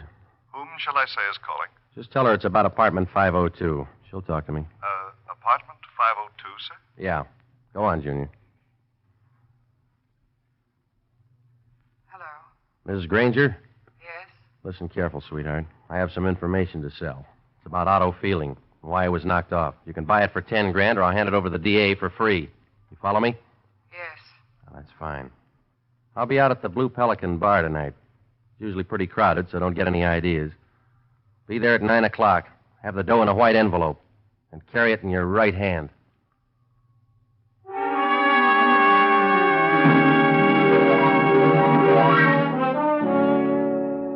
It's done, isn't it, Danny? And you feel confident Mrs. Granger will keep her appointment with you. Now there are other arrangements to be made. And you stroll casually down to the produce district near the waterfront. Step into the large warehouse of Gus Dorelli and Company. Hey, Gus. Huh? Oh, Danny, hiya.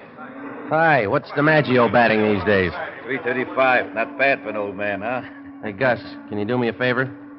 Look, if it's a dough... No. You got a truck pulling out of here tonight? Sure, Ernie's taking a 10-wheeler out. How about a ride? He's going north. Where you going? By a stranger coincidence, north. Okay, he's going out for a load of cabbage, Danny. What?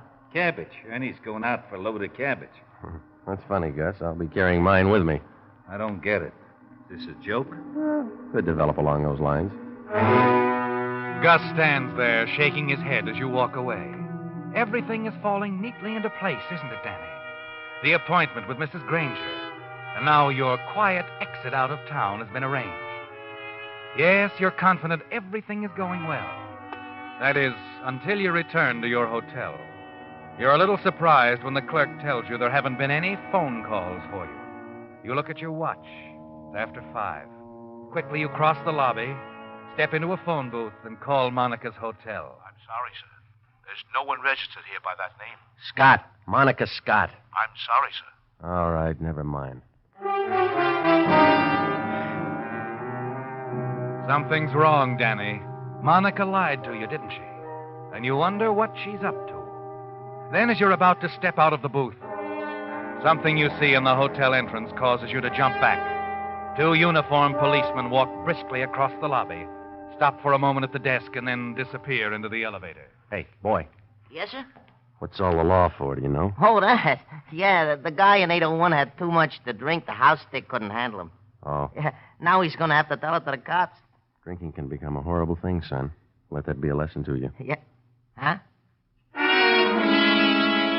You breathe a sigh of relief and smile as you step out into the street. You dismiss the incident and turn your thoughts back to Monica. You're puzzled why she lied to you. And then as you're about to cross the street, a car slides in along the curb. Hello, Dan. Well, I was beginning to think a lot of nasty things about you. Get in. Yeah. I called your hotel. They never heard of you. No, of course not. I have an apartment on Jackson Street. It's just a little hideaway. My very own. Oh, that's fine. Dan, I'm sorry. It's just that last night, well, I wasn't sure I wanted to go on with this. Now you are? Yes. But I'm curious about our business deal, our partnership. Oh, we got plenty of time to talk about that. How about some dinner? Let's have it at my place. Well, that's what I had in mind. All right. But I ought to warn you, I'm not much of a cook. Neither was Cleopatra.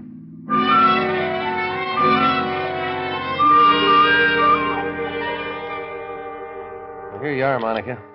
We're out of soda. Plain water okay? Fine, just fine, Danny. Sit down. Yeah. You know, it's pretty good stuff. Nothing's too good for little Monica. And from now on, it'll be champagne. Sure. I hate to bring up business again, Danny. What's on your mind? What? I said, what's on your mind? I was thinking about Mrs. Granger. You figured out a way?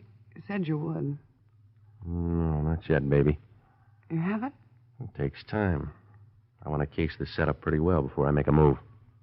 I'm beginning to understand you, Danny. That's good. You know something? I'm getting awfully sleepy. You have a hard day at the mangle? Maybe I need something to eat. Come on, help me fix dinner. Oh, look, let's hold it off for a while yet, huh? I have to run out to meet a guy. I'm late now. Oh, Danny. Oh, I'll be back, sweetheart. This is very important.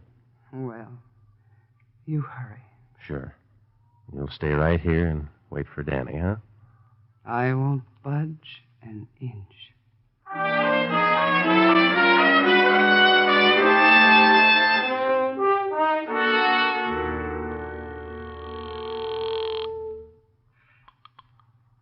Precinct, Sergeant Regal. Sergeant, write this down. Huh? 1331B, Jackson Street, apartment 411.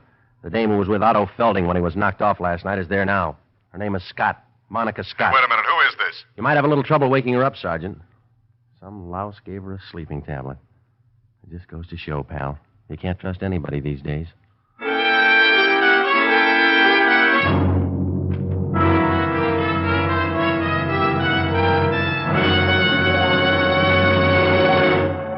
Next weekend, when you start off on your Labor Day trip, wouldn't it add a lot to your peace of mind to know that no matter how high the thermometer may soar, the expensive parts inside your engine are safe, protected by an oil that stands up under heat? Then this week, be sure to have a Signal dealer drain out your tired old motor oil and refill with fresh, clean Signal Premium Compounded Motor Oil. Because scientific compounds have been combined with Signal Premium's 100% pure paraffin base, this improved type Signal lubricant does things for your motor which oil alone cannot do. One of Signal Premium's compound was especially developed to prevent the formation of motor clogging gum and varnish. Another compound in Signal Premium guards against destructive corrosion. And if there's any carbon already in your engine, there's even a special compound to wash that out. So you see, Signal Premium Compounded Motor Oil does a lot more than just lubricate. Obviously, this means longer life for your motor. And, of course, more enjoyable performance for you. 2 good reasons to change oil before your Labor Day trip. And change to Signal Premium Compounded Motor Oil. You congratulate yourself, don't you, Danny, as you sit in the Blue Pelican bar waiting for Mrs. Granger. Yes, you've handled the whole affair with your usual finesse. Monica Scott is in the hands of the police now, and you're not sorry. You owed her that, didn't you, from the beginning? From the night she picked you up and took you to Otto Felding's apartment. You were going to be the fall guy, the Pigeon. But it didn't turn out that way. Instead, you took over their blackmail scheme. Otto was then eliminated by Mrs. Granger or someone she'd hired. And now you're sure you've gotten Monica out of the way, too. And the blackmail money will be all yours. You're not worried in the least as you look up at the clock behind the bar. Note that Mrs. Granger is already half an hour late. Then a few minutes before 10, as you finish your third drink, someone sits down beside you. Hello, Danny. You know mine. What's yours? Allow me. Police department. So? Waiting for Mrs. Granger? Never heard of her. And let me tell you about her. Mrs. Granger was being blackmailed, but she had no money of her own, so her husband had to pay off a guy called Otto Felding, and he did, but with bullets. So? So you picked it up from there, tried to go on shaking down Mrs. Granger. Where'd you get that idea? Too bad you didn't know that Mrs. Granger was a party to the blackmail setup.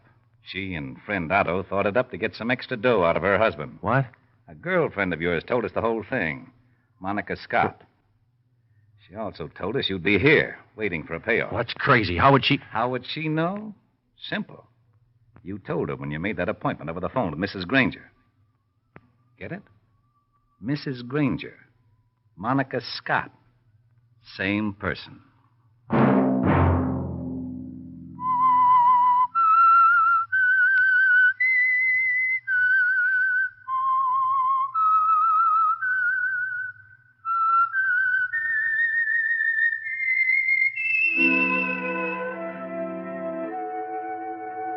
Let that whistle be your signal for the Signal Oil program, The Whistler, each Sunday night at the same time. Brought to you by the Signal Oil Company, marketers of Signal gasoline and motor oil, and fine quality automotive accessories. Because next weekend is Labor Day weekend, Signal has asked me to remind you. On America's last 3-day weekend, the 4th of July, 296 people were killed in traffic accidents. So that some avoidable accident doesn't mar your Labor Day pleasure, it will be all the more important for you next weekend to drive at sensible speeds, be courteous, and obey traffic regulations. It may save a life, possibly your own.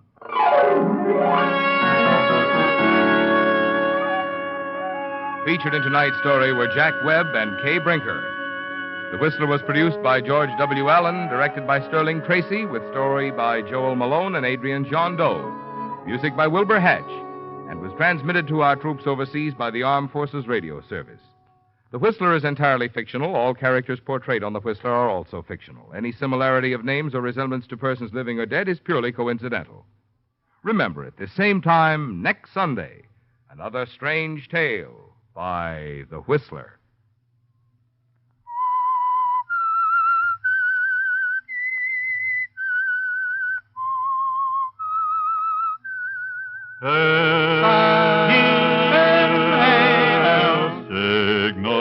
Signal gasoline. Marvin Miller speaking. This is CBS, the Columbia Broadcasting System. Signal gasoline. Let every traffic signal remind you, you do go farther with Signal gasoline. Yes, you do go farther with Signal.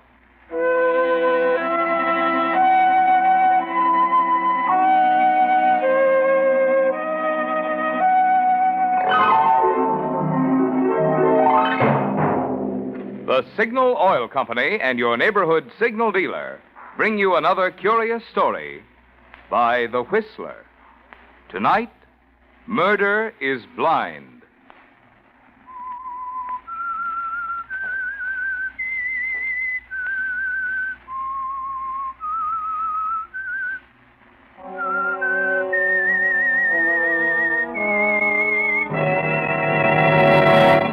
I am the Whistler, and I know many things, for I walk by night. I know many strange tales hidden in the hearts of men and women who have stepped into the shadows. Yes, I know the nameless terrors of which they dare not speak.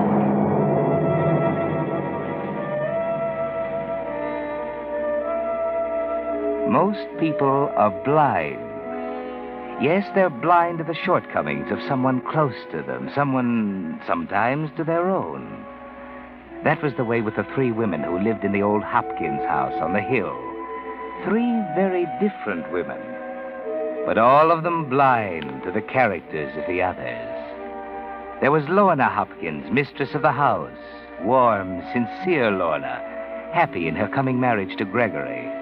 There was Patsy Hopkins, Lorna's cousin, whose only happiness is in herself, her youth, her loveliness.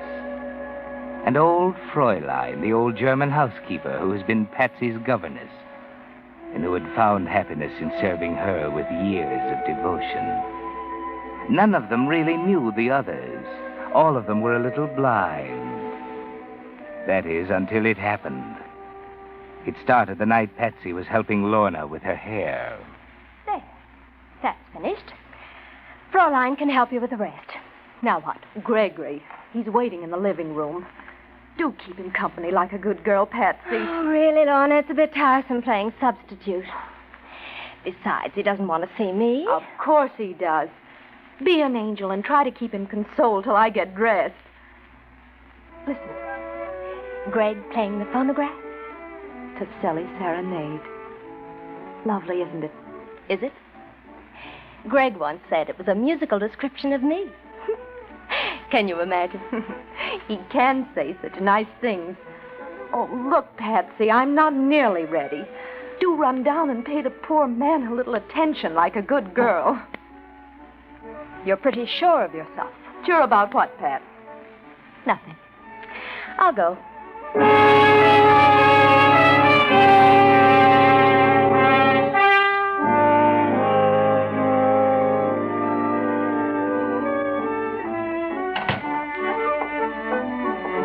Hello, Patsy. Oh, don't get up, Greg. Lorna's still dressing.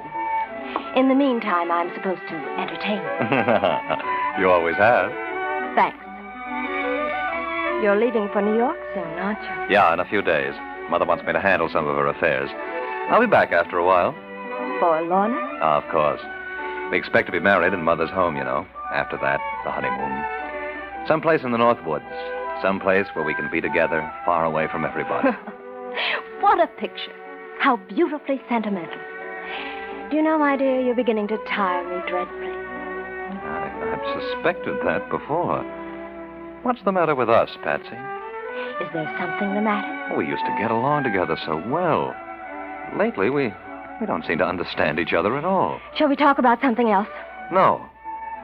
Something's come between us. Ever since I became engaged to Lorna. That has nothing to do with it. Well, of course not, but what is it, Pats? What's going on, anyway? Nothing, I tell you. Oh, for heaven's sake, stop that thing. Take that sickening record off. Well, sure, Pats. I always thought you liked it. Turn it off! Greg. Yes? I want you to do something for me. Sure. Anything. I want you to go back to New York. Well, but I am, Pats. I'm leaving toward the end of the month. I mean now. Today. Today? Yes. Well, what's the matter, Patsy? Don't you even like me anymore? Like you? Oh, why, you fool, I love you. What? From the first day we met. Haven't you seen it? This is incredible. You can't mean this. I never meant anything more in my life. I know I'm shameless, Greg, but I can't help it. Greg. What about Lorna? Oh, Lorna will never make you happy, never. She's good and sweet and kind, but goodness and sweetness can be tiresome. Yes, and kindness, too. I know Lorna, Greg, and I know you. In a year, you'd grow to hate her. Please, Pats, please, you mustn't say these things. But it's true. I've got to say these things. Don't you see, my darling, I'm thinking of your happiness. Yes, and Lorna's, too. And you? And of mine. I have the right to think of mine, haven't I, Greg? We needn't hurt Lorna too much. You'd go away, go back to New York, and after a while, 6 months, I'd come to you. And, Lorna? She would have forgiven me? When she saw we were happy, what else could she do? Oh, Patsy, I'm trying hard to believe that you can't mean all this. Oh, but I do. I love you, Greg. I love you so much that you must know it, feel it. Then I'm sorry for you. I can't tell you how sorry. It's Lorna. There can't be anyone else. There never will be. Oh, but you don't love her. You can't love her. You love me. You do. I know you do. Oh, Greg, my darling. Stop it. Do you think for a minute I'd give up Lorna for you? Oh, Greg. She doesn't deserve this kind of deal from you, Patsy. She's taken you into our home. For years she's cared for you like a sister. Why? Oh, it's cheap. Oh, don't, please. Put your arms around me. Greg, I'm right. I know I'm right. You slapped me. Yes. So? Now listen, Patsy. You listen to me. Yes? This is important. Remember it. Yes? You'll never marry Lorna. Do you understand? No? If I can't have you, she'll not have you. Will you please tell your cousin I'm waiting for her? Remember that, Gregory.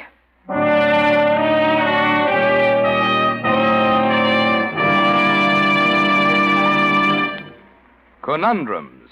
We've all played the old game in which someone describes a thing and you guess what it is. For example, someone says, "It's round, it's black, and it has big yellow letters on it, spelling something that helps your car go farther." Well, of course, you Whistler fans know that's Signal's yellow and black circle sign, which identifies the friendly Signal gasoline dealers who bring you this program. And friends, in today's game of trying to make rationed gasoline go farther, remembering that Signal sign is your surest way to win most miles per gas stamp. You see, in keeping with its 14-year tradition of quality, Signal Oil Company is still bringing you the very finest gasoline that can be marketed under wartime conditions. And the famous Signal formula still places the emphasis on mileage. So to stretch those gas stamps, try Signal in your car. Prove for yourself that it's not just a slogan, it's a fact.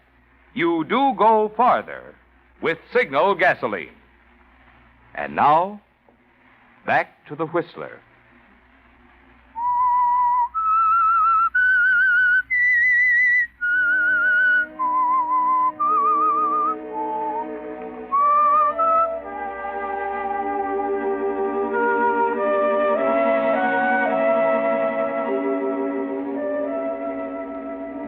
Patsy, you never dreamed that Gregory would be difficult, that he would reject your love, did you? You were sure that he would fall just as all the other men in your life had fallen. But that's the way things go, Patsy. The one you really want is always the one who doesn't respond. And now as you lie in your lonely room, your thoughts aren't very pleasant, are they? You are sleeping, Miss Patricia? No, Fräulein. Come in if you wish. I've come to see what it is that's making my little girl unhappy. There is something, isn't there, yes? Unhappy? Why do you think that, Fräulein? Fräulein can always tell. What is it, my baby?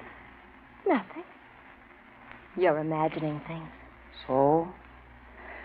Ah, you are so much like your mother.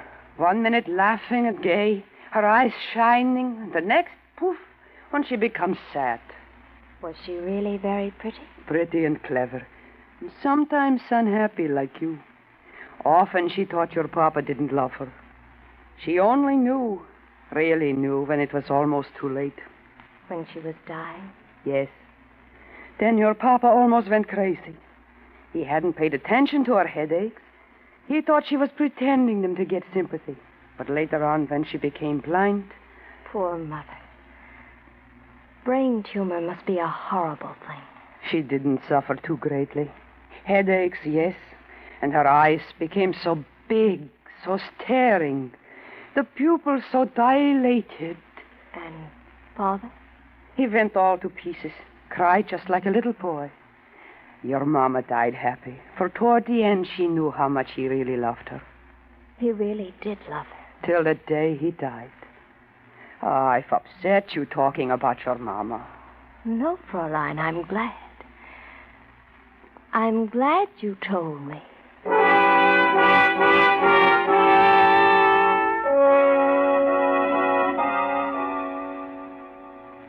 What's in your mind now, Patsy? Why do you leave your bed, go to the dressing table, and stare deeply, searchingly into its mirror? Your eyes slowly widen, and you shudder a little bit. After a while, you return to your bed, and your eyes hold a curious, furtive expression, as though, Patsy, you were hiding a guilty secret. And in the days that follow... I've kept you waiting, haven't I, Greg? I'm sorry, really. Oh, forget it. Anything the matter? Nothing serious. I've been upstairs comforting Patsy. Patsy? Poor girl, she's having such a headache. I know, Greg. That's why I called you. I'd counted on seeing you, too. But Patsy has a splitting headache. We'll make it tomorrow, shall we? It's Patsy again, Greg. I'm sorry. I'll call you later.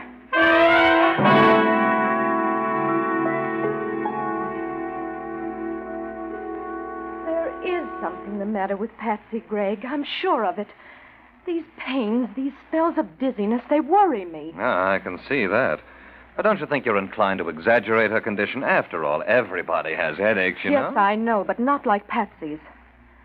They're doing something terrible to her. She looks badly, Greg.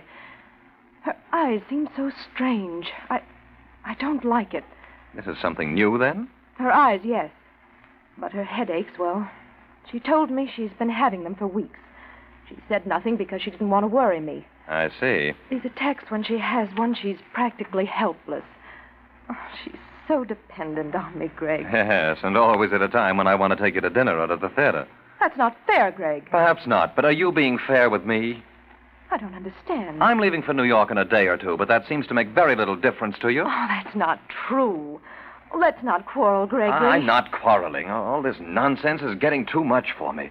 If anything was seriously wrong with a girl... You don't think there is? Not as bad as she pretends. Frankly, I think she's putting on an act of some kind. What's that? Patsy! Miss Lorna, hurry, come quickly. What is it, Fräulein? It's Miss Patsy. She can't see. Oh, Miss Lorna, she's blind.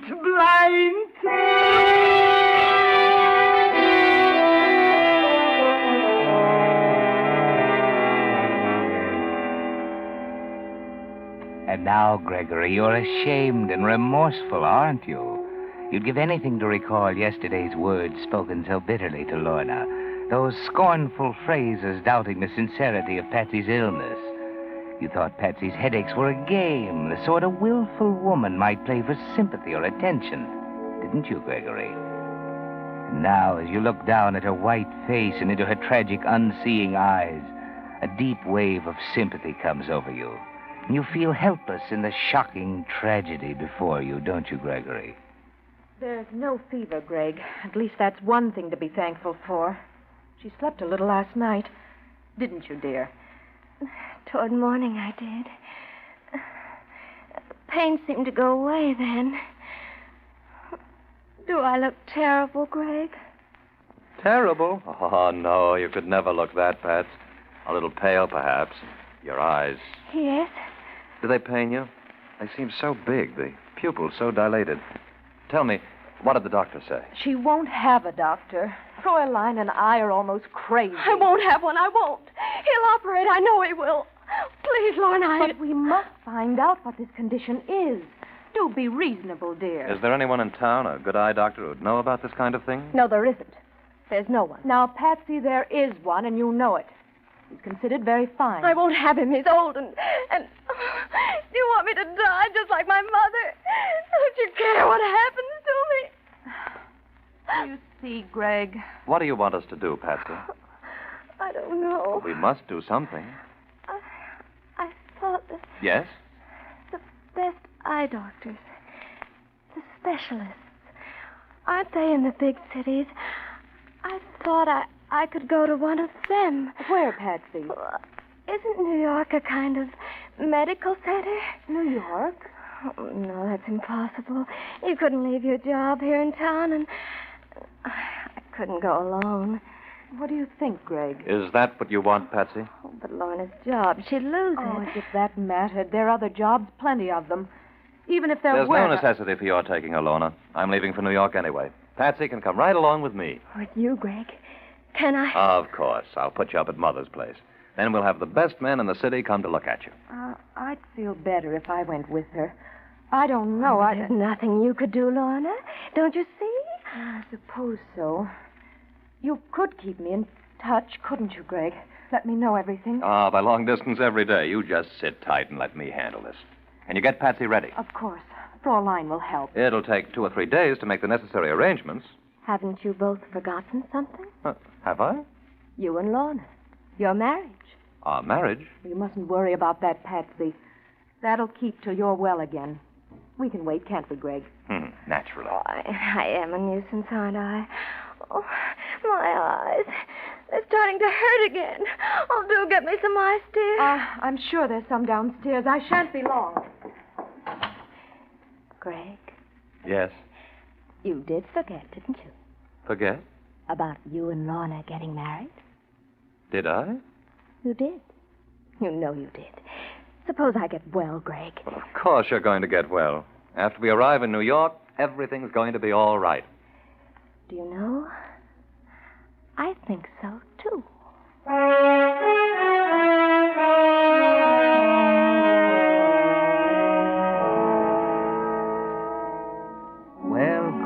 Perhaps you're being a little blind, too. You've forgotten Patsy's warning, haven't you? And her helplessness is a rebuke to your conscience, isn't it, Gregory? For you remember, in spite of Lorna's warnings, your indifference to Patsy's repeated headaches. And you know that if this girl dies, nothing can ever be quite the same for you and Lorna. It's imperative that Patsy regain her health not only for her own sake, but for the sake of your marriage as well. And now, after a day spent in making traveling arrangements, you return to the house with Lorna. We're home early, Lorna. Yes, I know. It's nearly 7.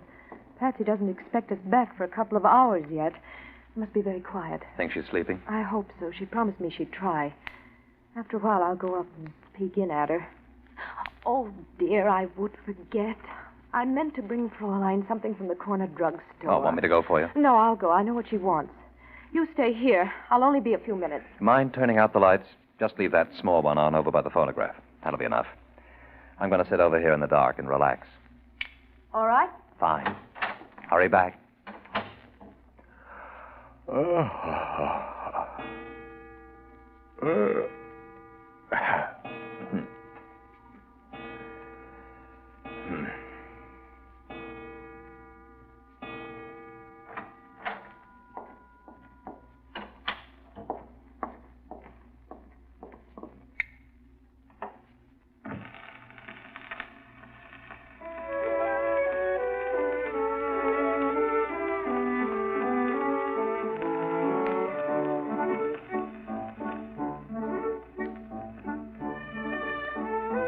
It is lovely, isn't it, Patsy?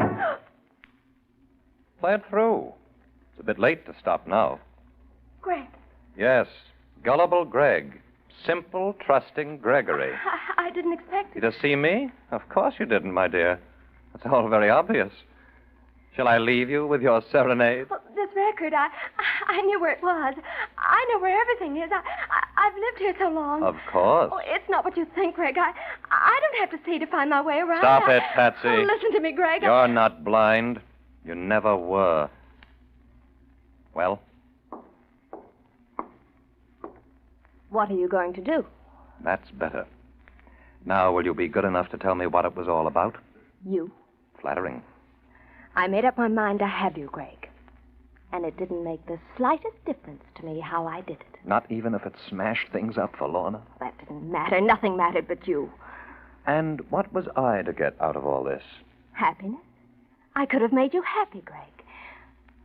I can still make you happy. You? Try me. Give me a chance. Let's go back a bit, shall we?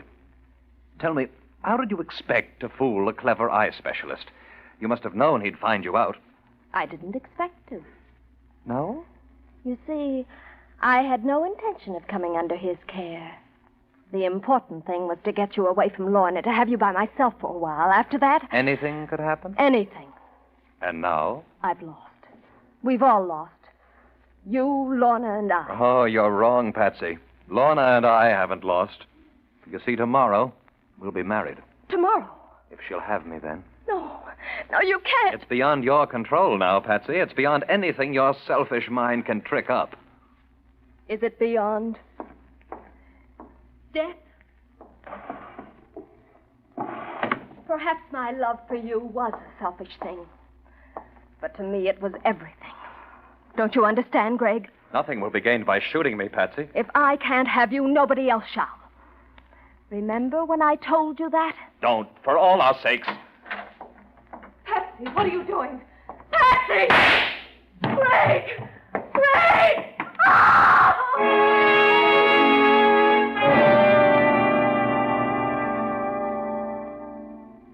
Yes, Patsy, you did it. You've killed Greg, the only man you ever really loved. You watch, fascinated and horrified, as Lorna drops to the floor beside him, weeping. And you want to tell her it's no use, that now she'll never have him. You're glad. You hate Lorna, Patsy. You turn all your suppressed grief for yourself into hate for her. Get up. You can't bring him back. What did you do with that? It doesn't matter now. Greg, Greg, darling. Don't be an hysterical fool. You've got to help me. Here, take the gun. Take it and hide it, you hear? A gun? You want me to go to jail? Don't stop to think. There. Now you must hide it. It must never be found, do you understand? Hide it? But what are you going to do? I heard a noise. It's Mr. Gregory. He's hurt. Oh, what is it, Lorna? What happened? Tell her, Patsy. You can tell Fraulein. I tell Fraulein? What is it, Patsy? But I don't know. You don't know? How could I? I was in my room. Patsy. I heard Lorna and Greg downstairs, and their voices sounded strange. Sharp, as though they were quarreling. What are you saying, Patsy? It frightened me. I'd never heard them quarrel before. After a while, I got up and felt my way out of the room down the stairs. I could hear Lorna more plainly now. She was angry. She sounded as though she hated him. But that's not true, Patsy. You're not telling the truth. The tone of her voice was unbearable. I couldn't stand it. I opened the door, and there was this horrible noise, like an explosion. Oh, I'm frightened, Fraulein. Please take care of me. I didn't kill him. It was Patsy. Greg killed? Greg dead? Don't listen to her, Fraulein. I tell you, Patsy did it. She did it. Oh, this is terrible. You believe me, don't you, Fraulein? But why should Patsy do this horrible thing? What reason could she have? I don't know. I don't know. She's blind, Lorna. We both know that.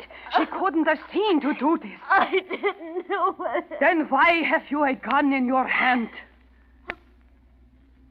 Shouldn't we call the police, Fraulein?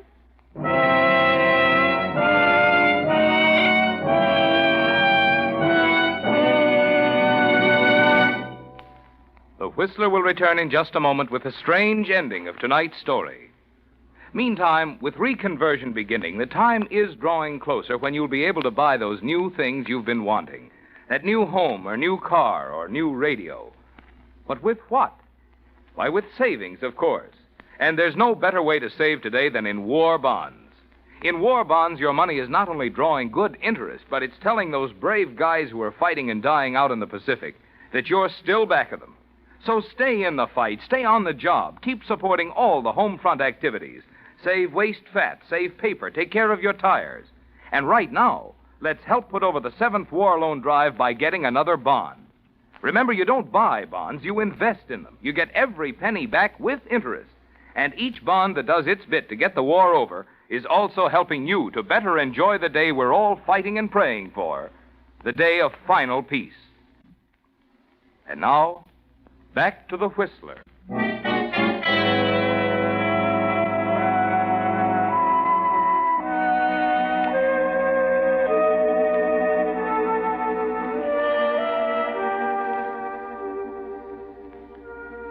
Well, Patsy, you've won, haven't you? Not only have you killed Greg, but you're having your revenge on Lorna for taking him away from you. She's going to jail for murder, isn't she, Patsy? The police are here now. The detective is questioning Lorna, looking at the body. But there's something you didn't count on, Patsy. You were blind to someone else's character. Fraulein. She stood by you all these years. But murder is something else. And suddenly you see her come back into the room and walk over to the detective. And she's holding something in her hand that freezes you with horror. Fraulein! Yes, Miss Patsy, I found it. I saw it hidden in your dresser a few days ago. I thought it was strange then, but now I know. What? What is it, Fraulein? Yeah, what is it you're talking about, miss? This. No, Fraulein, no! Wait a minute. I thought you couldn't see. So did we all. But this little bottle proves how she fooled us. It's belladonna to make her pupils dilate, to make her look blind. Hey, stop. Come back here. Fräulein, stop. Patsy, stop. Fräulein, what's she doing? She's running out there. Wait, Miss Lorna, the detective is after her. But she's running right out of the street. Oh, my... Look, Fräulein, that car. Patsy, look out, Patsy!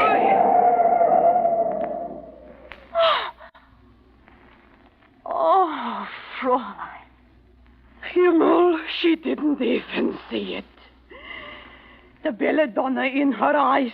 She didn't even see the car.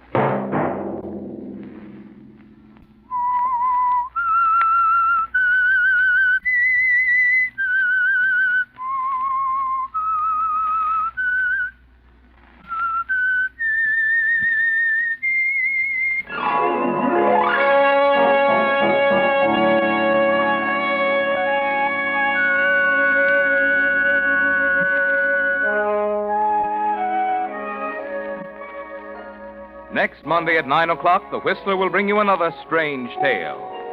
The Whistler is broadcast for your entertainment by the marketers of Signal gasoline and motor oil and fine quality automotive accessories, and by your neighborhood Signal dealer. This program, directed by George W. Allen, with tonight's story by Louis Estes, music by Wilbur Hatch, is transmitted to our troops overseas by the Armed Forces Radio Service. This is Marvin Miller speaking, and suggesting that you let every traffic signal remind you that you do go farther with Signal gasoline. Yes, you do go farther with Signal. This is CBS, the Columbia Broadcasting System. KNX, Columbia Square, Los Angeles. And now, stay tuned for the mystery program that is unique among all mystery programs. Because even when you know who's guilty, you always receive a startling surprise at the final curtain. In the Signal Oil program, The Whistler.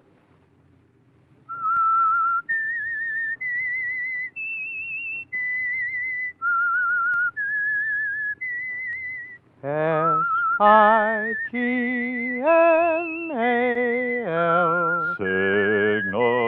Signal gasoline. Signal, the famous Go Farther gasoline, invites you to sit back and enjoy another strange story by The Whistler. For extra driving pleasure, the signal to look for is the yellow and black circle sign that identifies the Signal Oil program, The Whistler.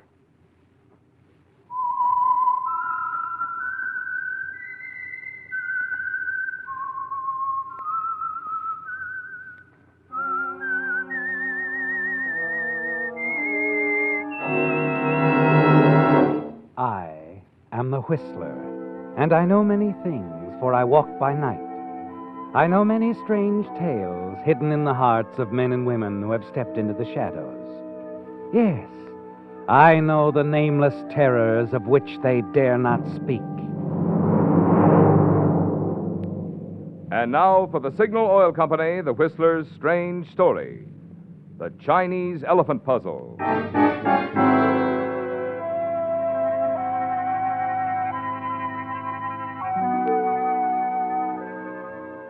The night stretches black and humid over Singapore, and the murky heat teems up from the street through the sandals of the rickshaw boy as he pulls his fare through a narrow back street.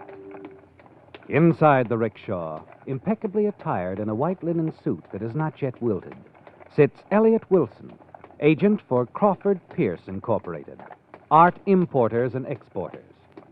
Finally, the boy jogs to a stop. Elliot Wilson steps out onto a dimly lit street corner, pays the rickshaw boy, and watches him trot off into the night. Once the boy is out of sight, Elliot turns, enters a door in the back of an ancient building. Inside the faintly lighted room, he moves unnoticed through the half-stupid crowd, through the tinkling glass curtain at the far end, and into a smaller room where Niels Hansen maintains his dingy headquarters. Hello, Hanson. Oh, hello, Elliot. I thought you were about due. Yes, I'm right on time. Did you ship the stuff out okay? Yes. The Chinese elephant puzzle is on its way to San Francisco. Passed inspection okay, huh? Perfectly. Why shouldn't it? Looks just like a small Chinese elephant. The puzzle with more than 100 interlocking pieces so finely fitted you can hardly see the cracks. You can't tell by looking at it that it's packed with diamonds. It didn't rattle or anything, huh? No, rattles, nothing. Everything went fine. As simple as mailing a letter. And I checked again to be sure. It'll arrive in San Francisco on Friday. Uh-huh. This guy in Frisco, Jim Craig. You sure you can trust him? I'm positive. And the gift shop he works for is a big customer of mine. Craig unpacks everything I send back. Friday, among other things, you'll receive the elephant puzzle. You'll take the diamonds out, hang on to them until I get there. You'll put the handsome little elephant on the shelf for sale, along with the other things. A very simple operation. Simple for you. I did the dirty work. I got the ice. That was our deal, Hanson. If you weren't satisfied with your cut, you should have said so before. My bargaining position wasn't much good, remember? A guy with a record like mine can't make very good deals. What about the payoff? When do I get my cut? Your cut? Why, right now, Hanson. Hey, what's the idea? Here's your cut! Hanson crumples to the floor, dead from the quick, calculated movement of your knife, Elliot. That was his cut, death. You bend over him, make certain the payoff is final. And soon you're outside again, swallowed up in the pedestrian traffic of the Singapore night. You spend the next few days winding up your business affairs in preparation for your flight back to the States. And finally, the day of your departure arrives. Then you're airborne, the great plane streaking out across the South China Sea toward the Pacific, every hour bringing you hundreds of miles nearer to San Francisco. At last, on Monday, as you planned, you are there, setting down at Mills Field. And you're certain that Craig has received the elephant puzzle and its cargo of diamonds the Friday before. Less than an hour after you land, you're at the door of Jim Craig's apartment, and the anticipation within you mounts.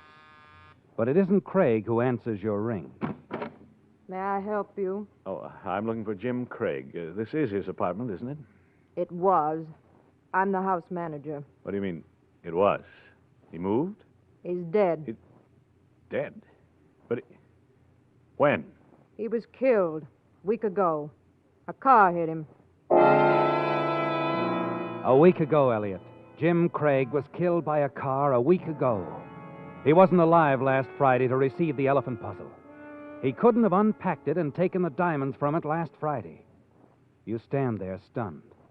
And then you remember. The gift shop. That's it, Elliot. You've got to get to the gift shop where Craig worked. Find the puzzle and buy it. That's your only chance, Elliot.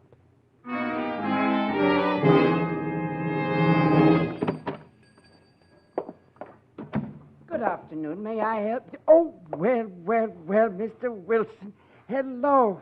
My goodness, I had no idea you were any place in the wide, wide world but Singapore. How are you, Evans? Oh, you know me, Mr. Wilson. I'm always fine, just fine. Except, of course, recently, just a week ago, our Mr. Craig. Yes, I just heard. I'm terribly sorry. Of course you are. All of us here, of course. Family, you know. That's what we are here at the shop. Simply a family. But then, we're being brave, Mr. Wilson. Simply carrying on. Yes, I'm sure you are, Evans, and that's as it should be. You mind if I have a look around? I'd like to see some of the pieces I've sent you. It was a sentimental reason. Well, of course. Just you look all you like. Thank you. Oh, I recognize that silverware. Pure Malayan. Must have sent that about 3 weeks ago, didn't I? You did just that. And, oh, it is a good seller. Mm-hmm. Oh, yes, that pottery on the next shelf. I wonder. Oh, then I suppose not. Looking for something in particular, are we, Mr. Wilson? Well, no, not really. Just a silly notion of mine. You may not remember it at all. Oh, now don't say that, Mr. Wilson.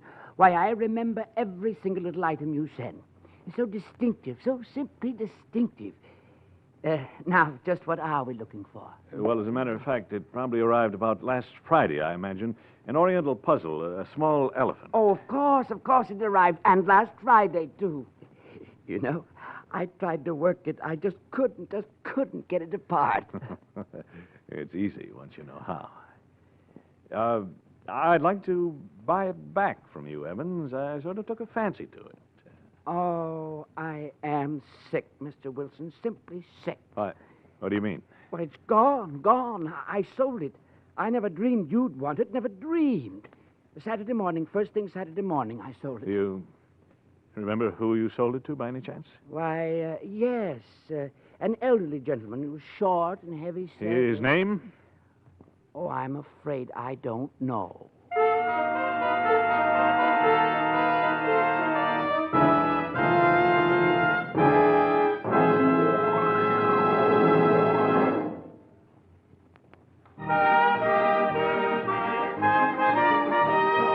Tonight's $20 Signal gasoline book goes to Robert Boone of Hollywood, California, for this limerick.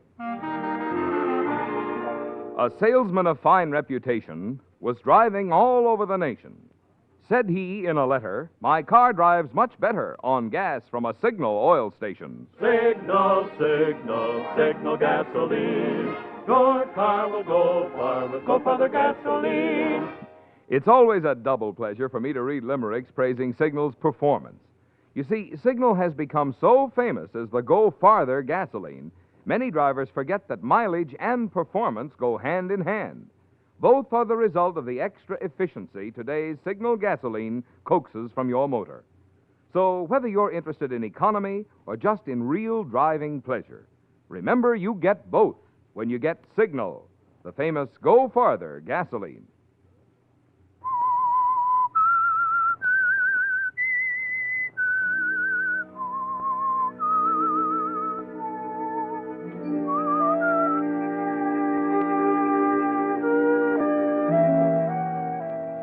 It was going to be so simple, wasn't it, Elliot?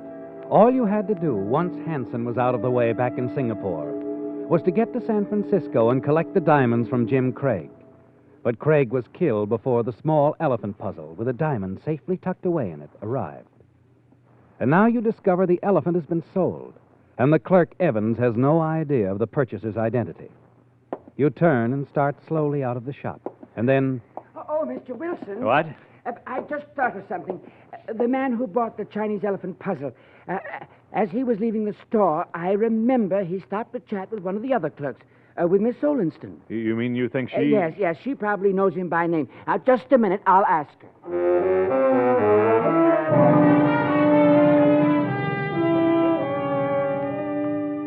Early that afternoon, you're on the move again, Elliot, headed upstate toward a small community on the Sacramento River, and a man named Alton Galloway, the man who purchased the elephant puzzle. By evening, your train arrives in Riverview. You duck into a small hotel and casually inquire about Mr. Galloway. And half an hour later, you're sitting in the large study of the Galloway home where he keeps his art collection.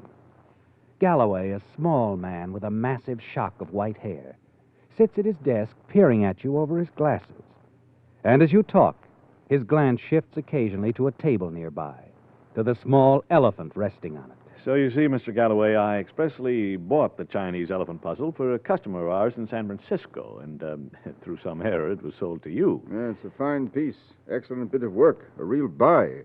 And incidentally, a real puzzle. Yes, of course. I hope you won't be too disappointed. I won't be, Mr. Wilson. Oh, fine. I read You see, I have no intention of returning the elephant puzzle. But, Mr. Galloway...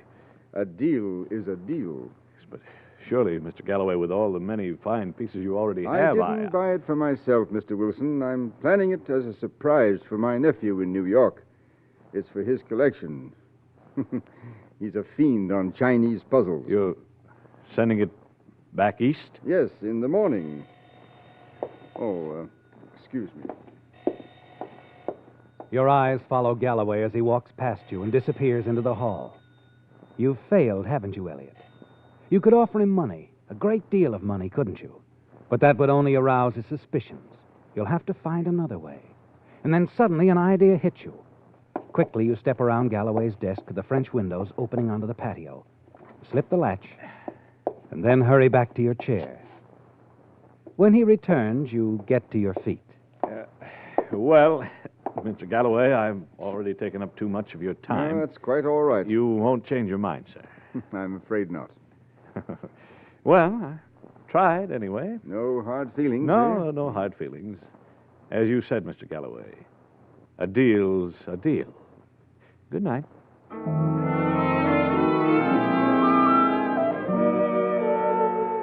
Outside in the shadows, you don't have long to wait, do you, Elliot? A half hour or so after you see the lights in the Galloway house go out, you move quickly to the patio, slip inside through the French windows. As you move cautiously around the desk across the study, you smile to yourself. Realize how simple it's going to be. You've only to remove the gems from the Chinese elephant puzzle, replace it on the table, and leave. And no one will ever know. Then, as you reach the table and pick up the elephant, I've been waiting for you, Mr. Wilson. you whirl at the sound of Galloway's voice. Then the lights go on. Galloway is sitting in the high-backed chair, a pistol resting in his lap. Surprised, Mr. Wilson? Hi. Look, Mr. Galloway, I knew you'd be back. I happened to see you from the hall while I was on the telephone. Saw you unlock the French windows. Now, if you'll kindly put the elephant back where you found it. Thank you. What's this all about, Mr. Wilson? Well, all right, Mr. Galloway. Maybe we can make a deal. I'll give you $1,000 for the elephant puzzle. 1,000? Well. That is interesting. Perhaps I'd better examine that elephant more closely. Must be something quite unusual about it. Something that I must overlook. 2,000, Mr. Galloway. Is it a deal? Sorry. Now, if you'll step out in the hall, I'll call the police. Well, Mr. Wilson? Okay. You're making a big mistake, Mr. Galloway. Am I? I don't think so. Go ahead. After you. As Galloway steps aside to let you enter the hall, you see your chance.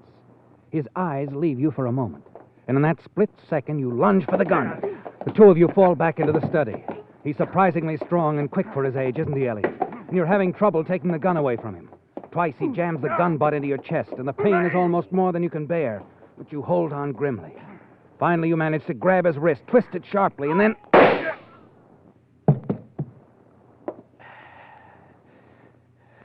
You stare down at the still form at your feet. He's dead, isn't he, Elliot?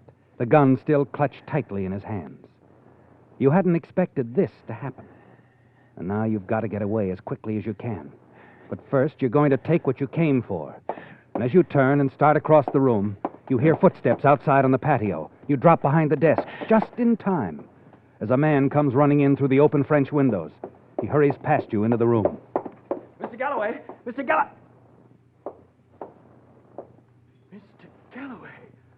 Good Lord.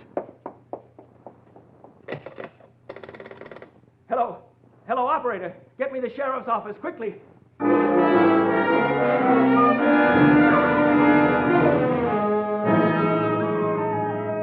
You've got to run for it now, Elliot. You glance across the room to the table. The elephant.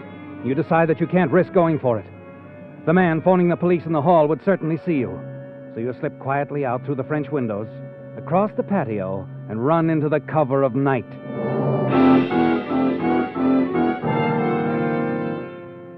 You walk along the quiet streets of the village for almost an hour, wondering what your next move will be. You've made up your mind, haven't you? You're not going back to San Francisco without the Chinese elephant puzzle and the gems inside it, the diamonds worth almost $250,000. Somehow you've got to get back inside that house. And then suddenly it all becomes clear to you. It's a bold move, Elliot, but you're certain that it'll work.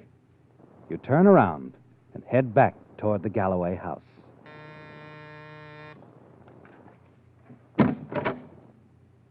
Yeah? Mr. Galloway, is he in? Well, I'm Elliot Wilson of Crawford Pierce, art dealers in San Francisco. He'll know. Crawford Pierce, huh? Oh, yeah. I've heard of him. Come on in. I noticed the police car outside. Something wrong? Mr. Galloway is dead. I'm Sheriff Coster. He's dead? That's impossible. I talked to him on the phone, only... It happened suddenly. I just can't believe it. Accident? Murder. Mr. Galloway murdered? good heavens. You had an appointment with Mr. Galloway? Yes, as I did have an appointment with him. You see, we got some new pieces in from the Orient, and I thought he might be interested. Sheriff. Oh, all through in there, Perry? Yeah, it's all yours, Sheriff. Be getting back to the office. Okay. Would you mind sticking around, Mr. Wilson? I might want to ask you a few questions. Oh, yes, I'll be glad to. Good. Now, Perry, I got a couple of things for you to do. When you get back, call the coroner, will you? Hello. What? Oh, I didn't mean to startle you. I'm Amy Ettinger, reporter, Riverview Sentinel. How do you do? I also run a Lonely Hearts column. Oh, and if you ever want any recipes, write to Aunt Clara. That's me. You're Elliot Wilson, art dealer. What? Oh, yes, that's right. I overheard you talking to the boyfriend. Boyfriend? Yeah, Sheriff Coster. We've been going steady for 5 years now. He doesn't approve of my working for a newspaper. Oh, I see. Come on, I'll show you some of Mr. Galloway's stuff. Well, the sheriff asked me to stay here. Oh, he won't mind. Like I said, he's the boyfriend. Mr. Galloway's things are worth a lot of money, I suppose, but this Oriental art leaves me cold. But I ought to take some pictures of all this stuff. Oh, you're a photographer, too? A small-town reporter has to be ready for any emergency. That's my equipment out there in the hall. Oh? Well, his collection might make a nice story. Why not take a few shots? Well, if you think so. Oh, sure. Worth a try, anyway. You stay right there, Mr. Wilson. Be right back.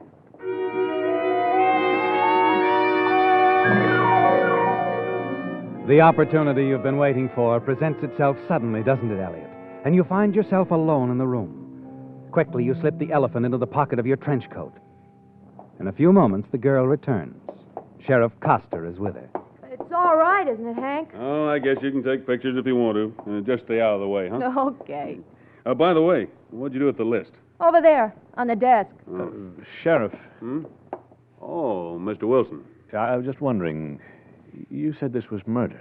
Mr. Galloway was shot with his own gun. It wasn't accidental. Yes, but why? I mean... it's hard to say offhand. Could be that Galloway surprised somebody here in the study. There was a struggle, you know. Stuff here's pretty valuable, isn't it? Well, yes. Is anything missing? Haven't checked yet. We'll know as soon as I look over this list. List? Galloway kept a record of all this, a sort of a catalog. Oh, yes, I see. Yes, of course, he would. Sure is a long list. Say, you're an art dealer. Maybe you could help us check this list. I'm not much on Oriental art. Of course, Sheriff. I'd be glad to.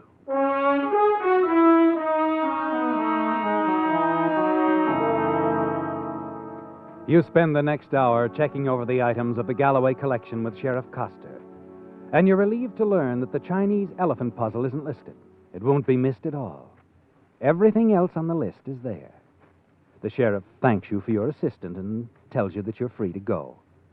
So you leave him thumbing idly through the catalog, Amy preparing to take her photographs of the murder scene, the Galloway collection.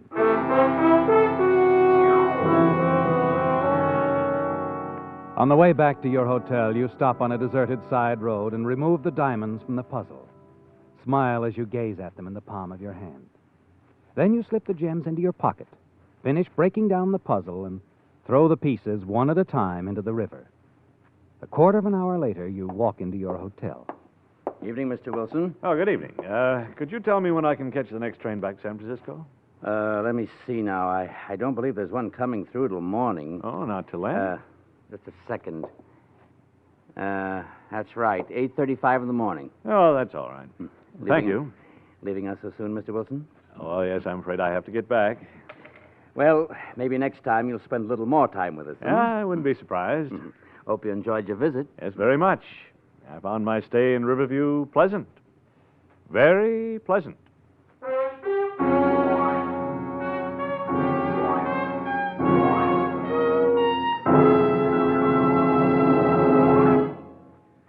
Because the past several months of cold weather have been especially tough on car batteries, here is some news worth remembering. There's now available a vastly improved battery, much more powerful and far longer lasting. It's the new Signal Deluxe battery, sold only at Signal service stations. Unlike ordinary batteries, which may be guaranteed for 12 or 18 months, Signal Deluxe batteries are guaranteed a full 30 months on a service basis.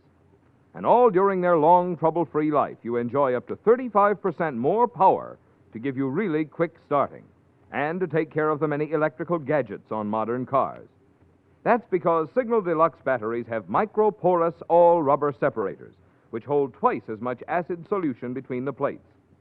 What's more, Signal dealers will now give you a trade-in allowance for your worn-out battery, plus convenient credit terms if you desire. So, to be sure you're getting today's best battery buy, remember the name of the extra powerful battery, guaranteed a full 30 months, the Signal Deluxe battery. Remember where to get it, at your nearest Signal service station.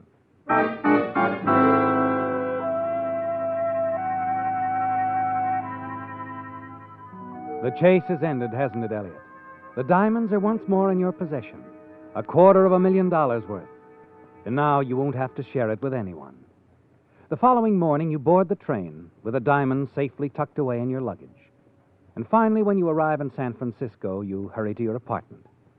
You're not going to waste any time cashing in on the diamonds, are you?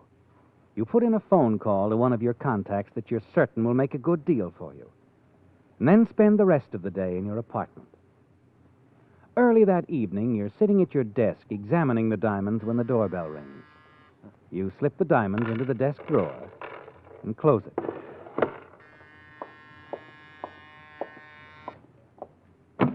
Come in, Dave.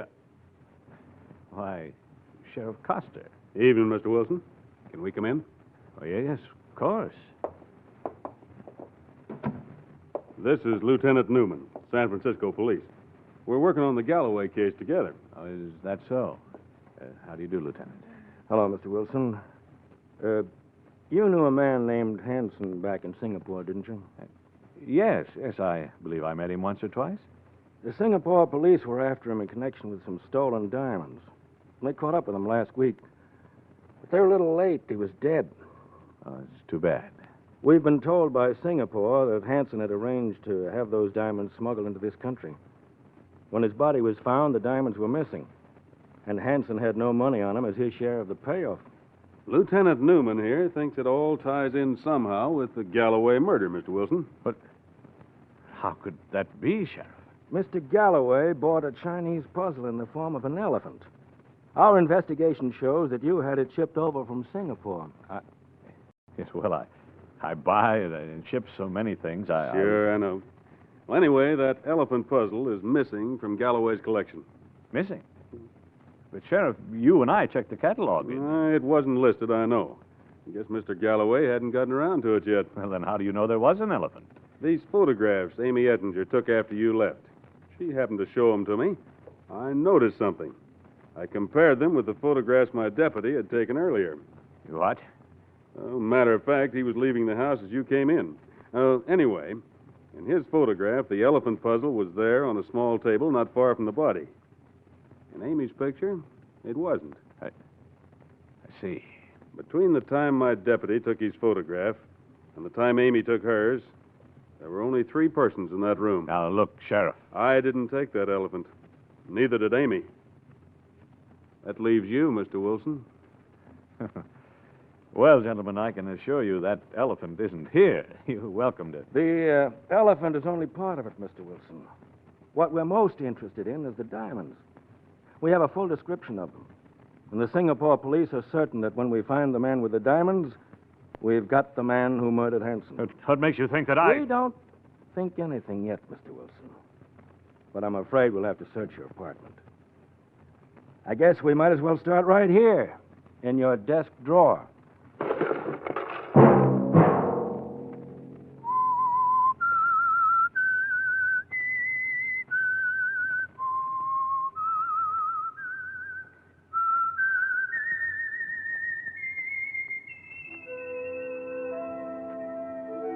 Let that whistle be your signal for the Signal Oil program, The Whistler, each Sunday night at this same time. Brought to you by the Signal Oil Company, marketers of Signal gasoline and motor oil and fine automotive accessories. Remember, if you would like the fun of having your friends hear a limerick of yours on The Whistler, The address to which to send it is the Signal Oil Company, Los Angeles 55, California. All limericks become the property of the Signal Oil Company. Those selected for use on the Whistler will be chosen by our advertising representatives on the basis of humor, suitability, and originality. So, of course, they must be your own composition.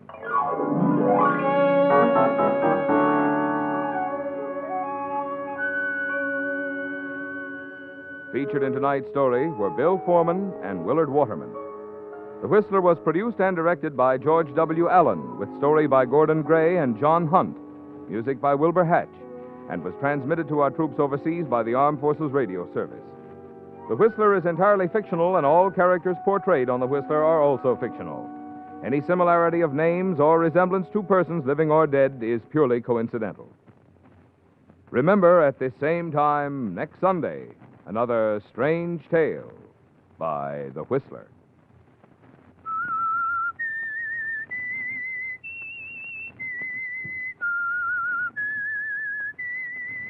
S-I-G-N-A-L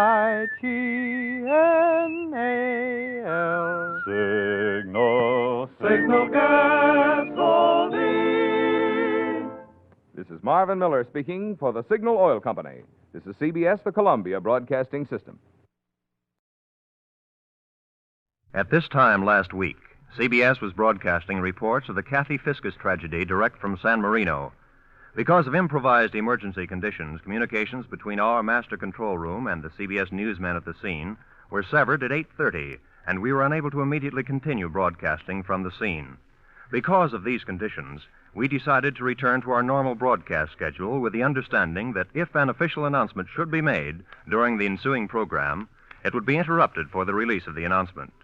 We regret that we were unable to continue the San Marino broadcast at that moment. This was a decision of the Columbia Broadcasting System and not that of any sponsor. The Signal Oil Program. Yes, the Signal Oil Program. The Whistler.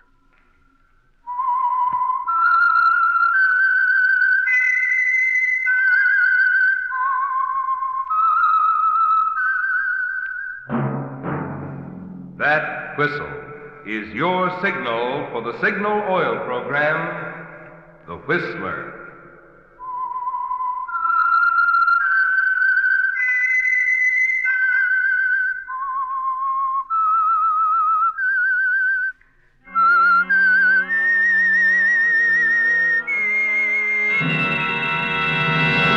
I am the Whistler, and I know many things, for I walk by night. I know many strange tales hidden in the hearts of men and women who have stepped into the shadows. Yes, I know the nameless terrors of which they dare not speak. Yes, friends, it's time for the Signal Oil Program, The Whistler, rated tops in popularity for a longer period of time than any other West Coast program in radio history. And Signal gasoline is tops, too, tops in quality. It takes extra quality, you know, to give you extra mileage. And Signal is the famous Go Farther gasoline. So look for the Signal circle sign in yellow and black that identifies independently operated Signal stations from Canada to Mexico. And now the Whistler's strange story. Sleep, my pretty one.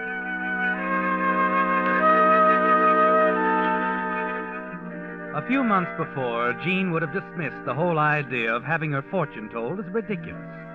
But with marriage to a handsome young doctor just around the corner, things like tea-room fortune tellers suddenly seemed important and exciting. So she gave in without argument when her friend Betty suggested they leave their table and visit Madame Zorga in her alcove behind the fringed red curtains in the corner. And as the old woman gazed into her crystal and rambled on, Jean found somehow she was taking it all seriously, a little too seriously. To see. You will be quiet, please. You will concentrate on the crystal with me. Max would be terribly shocked if he knew I was doing this. Shh, Jean. Please, Signorina. Oh, I'm sorry. It is coming. They part now. The clouds part. I see a number. The number 13. And now, the number 3. It is a date. the 13th day of the 3rd month. March 13th. I gaze deeper. Again the crystal clears, and I see the letter J. And now the letter V. Oh, your initials, Jean. J.V., well, how You can see, she I possibly... told you. Go on, Madame Zorga. I cannot go on. Oh, but there must be something... I have told you. The image fades. The clouds close in. The reading is finished. Is something wrong? Of course there is. Serves me right for falling for this hocus-pocus. It is not hocus-pocus, Signorina. If you must know, I will tell you. There is no future for J.V. after the 13th day of March. Why, that's this week. Never mind, Betty. Here you are, Madame Zorga. I better get back to the laboratory. It's late. And, don't mention this to Max, will you, dear? If he ever caught me going to fortune tellers, he'd get himself a new lab assistant and a new fiancée.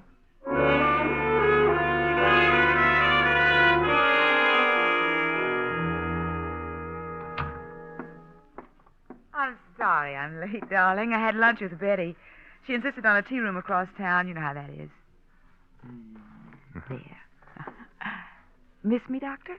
That's a silly question. Of course I miss you, dear. Hand me that beaker, will you? Mm-hmm. Yeah, I've been up to my ears around here. Here you are. Excuse me. Yeah, gesundheit. Where'd you pick up the cold? Oh, I don't know. I have to do something for it. May I see you a minute, Mitchell? Oh, yes, Dr. Olson. Be with you in a minute, dear. All right. Mitchell, Dr. Davies tells me you want to try your new drug, E37, on one of his encephalitic patients. Yeah, that's right. The man's been in a coma for 3 weeks. I think E37 can cure him. You think? As head of this institute, I'm afraid I'll have to refuse you my permission. The fact that you injected a bunch of rats with the virus of sleeping sickness... But you don't understand, Doctor. Those rats had sleeping sickness with all the symptoms. Double vision, sleepiness, fever. My drug E37 cured every last one. That doesn't mean it's safe for a human being. I'd hoped you'd remember the last hopeless patient it was tried on. How long did he last, Mitchell? Was it 10 seconds or 20? But I told you I found what was wrong. I've eliminated the toxic factor. Oh, you've eliminated the toxic factor. This institute will not experiment with human lives. I absolutely forbid you giving Davies this drug, and that's final.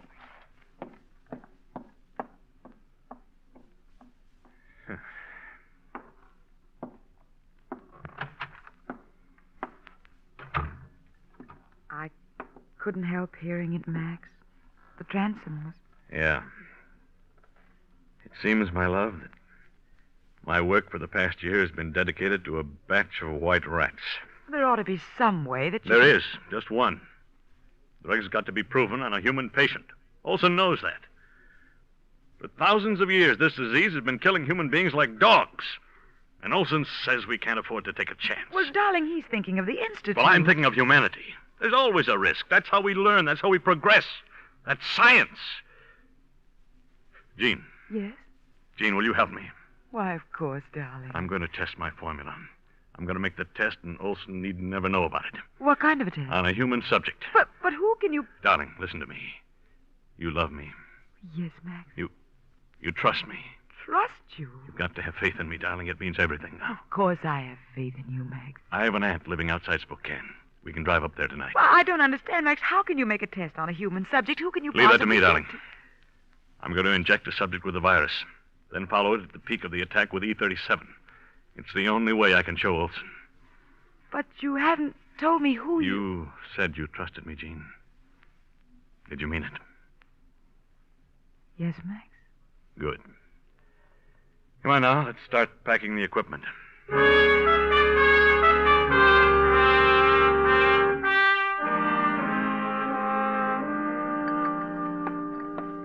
Careful with that vial, Jean. It'll take us days to reproduce that drug. I'm wrapping it in cotton. Excuse me. There you are, Max. Well, that ought to do it. And you can close up the bag.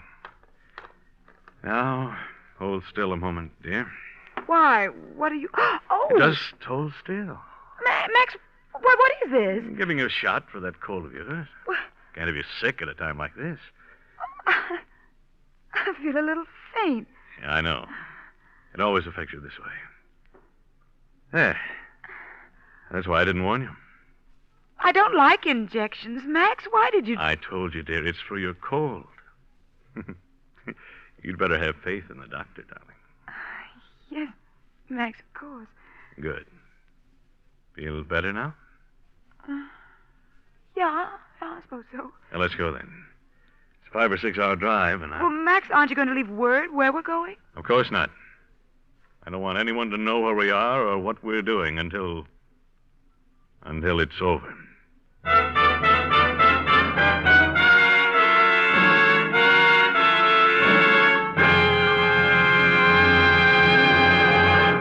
With the prologue of Sleep, My Pretty One, the Signal Oil Company brings you another strange story by The Whistler. I don't have to tell you how automobiles have changed or how driving conditions have changed in recent years. But tonight I want to tell you about an amazing new change in gasoline. A gasoline scientifically engineered to help your car take fullest advantage of today's driving conditions.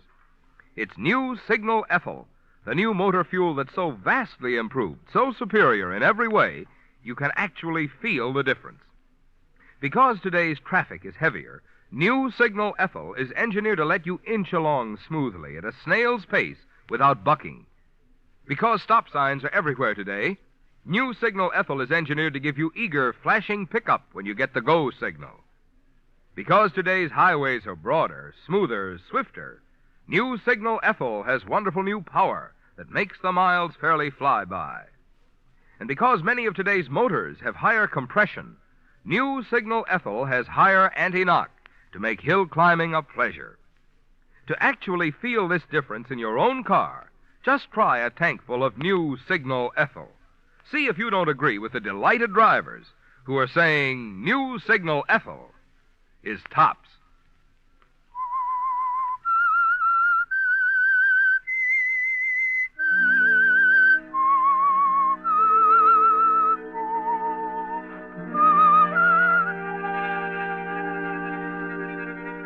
The decision is made, isn't it, Jean?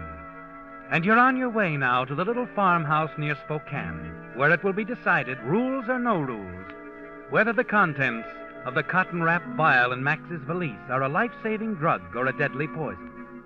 You want to help Max now when he needs you most. But as you guide the car north through the chill March night, you can't help feeling uneasy, as if something is terribly wrong. And in spite of your belief in Max, you wonder how far he'd go to prove his cure. And you find yourself thinking about the shot for your cold that Max gave you. You glance sidewise at him at the solid set of his jaw. Wonder who the human subject is he's so vague about. His almost fanatic zeal for his work. His determination that science must come before all else. What's the matter, dear? You're sure you're quite right in this? Huh? Well, I mean, if Dr. Olson were to find out, you'd lose your position. Well, if I succeed, Olson won't matter much. I'll have offers from every institute in the country. And if you fail? He'll matter less. Oh, Look out! Max! Good Lord, Jean, watch the road. I don't know, Max. Well, what's the matter? But that car for a moment, I thought I saw two of them.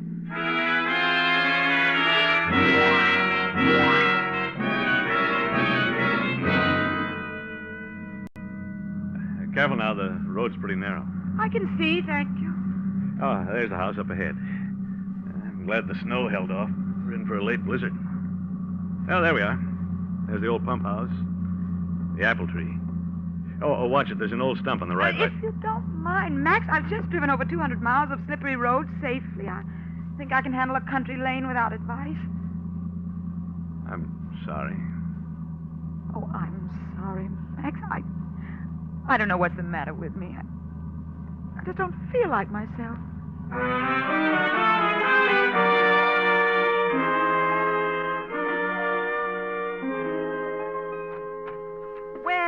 Well, this must be Jean. How do you do? Come in. I declare, Max, you got mighty good taste. Well, thank you. Now, don't bother. She can't hear you, Jean. What? She's stone deaf. Best just let her go on her way. She will anyway. Oh, I see. Come on to the kitchen. Gotta get this stuff on ice. I'm glad we're warm together. I'm so drowsy. You're just tired, dear. I guess so. Oh, here we are. Same old icebox. Yeah, have to clear a place here at the back for the vials. You got them there? Right here. Max, I don't like to keep asking this, but Yeah? What is it? where do you expect to find anyone with sleeping sickness around here? I don't. What? It's very simple. Since there are no cases of encephalitis at my disposal, there's only one answer. To create one. Max. To inject the subject with the virus. Then, after a good case is developed, use E37. But we're completely isolated here. Where can you find... I've already found the subject, Max! Gene, look what you've done. It slipped. I'm sorry. Why did it have to be this one? E37. Gene, the cure, my cure. Every bit of it was in that vial. Max, listen to me. Maybe it's better this way. Maybe you better forget about E37 and treat the patient in the ordinary way. It must be a hospital somewhere, Max. Don't be ridiculous. My E37 is our only chance. I injected 20,000 units of sleeping sickness virus. Fatal dose. Yes, a fatal dose. We've got to start work on another batch of E37 right now. Come on.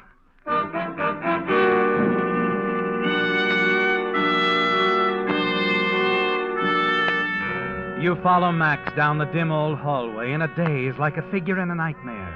The kind where you run slowly as if through water trying to escape, while nameless shapes come closer and closer.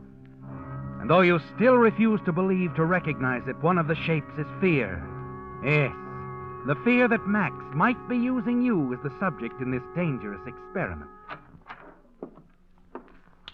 What? Here we are. Why, it's a laboratory. Used to be Aunt Agnes's pantry. Turned into a lab for me when I was a boy. But, Max, this is nothing like your laboratory in town. How can you expect to synthesize? Sure, it's crude, but it's all we've got. Between what I brought and what's here, we can duplicate E37. With a little luck. How tired are you, Gene? I'm all right. Once we start the process, we can't let up for a second. Come on. Let's get to work.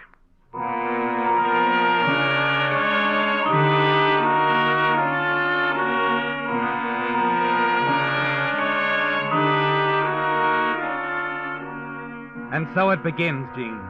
It's midnight when the two of you have straightened out the dusty laboratory, cleaned the glassware, the retorts, and Bunsen burners.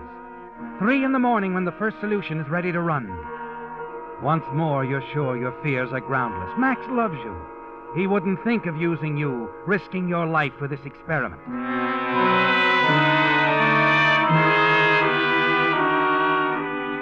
Make a note of the time, will you, darling? Right. March 10th, 5:20 a.m. First dilution completed. 100 C. Max, What's the matter? my eyes, I can't seem to focus. I'm seeing double. Sit down. Rest a moment. You'll be all right.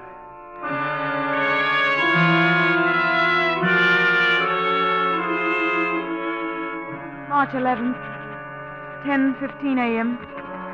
Fourth distillate, just coming off. It's March 12th, dear.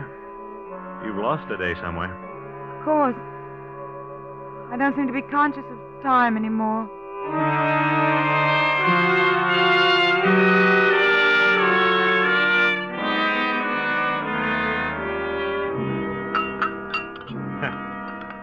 If I ever get through this, I'm going to build a monument to black coffee.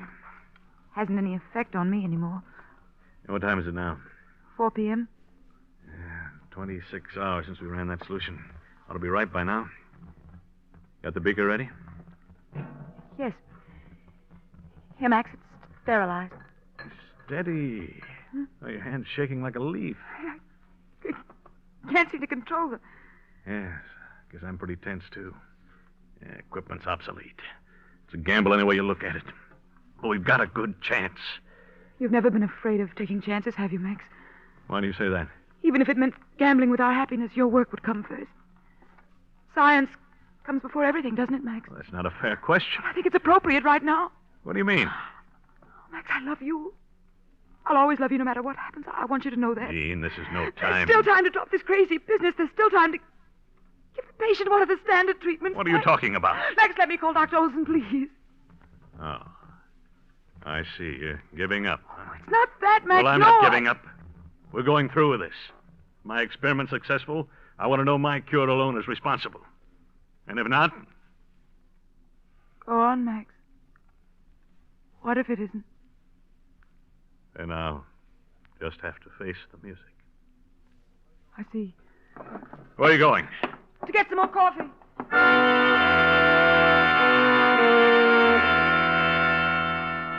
You're glad the telephone's at the other end of the house, that you'll have a chance to get the call through to Dr. Olson before Max has a chance to stop you. You wait for the operator to answer, trying to fit the words together in a way that will tell Olson the story without going too hard on Max. There's no other explanation, is there, Jean? The dull pain in the back of your head, the nervous disturbance, the deadly fatigue, the double vision can only mean one thing. There's little doubt in your mind now. Max's Aunt Agnes is obviously all right. So you're almost certain Max has used you as a human guinea pig. His belief in the effectiveness of his drug has won over his love for you. Why, Jean, good land, girl. You're not trying to make a phone call, are you? The line's been down for hours, count of the storm. Oh, you look all worn out, child. No wonder the way you two been working. Listen to me, Agnes. You better get Listen some to me, rest, Agnes. child. I've never seen such dark circles under anybody's eyes. Listen. What's the matter, child? Why are you shaking me like that? I'll write a note. There's paper and pencil by the telephone. Now watch. Aunt Agnes, watch. Well, what you writing? Huh? Oh. Max trying dangerous experiment.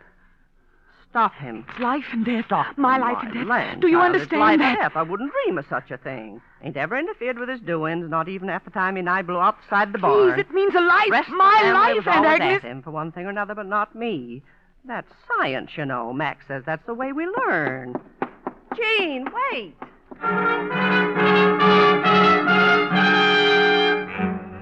Now that you feel sure Max is experimenting with you, you run blindly out of the house, down the snow-covered path to the shed where you left the car. There's only one way now, Jean. You've got to get to a hospital, a doctor. You've got to get away from Max once and for all.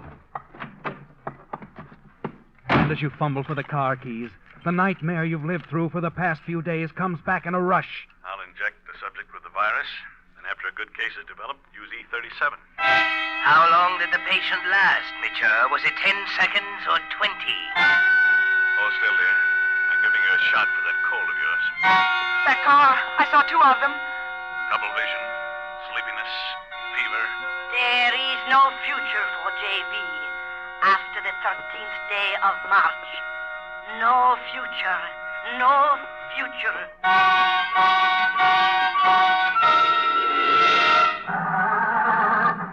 Why don't you stop? Please. Jean, Well, what on earth are you doing out here? Where do you think you're going? thought if I could reach Dr. Olson, I wanted to get someone, some help. There's no help outside. Only here. Where's the oxalate? On the top shelf of the cupboard. Yeah, I looked there. You'd better come and show me. All right, Max. I'll come.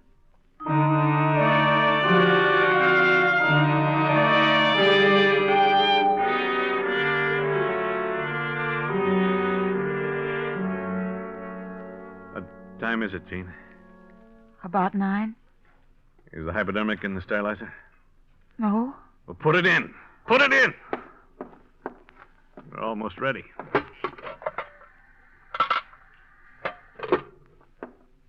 Now, where are the notes? Notes? Oh, here. Now, let's see. Virus injected Monday, March 10th. Disease approaches critical state. Pretty close. Better make the final entry, Jean. Or next to final. while I finish here. All right. Ready now? Yes, Max. Preparing to administer anti-encephalitic volt drug E37 to subject. Work commenced on drug at 1 a.m. March 10th. Completed at 9 p.m. March 12th. Your hand trembles as you write. As you watch Max rise, walk slowly to the sterilizer, lift the lid, and remove the hypodermic. There is no future for JV after the 13th day of March. You fight it out of your mind. Struggle against the fear that grips you as Max turns, hypodermic in hand. Everything begins to waver before your eyes. You drop the journal. It'll be over in a minute, Jean. You see, I simply put the needle in the solution. Release the plunger. No! No, Max. Please. Jean!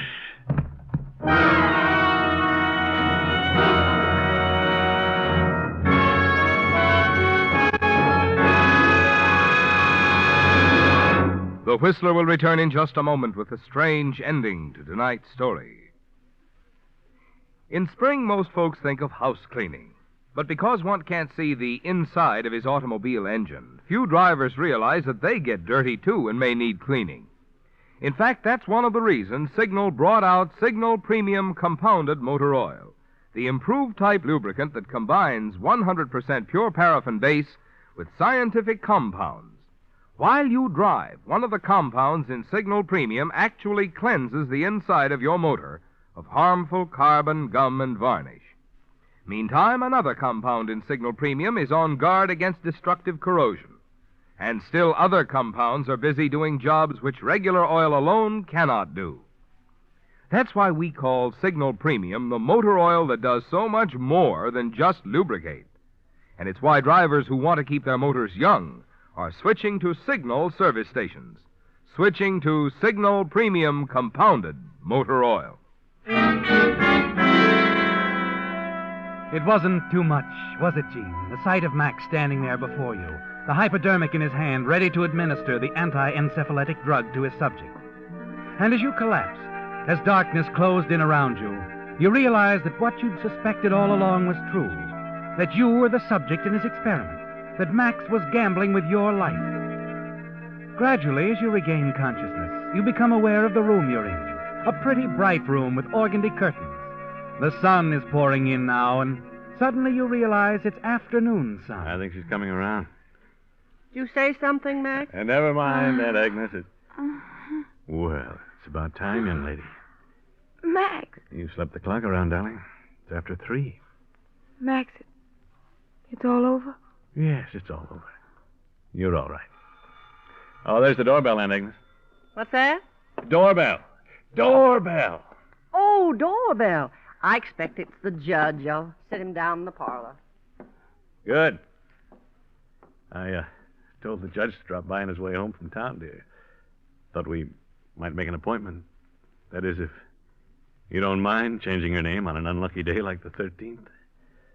Change my name? My initials on the... Unless you'd rather... No, it's... Max, you haven't told me what happened. What did you do? Well, if you hadn't fainted when you did, you'd have seen. Within an hour after I took that injection, I was feeling better, and 8 hours later, there wasn't a trace of sleeping sickness in my blood. Max, darling, darling. Well, that's science, darling. You risk a little to gain a lot.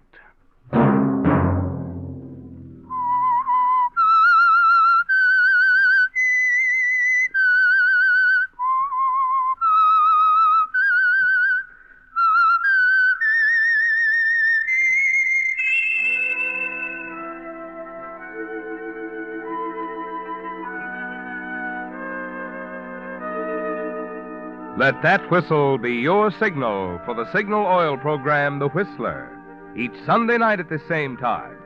Brought to you by the Signal Oil Company, marketers of Signal gasoline and motor oil, and fine quality automotive accessories. Signal has asked me to remind you, to get the most driving pleasure, drive at sensible speeds, be courteous, and obey traffic regulations. It may save a life, possibly your own.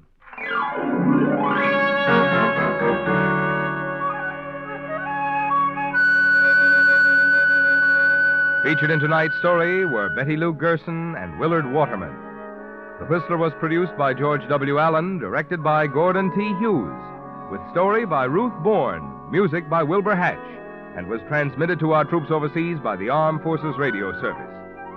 The Whistler is entirely fictional, and all characters portrayed on The Whistler are also fictional. Any similarity of names or resemblance to persons living or dead is purely coincidental. Remember, at this same time next Sunday, another strange tale by The Whistler. Marvin Miller speaking.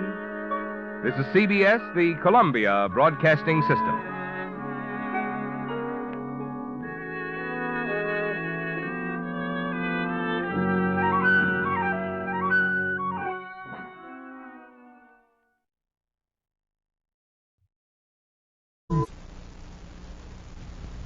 The Whistler.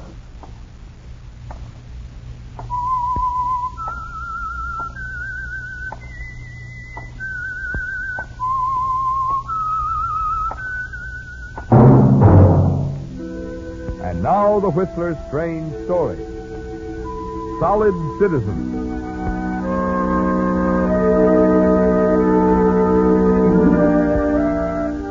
Harry Cummings stood at the window of the general store he'd inherited from his father, along with the goodwill the senior Cummings had built in the small fishing village of Bayville. Harry's eyes followed the tiny wisps of fog sweep in before the approaching darkness. He smugly watched the fishing boats as they moved slowly out to sea. Boats that were manned by people who looked up to Harry, respected him. Harry Cummings had used the well-earned reputation of his father to cover up his own lack of character, and gloated secretly that he'd successfully fooled his fellow townsmen, who looked upon him as an up-and-coming man. But he wasn't satisfied. For the one thing he wanted most of all, the one thing he'd plotted, schemed for, was still out of reach, and had been for years. He set his jaw, turned from the window, and walked behind the store counter. It was odd, he thought, that time had not eased his longing for her, that each spring increased this longing, and made him more determined than ever to win the woman he'd lost to another. And he was ready to go to any length to bring this about. Then, as he prepared to close the store for the night, he heard the front door open, and she walked in. Well. Evening, Sarah. Hello, Harry. You're getting to be quite a stranger. I've been rather busy. Ah, sure. Harry, this bill, it came this morning. Is it correct? $345? Must be, Sarah. Nat's been handling my books for years, hasn't made a mistake yet. I just thought that Jeff had paid something on it last month. He told me he would. Oh, don't worry. Jeff will take care of it soon, I'm sure. Well, the tuna runs in. Yeah, heavier than it's been in years. Why, Jeff's probably out there right now. No, he's been drinking again. He and that Frenchie Tobias. I don't know what's come over him, Harry. He's changed so. What's Frenchie? He's just no good for Jeff. Oh, no, Sarah. I'm sorry. Just that I'm so upset at this bill and... Yeah, I understand. And I don't want you to think about it anymore. I can wait, Sarah. I'm used to it. You've been very kind, Harry. You know how I feel, Sarah. How I've always felt about you. Maybe I've just been kidding myself, but somehow I know there's a chance for us yet. No, Harry, no. I belong to Jeff. He loves me, and I've got to... But you don't love him. Don't say things like that, Harry, please. All right. All right, Sarah. I think I'd better go now. I have to stop at the cafe and see Mr. Loomis.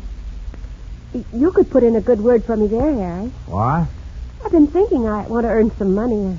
I've never done anything but keep house, but I know I could learn to wait on tables. Well, that's pretty tiring work, Sarah. Now, look, I could use some help here at the store. Oh, no. I don't think that would be right, Harry. Well, I'll tell you what, then. I'll talk to Jeff about the bill tonight, right away. Oh, no, you mustn't. He'd be angry if he knew I came to Oh, him. no, he won't, believe me. Hey, maybe I can do something to straighten him out. After all, Jeff and I used to be pretty good friends. It's very kind of you, but I don't think it would do. Well, let me give it a try. If it doesn't work, then we'll talk about a job. All right. Good night, Harry.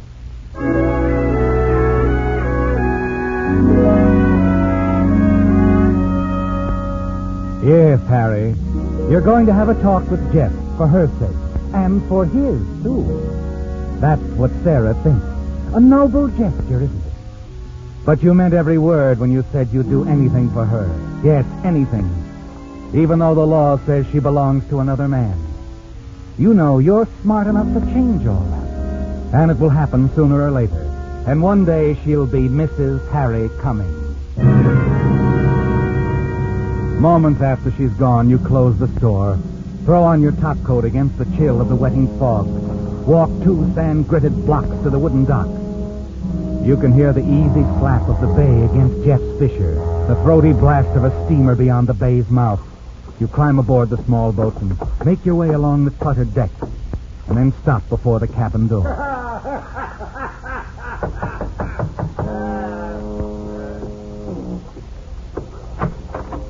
Frenchy Tobias stands before you. Over his shoulder, you can see Jeff Lancaster sitting at the table, a whiskey bottle within easy reach. He looks at you sullenly over a deck of cards he's shuffling. Well, Mr. Cummings, huh? Glad to have you aboard.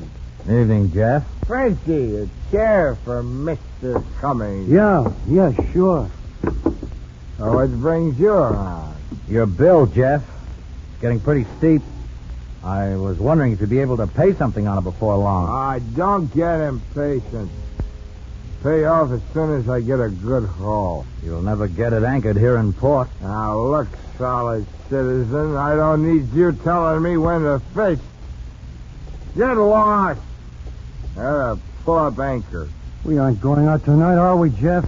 The boys are expecting you at Joe's place. Fog's so thick now you wouldn't get out anyway. Fog don't stop me. Never has yet. Well, I can send this boat 3 miles out without even touching the wheel. You're taking quite a chance, aren't you? Not me. I know this channel like my hand. Come here, I'll show you.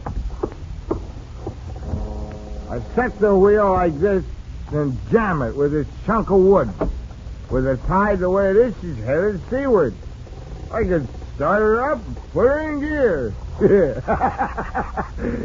I've done it too, haven't I, Frenchy? Yeah, sure, Jeff, but the boys are expecting you. Go on over and tell the boys I can't make it. I'll warm her up. Okay, I'm going. And hurry back, we're sailing out.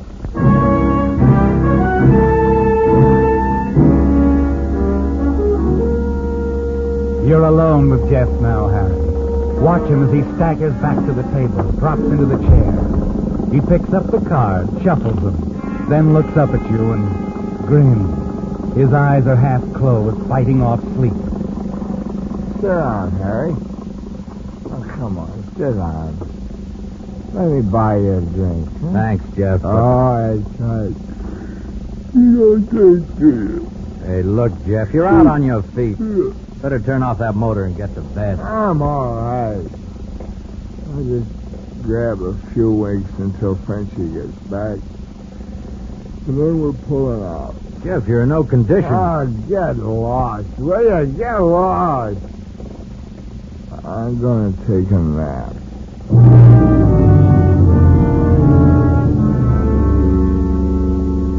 You watch him slump face down on the table. Your eyes swing around the cabin to the controls. You stare at the wheel jammed with a block of wood. And then suddenly the thought hits you. The sound of the motor begins to pound into your brain, and Jeff's words come back to you. I set the wheel like this. Jam it with this block of wood. With the tide the way it is, she's headed seaward. I could start her up, put her in gear. You look back at Jeff, sound asleep. Then slowly you walk over to him and stand there for a moment. Then you reach over to the shelf behind him, and your hand closes around a heavy monkey wrench.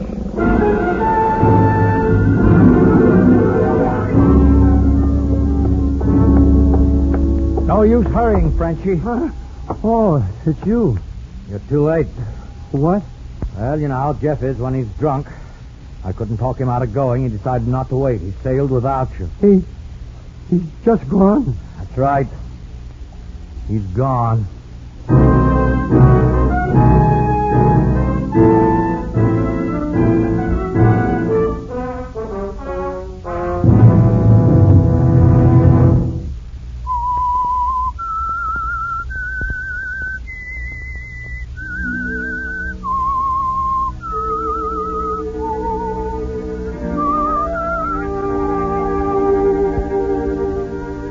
You've schemed, plotted many things, but the thought of murder had never occurred to you before, had it, Harry? Then suddenly it was there, as you stood over the sleeping Jeff Lancaster in the cabin of his small fishing boat. In a moment of swift decision, you found the solution to your problem, and it was all so simple. As you watched Jeff's boat move smoothly into the fog, disappear, you knew exactly what would happen. It would move straight out to sea for several miles. Then, caught in the racing current, it would swerve, drift into the Devil's Grotto 5 miles down the coast. And then it would crack to pieces on the rocks lining the shore. With Jeff dead, nothing could stand between you and Sarah.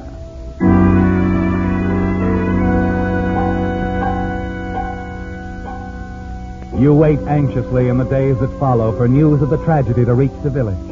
On the street, in your store, in the Starfish Cafe, the talk is all about Jeff. Say, Mr. Cummings, I understand you were the last one to see Jeff that night. That's right. I guess I was. Tried to talk him out of sailing, but he'd been drinking. Wouldn't listen.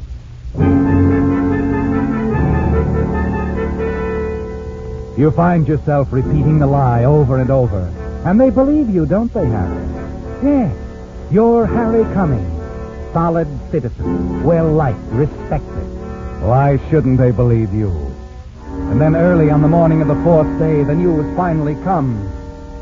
Jeff's boat has been found, and you phoned Sarah. Yes, Harry, I heard about it a few minutes ago. The sheriff came by. He and some of his men were headed for the grotto. I wanted to go, but... Oh, no, it's too much for you, Sarah. But if Jeff's alive, hurt... Look, let me go for you. I'll start right now. You stay home and rest. I'll do all I can.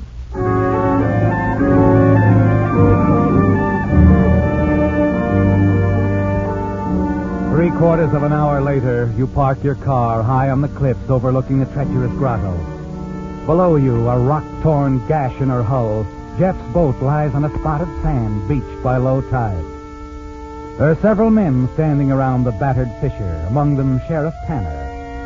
You make your way down over the jagged rocks and approach the sober-faced group. Hello, Sheriff. Boy. Oh, morning, Mr. Cummings. Morning, Harry. Well, you came down the hard way. Easier path just north of here. Well, Sarah, Mrs. Lancaster asked me to check. Actually, she's not feeling well. Mm-hmm. Jeff, did you find... No, he's not around. Washed overboard, I guess. Oh, I see. Funny thing, though. The way the wheel is set in place with a block of wood. Oh, quite a few fishermen use that trick, Sheriff. Holds the rudder in place while they work with their line. That's right. Jeff used to set it that way. Let the boat steer itself through the bay. Made sort of a game of it. Well, looks like he played his last game. I wouldn't be too sure about that. After all, the rubber life raft is missing. You know, Jeff could be on that. What? No, I don't think so. Coast Guard's been on the lookout. They'd have found him. Maybe. But he could have been picked up by another boat, you know.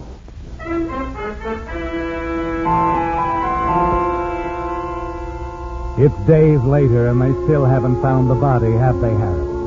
It bothers you, doesn't it? But you have other things to think of. Yes. Things like the accusations made by Frenchie Tobias to the sheriff. Frenchie here has been doing some crazy talking, Harry. I figured he ought to say it straight out to you. We could clear it up quick. Certainly, Sheriff. Go ahead, Frenchie. Well, when I left the boat that night, Jeff was awfully drunk. He set the wheel with that chunk of wood, just like it was when the boat was wrecked.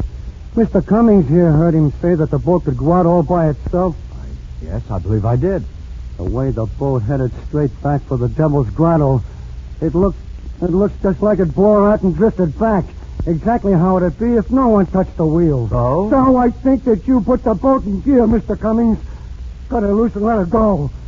I think maybe Jeff passed out. Or you hit him on the head with something. Oh, I see. Now, you understand, Harry. Frenchie has lost his best friend. He's not thinking straight. Yes, I understand, Sheriff. Look, Frenchie, you realize, of course, I had no reason to murder Jeff Lancaster. You used to be in love with his wife. What? Yes, that's true. But everyone knows that. I still think a great deal of Sarah.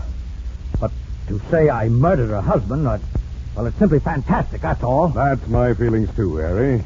Frenchie is going to have to take the loss of his friend like a man. Keep his fancies to himself. No, I figured no one would even listen to me. You'd be believed if you had any proof. But you can't just say, I think, or I believe and be heard. Don't you see? Yes, I see.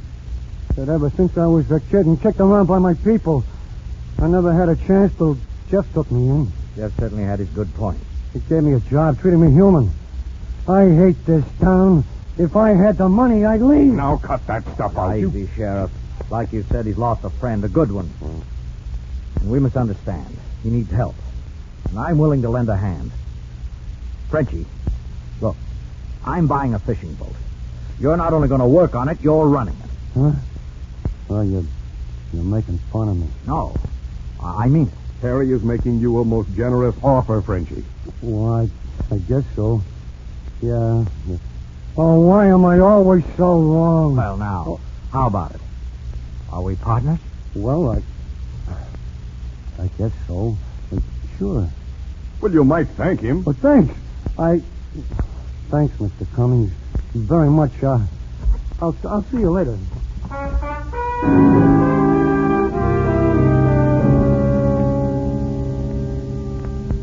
It was uncomfortably close, wasn't it, Harry? And now you have to buy a second-hand fishing boat and turn it over to Frenchie.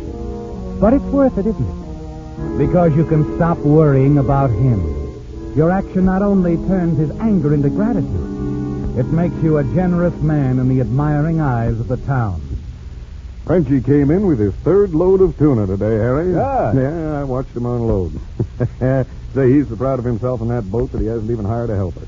Does all the work himself. He'll turn out fine, Sheriff. You'll see. Sure. Thanks to you, Harry.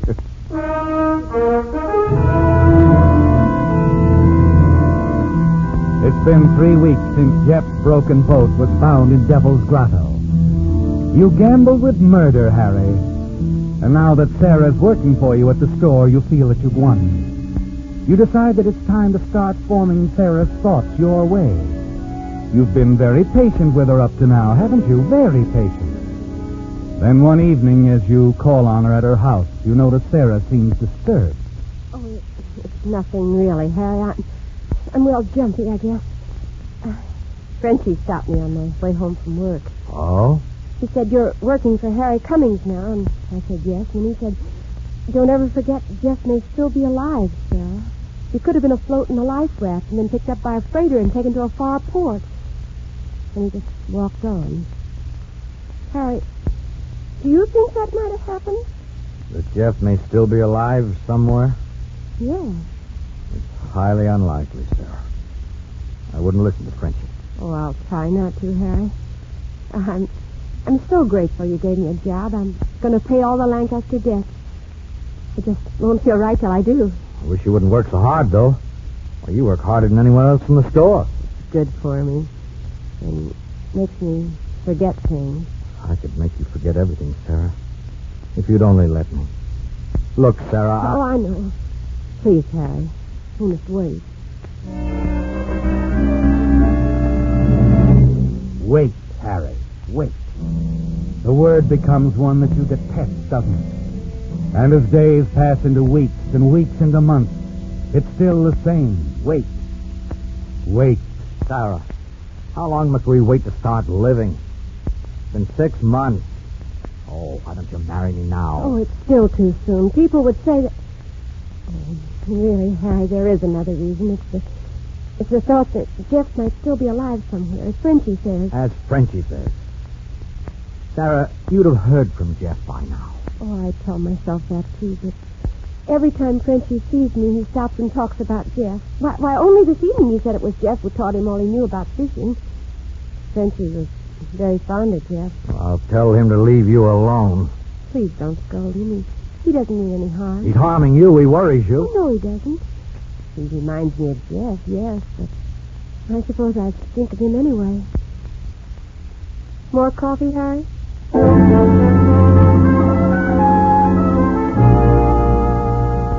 Frenchie's ruining everything, isn't he, Harry? Jeff's devoted friend. And you can't stand it much longer. The waiting must stop. And walking home that night, you know there's really only one way. It's been the answer before, hasn't it, Harry? You decide that it must serve you again. You walk past your own place that night, thinking it all out, step by step, discarding one method for another. And then, quite suddenly, you have it. And it's simple, isn't it? All you have to do is make sure of one thing. You do the very next day. Frenchie? Oh, Frenchie. Yeah? Oh, Mr. Cummings. Hello there. How was it today? Oh, fair catch, Mr. Cummings, but I came in early. Oh? You, going out tonight? That's right. You're a hard worker, Frenchie. Best fisherman on the dock. Almost as good as Jeff Lancaster. Nobody's as good as Jeff Lancaster. He was a good teacher, wasn't he? Jeff? He taught me all I know. Yeah, sure he did. Say, you use the same method, don't you? I mean, even the block of wood on the wheel and all that? Oh, that's a good idea. A man can run his boat and get some rest, too. Yeah, I suppose so. And speaking of rest, Frenchie, you better get some for tonight. Well, I was just going up to my room, Mr. Cummings, making sure the boat was ready, that's all. Well, I'll see you later. Yeah, sure, Frenchie. Sure you will.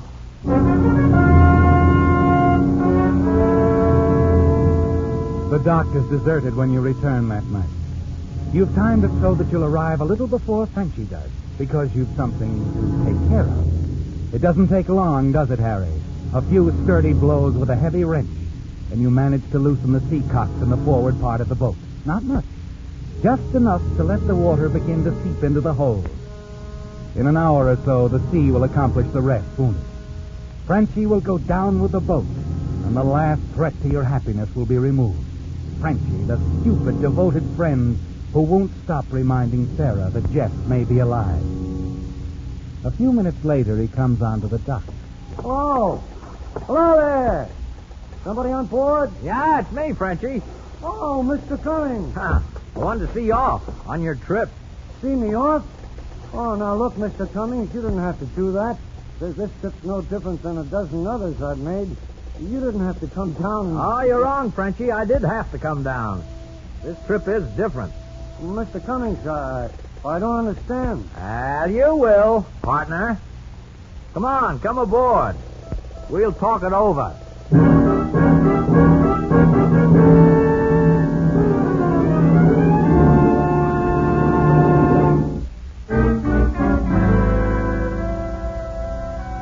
It's almost over, Harry.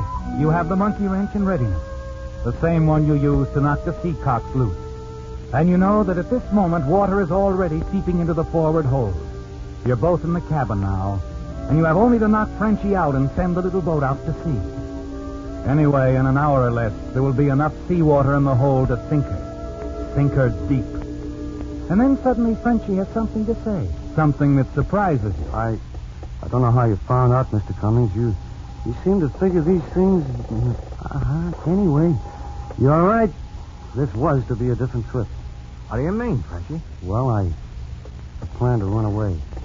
Steal the boat? Oh, no, I'd have sent it back somehow, but I wanted to leave this town, Mr. Cummings. Get away, go places where I'm not always reminded of Jeff. You're a good friend. Yeah. You've been a friend, too. Only I haven't been very grateful, I guess. Oh, you've been all right, Frenchie. Anyway, it doesn't matter. Yes, it does. You were trying to help me. And all the time I hated you. Thought things about you. Well, never mind that now, Frenchie. But I do mind. Jeff would mind, too. He wants Sarah to be happy with you or somebody. So I'm going away, Mr. Cummings. Now, wait a minute. Sure, I know you want to stop me because you're kind and good. Well, you're not going to stop me, Mr. Cummings. Forgive me for this, but I'm not going to ruin your happiness anymore. Forgive you for what, Frenchie? I For this!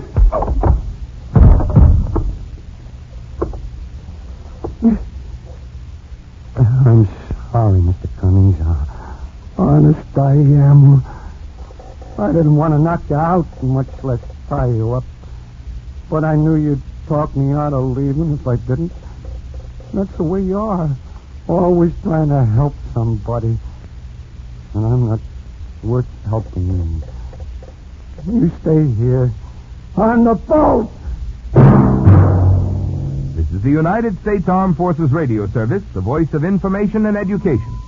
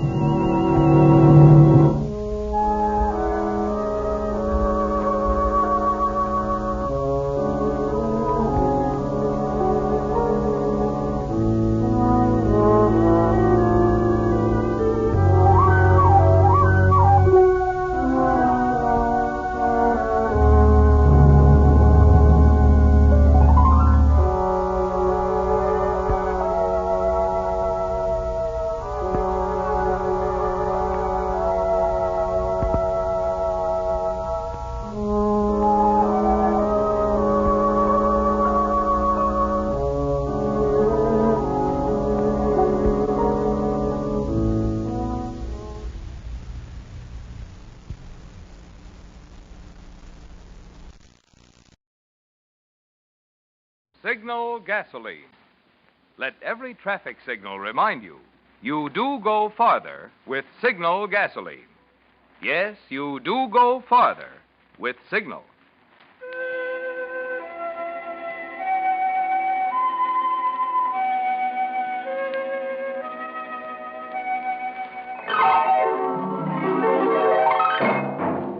The Signal Oil Company and your neighborhood Signal dealer bring you another curious story by The Whistler.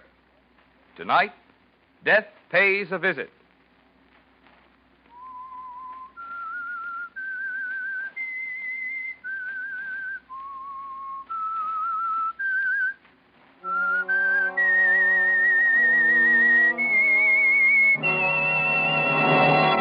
I am the Whistler, and I know many things, for I walk by night. I know many strange tales hidden in the hearts of men and women who have stepped into the shadows. Yes, I know the nameless terrors of which they dare not speak.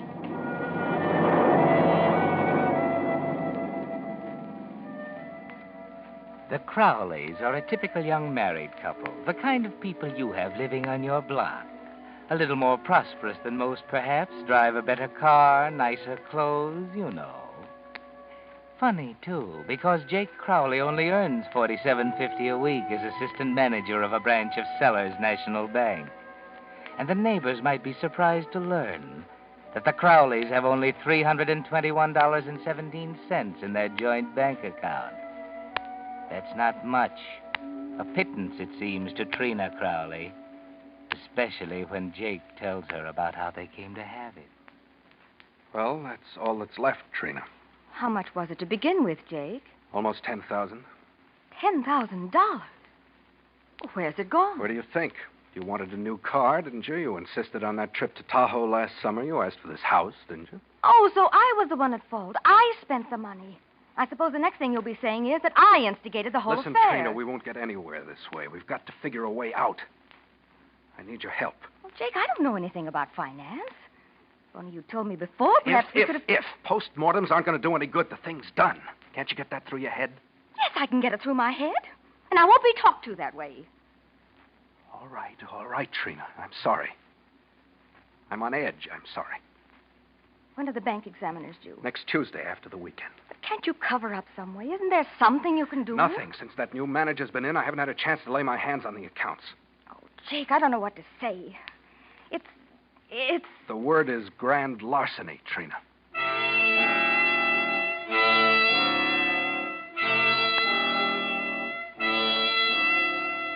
And that's how it began. Jake had stolen $10,000 from the bank, and they had to do what they did. They were desperate. There didn't seem to be any way out, no way at all. Then, as though fate itself had planned it, the letter came. I don't like your precious cousin, Charlie. I wish he'd stay home where he belongs. It's only for the weekend, Jake. He says in his letter he'd enjoy spending our wedding anniversary Well, with I'm us. not going to enjoy having him. Those stupid jokes he tells. I can hardly wait to hear that cheery laugh of his.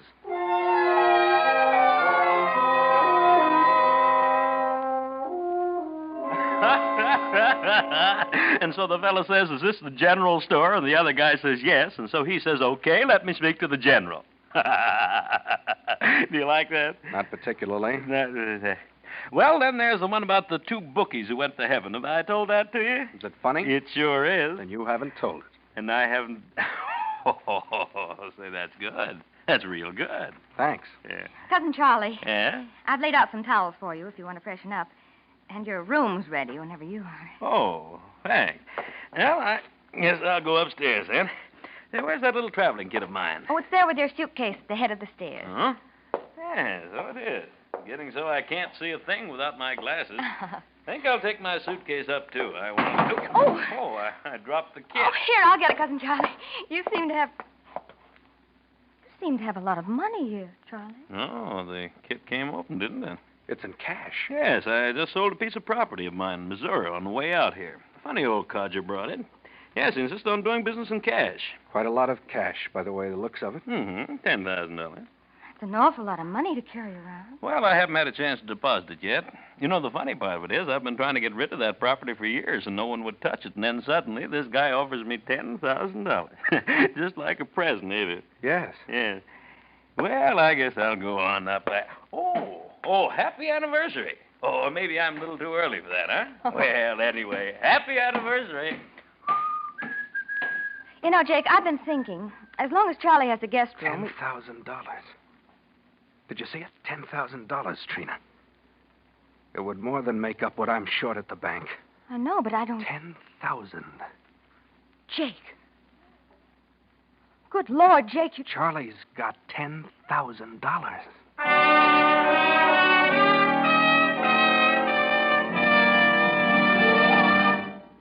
Whistler fans, many of you have been asking whether the Whistler will follow the example of numerous popular programs in going off the air for the summer.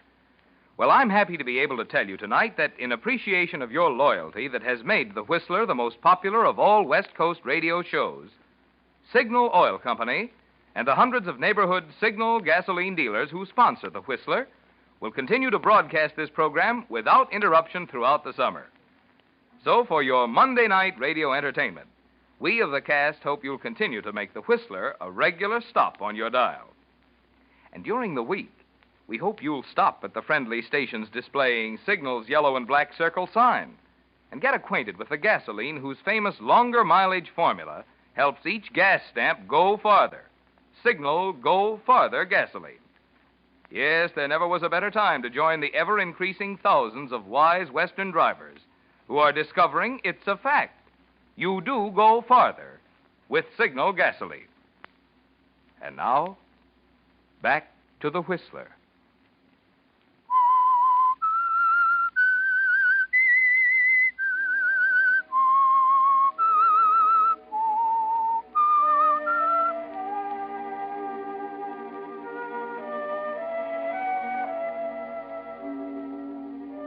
When Jake Crowley found out that Cousin Charlie had $10,000 in cash with him, his eyes went cold and hard. You'd never seen him look like that before, had you, Trina? He stared intently as though he were seeing something that no one else could see. For a moment you thought it was all in your mind, that you imagined what Jake was thinking. But then you couldn't help but know. Jake had plans. Would you rather see me go to prison? It might be better, Jake. Better than this. You don't mean that, Trina. Oh, Jake, I don't know what I mean. I'm so confused. There's nothing to be confused about. We can't afford to be. I thought the whole thing out last night. I think I know how it can be done. What do you intend to do? Do you remember Charlie saying he couldn't see very well without his glasses? He's always been nearsighted. All right. One of us has to get our hands on those glasses. We break them. Make it appear accidental, of course. And then? I've typed this note. Here, look it over. We'll find some way to get him to sign it. He won't know what he's signing if he can't read it. Looks all right. Are you sure this will leave us in the clear, Jake? Can't miss, Trina. All we have to do is get Charlie to sign it. What are you going to use for the... Potassium cyanide. The encyclopedia says 5 grains are fatal. I can buy it at a photography studio in town. They use it for gilding pictures. That way I won't have to sign for it. Oh, Jake, I'm frightened. No, you aren't. You aren't, Trina. You understand? When people get frightened, they get caught. Remember that. But if Charlie should suspect anything, if Charlie should... If Charlie should what? Charlie! Morning. My ears are burning. What were you saying about me? Nothing at all. Oh, yes, you were. I heard you. Heard what? Well, I heard you mention my name. Now, come on. What's the secret? Oh, well, I was just telling Jake if you didn't like hotcakes for breakfast, I didn't know what I could fix. Hotcakes? Well, hotcakes are my favorite dish. Yes, sir. Oh, wait a minute. Before you two sit down, this water faucet's stuck. Would one of you see if you can turn it for me, please? Why, sure thing. Let me. I'm a regular handyman. That's me. Now, which one is it? It's the hot water faucet. Cold water works all right, but...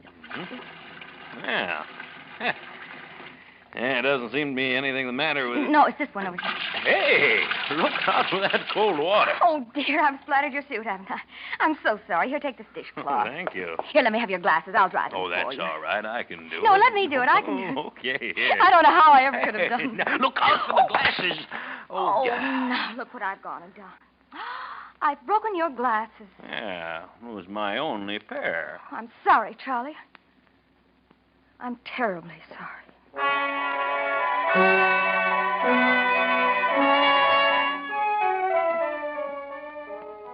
Well, you've taken the first big step, Trina, and you're hoping you won't be sorry for it. Jake goes on to work, and you and Cousin Charlie lounge around the house. That afternoon, you're out on the sun porch trying to read, but you can't concentrate. All you can think of is how to get Charlie to sign that note. Then, as if in answer to the question, an article in the magazine caught your eye. And there was the solution, as simple as that. What was it Jake said? People who get frightened get caught? Yes, be calm, Trina, and casual. Cousin Charlie, here's an interesting article. Have you seen this? What? It's about the different specimens of handwriting. It says that your entire character can be determined just by the way you sign your name. No? Yeah. It says if you circle your I's instead of dotting them, you're an extrovert. And if you don't cross your T's, you're an introvert. What are you, Charlie, an extrovert or an introvert? Oh, I don't know. Anyway, I don't go in for that handwriting stuff. It's all a lot of bunk. Oh, maybe it's not. They have a chart here that explains the whole thing. Charlie. Mm-hmm. Charlie, write your name and let me see if I can analyze your handwriting. Oh, no, Trina. I think I'd like to take a walk. No, it'll take just Oh, some a other second. time, Come on, huh? Please, Charlie. Now, don't Well, get now, sick. I... Here, now, use my pen. Hmm? Go on now. Write your name on this piece of paper. All right. Mm-hmm. Yeah. Now, are you satisfied? Yes. Yes, I'm satisfied.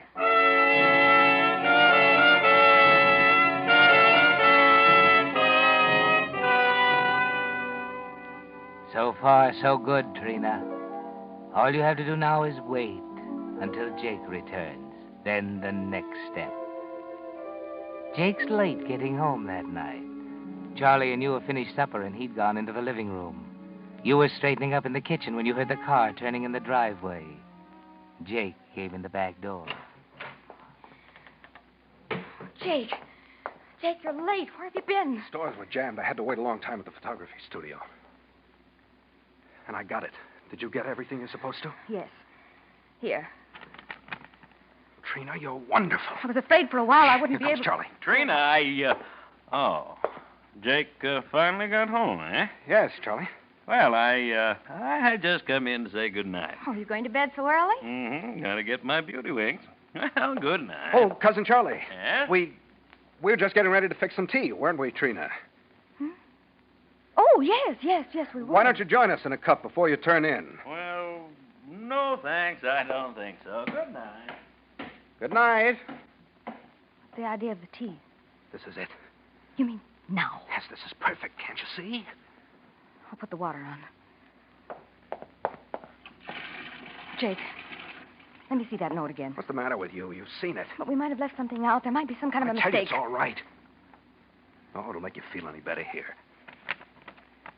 Dear Trina and Jake, I trust that you will forgive me for what I've done. When one loses his desire to live, this is the only way. You'll find $10,000 in my traveling kit. I want you to have it. Call it my anniversary present to the both of you. I have no explanation to offer other than the fact that I've grown weary and perhaps a little old. I've lived my life now, and I wish to take it by my own hand. Please try to understand. Love from your cousin, Charlie Barton. Oh, is there anything wrong with that? No, I guess not. Put this in his cup. There's 10 grains here. All right. Wait a minute, Jake. What's the matter now? The police will ask where he got the poison. Trina, don't you think I've thought of that? Charlie must have found it in the desk. I used it last summer for developing pictures. Oh. Now, will you please get a hold of yourself? Take the tea upstairs. Oh, Jake, I'm afraid I'm going to be sick. You're not anything of the kind. You're all right. It's all planned perfectly. Now take the tea up to Charlie. All right. Go ahead. Up the stairs. Yes?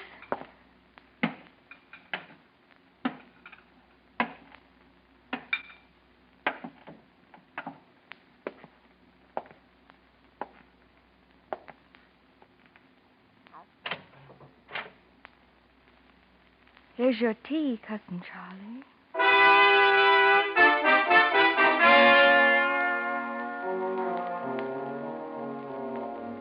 Now it's done.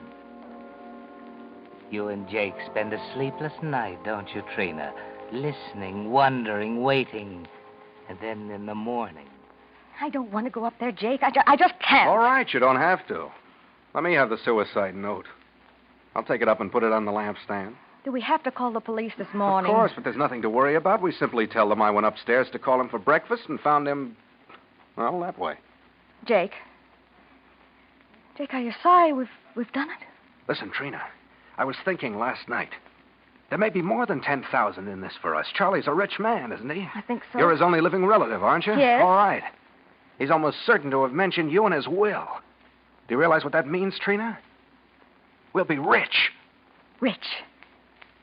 Oh, Jake, it must be wonderful to be rich. You bet. Trina, we're both alike. I think that's why I love you so much. And I love you, Jake. I always will. Good morning. Charlie! Why, what's the matter? Well, there's nothing. She wasn't... Oh, I must have fallen right to sleep last night. That cup of tea, I didn't get a chance to drink it, but thanks anyway. Oh. Well, what are you staring at me for? Did I forget something? Well, what have you got for breakfast? Breakfast? Yes, breakfast, Trina. Oh.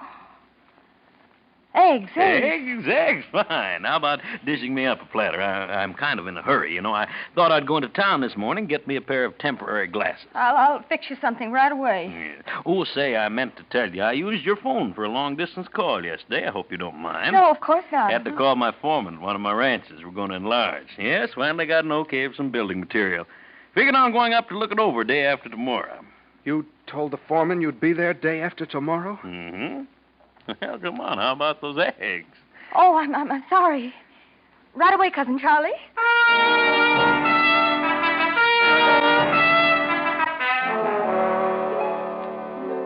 Well, Jake and you are lucky, Trina. It was an almost miraculous stroke of luck. If Charlie had drunk the tea after making that phone call to his ranch, you would have been doomed. A man planning suicide wouldn't be planning the enlargement of his ranch at the same time. The police would have checked with the foreman and immediately become suspicious. They would have questioned you. And from that, they wouldn't have found it difficult to piece it all together. Yes, you were lucky. But your problem isn't solved. And that evening... Trina, did Charlie get back? He's in the front room, listening to the radio. Did he get his glasses? Yes. Good. That solves the problem. Oh, Jake. Not again. There's only 2 days left, Trina. I know, Listen, this is foolproof.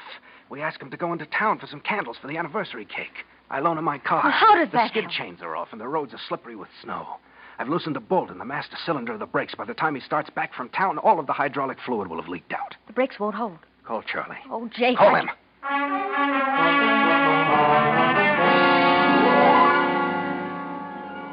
Here are the keys, Charlie. Okay. Oh, and Charlie. Yeah? On your way back, take the highway along the river. You can make better time. Okay, I'll hurry. Yes, be sure to hurry.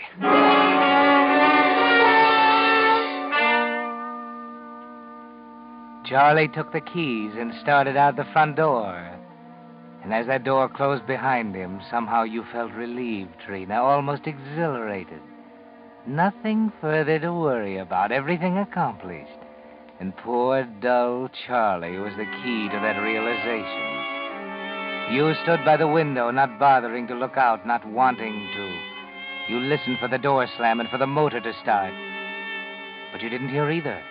Instead, you heard a voice calling. Cousin Charlie. Sounds like he's on the porch. Open the door. Cousin Charlie, what's the matter? I slipped on the steps. I don't seem to be able to get up. Give me a hand, will you? Yeah, here. Be careful. Get him in the house, Jim. Yeah, all right. Take it easy, Charlie. Come on. It's my ankle. I'm afraid I've sprained it.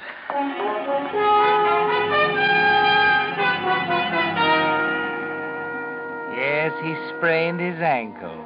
So you called a doctor who came over and taped Cousin Charlie's leg. He advised Charlie to stay in bed and rest up, and he would pay him another visit in the morning. Jake is furious. The thing is getting to be an obsession with him. I don't care, Trina. I don't care what's gone wrong. We can't wait any longer. We can't. Jake, what's gotten into you? Why do you look that way? Why do I look what way? There's nothing wrong with me. It's just that this thing's getting maddening, that's all. We won't be able to do it, Jake. You can see that. It just wasn't meant to be. It was meant to be, all right, and it's going to be. No. Don't you realize, Jake, there's something bigger than you or me? There's nothing bigger than you or me, not now. I planned this affair. I'll make it work. No. Yes, no, I say. Listen to no. me. You've kept up the insurance on the house, haven't you? You know I have. All right, this is the last time. This is the time we'll do it.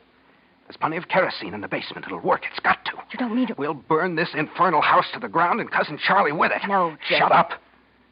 We'll be in the garage looking over the car brakes. We won't notice the fire until too late. Charlie started it with a cigarette accidentally. He was smoking in bed. But he's crippled. He'll never be able to get down the stairs. Of course, that's the idea. You wouldn't do that. We can to and we him. will. Trina, we've gone too far to stop now.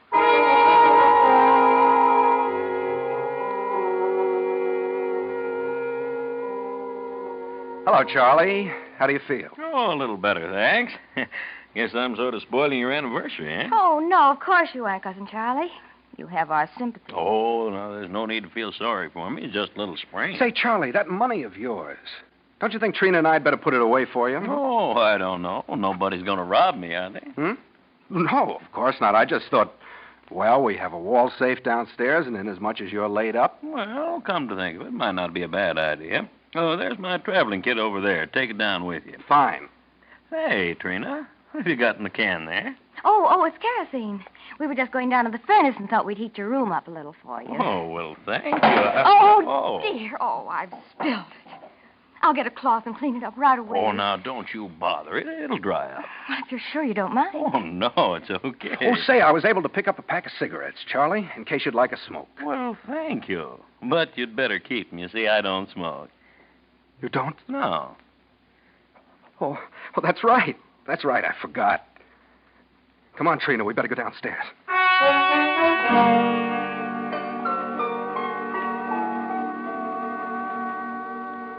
What was it the poet said about the best laid plans, Jake?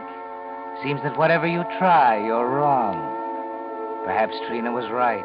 It just wasn't meant to be. But you can't give it up now. But, Jake, regardless, why can't we tell the police it started with a cigarette? Don't be a fool. Don't you think they'd discover he didn't smoke? Well, we gotta find something besides a cigarette. What can... Oh, I'll get it. Hello. Speaking. Oh, hello, Evans. Yes. Yeah. They what? They're on the way over here now. Yes. Yes, I'm glad you called. Thanks. Goodbye. What is it, Jake? Jake, what's wrong? They discovered the shortage at the bank. I must have. That was Evans, my police reporter friend. He says the cops are on their way over here now. Evans said he thought I'd like to know. He's a nice guy. But how? I thought the bank examiners weren't due. I don't know how. Trina, you said you loved me. I do, Jake. Heaven help me for it, but I do. We'll run away, you and I. But if we're caught... We will be if we stay here. We've got to leave, Trina. We got Charlie's 10,000. Maybe we'll be able to start it again somewhere else. Not everybody gets caught, Trina. If we play it smart and stick together, people forget about the whole thing in a couple of years. But, Jake... Will you come with me, Trina?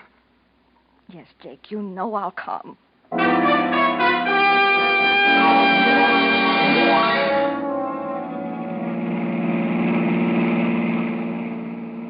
Are you afraid? No, not anymore. They're probably at the house by now. Jake, do you have to drive so fast? They'll be looking for us pretty soon. But you're doing almost 70 in the road. Jake! What is it? Jake! Good Lord, Jake! You forgot! The brakes!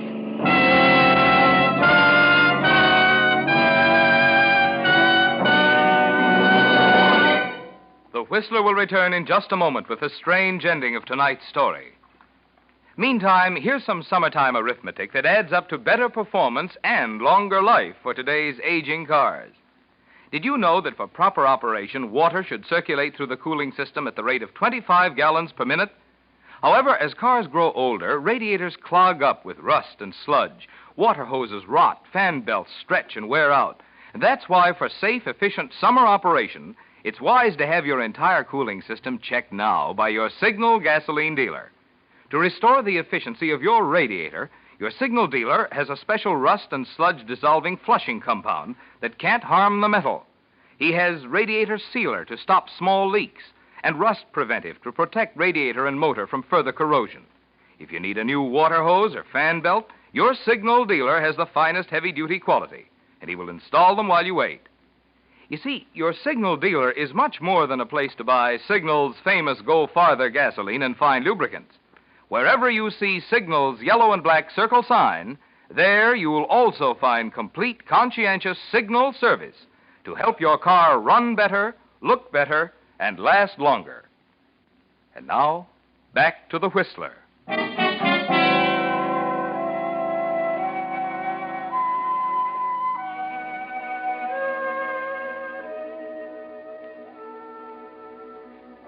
Well, in their haste to get away with Cousin Charlie's $10,000, Jake and Trina forgot one important little thing, the brakes. Jake had drained the brake fluid in the attempt to murder Cousin Charlie. But now, speeding along the icy river road, it was too late. You can probably guess what happened. It was pretty messy. And back home, Cousin Charlie had a caller. Oh, good evening, officer. Good evening. Come in. I'm sorry I took so long to answer the door. Is this the Crowley residence? Yes. As a matter of fact, it is. But Mr. Crowley doesn't seem to be home. I'm Charlie Barton, Mrs. Crowley's cousin. Good. You're the one I'm looking for anyway. Oh, what can I do for you? Well, the department got a call from out west somewhere, somebody trying to get a hold of you. Something about some property out there. Didn't know where to reach you here in town, so they asked us to track you down. Here's the name and address. Oh, yes, thank you. Excuse me, the telephone? Oh, sure. Go ahead. Thank you. Hello? Yes, this is the Crowley residence. No, this is Charlie Barton. I'm Miss Crowley's cousin. What? What? Oh, that's terrible. Yes, to identify the bodies, of course. I'll get someone to drive me down immediately. The what? $10,000? Well, that's strange. Well, I was going to give them $10,000 for an anniversary present.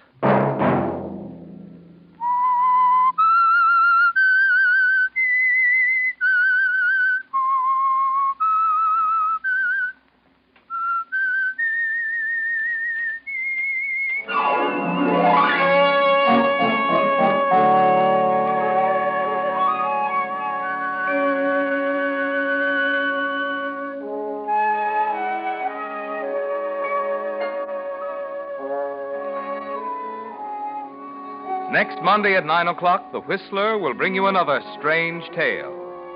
The Whistler is broadcast for your entertainment by the marketers of Signal gasoline and motor oil and fine quality automotive accessories, and by your neighborhood Signal dealer. This program, directed by George W. Allen, with tonight's story by Lewis Reed, music by Wilbur Hatch, is transmitted to our troops overseas by the Armed Forces Radio Service.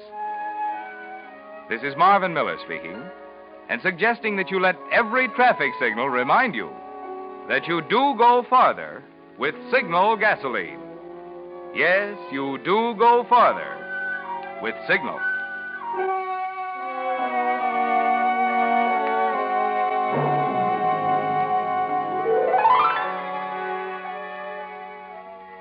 This is CBS, the Columbia Broadcasting System.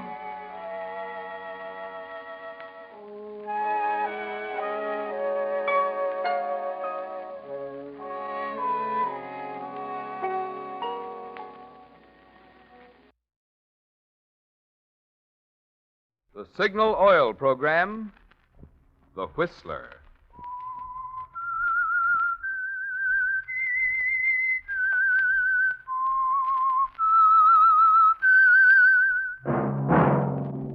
That whistle is your signal for the Signal Oil Program, The Whistler.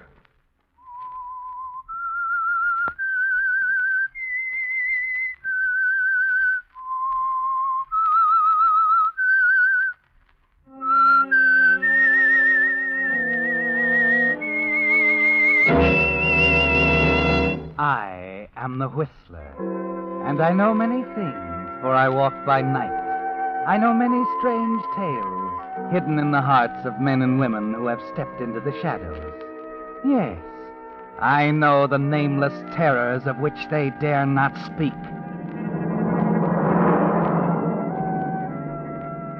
Yes, friends, it's time for the Signal Oil Program, The Whistler. Rated by independent research, the most popular West Coast program in radio history. In gasoline, you know, it takes extra quality to go farther. And Signal is the famous Go Farther gasoline.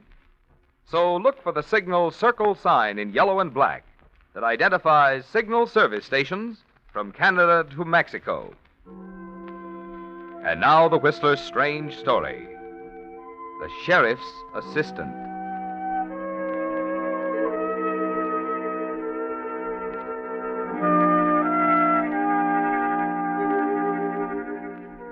Friday was the climax of a terrible week for Willard Rowley. It was a week of decision, and in all of his 45 years, Willard had shunned decision like the plague. But he was forced to face it now. Nan Parker would never take it lying down. He knew she'd force a showdown the minute she discovered the real reason he'd told her their affair was over. That Grace Rowley, Willard's wife, had unexpectedly inherited $500,000. His whole future was at stake, and the end of the week found him desperate. He was known to readers of the little magazines as a clever writer, but now the famous Rowley wit had failed him. When he tried to write, he found himself inventing explanations. When he tried to sleep, he outlined thin denials. His writing, of course, had earned him more fame than money, and he realized now that for everything, almost down to his cigarettes, he was dependent upon his devoted wife. It's 10 o'clock, Willard. Oh, the country's just beautiful. I do wish you'd get up and go for a walk with me. Oh, please, Grace, don't be hearty at this uncivilized hour. What have you got there? The mail. Oh, Willard, you haven't touched your breakfast tray. I'm not hungry, Grace. Where's my newspaper? Well, here it is. Myra forgot it. Oh, I have to speak to that maid. Willard, what use is there in having a country home if you don't enjoy it? You haven't been yourself all week. Staying in bed all day alone in your room. I'm not feeling well, that's all. What's in the mail? Here's a memo from Finch. The profile you're writing is 6 days overdue. Well, he can wait. But you've hardly done a stroke of work all week. Oh, really, Willard? Finch offered you the best price ever. And until the inheritance comes through... Oh, that again. I tell you, Grace, I'm not a machine. And as for Finch, if he wants quality in his articles, he'll just have to wait. Now, please have the maid clear this away. I hate cold food staring me in the face. How about our walk? Oh, perhaps. After I look at the newspaper. I do wish you'd tell me what's wrong with you, Willard.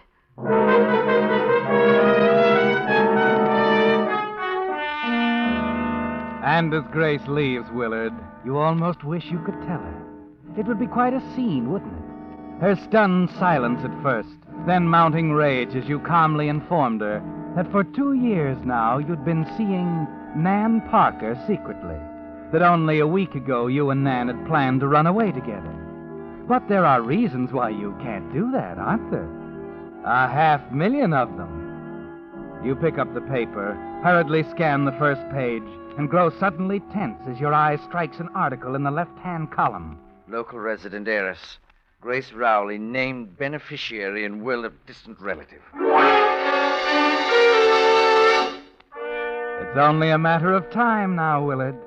The minute Nan Parker sees that article in the paper, there'll be a showdown. And the thing that strikes home as you sit there is that Nan Parker holds all the cards.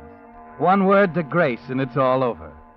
You stare at the article, hoping Nan will be reasonable, knowing at the same time that Nan Parker is Nan Parker and that nothing will change her. And then...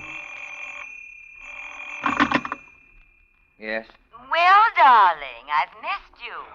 A week is such a long time. You shouldn't call me like this, Nan. I told you that I had to talk to you. You see, Willard, I'm leaving Ralph. You're what? Yes, we had another exhausting quarrel, and I told him we were through.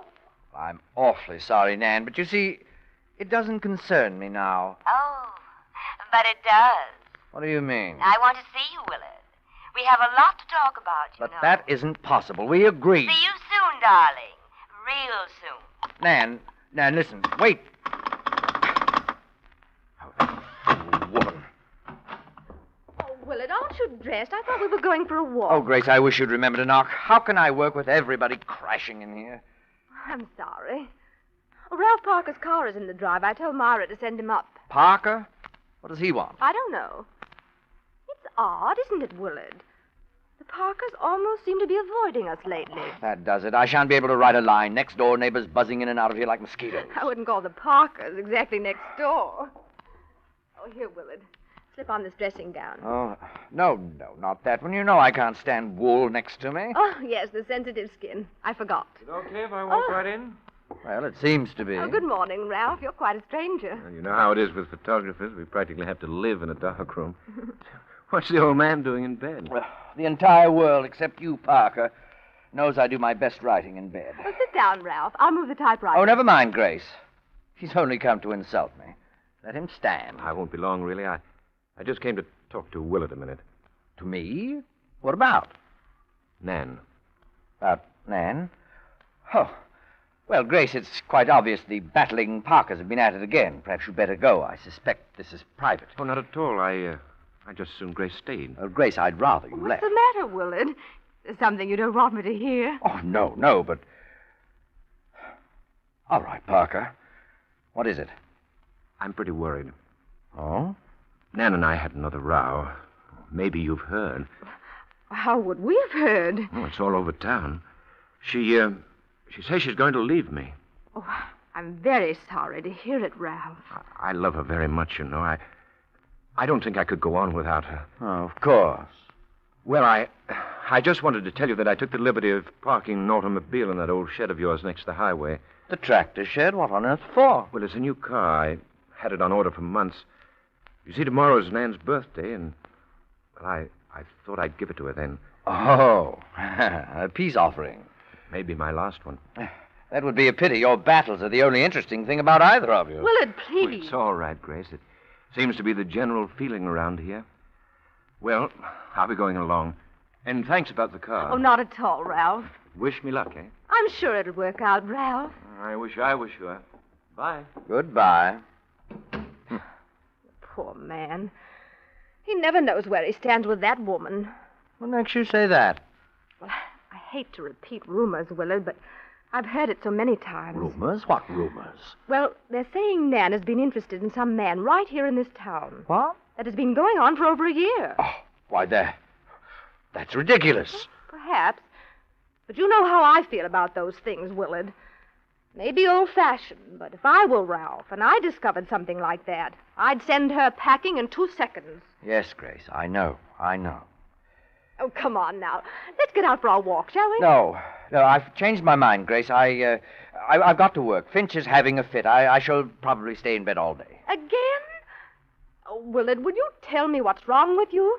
It's not natural for you Oh, to be Grace, like... if you plague me with analysis now, I shall go mad. Now, go fix over an old hat or something. I've got to work.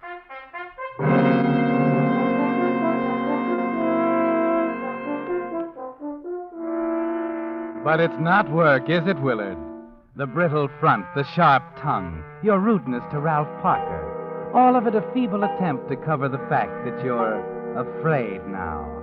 That you can feel Nan Parker standing over you with an axe. And like a little boy, you turn to your bed as the safest place you know. For the next hour or two, you peck away at your typewriter, trying to finish the profile you promised Finch. But you can't keep your mind on it. And then a sudden, strange noise makes you look up. Huh? A perfect picture, darling.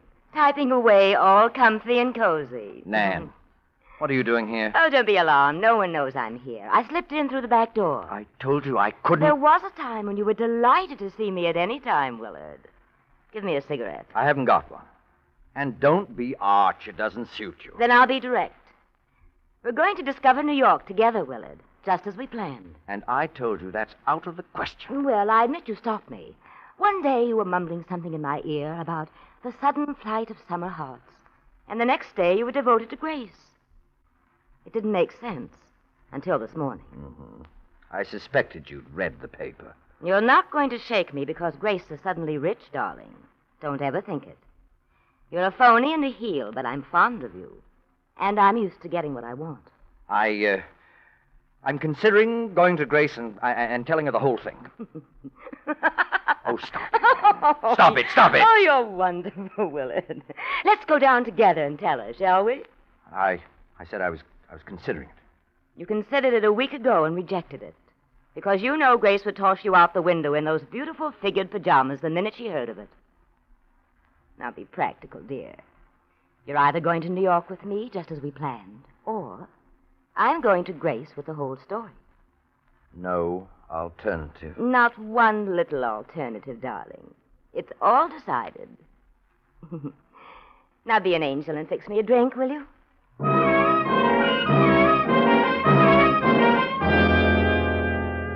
Yes, Willard, fix Nan a drink.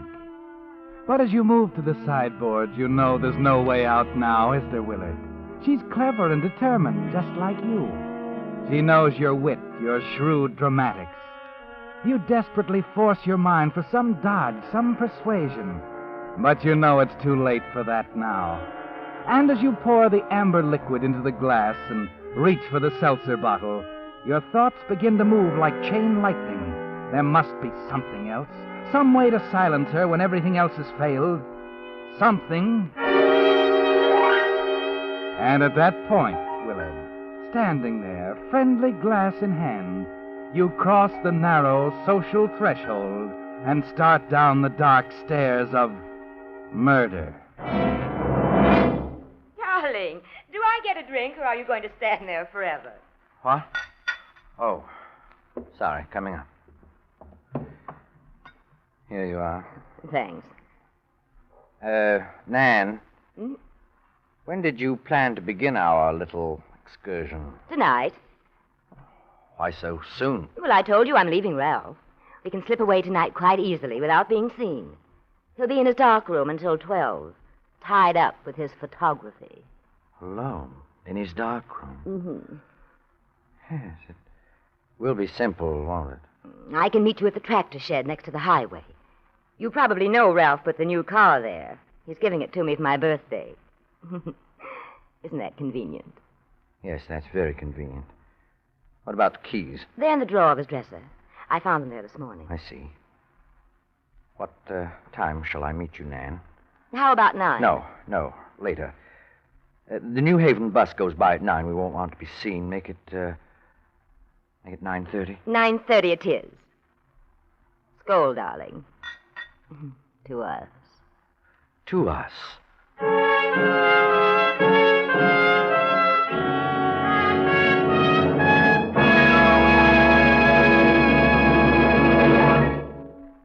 with the prologue of The Sheriff's Assistant, the Signal Oil Company brings you another strange tale by The Whistler. But now, since this spring marks the 25th anniversary of Signal Oil, let's look tonight at some of the changes these 25 years have made in gasoline. In quality, today's Signal gasoline is by far the finest ever made. Yet the price of the gasoline itself, not counting taxes, is almost 1/3 less today than it was 25 years ago. Ever since the beginning of the war, while prices of many items have skyrocketed, prices of gasoline have been kept as low as possible. For instance, here in Southern California, since 1940, the general cost of living has increased 53%, while the retail price of gasoline has increased only 13%. Or in other words, since 1940, the general cost of living has gone up 4 times as much as the price of gasoline. That's why we say, when you drive into your Signal gasoline station and say, "Fill her up," remember you're not only getting tops in gasoline quality, you're also getting one of the most remarkable values your dollar still buys today. And now, back to the Whistler.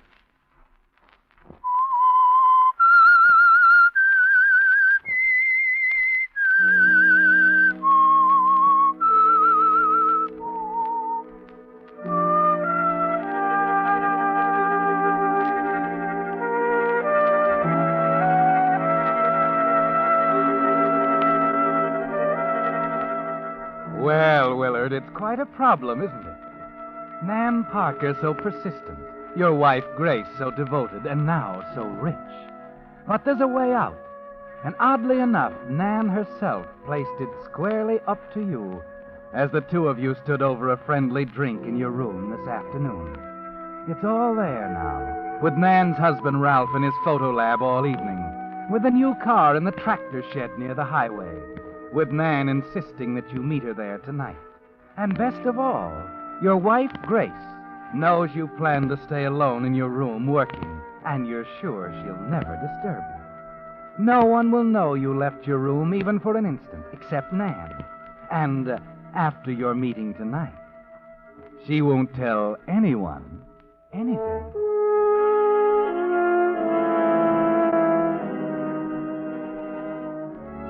Shortly after 9, you throw on a dark overcoat over your pajamas, slip past Grace, reading in the library, and out the back door.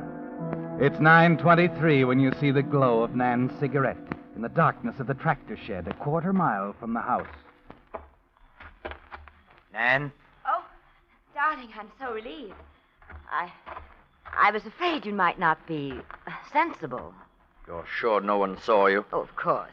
Nobody will suspect a thing until they see the note. Note? You left a note? Well, after all, I just couldn't disappear, could I? Oh, you fool. What did you say in that note? I said I couldn't tolerate Ralph another minute, and that I was leaving him. What did you say about me? Well, darling, should I have mentioned you? I didn't think it was necessary. I just packed Answer my bag. me, Nan. Oh. Are you telling me the truth? What did you say about me? Will, stop shaking me. I didn't say anything about you. Naturally, I assumed you'd tell. Willard, what are you wearing under that coat? You can't go away dressed like... I'm not going away, my sweet. And neither are you. Willard, what is all this? What do you mean by... Willard! She stumbles backward as you lunge at her. And as the two of you struggle, you're vaguely aware of a crash as a metal can topples from its shelf.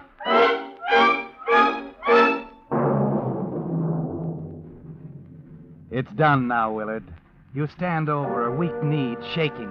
And a second later, you're surrounded by flames, her cigarette falling into the dry straw on that upset can of gasoline. As the fire spreads quickly across the floor of the shed, you hear another sound. The New Haven bus. Oh, good Lord. It's late. Yes, Willard, the bus. And the load of witnesses you thought had gone by. You can't make it back across the open field now. There's only one way. You bend down, snatch the ignition key from Nan's hand, slide behind the wheel of the car, and put your foot on the starter. Hey, you in there. What's going on? There's a man in there. Yeah, the guy must be crazy. Come on. on, folks. We got to get him a hand. Here, there's a car in there. Here he comes. Look out! Look out! Why, He's driving right off. He didn't even stop. Yeah, what's the matter with him anyway? Hey, somebody get over to that service station there and call the fire department. We got to stop. Okay, I'll go. I'll get the extinguisher from the bus. Might do a little good with it. Oh, look. Inside, there's somebody on the floor. It's a woman. Hey, Jim. Yeah? While you're at it, call the sheriff.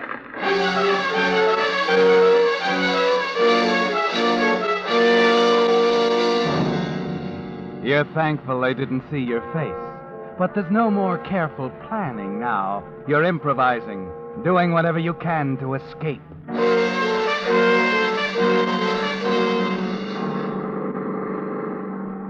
You know you've got to get rid of the car.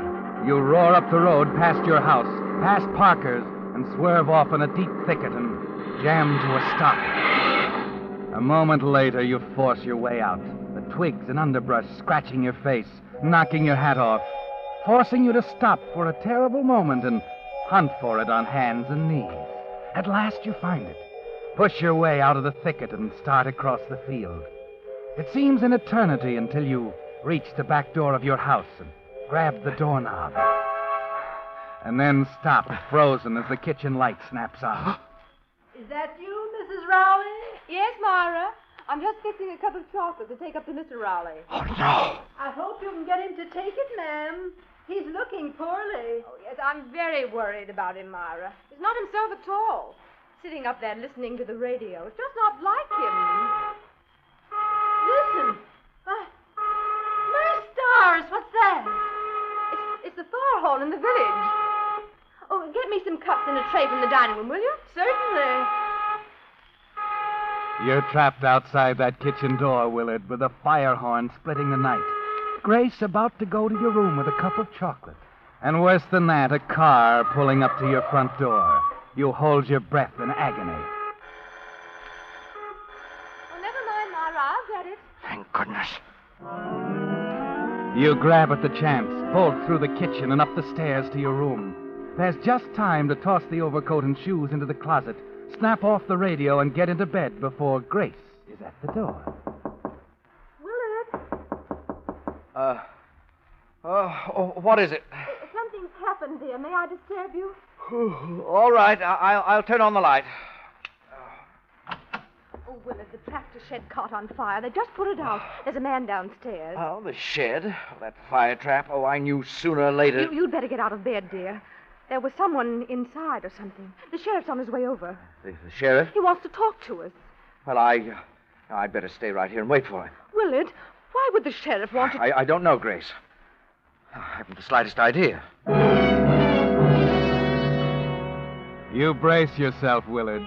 Get set for the questions you know are coming. And above all, you refuse to get dressed and go downstairs. You want to be in bed, don't you? So the sheriff will get the right impression. So there won't be any cause for doubt when Grace tells them you were in bed when it all happened. When the sheriff arrives, you're ready. I simply can't believe it, Sheriff. Nan Parker trapped in our shed. Why, it's terrible. Poor Nan. She was such a dear friend. I didn't say she was trapped in the shed. One whole side of it was open, you know. Oh, yes, that's right. Of course, she couldn't have been... What? How else could she... She was murdered, Mr. Rowley, before the fire ever happened. What? That's the way I got it figured. But I don't understand, Sheriff. Why in the world would... Yes, why indeed? Why, Nan was a very fine person. I thought you folks might be able to help us on that. Wait a minute. Yes. I think I know what you're driving at, Sheriff. Oh? Yes, they were always fighting. Willard! I'm sorry, Grace, but it's no secret.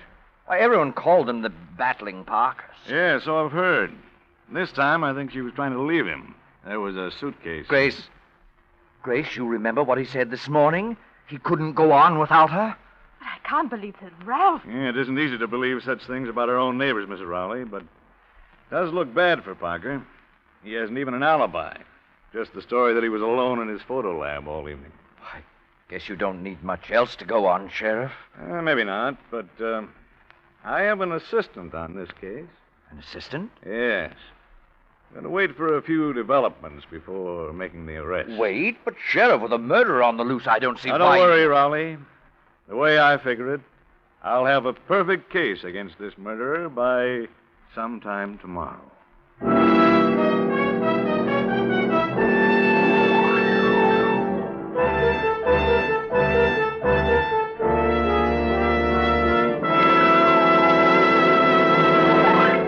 The Whistler will return in just a moment with a strange ending to tonight's story. Meantime, a timely word of warning to you drivers. With summer just around the corner, you'll be driving more and faster. That means that if you want to keep performance up and wear down, your car needs thorough scientific lubrication protection. In short, it needs a Signal spring changeover. What's the recipe? Well, first your Signal dealer will drain your motor of sludgy, winter-worn oil and refill with that amazing new type Signal lubricant that actually keeps motors 6 times cleaner, reduces cylinder wear 1/3. Signal Premium Motor Oil. Next, he'll limber up the chassis with a Signal double-check lubrication. We call it double-check because your Signal dealer always checks every point twice to make doubly sure not a single part is ever neglected. And finally, he'll refill the transmission and differential with the proper summer weight lubricant. Man, a car just can't help feeling peppier after a spring tonic like this. So give your car a break this week. Stop by your Signal service station for a Signal spring changeover. And now back to the Whistler.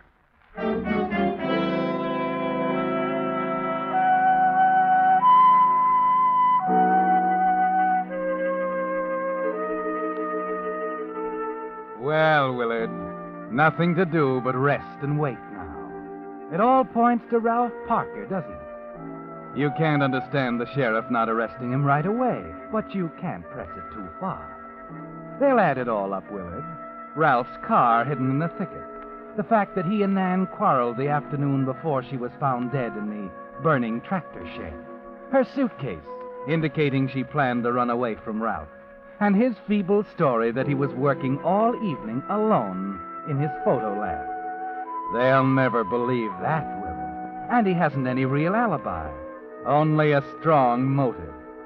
Quite different from your position, with Grace and Myra the maid ready to swear you haven't been out of bed for days.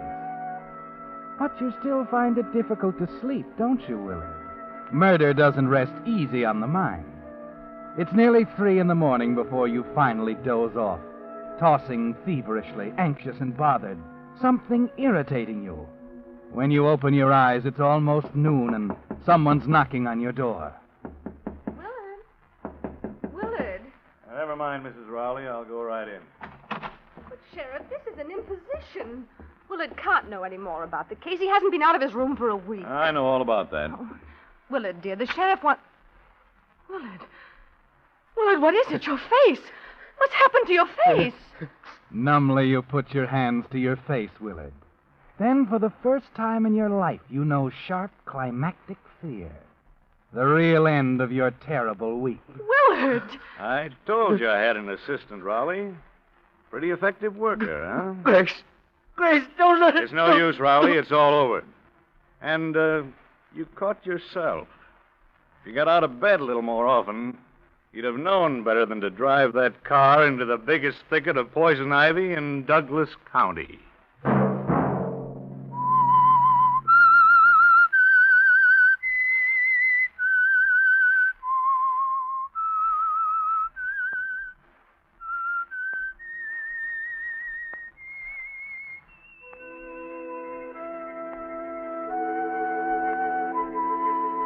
Let that whistle be your signal for the Signal Oil program, The Whistler, each Monday at 9.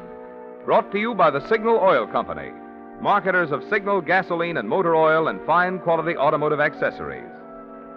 And now a word from Signal to all veterans. Congress has designed your National Service life insurance to fit your peacetime needs. Changes have been made in the GI insurance laws, offering each individual veteran economic security for the future. Visit your nearest Veterans Administration office for complete details. And remember, if you have dropped your GI policy, it is not too late to reinstate.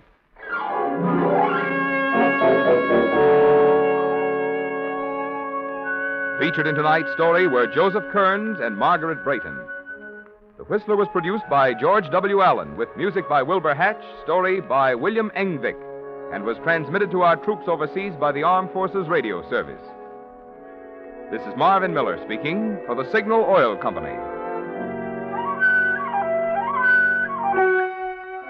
This is CBS, the Columbia Broadcasting System.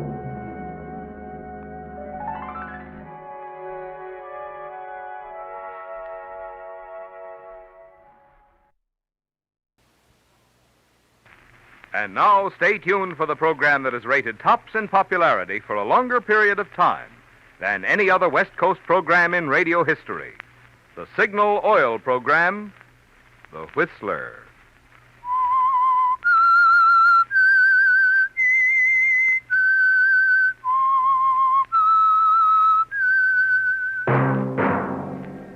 Signal, the famous Go Farther gasoline, invites you to sit back and enjoy another strange story by The Whistler.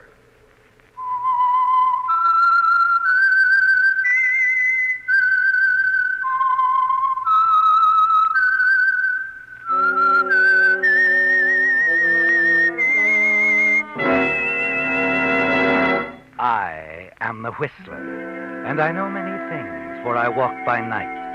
I know many strange tales hidden in the hearts of men and women who have stepped into the shadows. Yes, I know the nameless terrors of which they dare not speak. And now for the Signal Oil Company, The Whistler's strange story. Danger is a beautiful blonde.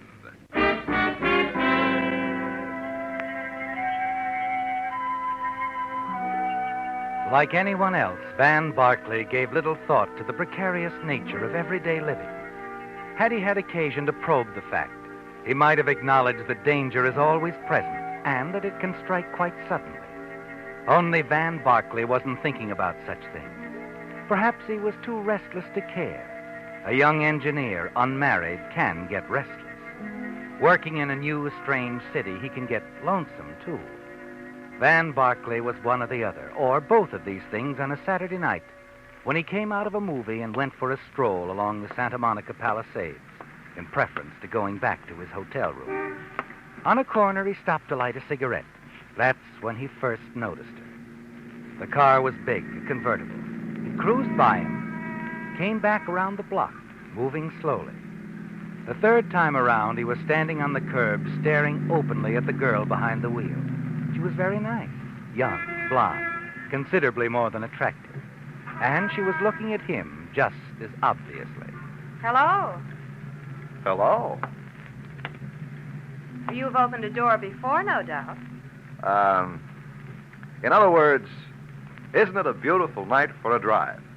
Well, isn't it? Yeah. Yeah, that's what I said.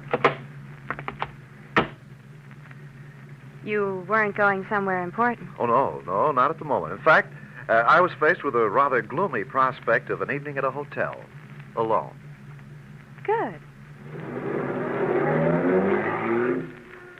But it is a beautiful night for a drive. I suppose it was on the golf course at Biarritz.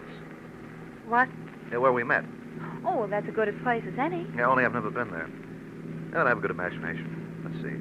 Oh, then, I remember so well those evenings at Monte Carlo when you'd say to me, Van, you must sit beside me at the casino tonight. You bring me luck.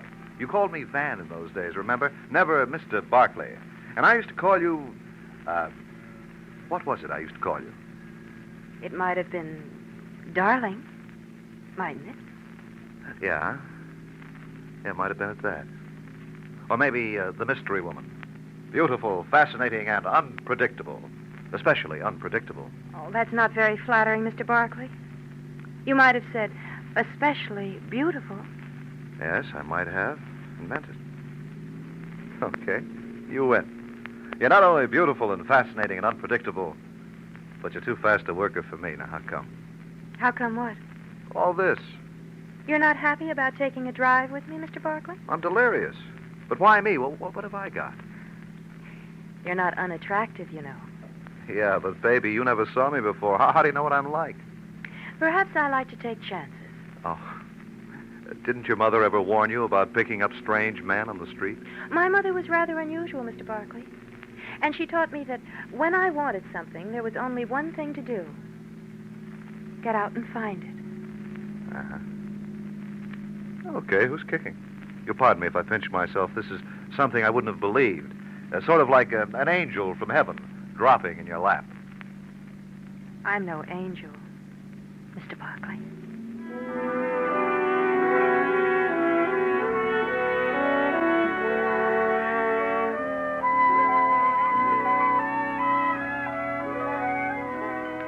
Well, Van, interesting girl, isn't she? Anything can happen on a quiet Saturday night.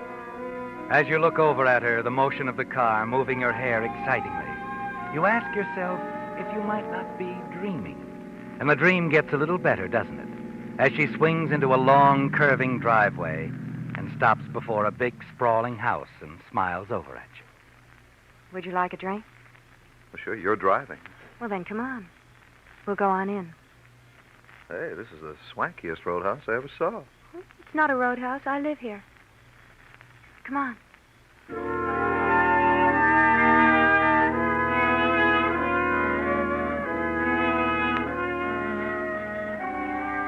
Inside, it's even more unbelievable, isn't it?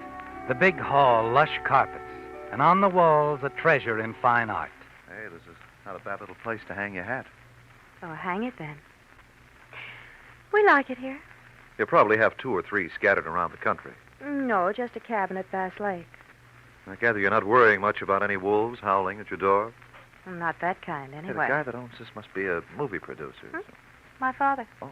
And he's not a movie producer. He's just an art collector. Perhaps you'd like to take a look around. We have some very nice paintings scattered all over the house. Do you think we can find our way without a guide? There's no one else here. That's what you mean. We only have one servant now, and this is her night off. Cozy, isn't it? The whole place to ourselves. All 50 rooms. It's not that bad. We'll take a look as soon as we have that drink I promised you. You feel like pinching yourself, don't you, Van? This is the kind of thing that just doesn't happen. But it's real. She's real. And she's even more attractive than she looked in the car. And it isn't the cocktails you've had. Finally, she leads you into the library. You like this room, Van? Oh, yes, very much. Always wanted something like this. The right sort of library is good for a man. I designed it myself. Oh, even no interior decorating. Well, you're pretty complete. Thank you. Van, fix yourself another drink. The decanter's over there. I'll be right back. Take your time. This is all very pleasant.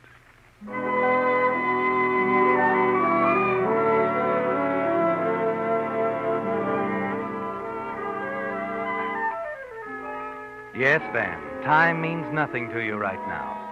You fix another drink, sink into the big leather chair, and relax. When you open your eyes a few minutes later, she's back, smiling down at you. Hello. Hello again. Oh, I see your glass is empty. Well, that's easily remedied. I'll pour you another one. This is nice work if you can get it. Here. Thanks. Hey, it's nice perfume you're wearing. You like it? I like everything about you. Good. Then you won't mind doing something for me, will you? Anything short of murder. Walk over here. To the closet? Yes. Yeah. Now, open the door. There's something I want you to see. Okay, I'll play games. Hey, I thought you said we were alone. We are, Mr. Barkley. Because, you see, the gentleman in the closet is quite dead.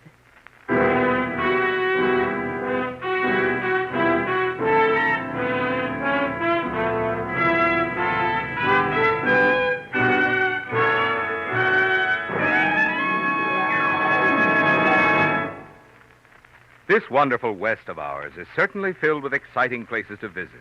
If you like mountains, you'll see 2 of America's most thrilling ones, plus a convincing demonstration of Signal Ethel's ability to minimize shifting when you drive up toward Washington's majestic snow-laden Mount Rainier or Oregon's pointed conical Mount Hood. Perhaps you prefer to see great works of man. None is more impressive than Grand Coulee Dam. And you'll be impressed, too, with the way Signal Ethel's smooth, effortless power makes those long stretches of highway approaching Coulee seem so much shorter. Of course, many of you would rather take your vacation fun in a big city. That's where you'll appreciate the way Signal Ethel's peppy pickup and alert performance keep you out front of city traffic. But mind you, you don't have to wait till you go on vacation to enjoy the premium grade of Signal's famous Go Farther gasoline. Whenever you want the best performance your car can deliver, that's when you want Signal Ethel.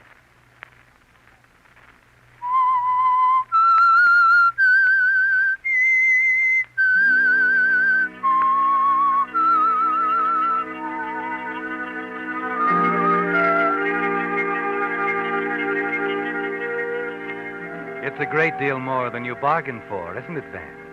Yes. When you stepped into the car at the invitation of the beautiful blonde, you didn't realize what kind of a ride was ahead. It was like a dream, wasn't it? Going to her home, having cocktails, relaxing. And then in the library, the closet. It's fantastic, Van. Your mind spins, almost unable to cope with the situation as you stare down at the quiet figure of a dead man on the floor of the closet. You scarcely hear the girl beside you. You'll help me, won't you? What did you say? All you have to do is help me hide him. Permanently. Now, wait a minute. There's a place out in the garden where some newly turned earth wouldn't be noticed. You can count me out. I don't know how this guy happens to have a hole in his head, and I'm not asking any questions, but count me out on any part of this deal. Well, you said you'd do anything Yeah, but for I don't me. go off the deep end for anybody, especially a girl I just met, a girl who's in the habit of keeping dead bodies lying around. Lady, pardon me, but I'll be seeing you. I think that you'd better wait, Mr. Barkley. Oh. Yeah, I see what you mean.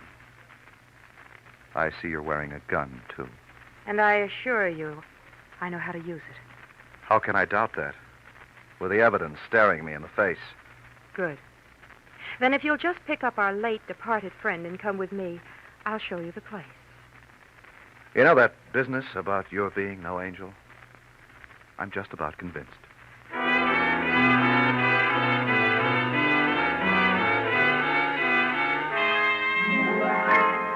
Well, Van, you're in, deep.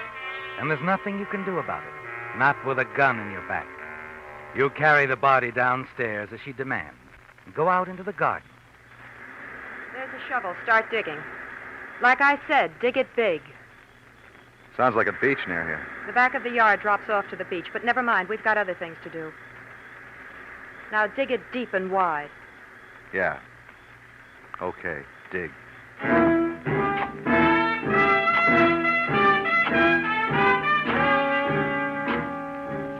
You dig, Van. But with each shovelful, you tell yourself over and over that you're next. Dig deep, she said. Big. And you're sure it's so there'll be a grave for two. Unless you do something fast. Fast and sudden. A heavy shovelful of dirt in her face knocks her off her feet. At the same time, you're leaping clear, racing for the drop-off at the back of the garden. It's a wild, frightening scramble down through the rock and brush until you hit the beach, running hard. There are no shots, no footsteps. You're away, Van. Free. Far down the beach, you work your way back to the highway, catch the bus for town, and the safety of your hotel room. You're too upset to decide what to do that night. You want to call the police, but the memory of that blonde hair and those pale blue eyes stops you. You want to be sure of her guilt before doing anything that might send her to the gas chamber. You turn in without deciding. Next morning, when you go downstairs, the desk clerk hands you an envelope. Good morning, Mr. Barkley. Good morning. Oh, what's this, mail? Mm-hmm. A young lady left it late last night. Yeah, but there's nothing written on the envelope. She just told me to put it in your box. Oh. Well, thanks. Yes, sure. Wow. That looks awful green. Yeah, $100 bill. No note, no nothing? No. Wish I knew your secret, Mr. Barkley. You'd like to know that secret yourself, wouldn't you, Van? Now more than ever. $100 to pay for your silence. You catch the bus again, and as you approach the large house where you left the girl the night before, there seems to be quite a few people around. At the gas station on the corner, you find out why. All set, Mr. Armstrong. Anything else? Well, that's all, Joe. Thanks. Hi there. What can I do for you, mister? Run out of gas or something? No, I was just walking by and I saw there was some kind of excitement around here. I just wanted Yeah, more than we've had in a long time. They found a body down on the beach this morning. Oh, somebody drowned? Well, maybe so, but he got a bullet hole through his head first. Oh, a murder, huh? Yeah, it looks that way. Guy named Alfred Hamilton lives right up the street. Over in that house? Oh, Ridgely's? No. Used to be over there a lot, but he didn't live there. Well, I noticed there was a police car out front, and I thought... Oh, that's part of the excitement. Not only is this friend of Mr. Ridgely's bumped off, but Doris Ridgely's missing, too. Doris Ridgely? Yeah, Mr. Ridgely's daughter. And that's Ridgely, the art collector? Sure, you know. He's about the richest person in the neighborhood. Nice man, too. Yeah, and Doris, his daughter, I remember, I've seen her. A blonde, isn't she? Good looking? That isn't the word for that girl. She's a peach. She's beautiful. Yeah, but rather hard, spoiled. Doris? Why, there isn't a nicer girl in town. And I ought to know. I've been taking care of her car ever since she started to drive. I sure hate to see her mixed up in anything like this. And missing, too. She might be in the ocean herself, only her car's gone, too. They think she murdered this Hamilton guy? I don't know. But if you ask me, she couldn't have. She's too regular. If she did, she had a good reason. Hamilton was no good. Never could understand why Doris and old man Ridgely put up with him. Just Doris and her father live there? Yeah, Mrs. Ridgely died a while back. Gosh, I hope they find the girl okay. Just about kill the old man if anything happened to her. When was this guy murdered? Last night. And I can tell you exactly when. 10 minutes to 8 on the nose. How can you be sure? Because I heard the shot. You know, I didn't think anything of it at the time, but I did notice what time it was because I was just getting ready to close up. Would you tell the police that? Oh, sure. Where'd the shot come from? Oh, how should I know? It was just a noise. Maybe from the house over there, maybe from the beach where they found him. Oh, thanks. Thanks a lot. Say, who are you anyway? Oh, nobody important. So long.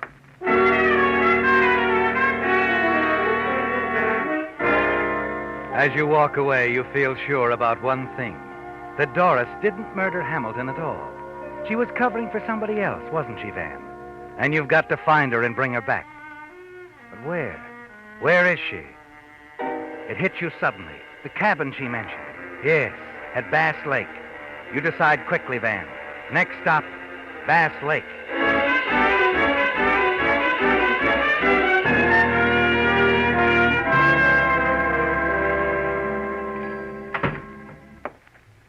Hello there, young fella. What can I do for you? Got everything here body needs. Groceries, notions, drugs, fishing tackle. I'm looking for somebody, Pop. I thought maybe you could give me some directions. I'm the person to come to and tell you about anybody in Bass Lake. Who are you looking for? Doris Ridgely. She's got a cabin up here, hasn't she? Yep. Well, how do I get there? You don't. Why not? Wouldn't do you no good. Why not? Nobody there. Oh, well, but I'm sure Doris is up here, and I've got to find her. Well, if you got eyes in your head, you wouldn't have to go to no cabin. Huh? If you look across the street over there, you'll see a car in front of Ducey's lodge. She's inside eating. Oh, okay. Thanks, Pop.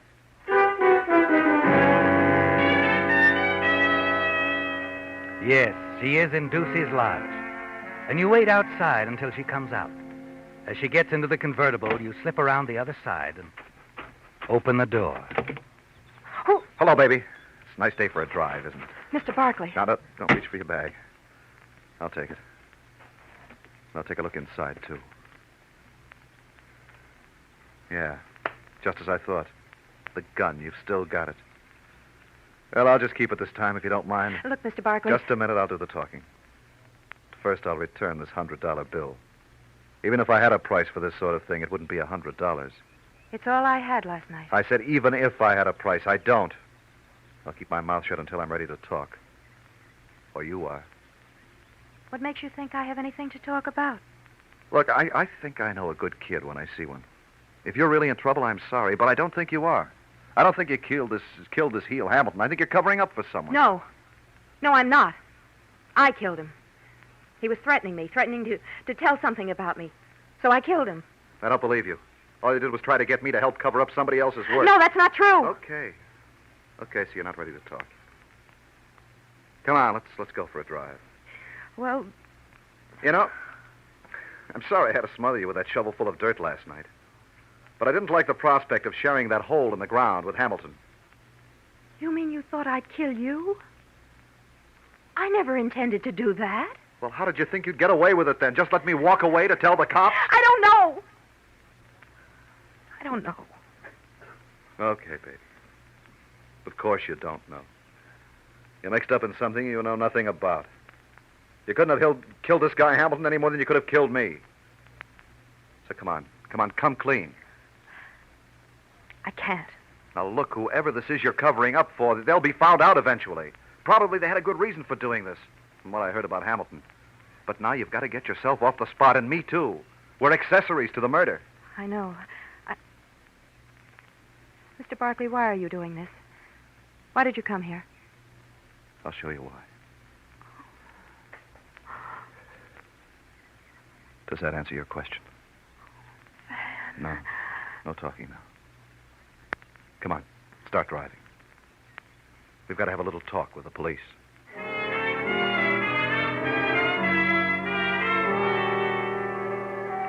Well, Van, you found her, and she's grateful. You can see that.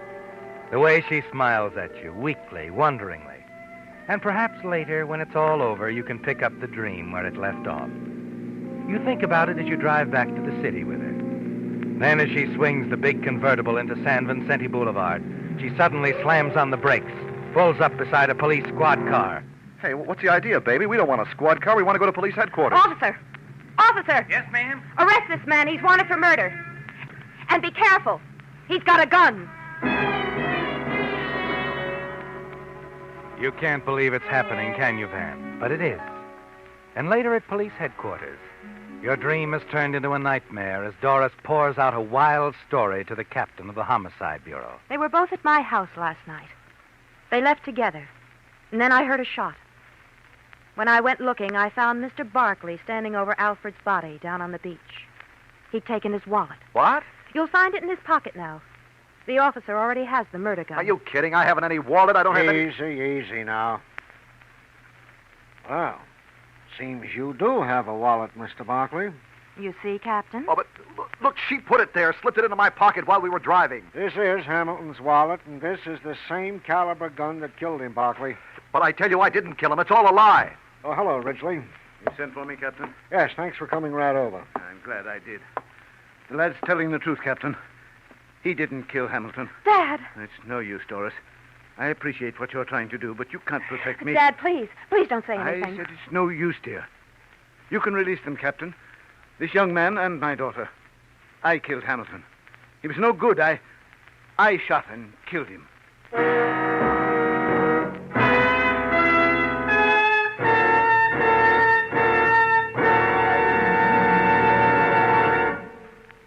I'm sure you'll be fascinated to hear that this week is National Save the Horse Week. I'd suggest that we motorists start a week, too. Call it Save the Engine Week in honor of that wonderful new Signal motor oil that reduces engine wear due to lubrication 50%. New Signal Premium Motor Oil. Really, friends, the things this remarkable new lubricant can do for your car are little short of miraculous. With new Signal Premium, your car should keep its like-new pep and power twice as long. With new Signal Premium, your motor should run twice as many miles before needing an overhaul due to engine wear. And if your car isn't already an oil eater, with new Signal Premium, you should continue to enjoy low oil consumption twice as long. Best of all, Signal gives you all the extra protection of this heavy-duty type oil at no increase in price. Good reason to decide right now that you're going to make your next oil change a change to new Signal Premium Motor Oil at a Signal service station.